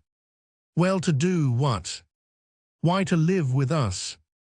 Mrs. Wicks' laugh at this was literally wild. "Us, thank you. Then to live with me." The words made her friend jump. "You give me up. You break with me forever. You turn me into the street." Maisie, though gasping a little, bore up under the rain of challenges. "Those, it seems to me, are the things you do to me." Mrs. Wicks made little of her valor. "I can promise you that whatever I do, I shall never let you out of my sight. You ask me why it's immorality, when you've seen with your own eyes that Sir Claude has felt it to be so to that dire extent, that rather than make you face the shame of it, he has, for months, kept away from you altogether. Is it any more difficult to see that the first time he tries to do his duty, he washes his hands of her, takes you straight away from her?" Maisie turned this over, but more for apparent consideration than from any impulse to yield too easily. "Yes, I see what you mean. But at that time, they weren't free." She felt Mrs. Wicks rear up again at the offensive word, but she succeeded in touching her with a remonstrant hand. "I don't think you know how free they've become." "I know, I believe, at least as much as you do." Maisie felt a delicacy, but overcame it, about the Countess. "Your father's temptress." Mrs. Wicks gave her a sidelong squint. "Perfectly, she pays him." "Oh, does she?" At this, the child's countenance fell. It seemed to give a reason for Papa's behavior, and place it in a more favorable light. She wished to be just. "I don't say she's not generous. She was so to me." "How to you?" "She gave me a lot of money." Mrs. Wicks stared. "And pray what did you do with a lot of money?" "I gave it to Mrs. Beale." "And what did Mrs. Beale do with it?" "She sent it back." "To the Countess." "Gammon," said Mrs. Wicks. She disposed of that plea as effectually as Susan Ash. "Well, I don't care," Maisie replied. "What I mean is that you don't know about the rest." "The rest? What rest?" Maisie wondered how she could best put it. "Papa kept me there an hour." "I do know Sir Claude told me Mrs. Beale had told him. Maisie looked incredulity. How could Shuhan? I didn't speak of it. Mrs. Wicks was mystified. Speak of what? Why of her being so frightful? The Countess, of course. She's frightful, Mrs. Wicks returned after a moment. She added that's why she pays him. Maisie pondered. It's the best thing about her Thenif. She gives him as much as she gave me. Well, it's not the best thing about him, or rather perhaps it is too, Mrs. Wicks subjoined. But she's awful really, and truly, Maisie went on. Mrs. Wicks arrested her. You needn't go into details. It was visibly at variance with this injunction that she yet inquired, how does that make it any better? They're living with me. Why, for the Countess and for her whiskers has put me off on them. I understood him, Maisie profoundly said. I hope then he understood you. It's more than I do, Mrs. Wicks admitted. This was a real challenge to be plainer, and our young lady immediately became so. I mean, it isn't a crime. Why then did Sir Claude steal you away? He didn't steal, only borrowed me. I knew it wasn't for long, Maisie audaciously professed. You must allow me to reply to that, cried Mrs. Wicks, that you knew nothing of the sort, and that you rather basely failed to back me up last night, when you pretended so plump that you did. You hoped, in fact, exactly as much as I did. And as in my senseless passion, I even hope now that this may be the beginning of better things. Oh yes, Mrs. Wicks was indeed, for the first time, sharp, so that there at last stirred in our heroine the sense, not so much of being proved disingenuous, as of being precisely accused of the meanness that had brought everything down on her through her very desire to shake herself clear of it. She suddenly felt herself swell with a passion of protest. I never hoped. I wasn't going again to see Mrs. Beale. I didn't, she repeated. Mrs. Wicks bounced about with a force of rejoinder, of which she also felt that she must anticipate the concussion, and which, though the good lady was evidently charged to the brim, hung fire long enough to give time for an aggravation. She's beautiful, and I love her, and she's beautiful. And I am hideous, and you hate me. Mrs. Wicks fixed her a moment, then caught herself up. I won't embitter you by absolutely accusing you of that, though. As for my being hideous, it's hardly the first time I've been told, so I know it so well that even if I haven't whisker shave, I dare say there are other ways in which the Countess is a Venus to me. My pretensions must therefore seem to you monstrous, which comes to the same thing as your not liking me. But do you mean to go so far as to tell me that you want to live with them in their sin? You know what I want, you know what I want. Maisie spoke with the shudder of rising tears. Yes, I do. You want me to be as bad as yourself. Well, I want their Mrs. Beale's as bad as your father, Mrs. Wicks went on. She's notches, not her pupil almost shrieked in retort.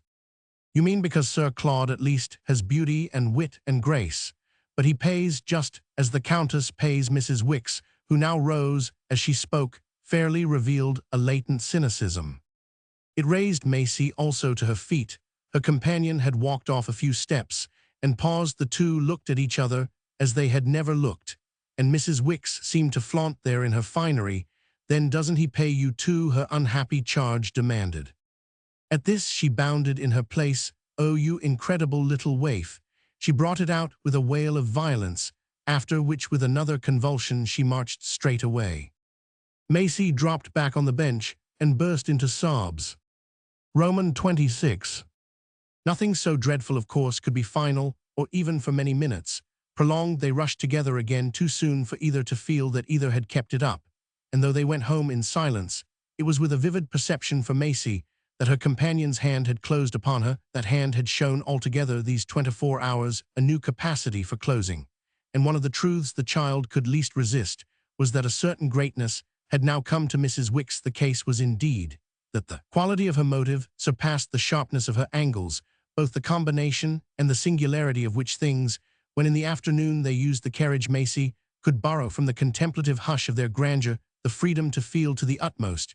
She still bore the mark of the tone in which her friend had thrown out that threat of never losing sight of her. This friend had been converted, in short, from feebleness to force, and it was the light of her new authority that showed from how far she had come. The threat in question, sharply exultant, might have produced defiance, But before anything so ugly could happen, another process had insidiously forestalled it. The moment at which this process had begun to mature was that of Mrs. Wicks breaking out with a dignity attuned to their own apartments, and with an advantage now measurably gained. They had ordered coffee after luncheon in the spirit of Sir Claude's provision, and it was served to them while they awaited their equipage. The white and gold saloon, it was flanked, moreover, with a couple of liqueurs, and Maisie felt that Sir Claude could scarce have been taken more at his word had it been followed by anecdotes and cigarettes. The influence of these luxuries was at any rate in the air, it seemed to her, while she tiptoed at the chimney-glass, pulling on her gloves, and with a motion of her head shaking a feather into place, to have had something to do with Mrs. Wicks suddenly saying, "Haven't you really and truly any moral sense?"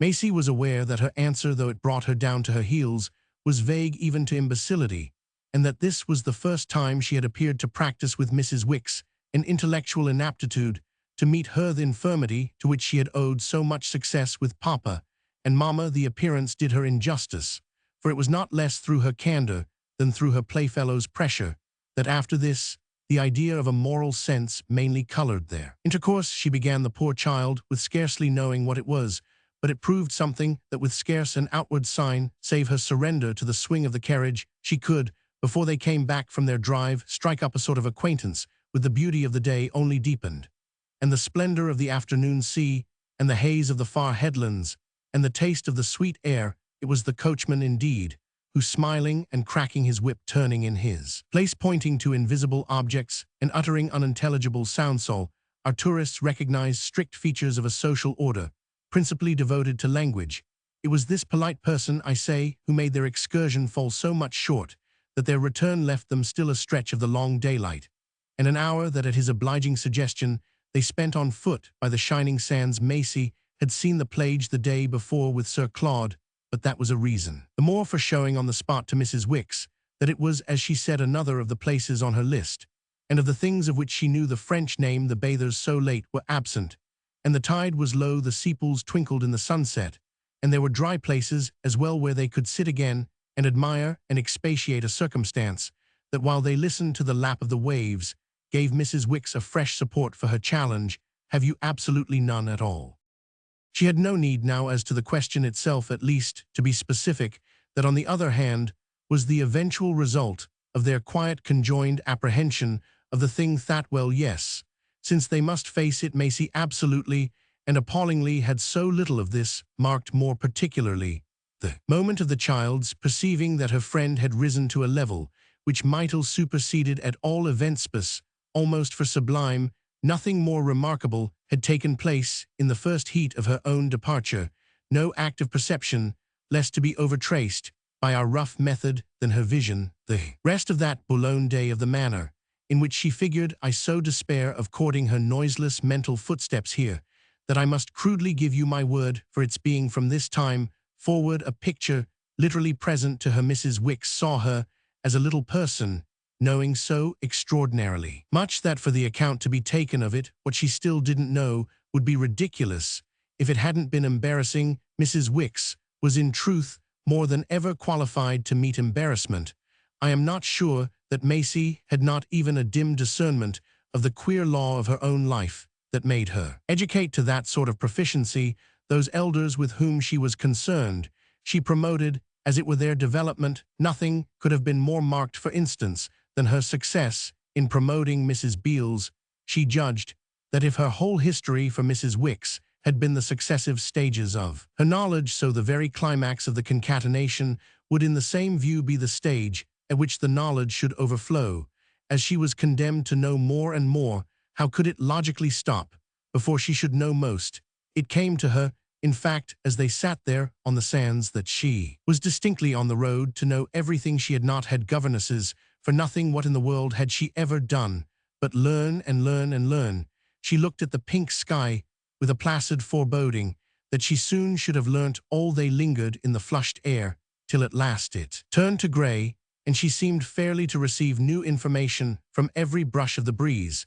By the time they moved homeward, it was as if this inevitability had become, for Mrs. Wicks, a long tense cord twitched by a nervous hand on which the valued pearls of intelligence were to be neatly strung. In the evening upstairs, they had another strange sensation, as to which Maisie couldn't afterwards have told you whether it was bang in the middle or quite at the beginning that her companion sounded with fresh emphasis. The note of the moral sense what mattered was merely that she did exclaim, and again, as at first appeared most disconnectedly, God help me, it does seem to peep out the queer confusions that had wooed it at last, to such peeping none so queer however, as the words of woe, and it might verily be said of rage, in which the poor lady bewailed the tragic end of her own rich ignorance. There was a point at which she seized the child, and hugged her as close as in the old days of partings and returns, at which she was visibly at a loss how to make up to such a victim for such contaminations, appealing as to what she had done, and was doing in bewilderment, in explanation, in supplication for reassurance, for pardon, and even outright for pity. I don't know what I have said to you, my own, I don't know what I am saying, or what the turn you've given my life has rendered me.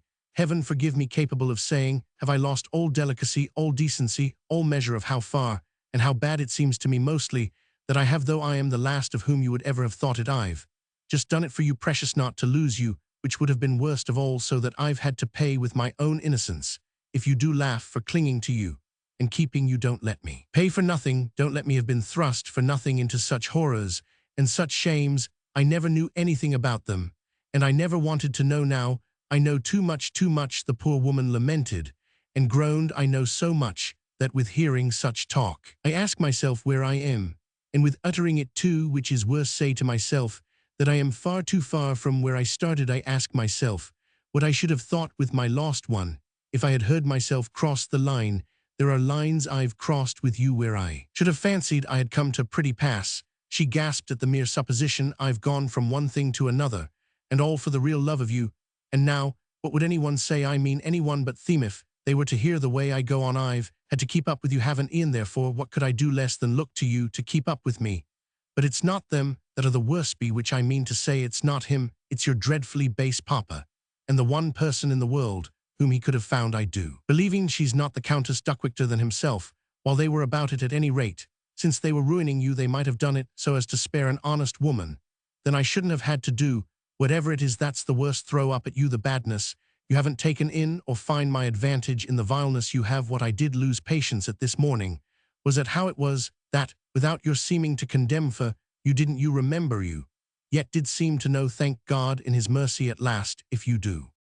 The night this time was warm, and one of the windows stood open to the small balcony, over the rail of which, on coming back from dinner, Maisie had hung a long time in the enjoyment of the chatter. The lights, the life of the quay, made brilliant by the season, and the hour. Mrs. Wick's requirements had drawn her in from this pasture, and Mrs. Wick's embrace had detained her, even though midway in the outpouring her confusion and sympathy had permitted, or rather had positively helped her to disengage herself. But the casement was still wide, the spectacle, the pleasure were still there, and from her place in the room, which with its polished floor and its panels of elegance was lighted from without more than from within, the child could still take account of them. She appeared to watch and listen, after which she answered Mrs. Wick's with a question, if I do know. If you do condemn, the correction was made with some austerity. It had the effect of causing Maisie to heave a vague sigh of oppression, and then after an instant, and as if under cover of this ambiguity, pass out again upon the balcony. She hung again over the rail. She felt the summer night. She dropped down into the manners of France. There was a café below the hotel, before which, with little chairs and tables, people sat on a space enclosed by plants in tubs, and the impression was enriched by the flash of the white aprons of waiters and the music of a man and a woman who from beyond the precinct sent up the strum of a guitar, and the drawl of a song about amour. Maisie knew what amour meant too, and wondered if Mrs. Wick's remained within as still as a mouse, and perhaps not reached by the performance after a while, but not till the musicians had ceased and begun to circulate with a little plate. Her pupil came back to her. Is it a crime? Maisie then asked. Mrs. Wick's was as prompt as if she had been crouching in a lair branded by the Bible. Well, he won't commit a crime. Mrs. Wick's looked at her gloomily. He's committing one now. Now, in being with her.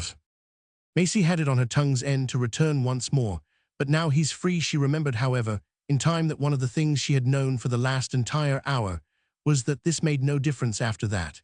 And as if to turn the right way, she was on the point of a blind dash, a weak reversion to the reminder that it might make a difference might diminish the crime for Mrs. Beale, till such a reflection was in its order also quashed by the visibility in Mrs. Wicks's face of the collapse produced by her inference from her pupil's manner, that after all her pains, her pupil didn't even yet adequately understand, never so much as when confronted had Maisie wanted to understand. And all her thought for a minute centered in the effort to come out with something which should be a disproof of her simplicity. "Just trust me, dear." That's all she came out finally with that. And it was perhaps a good sign of her action that with a long impartial moan, Mrs. Wicks floated her to bed. There was no letter the next morning from Sir Claude, which Mrs. Wicks let out that she deemed the worst of omens, yet it was just for the quieter communion they so got with him that, when after the coffee and rolls, which made them more foreign than ever it came to going forth for fresh draughts upon his credit, they wandered again up the hill to the rampart, instead of plunging into distraction with the crowd on the sands, or into the sea with the semi-nude bathers, they gazed once more at their gilded virgin, they sank once more upon their battered bench, they felt once more their distance from the Regent's Park. At last, Mrs. Wicks became definite about their friend's silence. He is afraid of her. She has forbidden him to write the fact of his fear. Maisie already knew, but her companion's mention of it had at this moment two unexpected results. The first was her wondering in dumb remonstrance how Mrs. Wicks, with a devotion not after all inferior to her own, could put into such an illusion such a grimness of derision.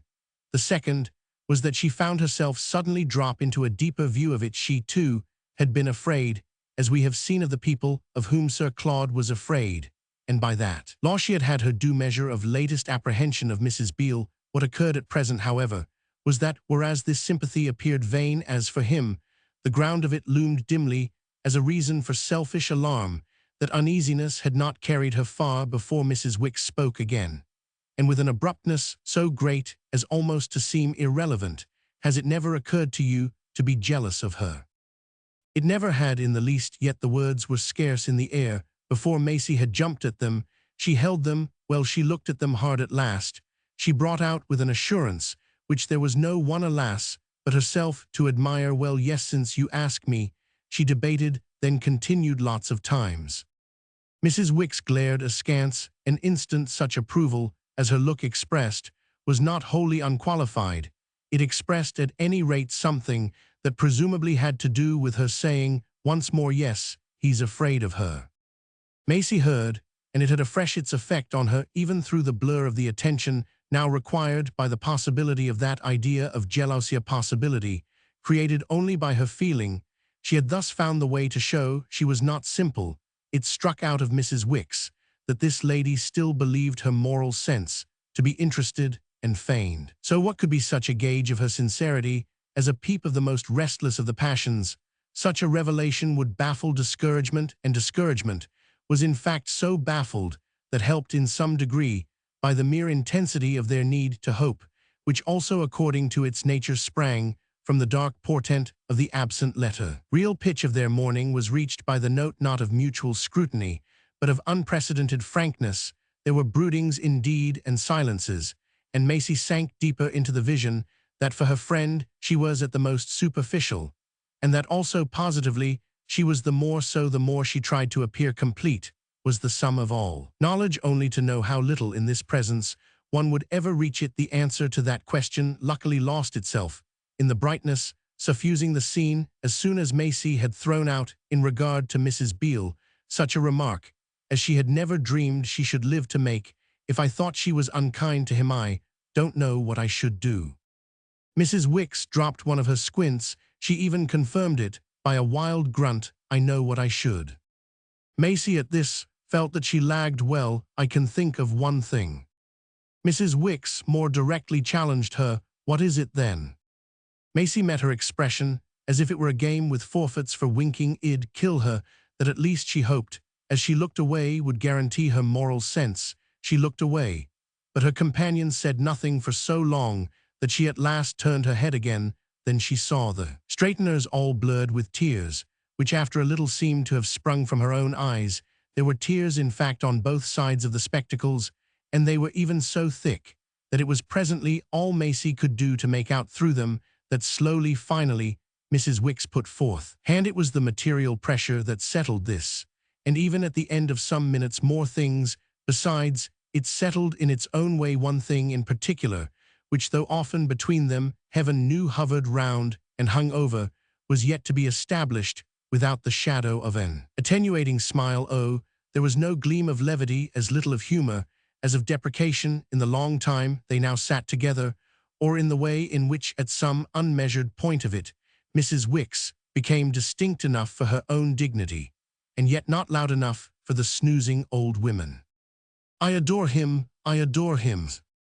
Maisie took it well in so well that in a moment more she would have answered profoundly, "So do Roman one." But before that moment passed, something took place that brought other words to her lips, nothing more very possibly than the closer consciousness in her hand of the significance of Mrs. Wicks.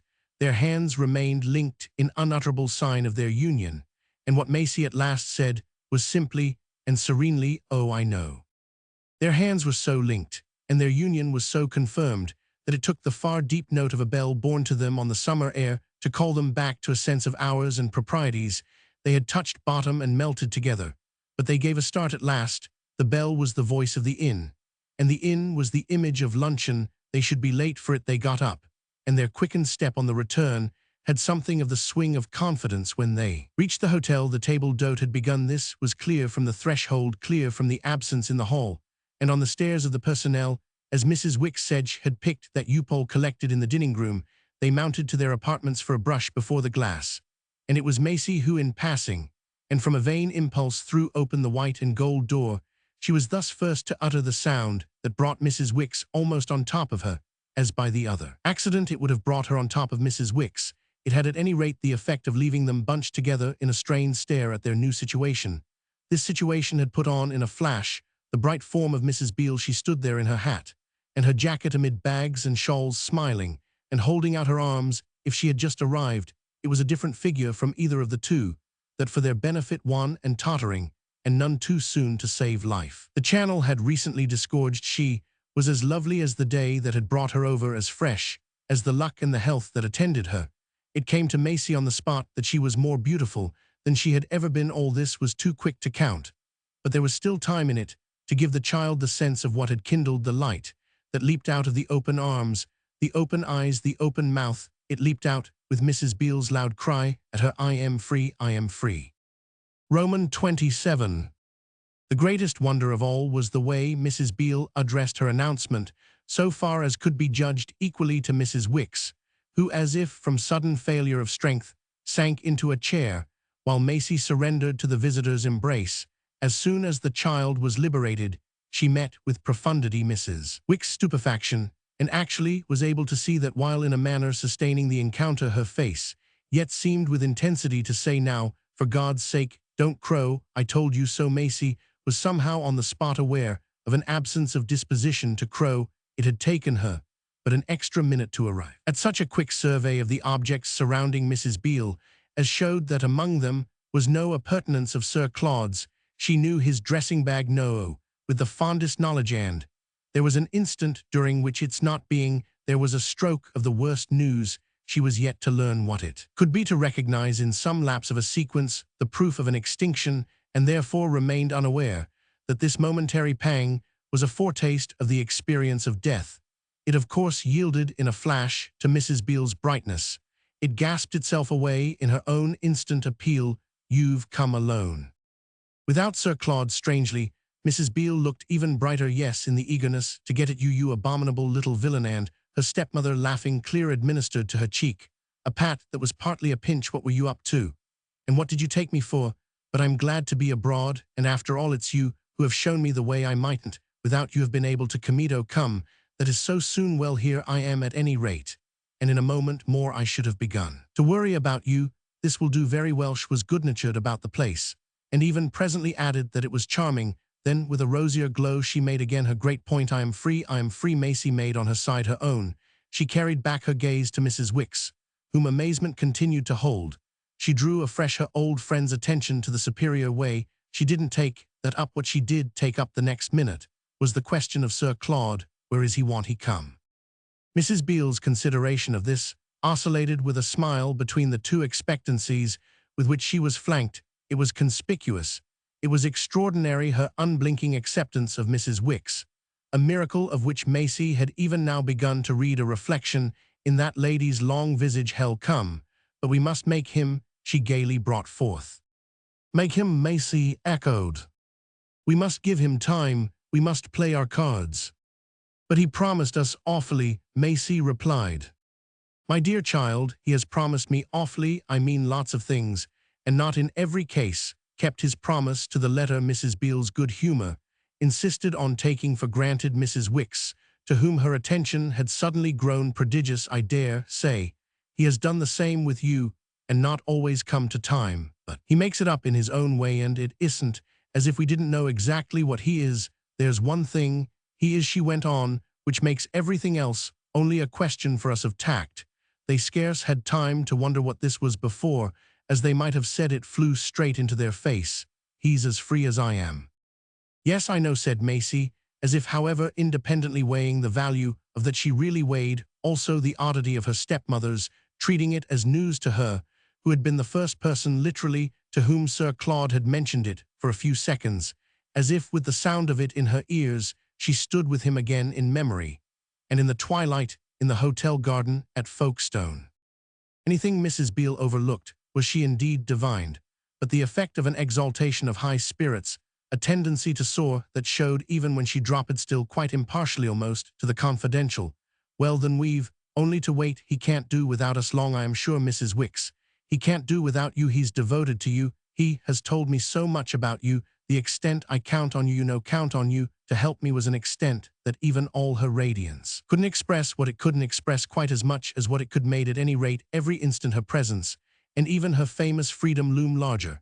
And it was this mighty mass that once more led her companions bewildered and disjoined to exchange with each other, as through a thickening veil confused and ineffectual signs, they clung together at least on the common ground of unpreparedness, and Maisie watched without relief the havoc of wonder in Mrs. Wicks. It had reduced her to perfect impotence, and but that gloom was black upon her. She sat as if fascinated by Mrs. Beale's high style.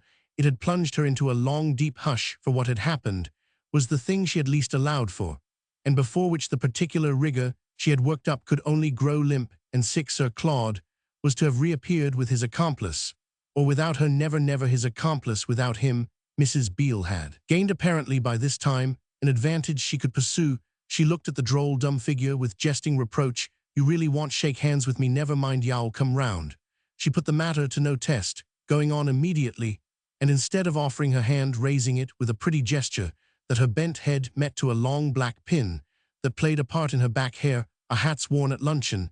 If you're as hungry as I am, we must go right down. Mrs. Wicks stuck fast, but she met the question in a voice her pupils scarce recognized. I wear mine. Mrs. Beale, swallowing at one glance her brand-new bravery, which she appeared at once to refer to its origin, and to follow in its flights, accepted this as conclusive. Oh, but I've not such a beauty. Then she turned rejoicingly to Maisie. I've got a beauty for you, my dear. A beauty. A love of a Hayton, my luggage. I remembered Thatch nodded at the object on her stepdaughter's head. And I've brought you one with a peacock's breast. It's the most gorgeous blue. It was too strange, this talking with her there already, not about Sir Claude, but about peacocks. Too strange for the child to have the presence of mind to thank her. But the felicity in which she had arrived was so proof against everything that Maisie felt more and more the depth of the purpose that must underlie it. She had a vague sense of its being abysmal. The spirit with which Mrs. Beale carried off the awkwardness in the white and gold salon of such a want of breath and of welcome. Mrs. Wicks was more breathless than ever. The embarrassment of Mrs. Beale's isolation was as nothing to the embarrassment of her grace. The perception of this dilemma was the germ on the child's part of a new question altogether. What if with this indulgence? But the idea lost itself in something too frightened for hope and too conjectured for fear. And while everything went by leaps and bounds, one of the waiters stood at the door to remind them that the table d'hôte was half over. Had you come up to wash hands? Mrs. Beale hereupon asked them. Go and do it quickly, and it'll be with you. They've put my boxes in that nice room. It was Sir Claude's, trust him. She laughed, to have a nice one. The door of a neighboring room stood open, and now from the threshold, addressing herself again to Mrs. Wicks, she launched a note that gave the very key of what, as she would have said, she was up to. Dear lady, please attend to my daughter. She was up to a change of deportment so complete that it represented for officers still honorably subordinate, if not too explicitly menial and absolute coercion. An interested clutch of the old woman's respectability, there was response to Maisie's view, I may say at once in the jump of that respectability to its feet. It was itself capable of one of the leaps, one of the bounds just mentioned, and it carried its charge with this momentum. And while Mrs. Beale popped into Sir Claude's chamber straight away to where at the end of the passage, pupil and governess were quartered, the greatest stride of all for that matter was that within a few seconds the pupil had in another relation been converted into a daughter. Maisie's eyes were still following it, when after the rush with the door almost slammed, and no thought of soap and towels, the pair stood face to face. Mrs. Wicks in this position was the first to gasp a sound, can it ever be that she has won? Maisie felt still more bewildered. Won what? Why, moral sense. They spoke as if you might have two, but Mrs. Wicks looked as if it were not altogether a happy thought, and Maisie didn't see how even an affirmative from her own lips would clear up what had become most of a mystery. It was to this larger puzzle she sprang pretty straight. Is she my mother now? It was a point as to which an horrific glimpse of the responsibility of an opinion appeared to affect Mrs. Wicks like a blow in the stomach. She had evidently never thought of it, but she could think and rebound. If she is, he's equally your father. Maisie, however, thought further than my father and my mother. But she had already faltered, and Mrs. Wicks had already glared back. Ought to live together, don't begin it again. She turned away with a groan to reach the washing stand, and Maisie could by this time recognize with a certain ease that way verily madness did lie. Mrs. Wicks gave a great untidy splash, but the next instant had faced round. She has taken a new line. She was nice to you, Maisie concurred. What she thinks, so go and dress the young lady, but it's something, she panted. Then she thought out the rest. If he won't have her, why shall have you? Shall be the one to keep me abroad, the one to give you a home. Mrs. Wicks saw further. She mastered all the portents. Oh, she's cruelly clever. It's not a moral sense. She reached her climax. It's a game. A game. Not to lose him, she has sacrificed him to her duty. Then won't he come? Maisie pleaded. Mrs. Wicks made no answer. Her vision absorbed her. He has fought, but she has won. Then won't he come? The child repeated. Mrs. Wicks made it out. Yes, hang him. She had never been so profane. For all Maisie minded, soon tomorrow. Too soon, whenever, indecently soon. But then we shall be together, the child went on. It made Mrs. Wicks look at her, as if in exasperation, but nothing had time to come before she precipitated. Together with you. The air of criticism continued, but took voice only in her companion's bidding her wash herself and come down. The silence of quick ablutions fell upon them, presently broken, however, by one of Maisie's sudden reversions. Mercy, isn't she handsome? Mrs. Wicks had finished. She waited. Shall attract attention. They were rapid, and it would have been noticed that the shock the beauty had given them acted incongruously as a positive spur to their preparations for rejoining her.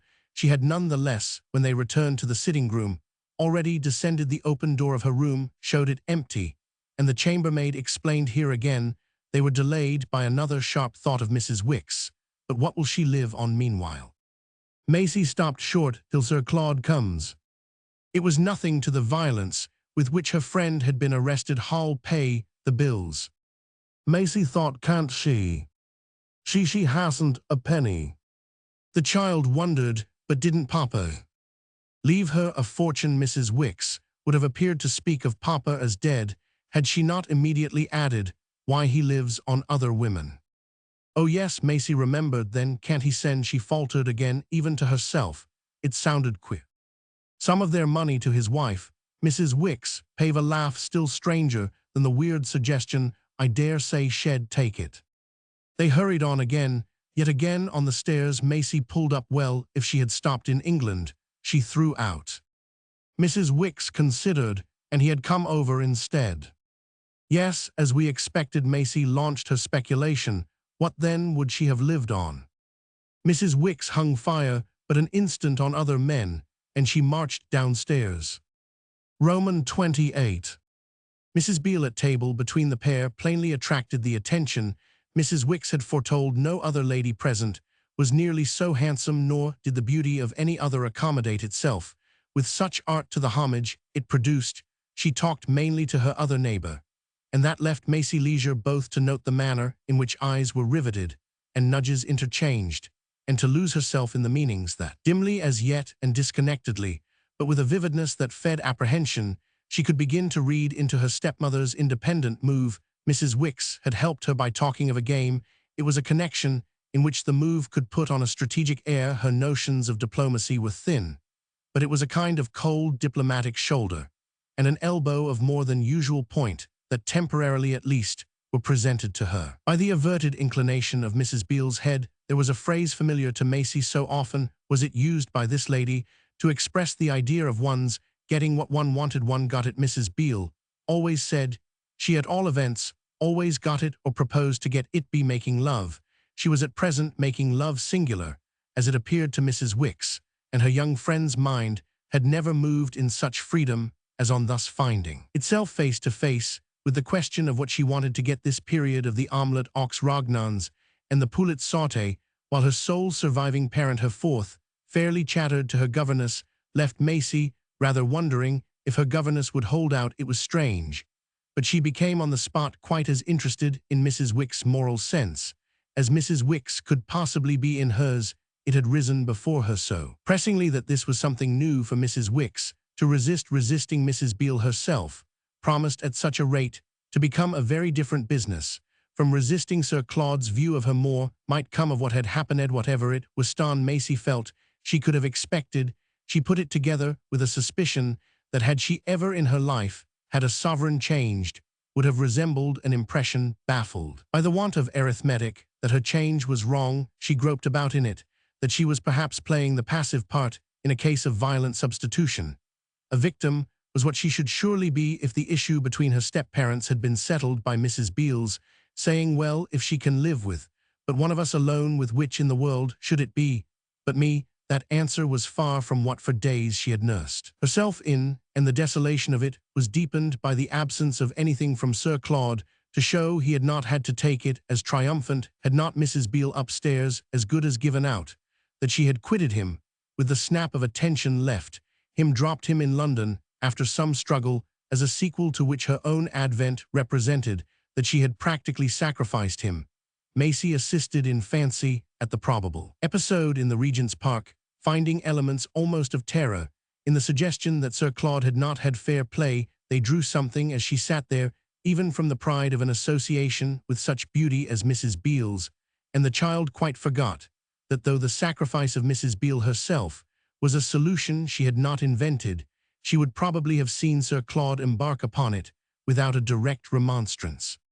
What her stepmother had clearly now promised herself to wring from Mrs. Wicks was an assent to the great modification, the change, as smart as a juggler's trick, in the interest of which nothing so much mattered as the new convenience of Mrs. Beale. Maisie could positively seize the moral that her elbow seemed to point in ribs, thinly defended.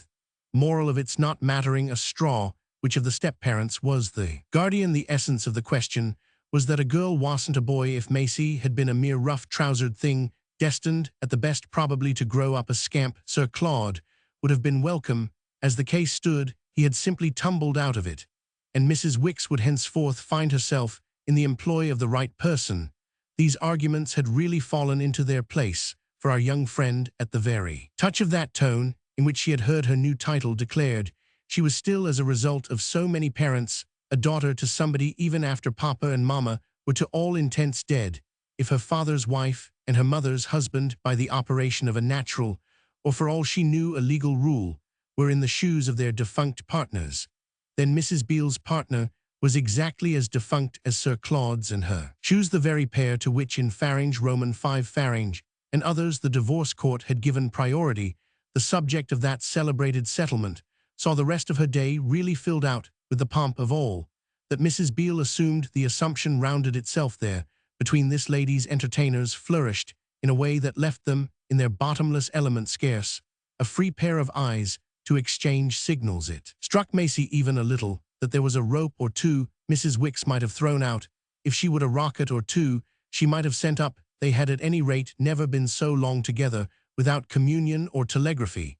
and their companion kept them apart. By simply keeping them with her from this situation, they saw the grandeur of their intenser relation to her pass, and pass like an endless procession. It was a day of lively movement, and of talk on Mrs. Beale's part so brilliant and overflowing as to represent music and banners.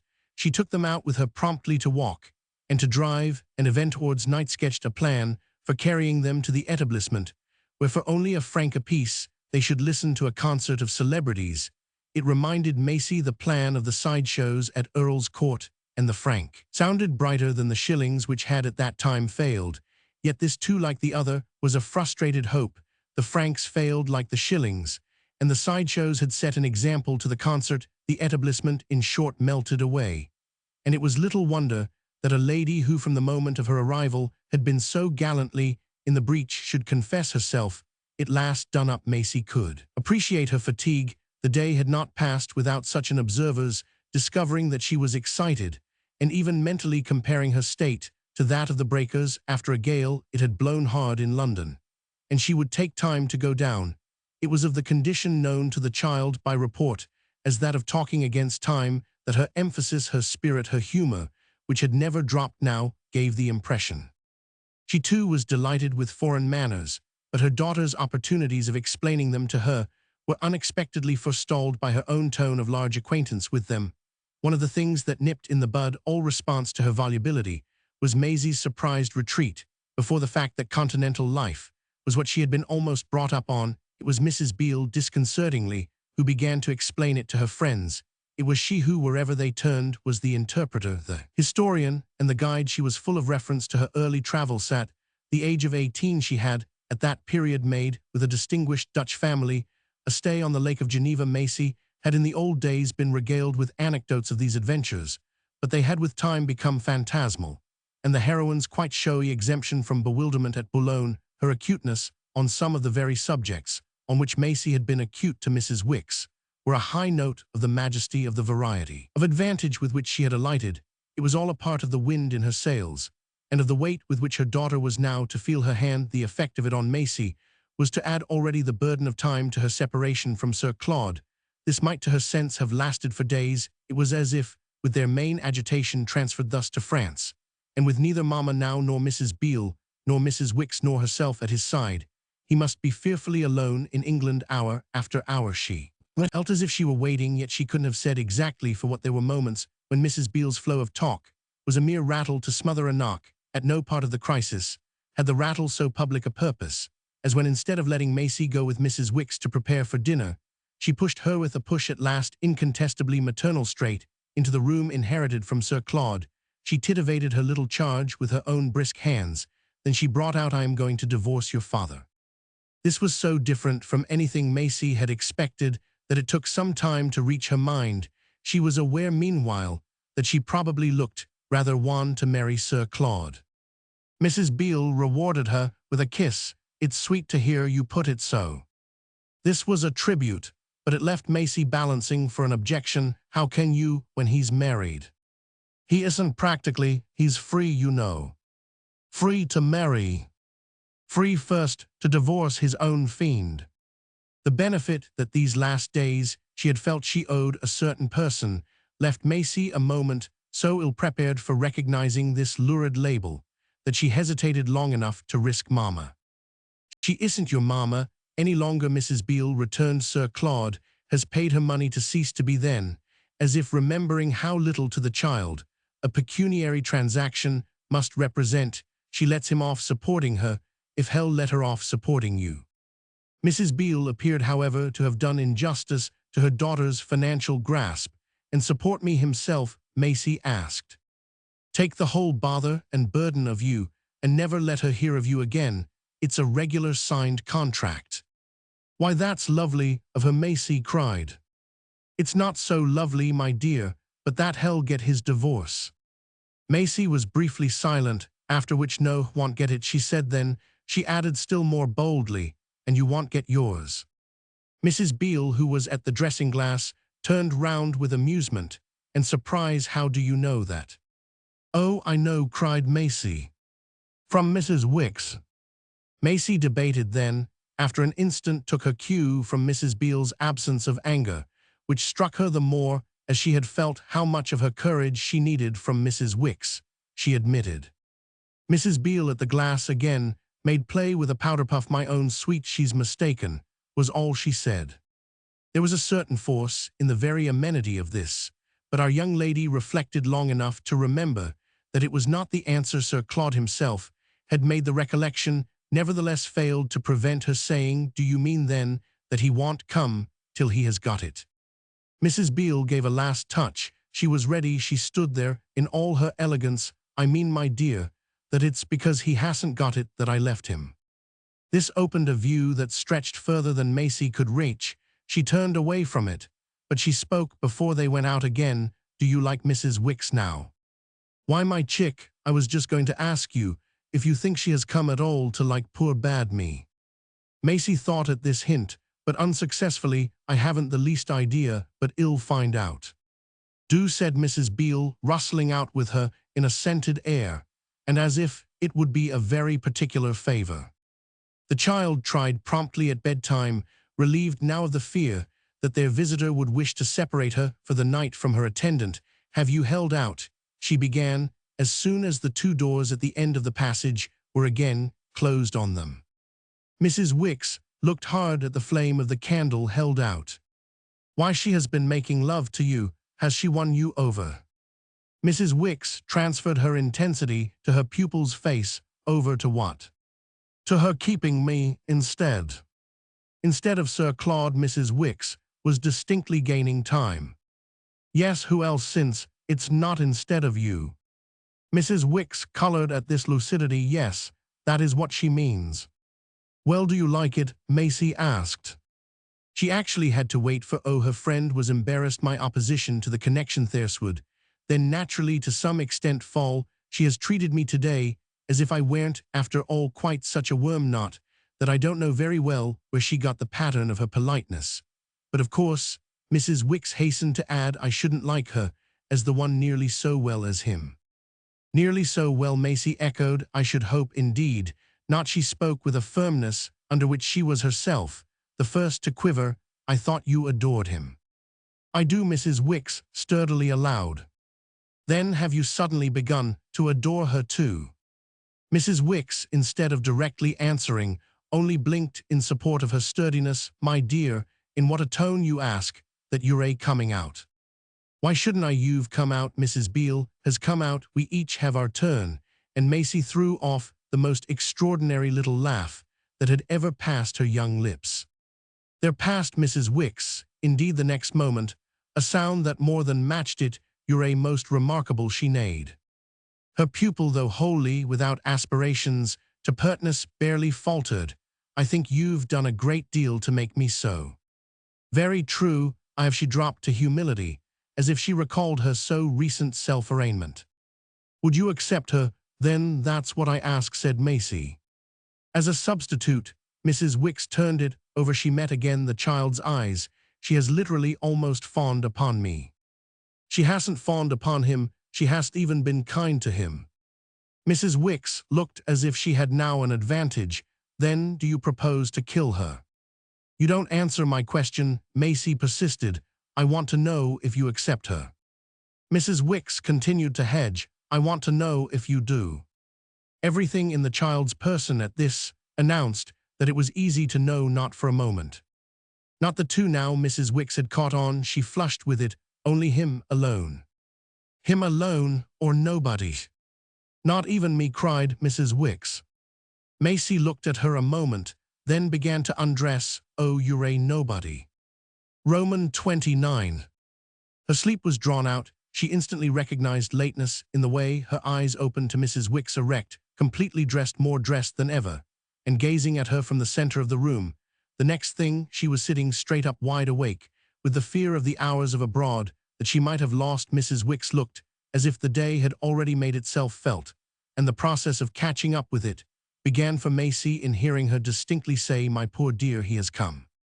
Sir Claude, Maisie, clearing the little bedrug with the width of her spring, felt the polished floor under her bare feet. "He crossed in the night. He got in early." Mrs. Wicks' head jerked stiffly backward. "He's there." "And you've seen him?" No, he's there, has there. Mrs. Wicks repeated. Her voice came out with a queer extinction that was not a voluntary drop, and she trembled so that it added to their common emotion. Visibly pale, they gazed at each other. Isn't it too beautiful? Maisie panted back at her a challenge, with an answer to which, however, she was not ready. At once the term Maisie had used was a flash of diplomacy to prevent, at any rate, Mrs. Wicks using another to that degree. It was successful. There was only an appeal, strange and mute, in the white old face, which produced the effect of a want of decision greater than could, by any stretch of optimism, have been associated with her attitude toward what had happened for Maisie herself. Indeed, what had happened was, oddly as she could feel, less of a simple rapture than any arrival or return of the same supreme friend had ever been before. What had become overnight, what had become, while she slept, of the comfortable faculty of gladness. She tried to wake it up a little wider, by talking, by rejoicing, by plunging into water and into clothes, and she made out that it was 10 o'clock, but also that Mrs. Wicks had not yet breakfasted. The day before at 9, they had had together a café complete in their sitting-room. Mrs. Wicks, on her side, had evidently also a refuge to seek. She sought it in checking the precipitation of some of her pupils' present steps, in recalling to her, with an approach to sternness, that of such preliminaries those embodied in a thorough use of soap should be the most thorough, and in throwing even a certain reprobation on the idea of hurrying into clothes. For the sake of a mere stepfather, she took her in hand with a silent insistence. She reduced the process to sequences more definite than any it had known since the days of model, whatever it might be, that had now, with a difference, begun to belong to Sir Claude's presence, was still, after all, compatible for our young lady with the instinct of dressing to see him with almost untidy haste. Mrs. Wicks, meanwhile, luckily, was not wholly directed to repression. There she had said over several times. It was her answer to every invitation to mention how long she had been up, and her motive for respecting so rigidly the slumber of her companion. It formed for some minutes her only account of the whereabouts of the others, and her reason for not having yet seen them, as well as of the possibility of their presently being found in the salon. He's there, has there, she declared once more, as she made on the child, with an almost invidious tug, a strained undergarment meet. Do you mean he's in the salon? Maisie asked again. He's with her, Mrs. Wicks desolately said. He's with her, she reiterated. Do you mean in her own room? Maisie continued. She waited an instant. God knows. Maisie wondered a little why, or how God should know this, however delayed, but an instant, her bringing out, well, won't she go back? Go back? Never. Shall stay all the same. All the more. Then won't Sir Claude go? Maisie asked. Go back if she doesn't. Mrs. Wicks appeared to give this question the benefit of a minute's thought. Why should he have communly to go back? Maisie produced an ingenious solution to make her go to take her. Mrs. Wicks met it without a concession. If he can make her go so easily, why should he have let her come? Maisie considered. Oh, just to see me, she has a right. Yes, she has a right. She's my mother. Maisie tentatively tittered. Yes, she's your mother. Besides, Maisie went on, he didn't let her come. He doesn't like her coming, and if he doesn't like it. Mrs. Wicks took her up. He must lump it, that's what he must do. Your mother was right about him. I mean your real one. He has no strength, none one at all. She seemed more profoundly to muse. He might have had some even with her, I mean with her ladyship. He's just a poor sunk slave, she asserted with sudden energy. Maisie wondered again. A slave to his passions. She continued to wonder, and even to be impressed, after which she went on, but how do you know he'll stay? Because he likes yous. And Mrs. Wicks, with her emphasis of the word, whirled her charge round again to deal with posterior hooks. She had positively never shaken her so. It was as if she quite shook something out of her. But how will that help him if wine spite of his licking don't stay? Do you mean if we go off and leave him with her? Mrs. Wicks put the question to the back of her pupil's head. It won't help him. It will be his ruin. Hell have got nothing. Hell have lost everything. It will be his utter destruction, for he's certain, after a while to loathe her. Then, when he loathes her, it was astonishing how she caught the idea. Hell, just come right after us, Maisie announced. Never, never. Shall keep him, shall hold him forever. Maisie doubted when he loathes her. That won't matter, she won't loathe him, people don't, Mrs. Wicks brought up. Some do, Mama, does, Maisie contended. Mama does not, it was startling. Her friend contradicted her flat. She loves him, adores him, a woman knows. Mrs. Wicks spoke not only as if Maisie were not a woman, but as if she would never be one. I know, she cried. Then why on earth has she left him? Mrs. Wicks hesitated. He hates her, don't stoop, so lift up your hair. You know how I'm affected toward him, she added with dignity, but you must also know that I see clear. Maisie all this time was trying hard to do likewise. Then, if she has left him for that, why shouldn't Mrs. Beale leave him? Because she's not such a fool. Not such a fool as Mama. Precisely. If you will have it, does it look like her leaving him? Mrs. Wicks inquired. She brooded again. Then she went on with more intensity. Do you want to know really and truly why? So that she may be his wretchedness and his punishment. His punishment was more than as yet Maisie could quite accept. For what? For everything. That's what will happen. Hell be tied to her forever. She won't mind in the least his hating her, and she won't hate him back. Shall only hate us. Us, the child faintly echoed. Shall hate you.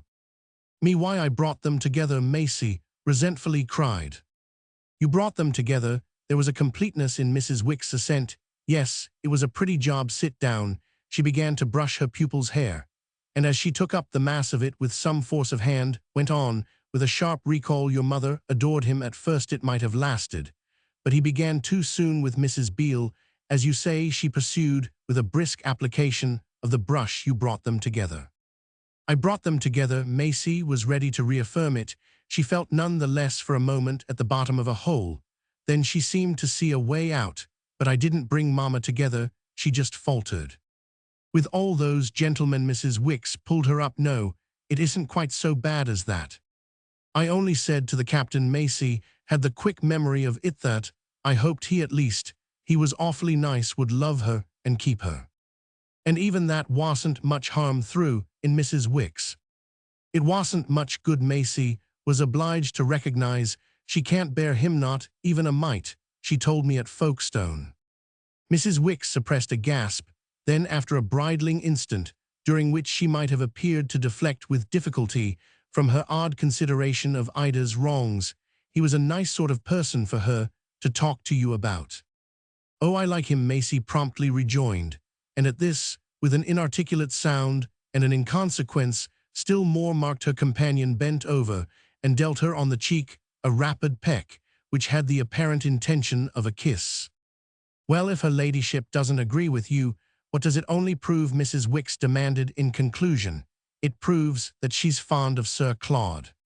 Maisie, in the light of some of the evidence, reflected on that till her hair was finished, but when she at last started up, she gave a sign of no very close embrace of it. She grasped at this moment Mrs. Wicks' arm. He must have got his divorce. Since day before yesterday. Don't talk trash. This was spoken with an impatience which left the child nothing to reply, whereupon she sought her defense in a completely different relation to the fact. Well, I knew he would come. So did I, but not in 24 hours. I gave him a few days, Mrs. Wicks wailed. Maisie, whom she had now released, looked at her with interest. How many did she give him? Mrs. Wicks faced her a moment, then, as if with a bewildered sniff, you had better ask her. But she had no sooner uttered the words than she caught herself up. Lord, oh mercy, how we talk.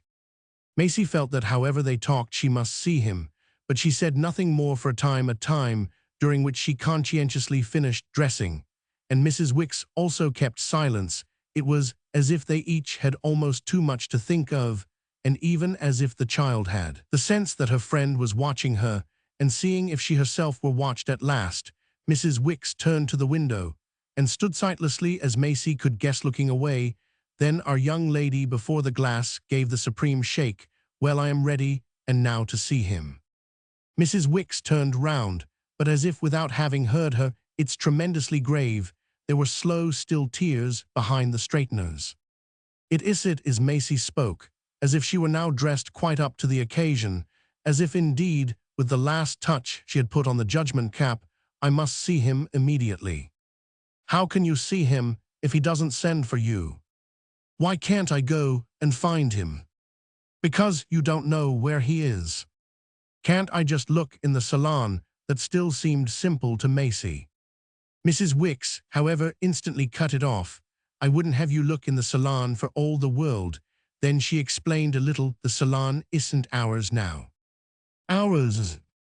Yours and mine, it's theirs. There's Maisie with her stare, continued to echo, you mean they want to keep us out? Mrs. Wicks faltered. She sank into a chair, and as Maisie had often enough seen her do before, covered her face with her hands. They ought to, at least the situation's too monstrous. Maisie stood there a moment, looked about the room. Ill, go to him, ill, find him. I won't go near them, cried Mrs. Wicks. Then ill see him alone. The child spied what she had been looking for. She possessed herself of her hat. Perhaps ill take him out, and with decision she quitted the room.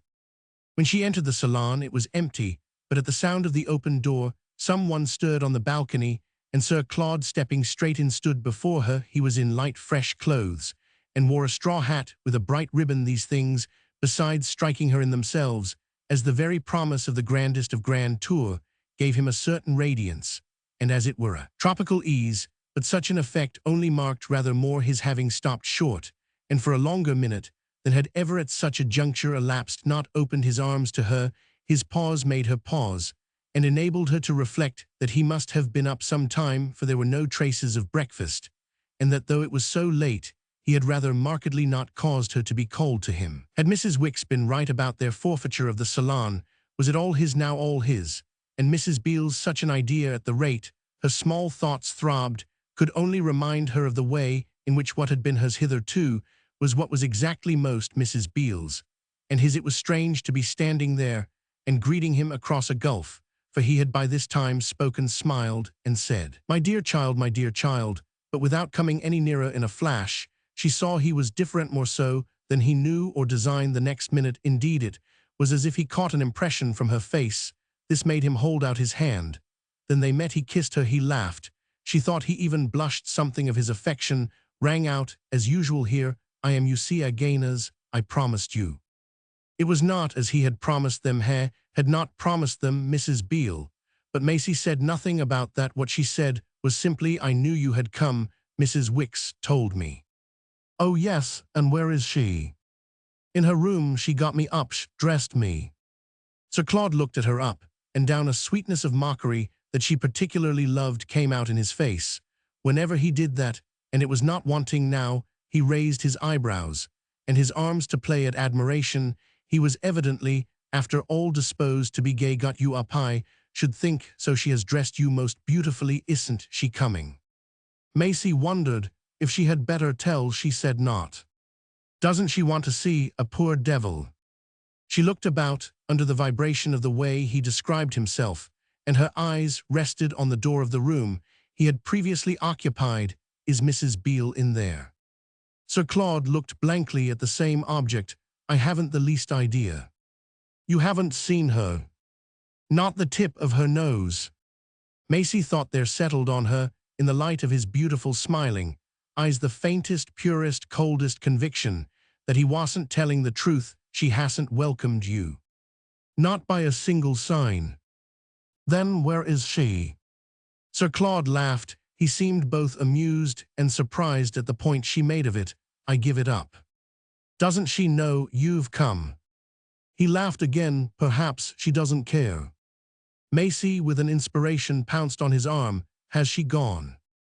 He met her eyes, and then she could see that his own were really much graver than his manner. Gone. She had flown to the door, but before she could raise her hand to knock, he was beside her, and had caught it. Let her be. I don't care about her. I want to see you. Then she hasn't gone. Maisie fell back with him. He still looked as if it were a joke, but the more she saw of him, the more she could make out that he was troubled. It wouldn't be like her. She stood wondering at him. Did you want her to come?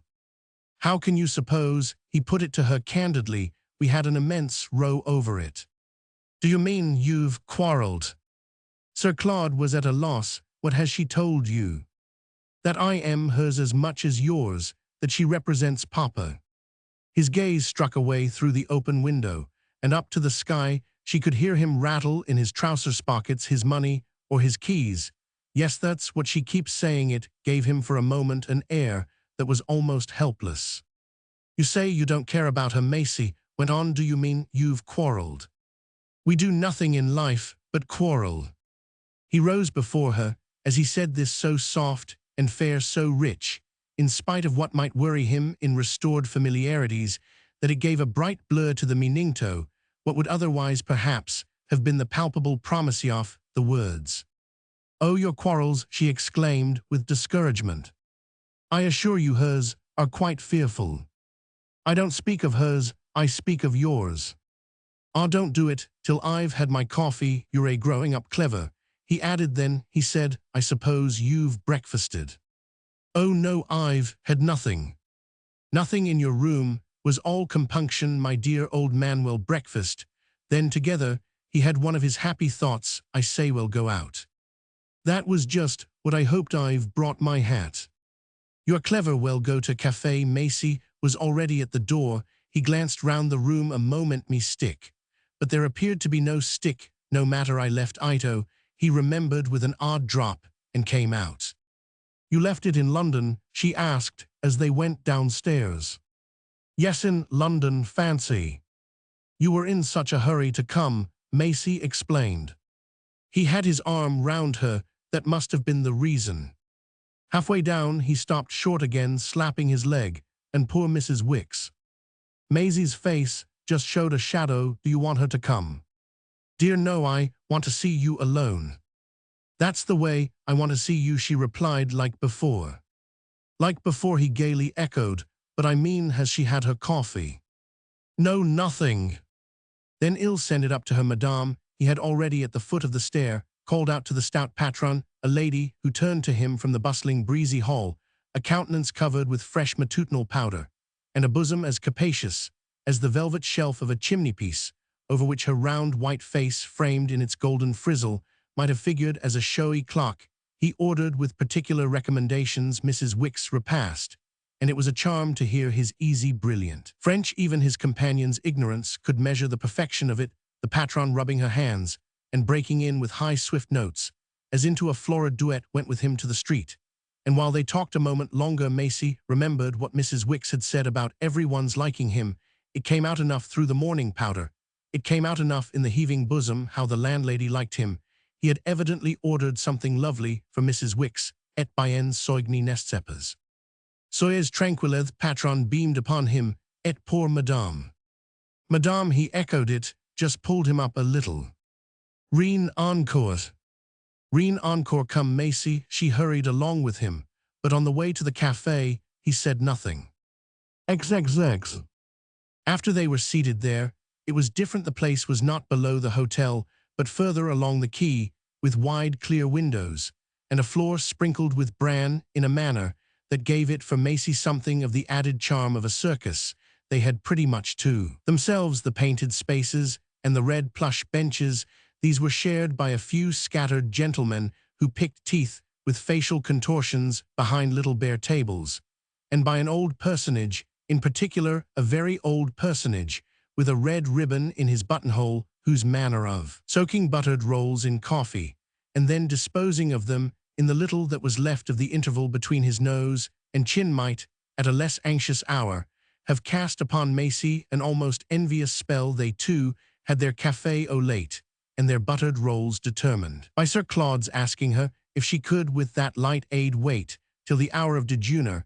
His allusion to this meal gave her, in the shaded, sprinkled coolness, the scene, as she vaguely felt, of a sort of ordered, mirrored license, the haunt of Thosath, irregular, like herself, who went to bed or who rose too late, something to think over, while she watched the white-aproned waiter perform as nimbly with plates and saucers as a certain conjurer her friend had in London taken her to a music hall to see Sir Claude had presently begun to talk again too. Tell her how London had looked, and how long he had felt himself on either side to have been absent, all about Susan Ash too, and the amusement, as well as the difficulty he had had with her, then all about his return journey and the Channel in the night, and the crowd of people coming over, and the way there were always too many. One knew he spoke of other matters, beside especially of what she must tell him of the occupations, while he was away, of Mrs. Wicks, and her pupil hadn't, they had the good time he had promised had. He exaggerated a bit the arrangements made for their pleasure. Maisie had something not all their wasto say of his success, and of their gratitude. She had a complication of thought that grew every minute, grew with the consciousness that she had never seen him in this particular state in which he had been given back. Mrs. Wicks had once said it was once or 50 times once was enough for Maisie, but more was not too much. That he was wonderfully various. Well, he was certainly so to the child's mind on the present occasion. He was much more various than he was anything else besides. The fact that they were together in a shop, at a nice little intimate table, as they had so often been in London, only made greater the difference of what they were together about. This difference was in his face, in his voice, in every look he gave her, and every movement he made. They were not the looks and the movements he really wanted to show, and she could feel as well that they were not those she herself wanted. She had seen him nervous. She had seen everyone she had come in contact with nervous, but she had never seen him so nervous as this. Little by little it gave her a settled terror, a terror that partook of the coldness she had felt just before at the hotel, to find herself on his answer about Mrs. Beale. Disbelieve him, she seemed to see at present, to touch across the table, as if by laying her hand on it, what he had meant when he confessed on those several occasions to fear. Why was such a man so often afraid? It must have begun to come to her now that there was one thing just such a man above all could be afraid of. He could be afraid of himself. His fear at all events was there. His fear was sweet to her, beautiful and tender to her, was having coffee and buttered rolls and talk and laughter that were no talk and laughter at all with her. His fear was in his jesting, postponing, perverting voice. It was just in this make-believe way he had brought her out to imitate the old London playtimes, to imitate, indeed, a relation that had wholly changed, a relation that she had with her very eyes seen in the act of change, when the day before, in the salon, Mrs. Beale rose suddenly before her. She rose before her, for that matter, now. And even while their refreshment delayed, Maisie arrived at the straight question for which, on their entrance, his first word had given opportunity. Are we going to have dinner with Mrs. Beale? His reply was anything but straight. You and I. Maisie sat back in her chair. Mrs. Wicks and me. Sir Claude also shifted. That's an inquiry, my dear child, that Mrs. Beale herself must answer. Yes, he had shifted, but abruptly, after a moment during which something seemed to hang there between them, and as it heavily swayed, just fanned them with the air of its motion, she felt that the whole thing was upon them. Do you mind, he broke out, my asking you what Mrs. Wicks has said to you? Said to me? This day or two while I was away. Do you mean about you and Mrs. Beale? Sir Claude, resting on his elbows, fixed his eyes a moment on the white marble beneath them. No, I think we had a good deal of that, didn't we, before I left you? It seems to me we had it pretty well all out. I mean about yourself, about your, don't you know, associating with us, as I might say, and staying on with us, while you were alone with our friend. What did she say? Maisie felt the weight of the question. It kept her silent for a space, during which she looked at Sir Claude, whose eyes remained bent. Nothing, she returned at last. He showed incredulity. Nothing. Nothing, Maisie repeated, on which an interruption descended in the form of a tray, bearing the preparations for their breakfast. These preparations were as amusing as everything else. The waiter poured their coffee from a vessel like a watering pot, and then made it froth with the curved stream of hot milk that dropped from the height of his raised arm. But the two looked across at each other through the whole play of French pleasantness, with a gravity that had now ceased to dissemble. Sir Claude sent the waiter off again for something, and then took up her answer. Hasn't she tried to affect you face to face with him? Thus it seemed to Maisie that she had tried so little as to be scarce worth mentioning again. There for an instant she shut herself up. Presently She found her middle course. Mrs. Beale likes her now. And there's one thing I've found out, a great thing. Mrs. Wicks enjoys her being so kind. She was tremendously kind all day yesterday. I see, and what did she do? Sir Claude asked. Maisie was now busy with her breakfast, and her companion attacked his own, so that it was all in form, at least even more than their old sociability. Everything she could think of. She was as nice to her as you are. The child said she talked to her all day. And what did she say to her? Oh, I don't know. Maisie was a little bewildered with his pressing her, so for knowledge, it didn't fit into the degree of intimacy with Mrs. Beale that Mrs. Wicks had so denounced, and that according to that lady had now brought him back in bondage. Wasn't he more aware than his stepdaughter of what would be done by the person to whom he was bound in a moment? However, she added she made love to her. Sir Claude looked at her harder, and it was clearly something in her tone that made him quickly say, "You don't mind my asking you, do you?" "Not at all, only I should think you'd know better than Roman 1. What Mrs. Beale did yesterday." She thought he colored a trifle, but almost simultaneously with that impression, she found herself answering, "Yes, if you have seen her." He broke into the loudest of laughs. "Why, my dear boy, I told you just now I've absolutely not. I say, don't you believe me?" There was something she was already so afraid of that it covered up other fears. "Didn't you come back to see her?" she inquired in a moment. "Didn't you come back because you always want to so much?" He received her inquiry as he had received her doubt, with an extraordinary absence of resentment. "I can imagine, of course, why you think that, but it doesn't explain my doing what I have. It was, as I said to you just now at the inn, really and truly you I wanted to see."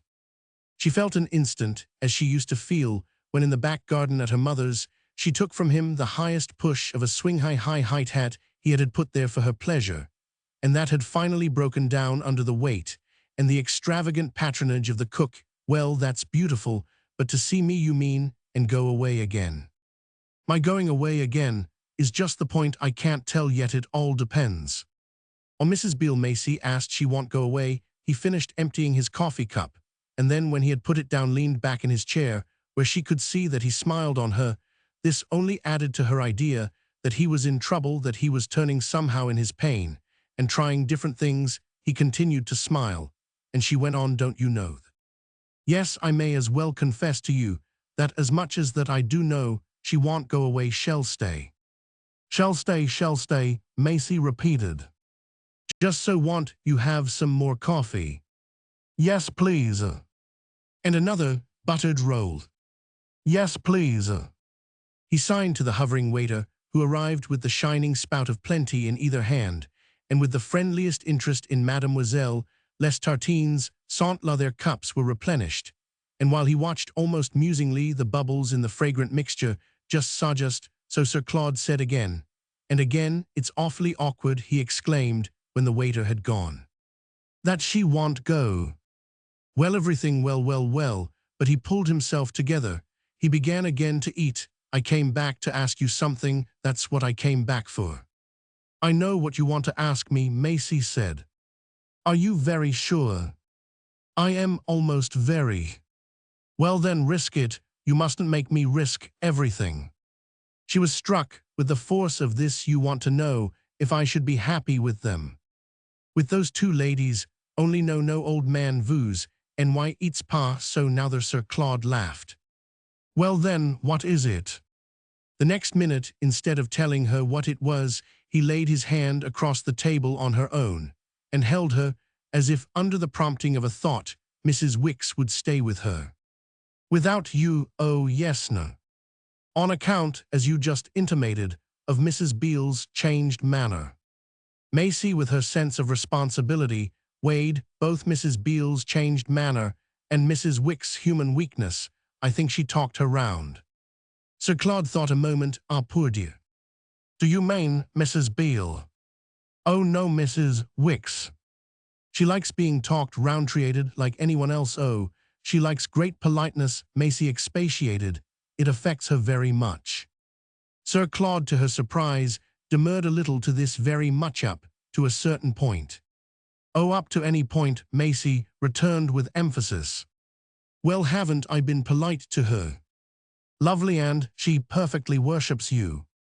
Then, my dear child, why can't she let me alone this time? Sir Claude unmistakably blushed. Before Maisie, however, could answer his question, which would indeed have taken her long, he went on in another tone.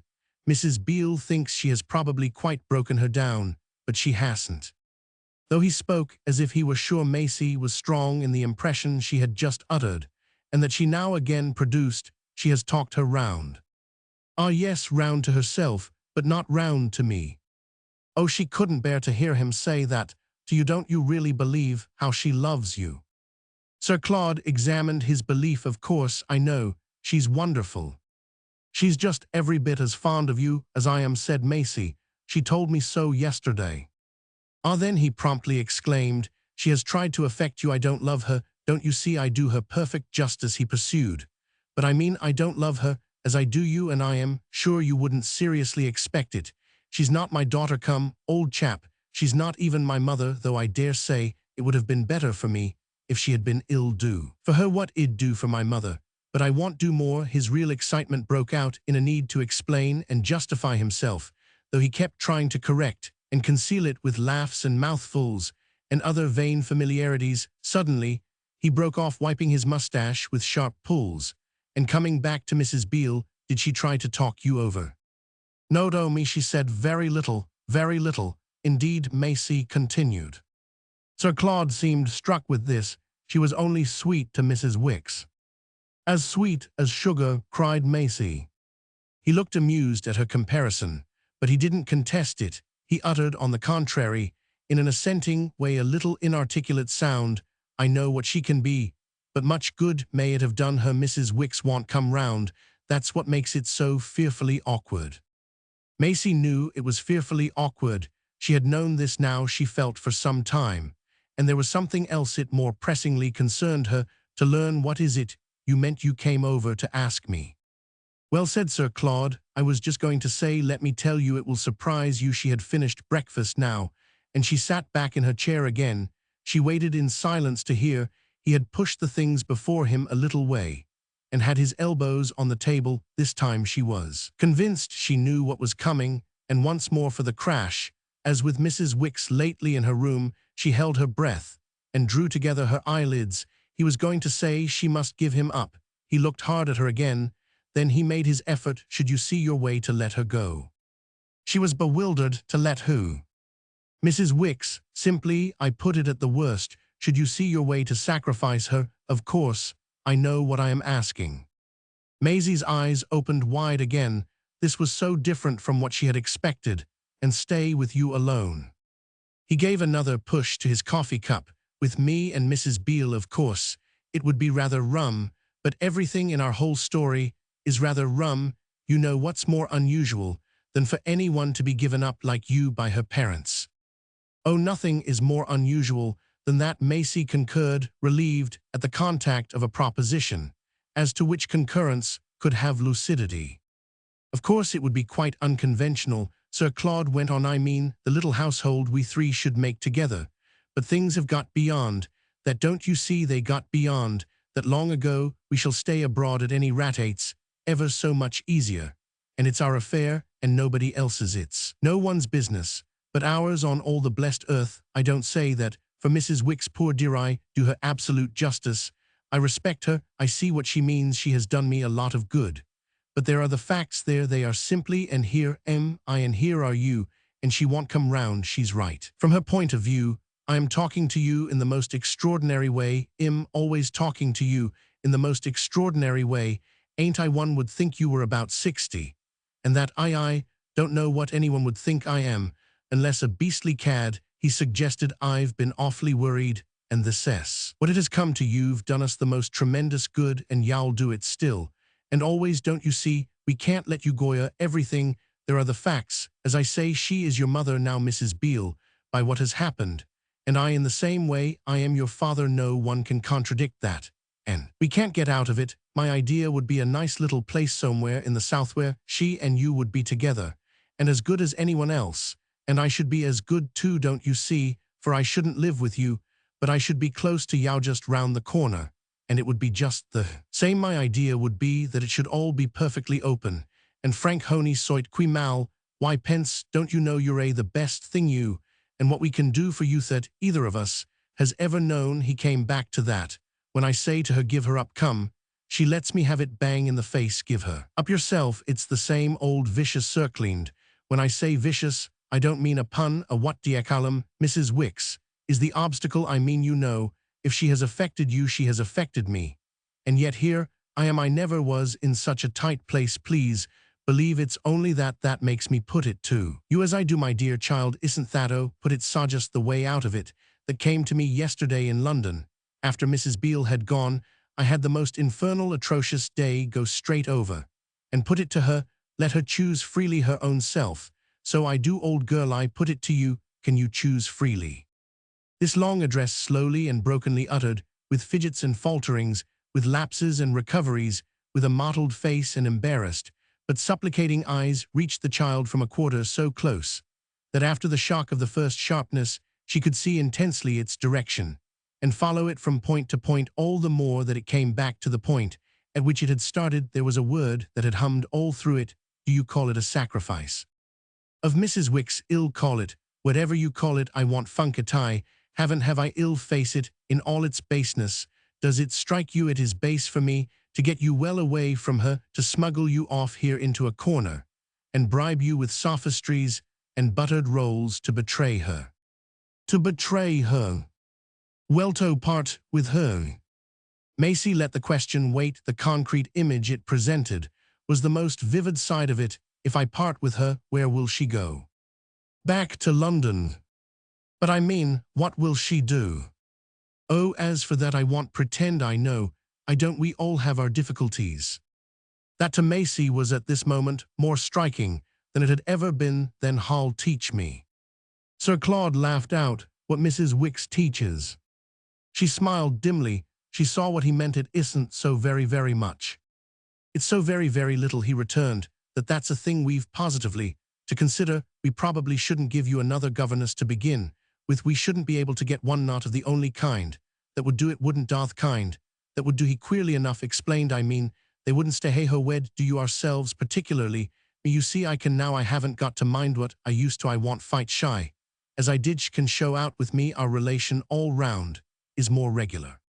It seemed wonderfully regular, the way he put it, yet none the less, while she looked at it as judiciously as she could, the picture it made persisted somehow in being a combination quite distinct. An old woman and a little girl seated in deep silence on a battered old bench by the rampart of the Hauteville.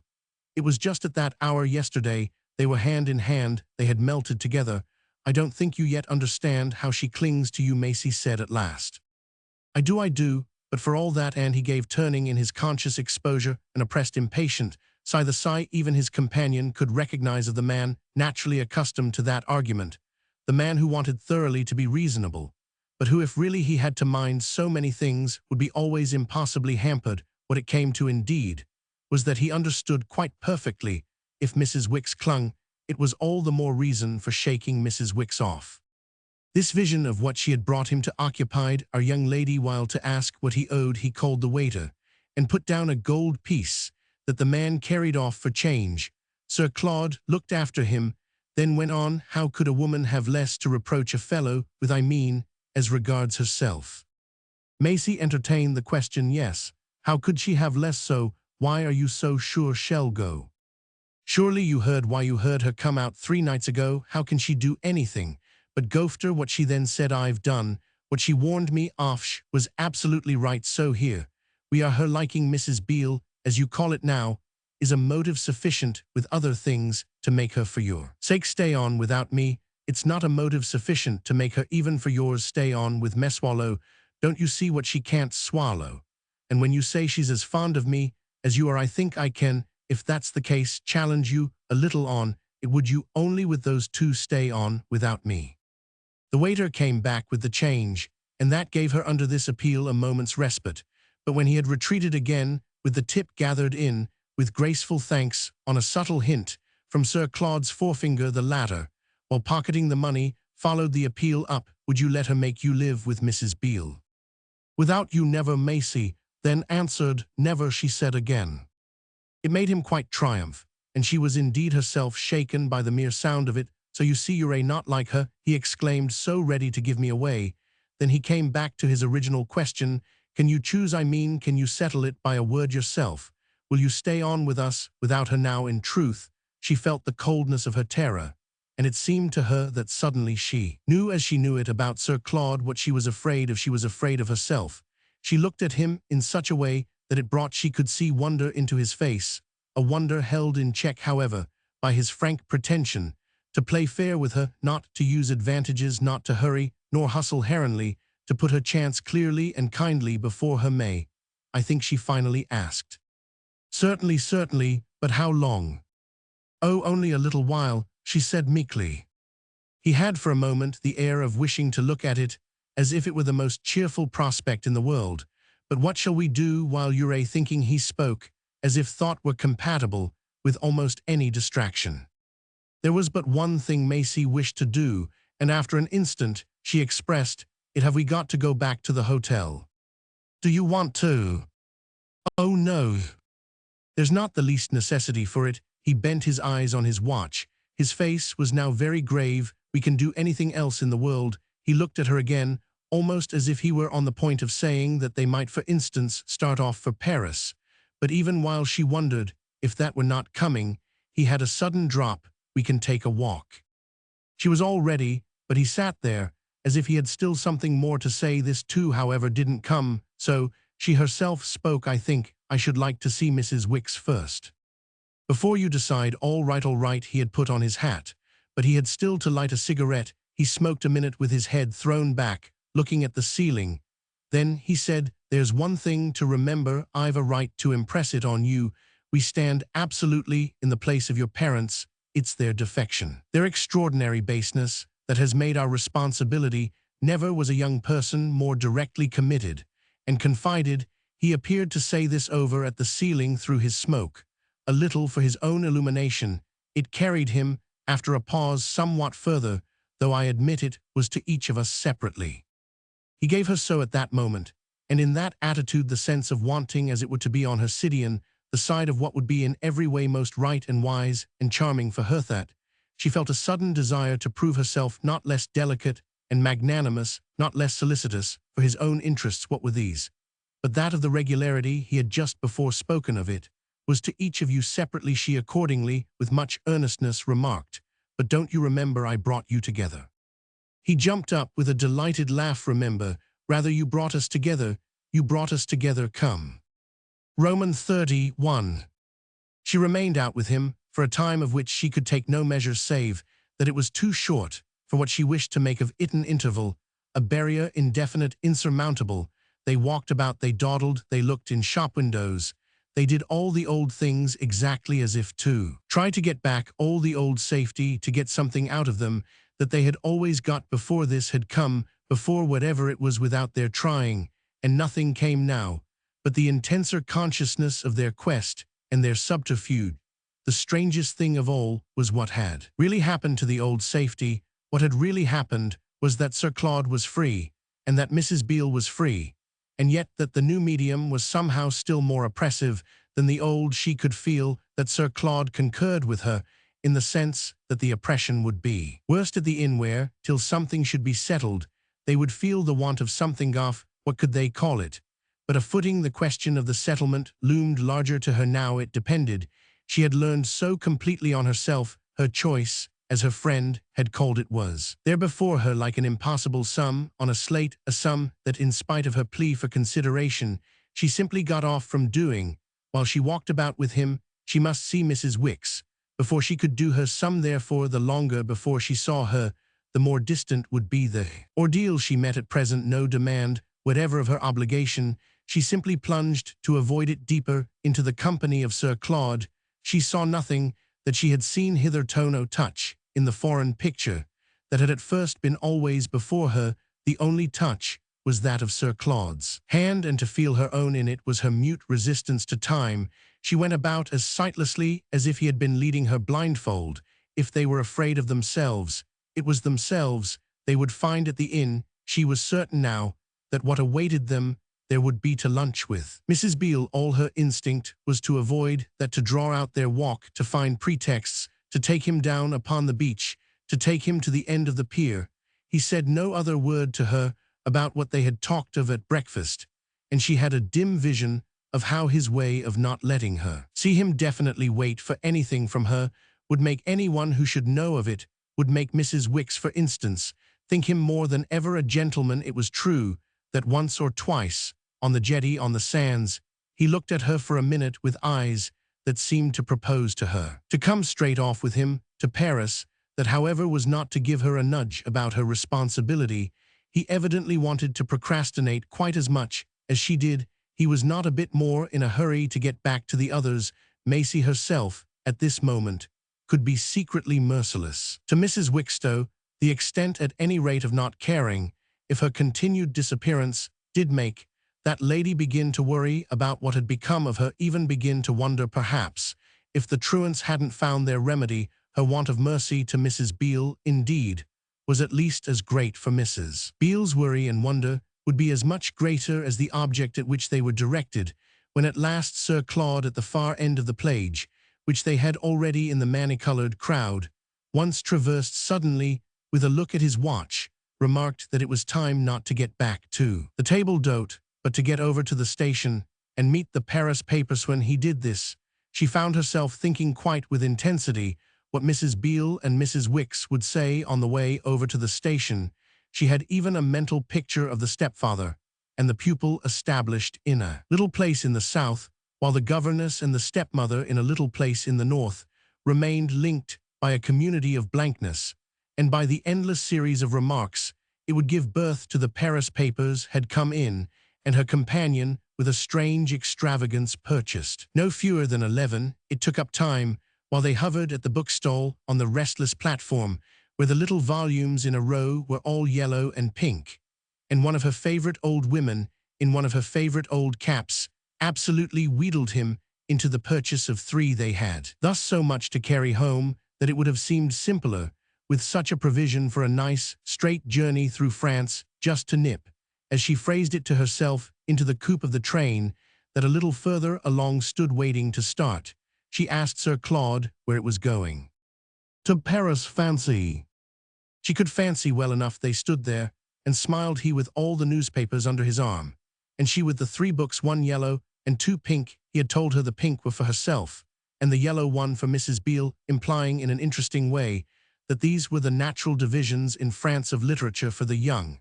And for the old, she knew how prepared they looked to pass into the train, and she presently brought out to her companion, "I wish we could go. Won't you take me?" He continued to smile. "Would you really come?" Oh yes, try. Do you want me to take our tickets?" "Yes, take them. Without any luggage." She showed their 2 armfuls, smiling at him as he smiled at her, but so conscious of being more frightened than she had ever been in her life, that she seemed to see her whiteness as in a glass. Then she knew that what she saw was Sir Claude's whiteness. He was as frightened as herself. "Haven't we got plenty of luggage?" she asked. "Take the ticket. Haven't you time? When does the train go?" Sir Claude turned to a porter. "When does the train go?" The man looked up at the station clock. "In 2 minutes, monsieur, est place." "Pas encore. Et vos billets vos naves, quelle temps." Then, after a look at Maisie, "Monsieur Vutel, que je les prenne," the man said. Sir Claude turned back to her. "Vuxtu quil en pren." It was the most extraordinary thing in the world. In the intensity of her excitement, she not only by illumination understood all their French, but fell into it with an active perfection. She addressed herself straight to the porter. Prenny, oh prenny." "Ah si, mademoiselle le Vute." He waited there for the money. But Sir Claude only stared at her with his white face. "You have chosen, then you'll let her go." Maisie carried her eyes wistfully to the train, where amid cries of en voiture, heads were at windows, and doors banging loud, the porter was pressing "À vous naves, plus le temps." It's going, cried Maisie. They watched it move, they watched it start. Then the man went his way, with a shrug. "It's gone," Sir Claude said. Maisie crept some distance up the platform. She stood there with her back to her companion, following it with her eyes, keeping down tears, nursing her pink and yellow books. She had had a real fright, but had fallen back to earth. The odd thing was that in her fall her fear too had been dashed down and broken. It was gone. She looked round at last from where she had paused at Sir Claude's, and then saw that his wasn't sat there with him on the bench, to which against the wall of the station he had retreated, and were leaning back. And as she thought rather queer, he still waited. She came down to him, and he continued to offer his ineffectual intention of pleasantry. "Yes, I've chosen," she said to him. "I'll let her go if you. She faltered. He quickly took her up. If y'all give up Mrs. Beale." "Oh," he exclaimed, on which she saw how hopelessly he was afraid she had supposed at the café that it was of his rebellion, of his gathering motive. But how could that be, when his temptations, that temptation, for example, of the train, they had just lost were, after all, so slight? Mrs. Wicks was right. He was afraid of his weakness, his weakness. She couldn't have told you afterwards how they got back to the inn. She could only have told you that even from this point they had not gone straight, but once more had wandered and loitered, and in the course of it had found themselves on the edge of the quay, where still, apparently, with half an hour to spare, as boat prepared for Folkestone was drawn up. Here they hovered, as they had done at the station. Here they exchanged silences again, but only exchanged silences. There were punctual people on the deck, choosing places, taking the best, some of them already contented, all established and shawled, facing to England, and attended by the steward who, confined on such a day to the lighter offices, tucked up the ladies' feet or opened bottles with a pop. They looked down at these things without a word. They even picked out a good place for two that was left in the lee of a lifeboat, and if they lingered, rather stupidly, neither deciding to go aboard nor deciding to come away. It was Sir Claude quite as much as she who wouldn't move. It was Sir Claude who cultivated the supreme stillness, by which she knew best what he meant. He simply meant that he knew all she herself meant, but there was no pretense of pleasantry. Now their faces were grave and tired. When at last they lounged off, it was as if his fear of his weakness, leaned upon her heavily. As they followed the harbor in the hall of the hotel, as they passed in, she saw a battered old box that she recognized, an ancient receptacle with dangling labels that she knew, and a big painted W, lately done over, and intensely personal, that seemed to stare at her with a recognition, and even with some suspicion of its own. Sir Claude caught it too, and there was agitation for both of them in the sight of this object on the move. Was Mrs. Wicks going, and was the responsibility of giving her up lifted at a touch from her pupil? Her pupil and her pupil's companion, transfixed a moment, held in the presence of the omen communication, more intense than in the presence either of the Paris train or of the Channel steamer. Then, and still without a word, they went straight upstairs. There, however, on the landing, out of sight of the people below, they collapsed so that they had to sink down together for support. They simply seated themselves on the uppermost step, while Sir Claude grasped the hand of his stepdaughter with a pressure that at another moment would probably have made her squeal. Their books and papers were all scattered. "She thinks you've given her up." "Then I must see her. I must see her," Maisie said. "To bid her goodbye. I must see her. I must see her," the child only repeated. They sat a minute longer, Sir Claude with his tight grip of her hand, and looking away from her, looking straight down the staircase to where round the turn electric bells rattled, and the pleasant sea draught blew. At last, loosening his grasp, he slowly got up, while she did the same. They went together along the lobby, but before they reached the salon, he stopped again. "If I give up Mrs. Beale, I'll go straight out with you again, and not come back till she has gone." He seemed to wonder. "Till Mrs. Beale," he had made it sound like a bad joke. "I mean, till Mrs. Wicks leave us in that boat." Sir Claude looked almost foolish. "Is she going in that boat?" "I suppose so. I won't even bid her goodbye," Maisie continued. "I'll stay out till the boat has gone. I'll go up to the old rampart." "The old rampart?" "I'll sit on that old bench where you see the Gold Virgin." "The Gold Virgin," he vaguely echoed, but it brought his eyes back to her, as if after an instant he could see the place, and the thing she named, could see her sitting there alone. "While I break with Mrs. Beale." "While you break with Mrs. Beale?" He gave a long, deep, smothered sigh. "I must see her first." You won't do as I do, go out and wait. Wait once more, he appeared at a loss. Till they both have gone, Maisie said. Giving us up. Giving us up. Oh, with what a face! For an instant he wondered if that could be, but his wonder the next moment only made him go to the door, and with his hand on the knob stand, as if listening for voices. Maisie listened, but she heard none. All she heard, presently, was Sir Claude saying with speculation, quite choked off, but so as not to be heard in the salon, "Mrs. Beale will never go on this." He pushed open the door, and she went in with him. The salon was empty, but as an effect of their entrance, the lady he had just mentioned appeared at the door of the bedroom. "Is she going?" he then demanded. Mrs. Beale came forward, closing her door behind her. "I've had the most extraordinary scene with her. She told me yesterday she'd stay. And my arrival has altered it." Oh, we took that into account. Mrs. Beale was flushed, which was never quite becoming to her, and her face visibly testified to the encounter to which she alluded. Evidently, however, she had not been worsted, and she held up her head and smiled, and rubbed her hands, as if in sudden emulation of the patron. "She promised she'd stay, even if you should come." "Then why has she changed?" "Because she's a hound. The reason she herself gives is that you've been out too long." Sir Claude stared. "What has that to do with it?" "You've been out an age," Mrs. Beale continued. "I myself couldn't imagine what had become of you the whole morning," she exclaimed, "and luncheon long since over." Sir Claude appeared indifferent to that. "Did Mrs. Wicks go down with you?" he only asked. "Not she. She never budged." And Mrs. Beale's flush to Maisie's vision deepened. "She moped there. She didn't so much as come out to me. And when I sent to invite her, she simply declined to appear. She said she wanted nothing, and I went down alone. But when I came up, fortunately, a little primed." And Mrs. Beale smiled a fine smile of battle. "She was in the field."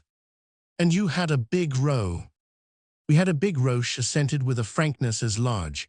"And while you left me to that sort of thing, I should like to know where you were." She paused for a reply, but Sir Claude merely looked at Maisie, a movement that promptly quickened her challenge. "Where the mischief have you been?"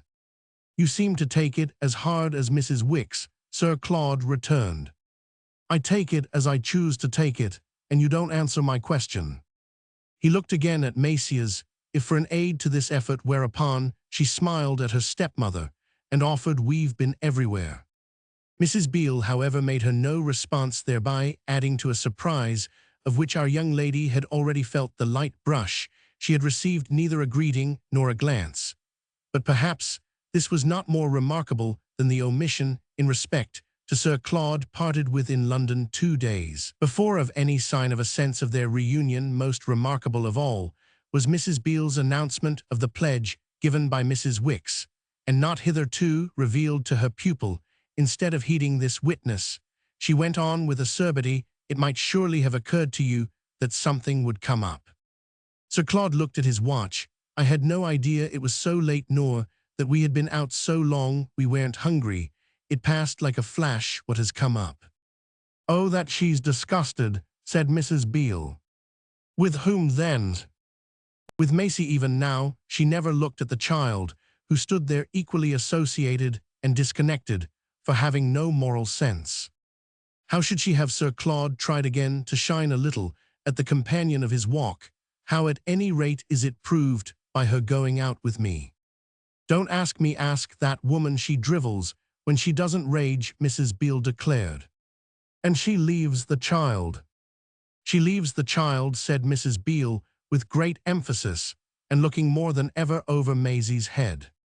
In this position, suddenly, a change came into her face, caused, as the others could the next thing see, by the reappearance of Mrs. Wicks in the doorway, which, on coming in at Sir Claude's heels, Maisie had left gaping. "I don't leave the child. I don't. She thundered from the threshold, advancing upon the opposed three, but addressing herself directly to Maisie, she was girded positively, harnessed for departure, arrayed as she had been arrayed on her advent, and armed with a small fat rusty reticule, which almost in the manner of a battle-axe she brandished in support of her words.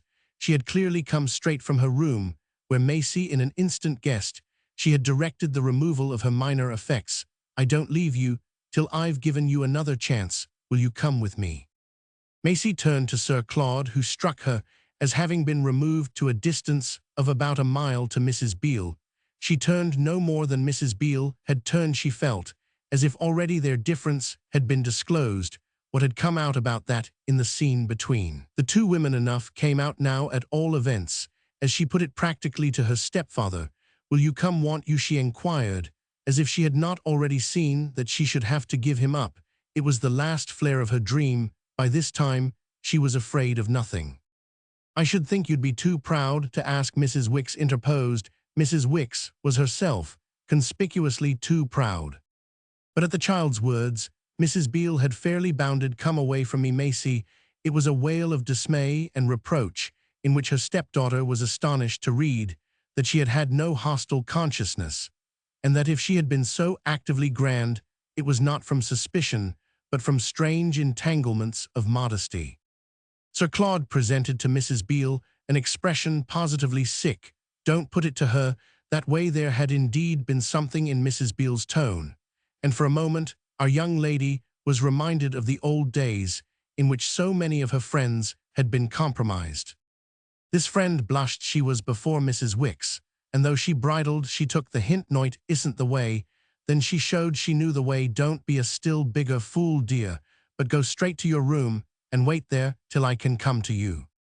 Maisie made no motion to obey, but Mrs. Wicks raised a hand that forestalled every evasion. Don't move till you've heard me. I'm going, but I must first understand, have you lost it again? Maisie surveyed for the idea of a describable loss, immensity of space. Then she replied lamely enough, I feel as if I had lost everything. Mrs. Wicks looked dark. Do you mean to say you have lost what we found together with so much difficulty 2 days ago? As her pupil failed of response, she continued, do you mean to say you've already forgotten what we found together? Maisie dimly remembered my moral sense.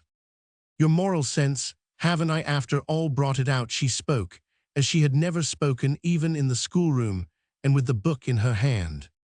It brought back to the child's recollection how she sometimes couldn't repeat on Friday the sentence that had been glib on Wednesday, and she dealt all feebly and ruefully with the present tough passage. Sir Claude and Mrs. Beale stood there like visitors at an exam.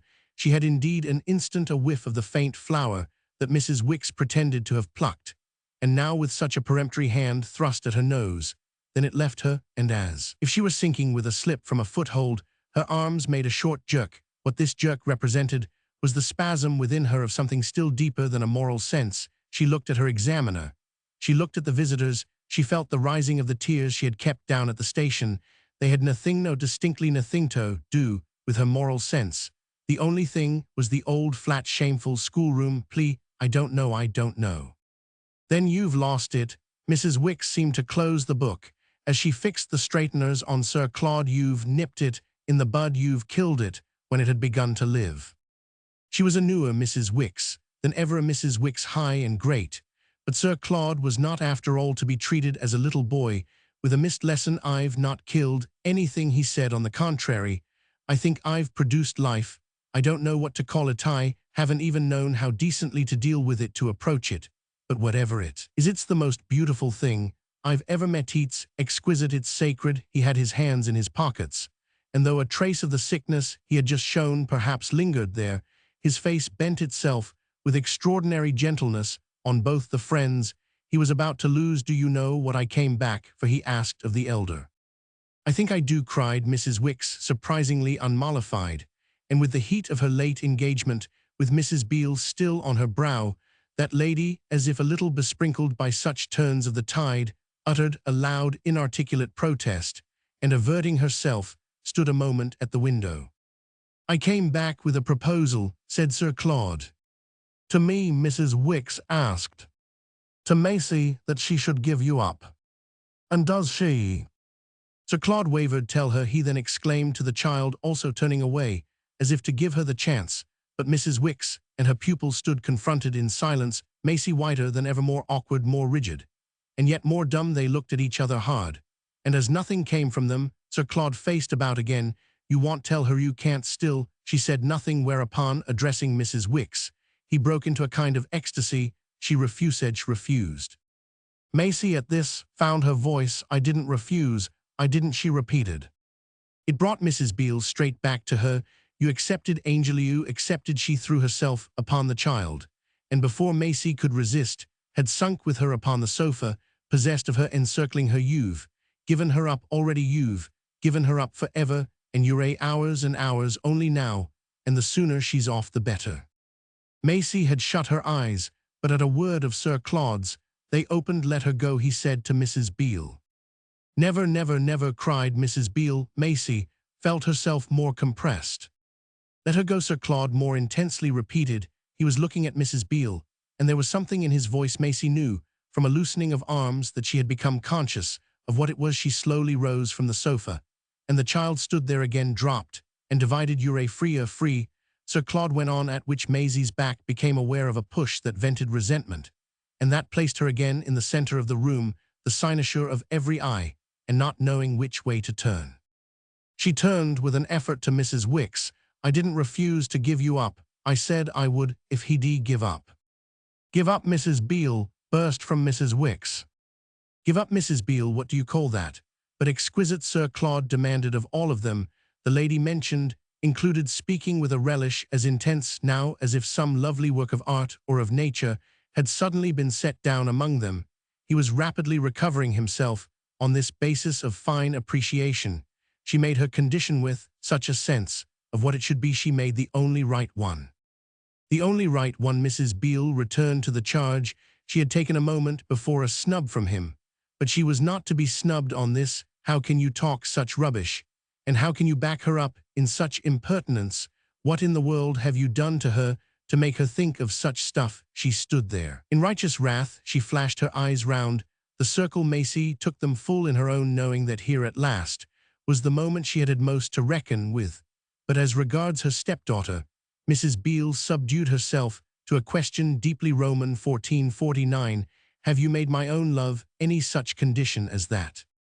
Somehow, now that it was there, the great moment was not so bad. What helped the child was that she knew what she wanted. All her learning and learning had made her at last learn that, so that if she waited an instant to reply, it was only from the desire to be nice. Bewilderment had simply gone, or at any rate was going fast. Finally she answered, will you give him up, will you?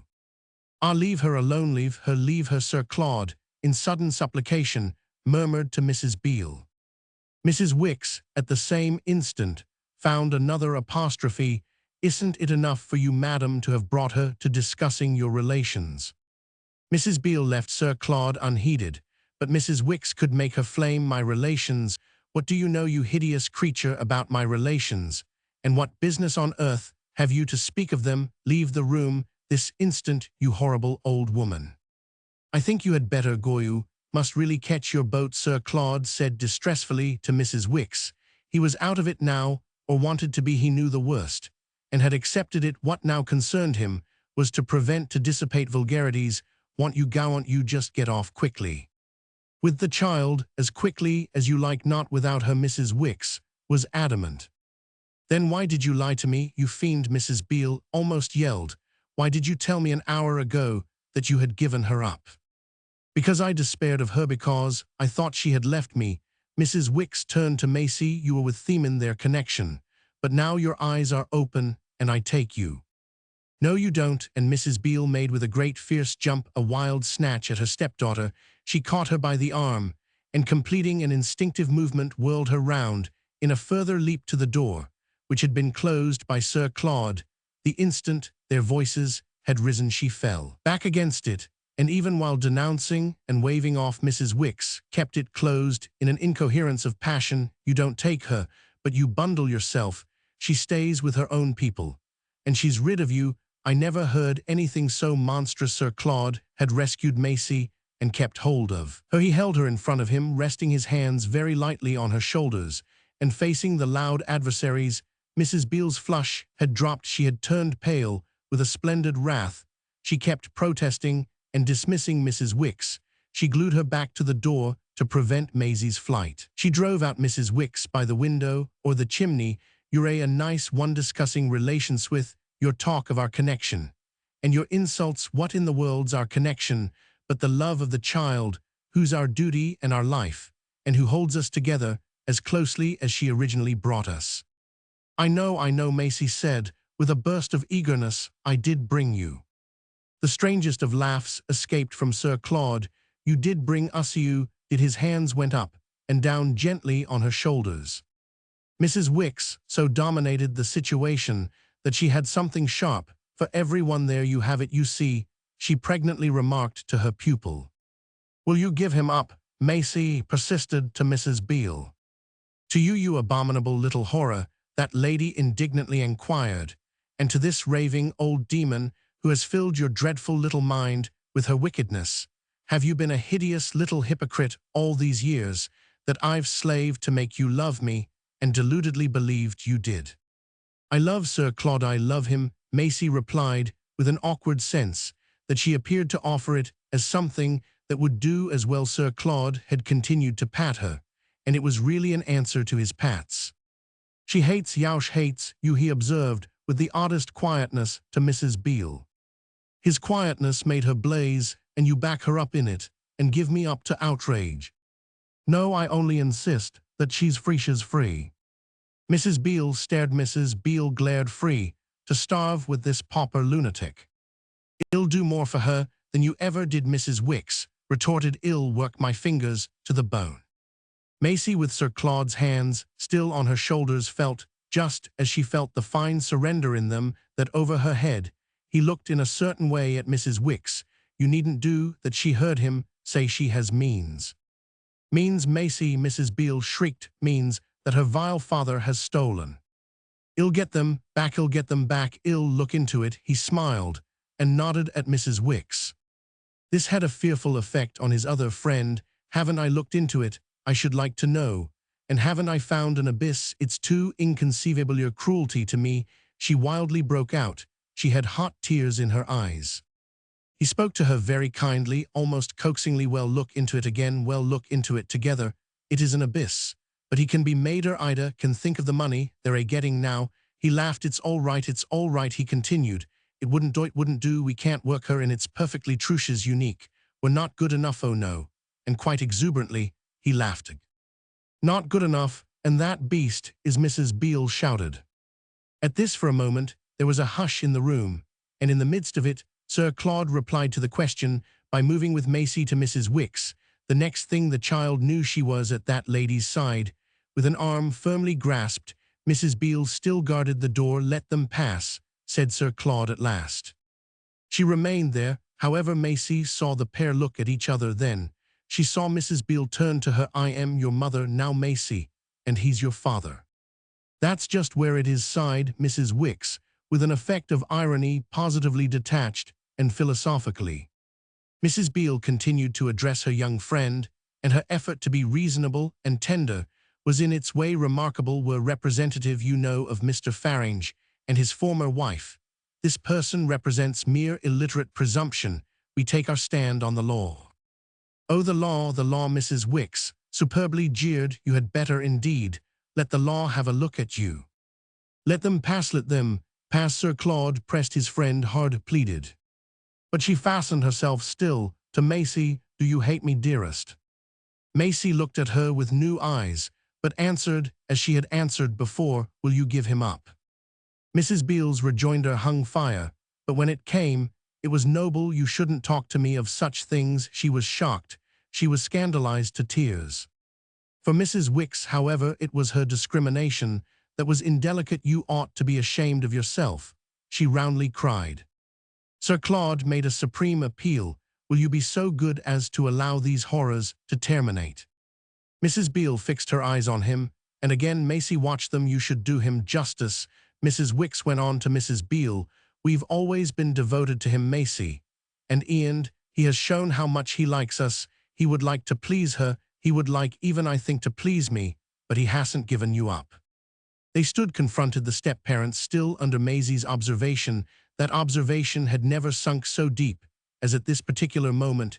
Yes, my dear, I haven't given you up, Sir Claude said to Mrs. Beale at last.